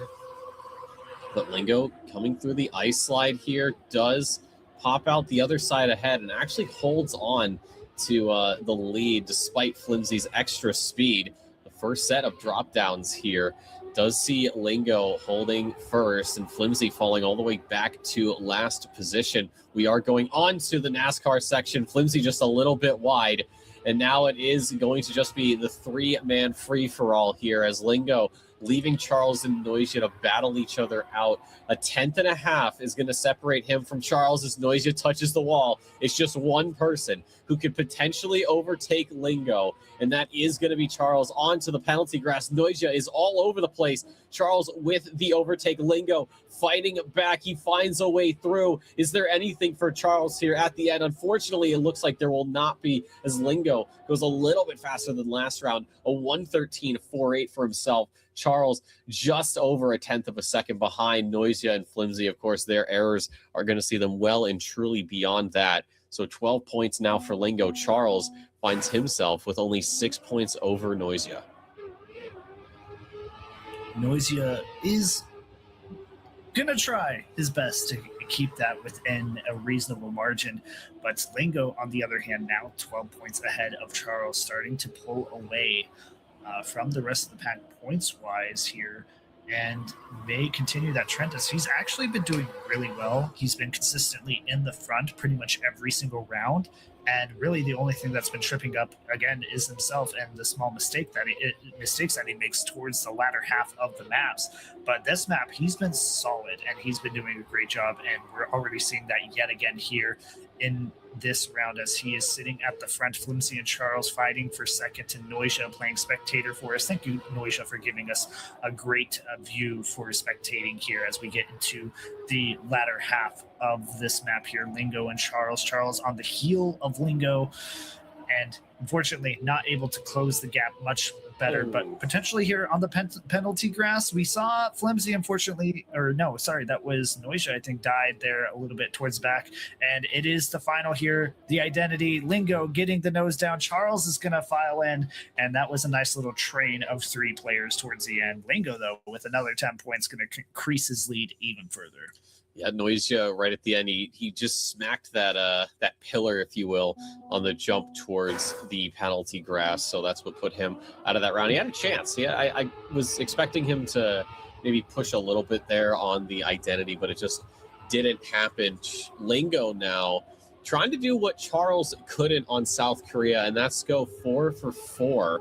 Keep in mind, it was the last round of South Korea where Charles, unfortunately, was not able to get 40 total points as Noisia runs into the checkpoint arch. And on the ice, it is just so slow, and you're slipping and you're fighting gravity. So he is going to be out of this round. Lingo just doing what he's been doing the last 3 rounds, and that is showing everyone else how it is done. Flimsy, though, I think he has a little bit more speed over Charles, but on the exit, it's just a little too much for him.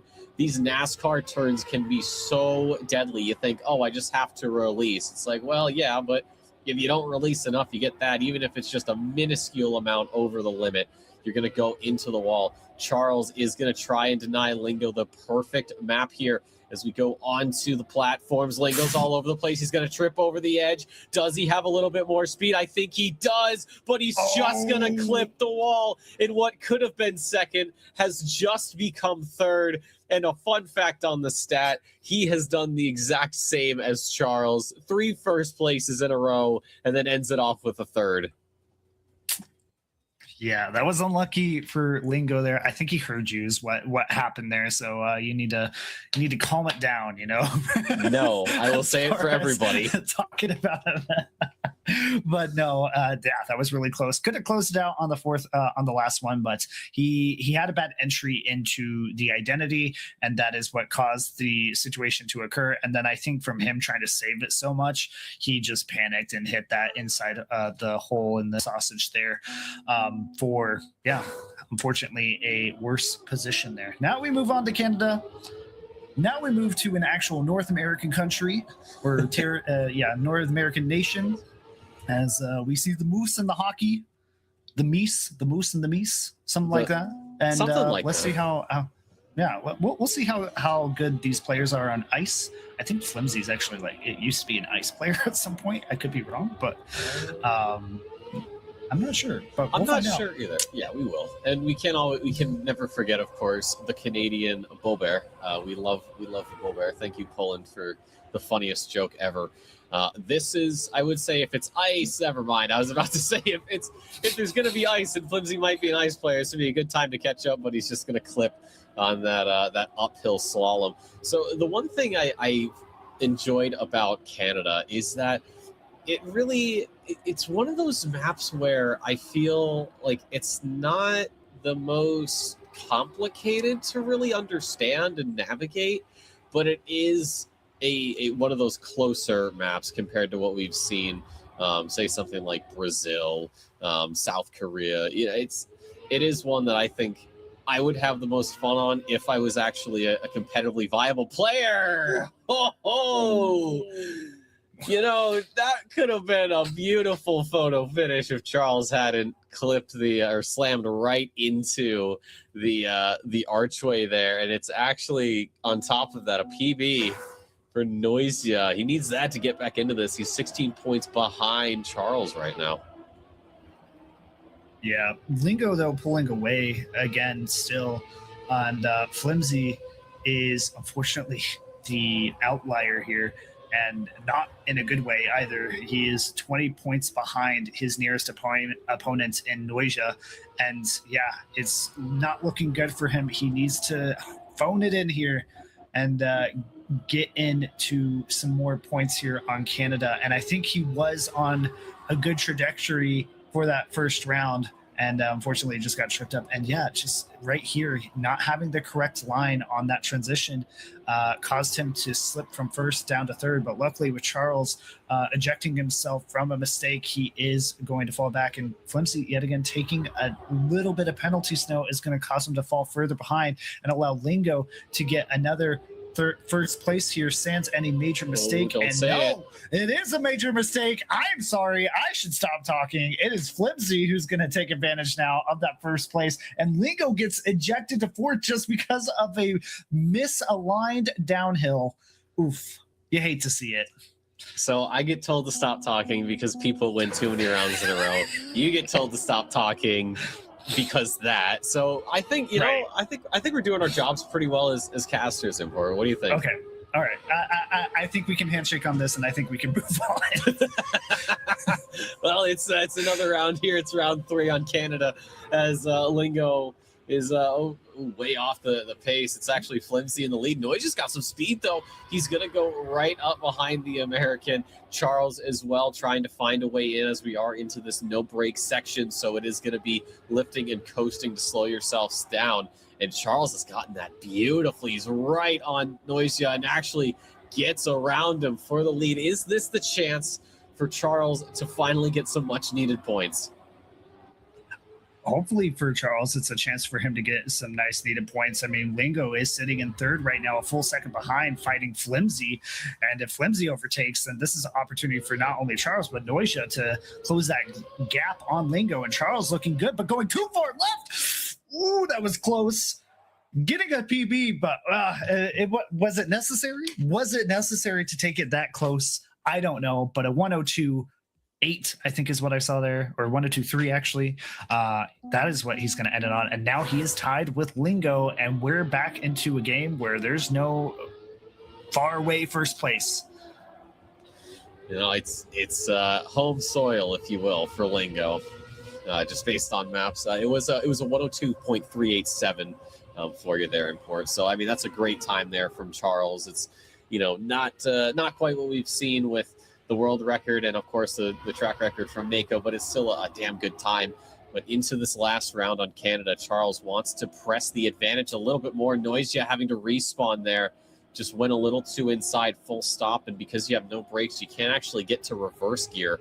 So you got to go back and try it again. So that does leave Charles and Lingo to battle it out for first. Whoever wins this round, of course, will take a lead going into our next map. Lingo, this has been a map that has not gone his way. He has not finished higher than third. He is on the hook for a first, and he's going to clip right at the end, but I believe he'll have enough space between himself and Noisia for a second. Charles continues to improve a 2.27. He's going to take 11 or 0.11 off of his just done PB. So what was looking like Lingo's maybe having a bit of an easier path has all of a sudden been flipped on its head as Charles is in the lead with 106 compared to his 102. How ironic that Lingo starts messing up on his own nation's map as far as that is concerned. And what was a solid lead from him has now been entirely diminished and overtaken by Charles. And I think if you're every other player that isn't Charles, you're breathing a sigh of relief of, thank goodness that map is over. Let's get into the next map with Germany, because I mean, if it would have, imagine if there were more rounds on Canada, he could have ran away a lot more because he was performing really well on that map and taking advantage of every other player's mistakes. But now we reset. We're in the first round of Germany, the country I used to be in, but not anymore. Now I'm in the Americas, and let's see how these players handle this very fun track. this has been a track that I've enjoyed watching. Of course, there is, if you look at the world record on the official campaign, there is a little bit of a different way of going about getting around this track. But of course, we don't do that here. You got to actually drive the track. No corner cutting allowed.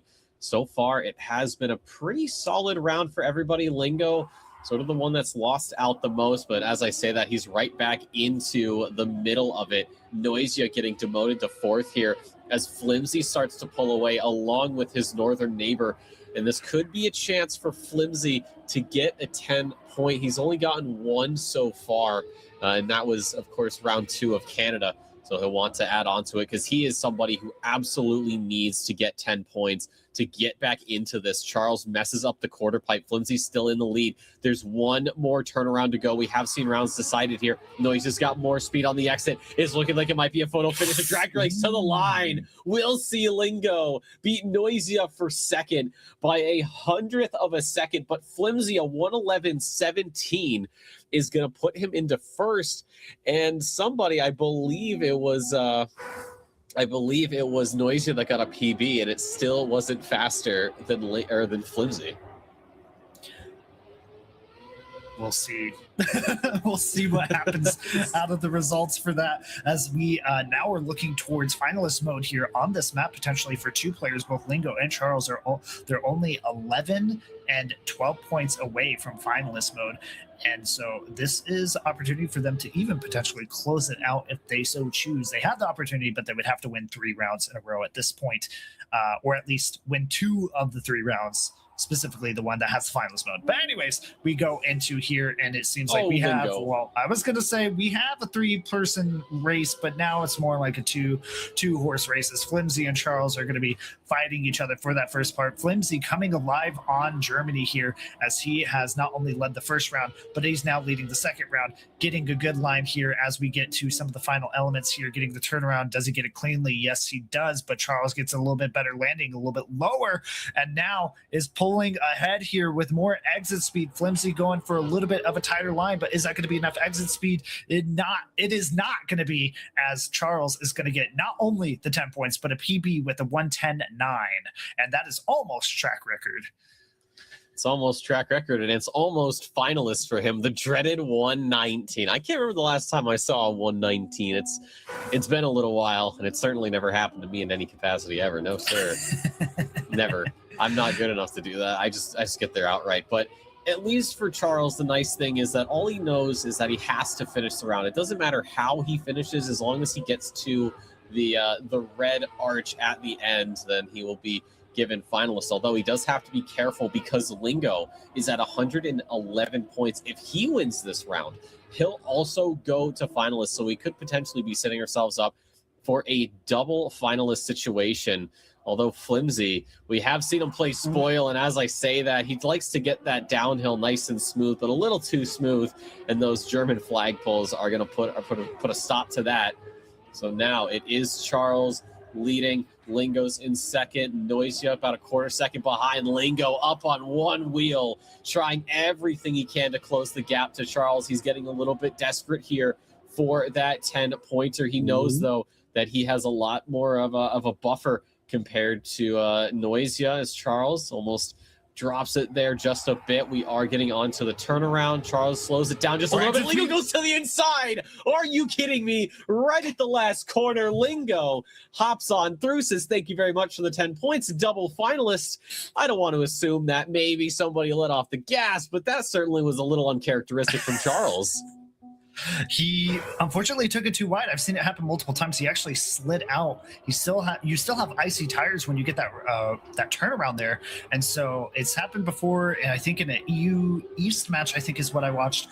And yeah, same situation with Charles. Unfortunately, I think sliding out just a little bit, getting forced into that penalty grass, and then just unfortunately forcing him to go into second place, and allowing Lingo now to be in finalist along with him. And so we have the opportunity to potentially find out one individual is going to the grand final for this qualifier in Americas. right now, but Lingo is not going to be one of them for the foreseeable future for this round, as he is already a second behind due to a pretty hefty mistake he has had. Charles, on the other hand, this is his moment. This is his time, as he has the lead for the moment. Noisia is looking to play spoiler and prevent him from running away and taking that spot from him. Noisia going a lot lower on that jump there, is managed to keep it in, and even clipping, still surviving, and now is pulling ahead. Who is going to have the better line? Who's going to have the better exit speed from this booster? Charles going a little bit further right. It doesn't matter. Noisia is going to get that first place. Solid for him, putting himself at 110. He needs to win another round to make finalist, and then it is a triple finalist situation potentially. Well, we've gone through one rotation of these maps. It's time to go back to Brazil. Lingo and Charles, it's double finalist for them. Noisia, if he can finish a round in first place, this first round, we'll have triple finalists, and from there, it pretty much becomes the final map. But of course, we could see it just happen in 2 rounds, Import. If you remember last time we were here, Charles won the first round, Lingo won the second round. Yeah, we'll see how it goes. We also saw Lingo, he was actually pretty dominant on Brazil. And then there was that one round where he just flipped over a rock and then ejected himself into 4th place. So anything's possible on Brazil, especially on that identity here. And Flimsy was the one who struggled the most on this map, which is something for Flimsy I feel like is detrimental. Hopefully he's able to have a better performance this time around, as he is really far behind points-wise, and he's really desperate for literally anything at this point. So hopefully something will click and he'll be able to get some more points. But right now, we have a 3-way race right now with Charles and Lingo, both finalists, and Noisia trying to play and get finalist himself here. And we have a solid race on our hands. Charles pulling ahead here. Noisia is also right behind him. Lingo, unfortunately, making a little bit of an error on his line, is going to take a speed penalty for it, but still within striking distance. This is the part that gets a little antsy for everyone, as we are now getting to the final turns of this map. We have to avoid a couple rocks in this final turn. Who's going to get in? Is it going to be Charles? Yes, it is. And Charles is going to be your first qualifier into the grand final, and he's going to meet up Cackney and Neil in the grand final, but we still have some more racing to go. Who's going to be the second finalist? That is a grand question to ask. Also, would like to point out that that was a double PB, one from Charles with that 103.9, and then Noisia with a 104.09. So that is some damn good pace for them. Now, Noisia, if he can finish this round, he will be getting to finalists. We have taken 3 points off the table here, as we only have 3 drivers, so we stick to that 10, 6, and 4. Flimsy with that early lead, but he has both Lingo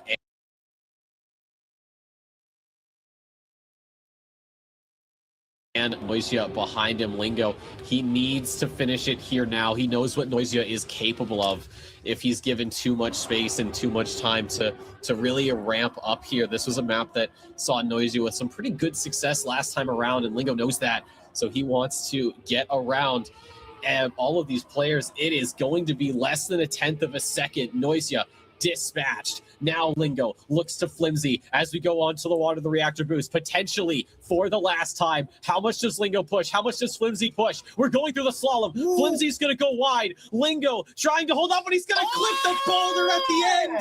He's going to push it a little too much on the inside. And Lingo, what could have been his ticket getting punched to the grand finals, is not going to happen. Noisia joins him in the red lettering. Import, this has to be the last round, surely.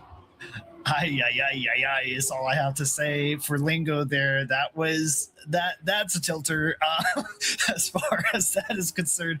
Lingo, this is the thing we're talking about, buddy. Let's not be your own biggest opponent here. You're almost there, just across the finish line. Noisia now finalist too. It just makes things even that more intense. Flimsy is the only person who can play spoiler, and Flimsy is the person who struggles the most on this map. So it really is down to Noisia. Is going to be the first mistake, but Lingo, we need to focus on Lingo to make sure that he is not going to make a similar mistake. Flimsy Flimsy could potentially play spoiler still. We still have a little bit of map to go. Lingo is going to lead us off, though, for right now. Noise just 5 seconds behind. Even if there's a respawn, it does not matter. Flimsy DNF'd. Flimsy DNF'd. That is I'm not going to say that's it, but it sounds like it's it. Lingo just has to drive cleanly here. All he has to do is drive cleanly, folks. I'm sorry, but here we go. All right, he gets in. Woo! All right, Lingo is going to get in there, and he is going to be your second qualifier into grand finals. And unfortunately for Noisia and Flimsy, they are now eliminated and are not eligible for their attendance at ENC. What an interesting end of that map there. I'm a little on edge from that. Man, listen, Lingo, we love you, but it's not necessary. It really isn't. Hey, it's you know not what? necessary at all. God forbid a man love his theatrics. That's all I'm gonna say. When Lingo at the end, I saw him go over that first boulder, the little slalom as you come out of the hairpin. I for sure thought that was it. I thought he was gonna mess it up and he was gonna struggle to respawn and all this other stuff. But I mean, thankfully he locked in and got around to the finish. So good on Lingo. He's gonna get a little bit of a breather here before he enters the arena. Cackney and Neil have been waiting, Import. They have been, and it's going to be a situation where there are 3 slots available, so we will play to find out who is first, second, and third all the way through. Still 140 points is going to be the finalist mode determiner there, and yeah, it's going to be pretty interesting based on just this match alone. I mean, holy moly. I will be honest, I did not expect Charles to go through in the manner that he did, but he's clearly on it today. And so hopefully he's going to be able to keep that momentum going into the grand final. Lingo, on the other hand, he was, I will say, pace-wise, very dominant. And again, it's the same situation, same story, different day, where Lingo is his greatest opponent. And if he can just brush up on that consistency, he could be finding himself in ENC really quickly as far as the land is concerned. Absolutely, he is. He's, like I said, he's a talented player, and like you had followed up with on the little footnote, is that he does get into his own head a little bit too quickly when it does happen to go awry. So I'm glad he was able to sort of make it work there right at the end. But it was definitely a little bit of a heart racing moment for him, and not how he wanted to do it. But hey, you know, like in racing, it doesn't matter how you win the race as long as you're leading on the lap that matters most. And well, he got something similar to that, so we'll see how he can handle Cackney and Neil, 2 of, I would say, North America's powerhouse players. Yeah, it's also so fun having known many of these players for so many years and seeing them at this level and seeing them compete for such high stakes. It makes you really excited, especially for players like Cackney and Neil, and how they have grown so much over the last couple of years in Trackmania, and to see them at this point, it's exciting to see what they're able to do. It's exciting to see Neil not only potentially qualifying himself for ENC, but also he's already qualified himself for EWC. So, I mean, there's a lot of good things happening for North American and South American players in Trackmania this year. A lot's being given out, and a lot's happening for these players. So I'm very happy for them, and we'll see what happens in the grand final. I'm excited. This is, I would say, I mean, just looking at it, I've got the EMC or the ECM pulled up here. Just seeing the 4 of them, I mean, as long as we have some minimal mistakes, let's say, I really do think we're going to be in for quite a treat of a match.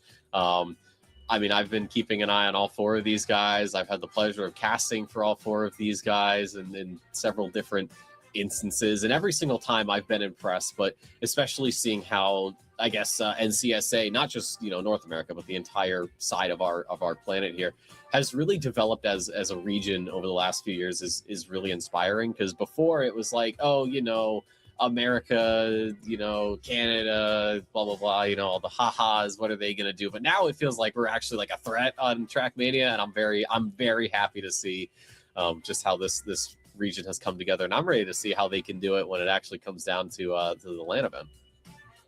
Yeah, I think we'll definitely have a good match on our hands going into the grand final. As far as I'm aware, the players are now we have a little bit of a break beforehand, and then we will go into the grand final. So as long as we are good to go, I think we can go ahead and take a short break, and then we will go into moving on to grand final coming back here. So stick around, get a drink, get some popcorn, because it's going to be a fiesta like every American match is. So let's go. And we should see that with Cackney, Neil, Charles, and Lingo. Stick around. We will be back in a bit after our break. Oh, never mind. Just kidding. We are not going to go on a break just yet. We are still going to yap. Legion, let's go ahead. Give me not the full prediction. Give me a prediction of one person you think is going to go ahead into ENC. Neil as a qualifier. 100%. Neil. Okay. Yeah, he is besides I feel like someone like besides like Carl Jr. Of course. Neil is insane. What about you? Give me one person before we go to break. Nope, we're going to go to break first, and then I'm going to give it to you afterwards, so we have something to talk about later on. So let's go ahead and go on to break, and we will see you back in a few moments.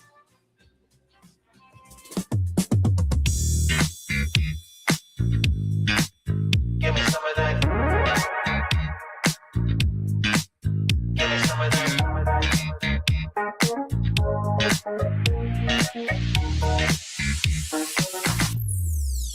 Give me some of that good stuff.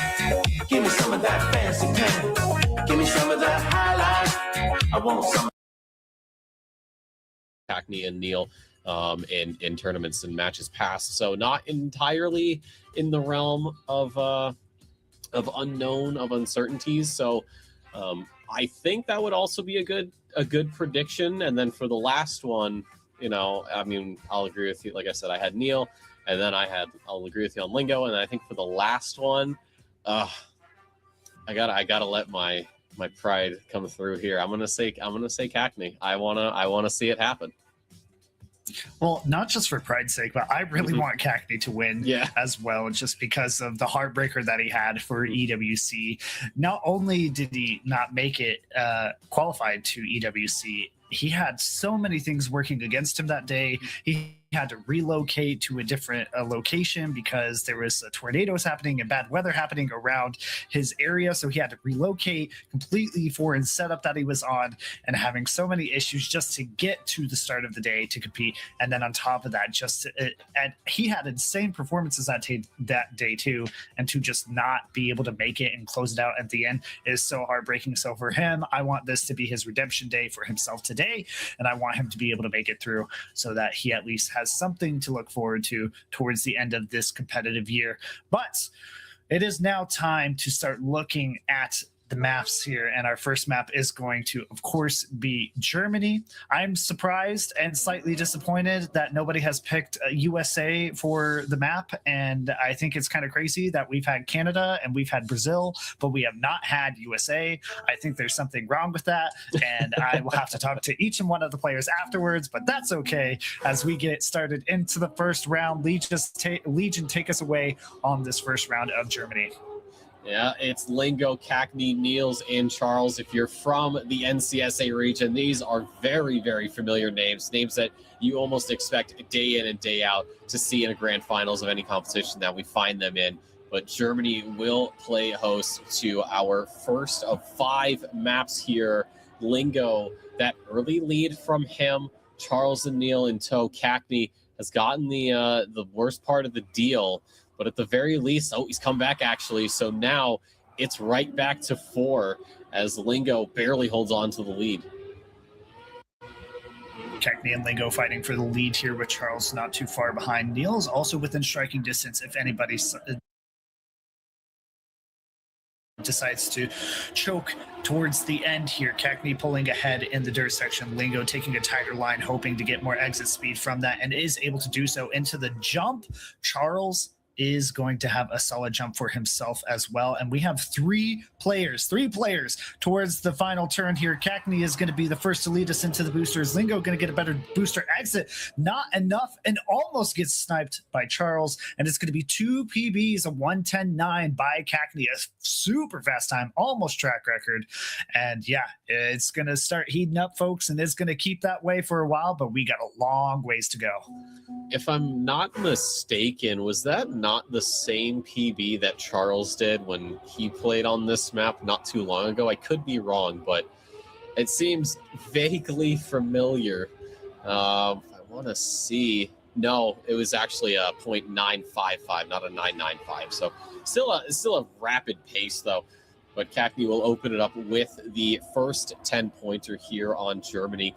I'd be very happy if all these players can kind of just keep it based solely off of pace, maybe a little mistake here or there. But right now it is going to be Charles who is falling to the back, and Cackney getting a little bit of space, almost goes into the wall, and he almost, did a little bit of upending, but was able to keep going. But he has lost a lot of time right now. Lingo and Neil fighting it out for P1. Barely anything between the two of them. Lingo with that early little bit of an advantage. Neil is just behind, less than a tenth of a second as we go into the quarter pipe jump for the last time. I think there's maybe almost a clip there from Lingo. He finds himself now just ahead of Neil into the backwards we go. We are going to be turning it around here. Who's going to be getting the exit? Cackney falls off more, and at the line, Lingo's just going to hold on by 0.07 of a second, and Charles almost 5 seconds back makes it to the line. That is a great round there from Lingo. Lingo getting the 10 points that he needs, but too much to go on still before any storylines or any trends can be figured out here. Germany, unfortunately, is going to be the with it being the first map, is going to be the map that isn't really a litmus test for what this match is going to be into, but we are 100% going to see Germany again, so at least we get an insight of to what could play as a factor going into the final rounds. And so far, it seems like Lingo and Cackney have a little bit of advantage on this map pace-wise, but Charles has been there every step of the way as well. So it's not really so much that anybody has a massive pace lead over everyone else here. Everybody seems to be doing okay. It's just the consistency is kind of the factor here. Neil is now showing up for this map here as he is now taking the lead over Lingo. Cackney is struggling just a little bit here on that uphill. Lingo trying to catch up to Neil. Stay with Neil here on the jump here. Neil gets a little bit of a lower line, is going to be first on the ground as well, but Lingo should have enough exit speed here to potentially overtake Neil. It takes a little bit wider of a turn. Neil having to go a little bit further to the left and is going to get the speed and maintain the first place. Not only that, but a 1:11.05 PB as well. Super fast times coming in from all the Americas players in this grand final. That is, I think, everybody getting a PB except for one. Cackney had a DNF that round, unfortunately. I wonder if he got caught up a little bit there at the end. We couldn't see it, of course. We were busy focusing on the front runners. So the last round of Germany underway. Lingo with an early lead, 3 points over Neil, and then Cackney is also 3 points clear of Charles. I know, of course, Import has talked about the 20-point gap being the time where you start to worry, and there is, well, a lot of time, I believe, until we reach that. But Lingo, once again, a strong start for him. This has sort of been why he's able to get some solid points here. He's gotten 2 second places and 1 first. So he'll try to keep the pattern going. And it looks like he might just ahead of Neil by less than 0.05 of a second. Cackney is there, just bottom of your screen, barely in the picture. And we go onto the water. You see the front end of Neil's car getting a little bit of air, but is able to keep the steering inputs going just a little bit till they reach that dirt into the last quarter pipe jump. Neil is going to clip it a little bit. That'll give Lingo some breathing room, and I think that also brings Charles into it. And it is Lingo leading it here into the turnaround, and I think he should have a first place. Cackney with more speed on the end, but it's not going to be enough. Lingo locks in a 1:11.01 here for a PB and another 10 points. 32 will be next to his name after the first 4 rounds of competition. He's got a full round victory over second place Neil. Yeah, 32 points coming out of the first map is not a bad result at all, meaning that he has performed in the top 2 positions pretty much the entire way through. And that's really good. Coming into Canada now. Now, this was a map that Lingo was, in fact, struggling a lot, not so much with the majority of the map, but rather the downhill seemed to be a factor for him towards the end. Is that going to be continuing? A continuing factor for him is the question. Whether or not that's going to be the case, we're not necessarily sure. But there's so much more track to play, Trackmania to play, and we should see what the storyline is going to unfold here as we start to get more towards the second, third, the fourth map. That's when we're really going to start seeing some transforming here. But now is the time. If you're in the front, this is the opportunity for you to start pulling away. If you're in the back, this is an opportunity for you to claw back. So let's see how it goes in this first round. With Lingo, I'm wondering maybe if that first attempt, if you will, at Canada maybe was a little bit of a rust-shaking moment, trying to get back into the swing of things. You don't necessarily have to be the fastest person here, as long as you are, in some cases, the safest driver. We have seen players who will take it pretty easily and get some nice points, as Cackney makes a little bit of a touch on the light pole there, entering the slalom section. Lingo now leading here over Neil. Cackney, though, great overview from behind Charles. We are getting towards the end. It's that uphill with the reactor boost, swinging it around here, and on the downhill, Lingo has the speed over Neil, and he is going to keep it as center as he can. Charles having to rotate the car in that ice slide to avoid going too far to the left and almost getting sniped by Cackney, but just not enough. So Lingo, a great way to start it here with a 10-pointer on Canada. He's got to keep the momentum going, though, if he wants to really stretch his legs here. He's only 6 points away from being 20 points over Neil at the moment. So Lingo is starting a trend here of pulling away. If that's going to be the case going forward, we will see as we now get into the second round. Cackney and Charles are going to be leading us off here in this very speedy, fast first section of the map here, slaloming through and snaking through a lot of the elements here. Charles getting really close to the pole and managing to avoid it, min-maxing for himself here. Cackney trying to adjust and keep up with Charles, but Charles so far having a lightning fast round here as we go forward into more the middle section of the map. Charles maintaining his lead. Unfortunately, Lingo is out of this round here with a 2-second delay from the rest of the team, and now it's just going to be Charles, Cackney, and Neil here for this final spot here, or the first position here. Charles is going to lead out, is going a little bit further to the left, is slowing down just a little bit, and it's going to be still Charles there. Sorry, getting a little bit too hyped there with Cackney coming in second. But I mean, 400ths of a second, that's pretty close in my opinion. He did look like he could have taken over, but it is going to be Charles taking that first place. You know, it's interesting. I'm looking at the match from yesterday. It was the same 4 players, Lingo, Neil, Charles, and Cackney, and I was looking at Canada. Lingo actually did a lot better. He finished first, third, and well, it seems like well, he's not doing quite first, third. He's doing first, fourth, but I think maybe I think Lingo is getting into the motions of it, if you will. He's a little slow. I think he had a slight clip on the uphill, so he has to deal with Cackney. Meanwhile, Charles, Neil running it up front. Charles is looking to grab some 10 pointers. He wants another one here to close up on Neil and Lingo, as he just finds himself behind them. Neil, though, right now on pace for 6 points, although that would not be enough to hold on to second place from Charles. But we're getting into the end here once more. Charles leading it by almost 0.2 of a second. Neil, that's a very tight inside line, pulling it right back onto Charles. Does he have enough speed on the exit? Yes, he does. Charles is going to go too far to the left. And it is going to be Neil getting that first place. Charles, unfortunately, having to respawn, and he is going to miss the finish again. And he will be forced to DNF. He cannot overcome that 10-second timeout. That is heartbreaking for the Colombian driver. He had a first place and just lost it at the line and couldn't recover on the respawn.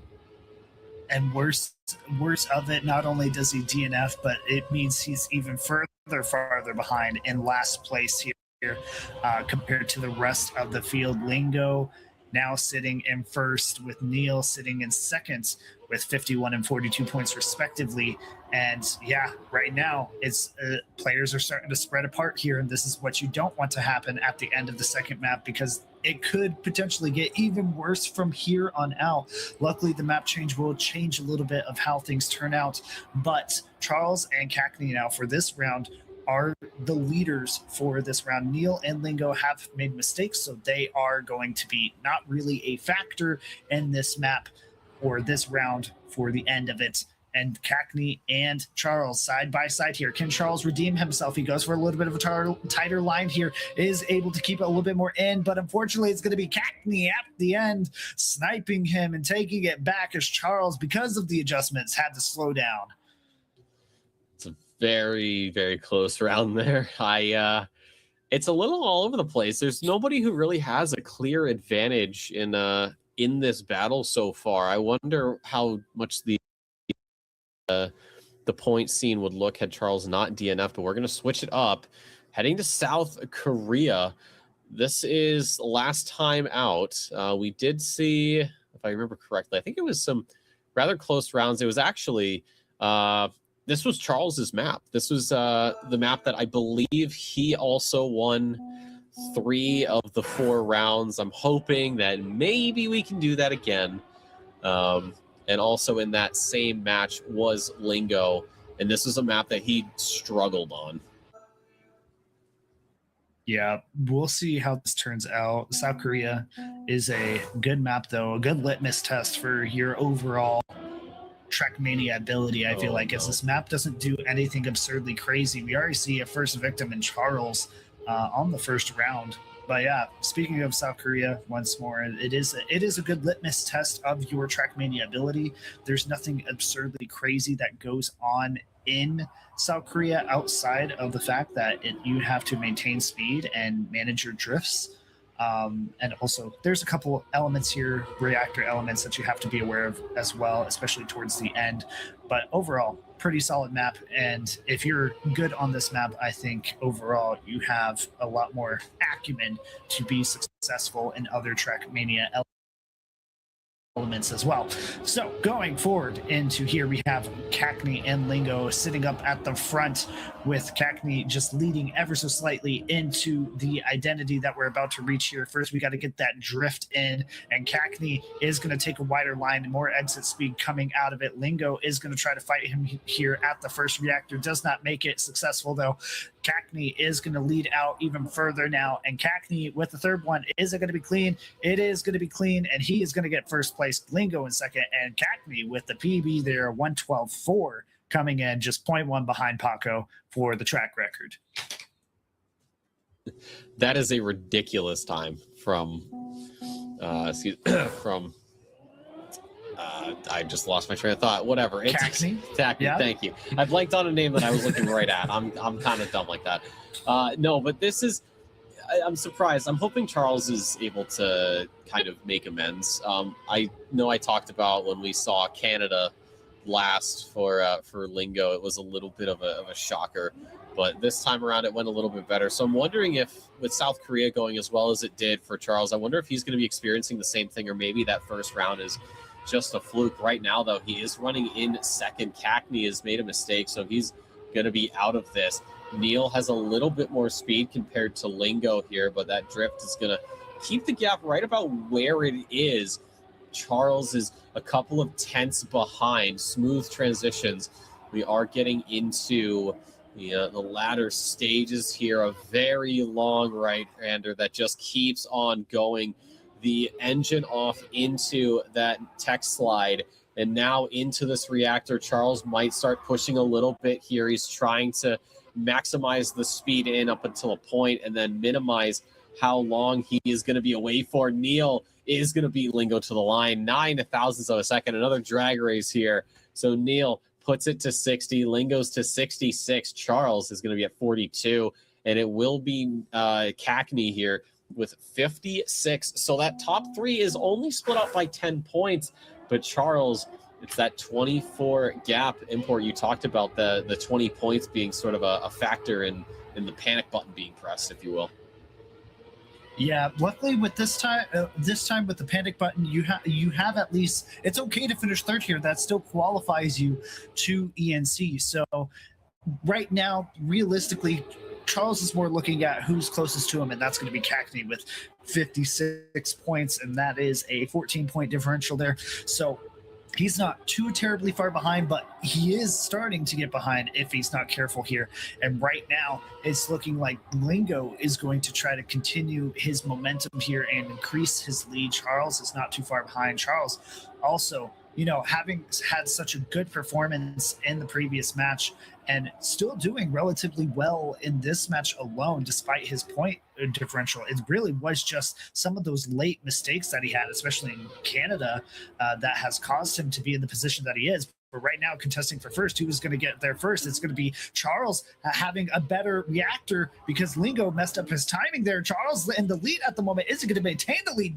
No, he's not. As Lingo, with 12 hundredths of a second, is going to overtake and take first place. Charles almost there, but Lingo able to recover from his poor first reactor. I saw it at the end. Charles just went a little too deep on that reactor boost and just spent a little bit too much time not moving in a productively forward direction, and Lingo really minimized how long he was going to sit back there. So that's why he was able to get it done. So last round of South Korea, Charles, the best chance that he has had so far for first place. And if you want to go off the trends, well, I don't think it'll happen here unless, whoa, big mistake there from Lingo. So that's one player out of the way. Neil is sitting comfortably right now. The gap between himself and Cackney, quarter of a second. Charles has also made a mistake, so he will have to fight with Lingo for third place. For scraps, really, Cackney and Neil for the United States. Neil's already had a first place in this map. So has Cackney. They want to both grab one more. And right now, Neil looking like he's got the best chance at it. Quarter of a second still between himself and second place. Cackney's going to go a little bit more inside, and he's going to just pull in a smidge. Not enough, though, but he's going to get more exit speed. He might be getting the overtake here on Neil if he can get this final reactor boost to go well for him. He's going to try and get a zoom, but it won't be enough. Neil locks in a PB of a 112.4. Another tenth of a second off of Pussy Tapaco there for the track record, and 0.2 off of world record from Elcon. But that's going to wrap it up here on South Korea. 6 points is separating Lingo from second place Neil. And you got to wonder, do you think he's sweating a little bit there? Yeah, I mean, you have to, right? Also, interesting thing, we haven't really talked too much about Neil as we go into Australia here. Neil is somewhat of a quiet player in sense of, just how he kind of in some ways flies under the radar. There are other ways that he doesn't, trust me, I'm aware, but there are things that, especially competing, he does somewhat fly under the radar. I do feel like sometimes people underestimate him because sometimes his performances, if you look at the events that he's participated in, especially on the international stage, his positions haven't been necessarily what his potential is. And I think from this perspective, like especially in this match, you can kind of see that happening where Neil, he's been with the first place. He's been riding along with first place pretty much the entire way, and he's been very consistent. Hasn't made too many crashes, but of course that's not going to show up as flashy because he's not making absurdly fast times, except for the previous round, which he did. But he's going to be consistent, and therefore he's always going to remain in that top echelon in a match. And so that's something you have to keep out for. Now, though, however, we are moving to Australia, and Cackney and Lingo are leading us out here on the first half of this map. Yeah, running through the outback here, Lingo is ahead of Cackney, but just by a little bit. To go through the slalom here, a little bit of a balance beam to keep yourselves, paying attention. We are getting closer and closer to the end, about 25 or so seconds, very close on the inside for both Lingo and Cackney. Pretty much a full speed map here in that first quarter or so. We are heading downhill, now uphill, swinging it around. Cackney goes for a lunge here, but Lingo going to carry more speed. Now onto the identity. Lingo ahead of Cackney. You're going to transfer one way to go to the other. Back again, a little bit of a lift sometimes on here, but it is bouncing all over the place as Lingo comes across with a 114.78. and it will be a 114.9 there for Cackney to get a PB, get that second place. Neil's in third, and Charles, unfortunately, last on this first round of Australia. Gotta say, I like the speed. I love the speed here on this track. It is absolutely mesmerizing to watch these guys do it to perfection.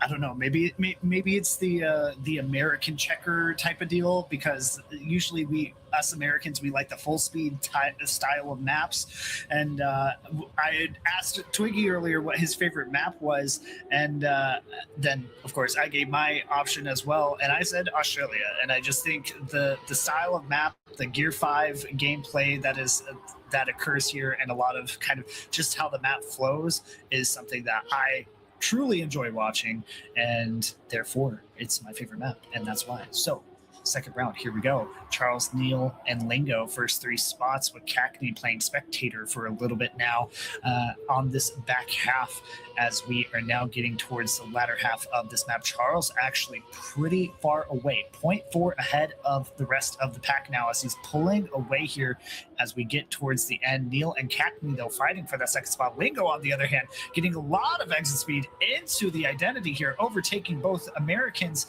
as he now is sitting in second place behind Charles. Is Charles going to be able to make it cleanly into the finish? Yes, he is. And Lingo, from fourth to second, is going to get 6 points and put him up to 96.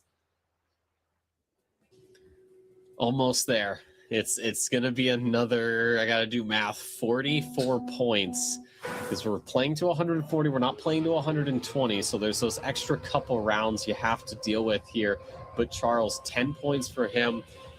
It's going to feel good, but he's really got to start picking up the pace here. He's really got to start locking in these first place rounds, because we are rapidly approaching the peak, the pinnacle, the apex, if you will, of this grand final. Of course, it is 3 drivers we have to send through, so there is still a chance for Charles. But looking at how this has gone, it really has not been the best run thus far. Although he finds himself in second behind Cackney, he's in a little bit of an American sandwich with Neil behind him, and Lingo has made a mistake, so he might be out of this round. You think, oh, it's only a second and some change, but when you're all traveling at incredibly high speeds, it's very hard to overcome these gaps.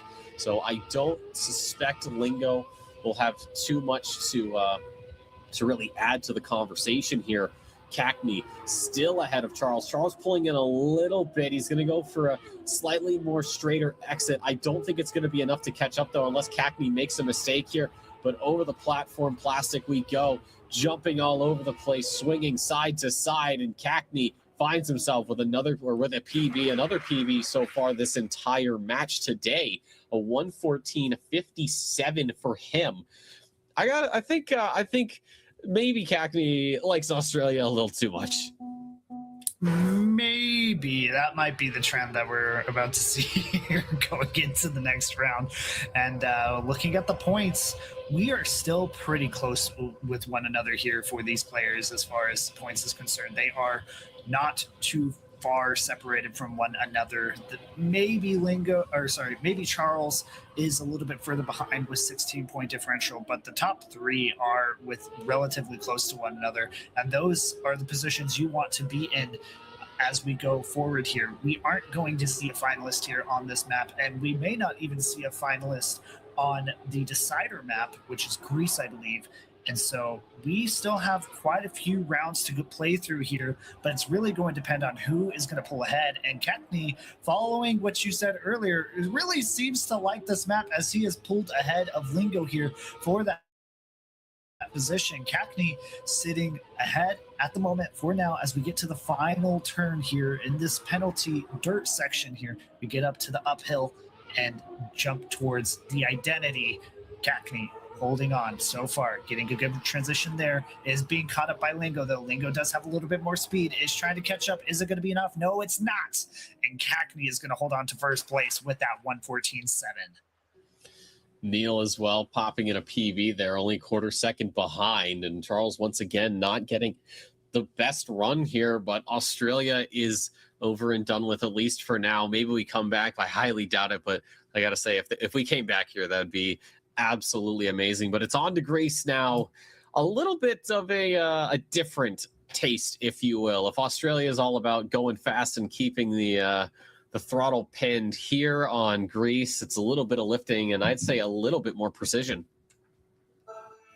I would say so as well. And as we get into this map, we are going to potentially see our first finalist if Lingo manages to get first place in all 4 rounds, or at least 3 first place finishes and 1 second place finish.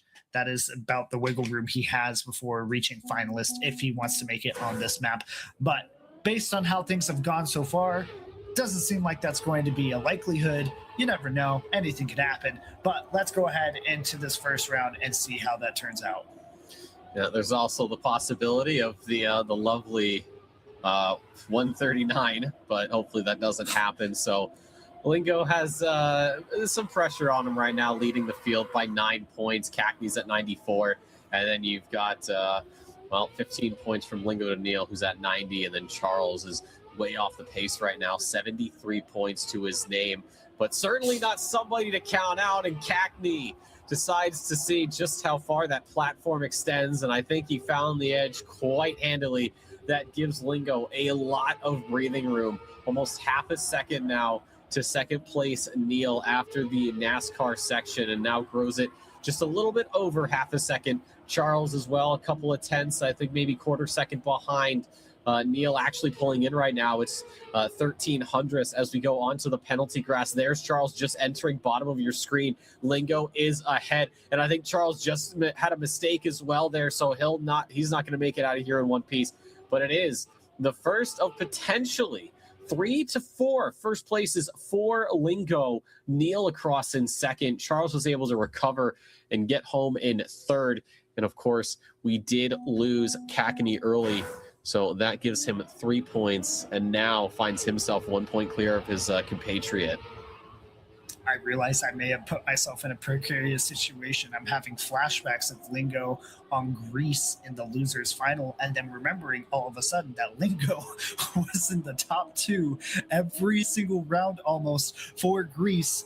Okay, thank you, Lingo. I almost thought you were gonna, get finalist mode this map. Thank you for, following my predictions on that regard. But Cackney, on the other hand, is going to be leading us out with Neil and Charles not too far behind. No table flipping this time for Cackney, as he is managing to avoid that edge, unlike last round, and Cackney maintaining his lead so far. Charles is going to find a corner and eat that, and yum for him. But it's going to be Cackney and Neil in the first 2 spots going in. Cackney and Neil on the outside dirt. Neil touches the outside dirt, unfortunately. So this is free for Cackney if he chooses to take it. Neil is just going to have to sit here and take second, unless Lingo decides to pull something out of the hat here, as he makes a little bit of a clip on a platform, so allows Neil to maintain his second place position. Yes, baby. Ooh, okay. All right, Neil, that was a little bit too much. Come on now. Let's get it together. Keep it in. And he is going to at least get 6 points and hopefully maintain his position going forward. And it's still really tight. Lingo needs 21 points to make finalist mode. Well, if Lingo can win these next 2 rounds, guess where he'll be, Import? Just take a guess. You know the answer. I wonder, could it start with a 3 and end with a 9? Could, yeah, it could absolutely be a 3 and a 9. So we'll see, though. He finds himself in last right now and drifting out a little bit wide there on the ice. I could just barely hear him in the background swing across to get back onto the racing line. But he's gotten a hell of a run there. Now he's right back into it. He's only a quarter second off of Cackney. Neil as well is in there. Charles battling it out with Neil here for second place. Lingo is going to be sitting in the wings waiting for a mistake. Maybe he starts pushing here. NASCAR section doesn't act too kind to him as he does drop a little bit, but he gains that half a tenth back. And now getting into the end as wide as you dare. Lingo made a touch there, so he's going to be out of this. It's Neil, it's Cackney, it's Charles going on to the identity. There's absolutely nothing between Charles and Neil. They're all over the place here. Cackney holding on to the lead. Is he going to hold it to the line? Yes, he will. Does Neil have anything to say about it? He almost did. Charles, I just saw that little clip there on the choke point block, but it's not going to be enough. Cackney with 10 points. Neil 4, Charles with 6, and Lingo having to settle for 3, and thankfully will avoid the dreaded 139. But that was a fantastic round from Cackney. Not only a fantastic round, but just overall point standing wise, great for him. Now only 5 points separating him and Lingo. So we are almost guaranteed a double finalist situation already on the start of the next map after this final round here. It'll be about 2 rounds in on the next map before we actually get to that point, but we are closer than ever towards the end of this final match here for Americas for ENC. And yes, looking at Cackney here, he is in the lead yet again, looking to further himself and potentially bring himself up to parity with Lingo if he manages to get first place here and Lingo gets third.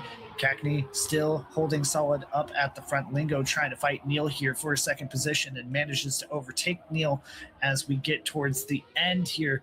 Platforms coming up here pretty soon. Cackney is going to lead us out here towards the platforms. Neil goes a little bit further to the right. Lingo clips just a smidge, but manages to recover. And Cackney and Lingo are going to be side by side coming into the finish here. And Lingo's going to overtake at the end. 5 thousandths of a second. We did manage to get the 5,000ths, Legion. It is 5.005 now. We just got to see 0.004. We're almost there. We could do it, boys. We could go to 3. We could go to 2. We could go to 1. We could get checkpoint diff. I don't think I have seen a checkpoint diff in a long time, at least competitively. I saw it the other day in Cup of the Day, but that was not as high of stakes. But it's still possible, Import. We could see it. I'd be amazed. How about we skip right over and just go to the next number instead? I think that'd be a lot better. Yeah, I agree. Let's just go to the checkpoint diff. That'd be so much more fun. Hey, it's better than name diff. True. It is so much better than name diff. A quick lore drop before we get into the final rounds here. Before there was checkpoint diff, which basically means if you are tied at the end of a finish with another player, the game now takes the last most recent checkpoint and matches that, and then if whoever was faster at that last checkpoint becomes the winner of that round.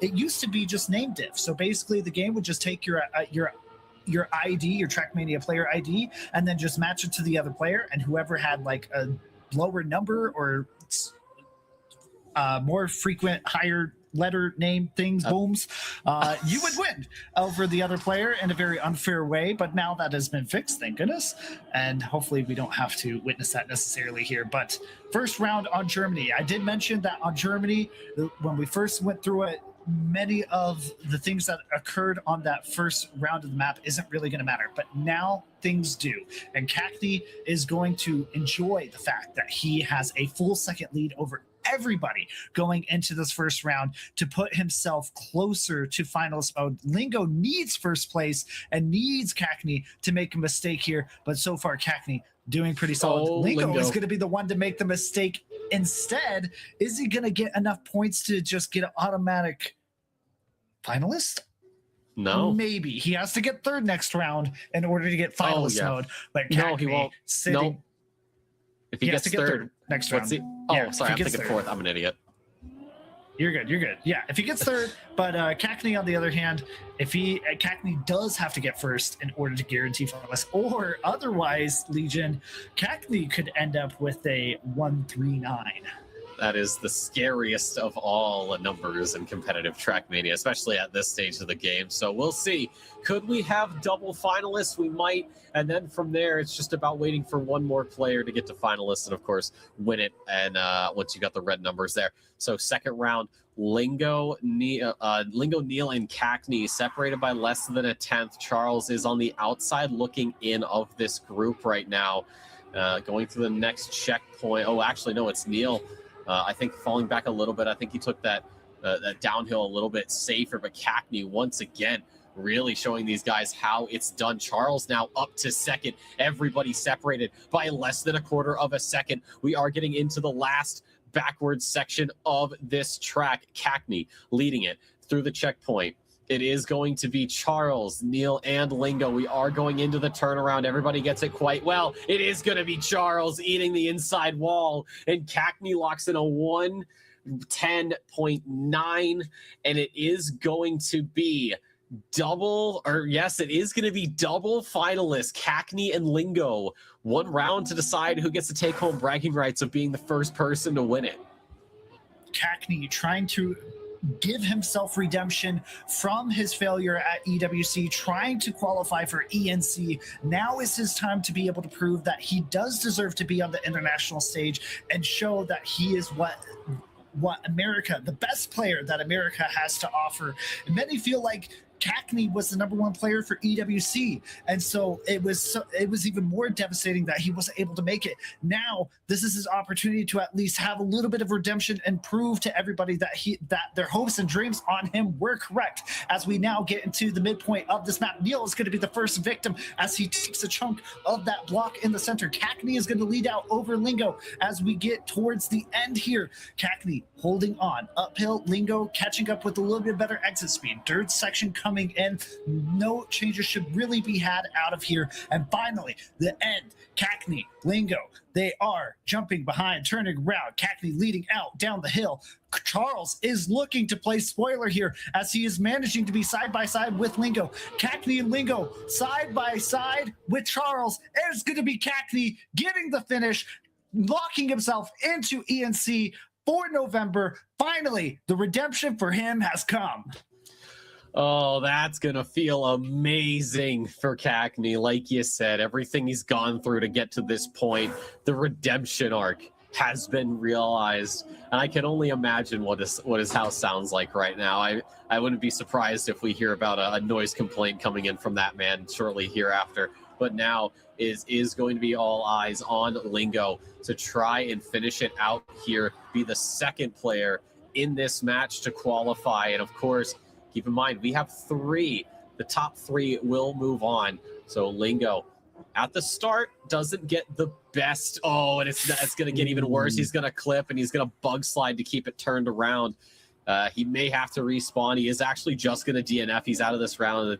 The time loss here is greater than 10 seconds. So it is just Neil. It is just Charles. 1v1. And I don't really know if you can even call it a 1v1 at this point, because right now that gap is teetering on the edge of going over that 1 second mark. Charles is trying everything he can to close the gap, but Neil just too much of an advantage and too late in the round, unless we see something like Neil going too wide on the turnaround with those icy wheels and sliding out. But we're going into it. Neil slides on through, and he is going to hold on for that first place. 135 points. Charles now ticks over into the 100-point territory, but he has a long way to go as we switch back and go to Canada.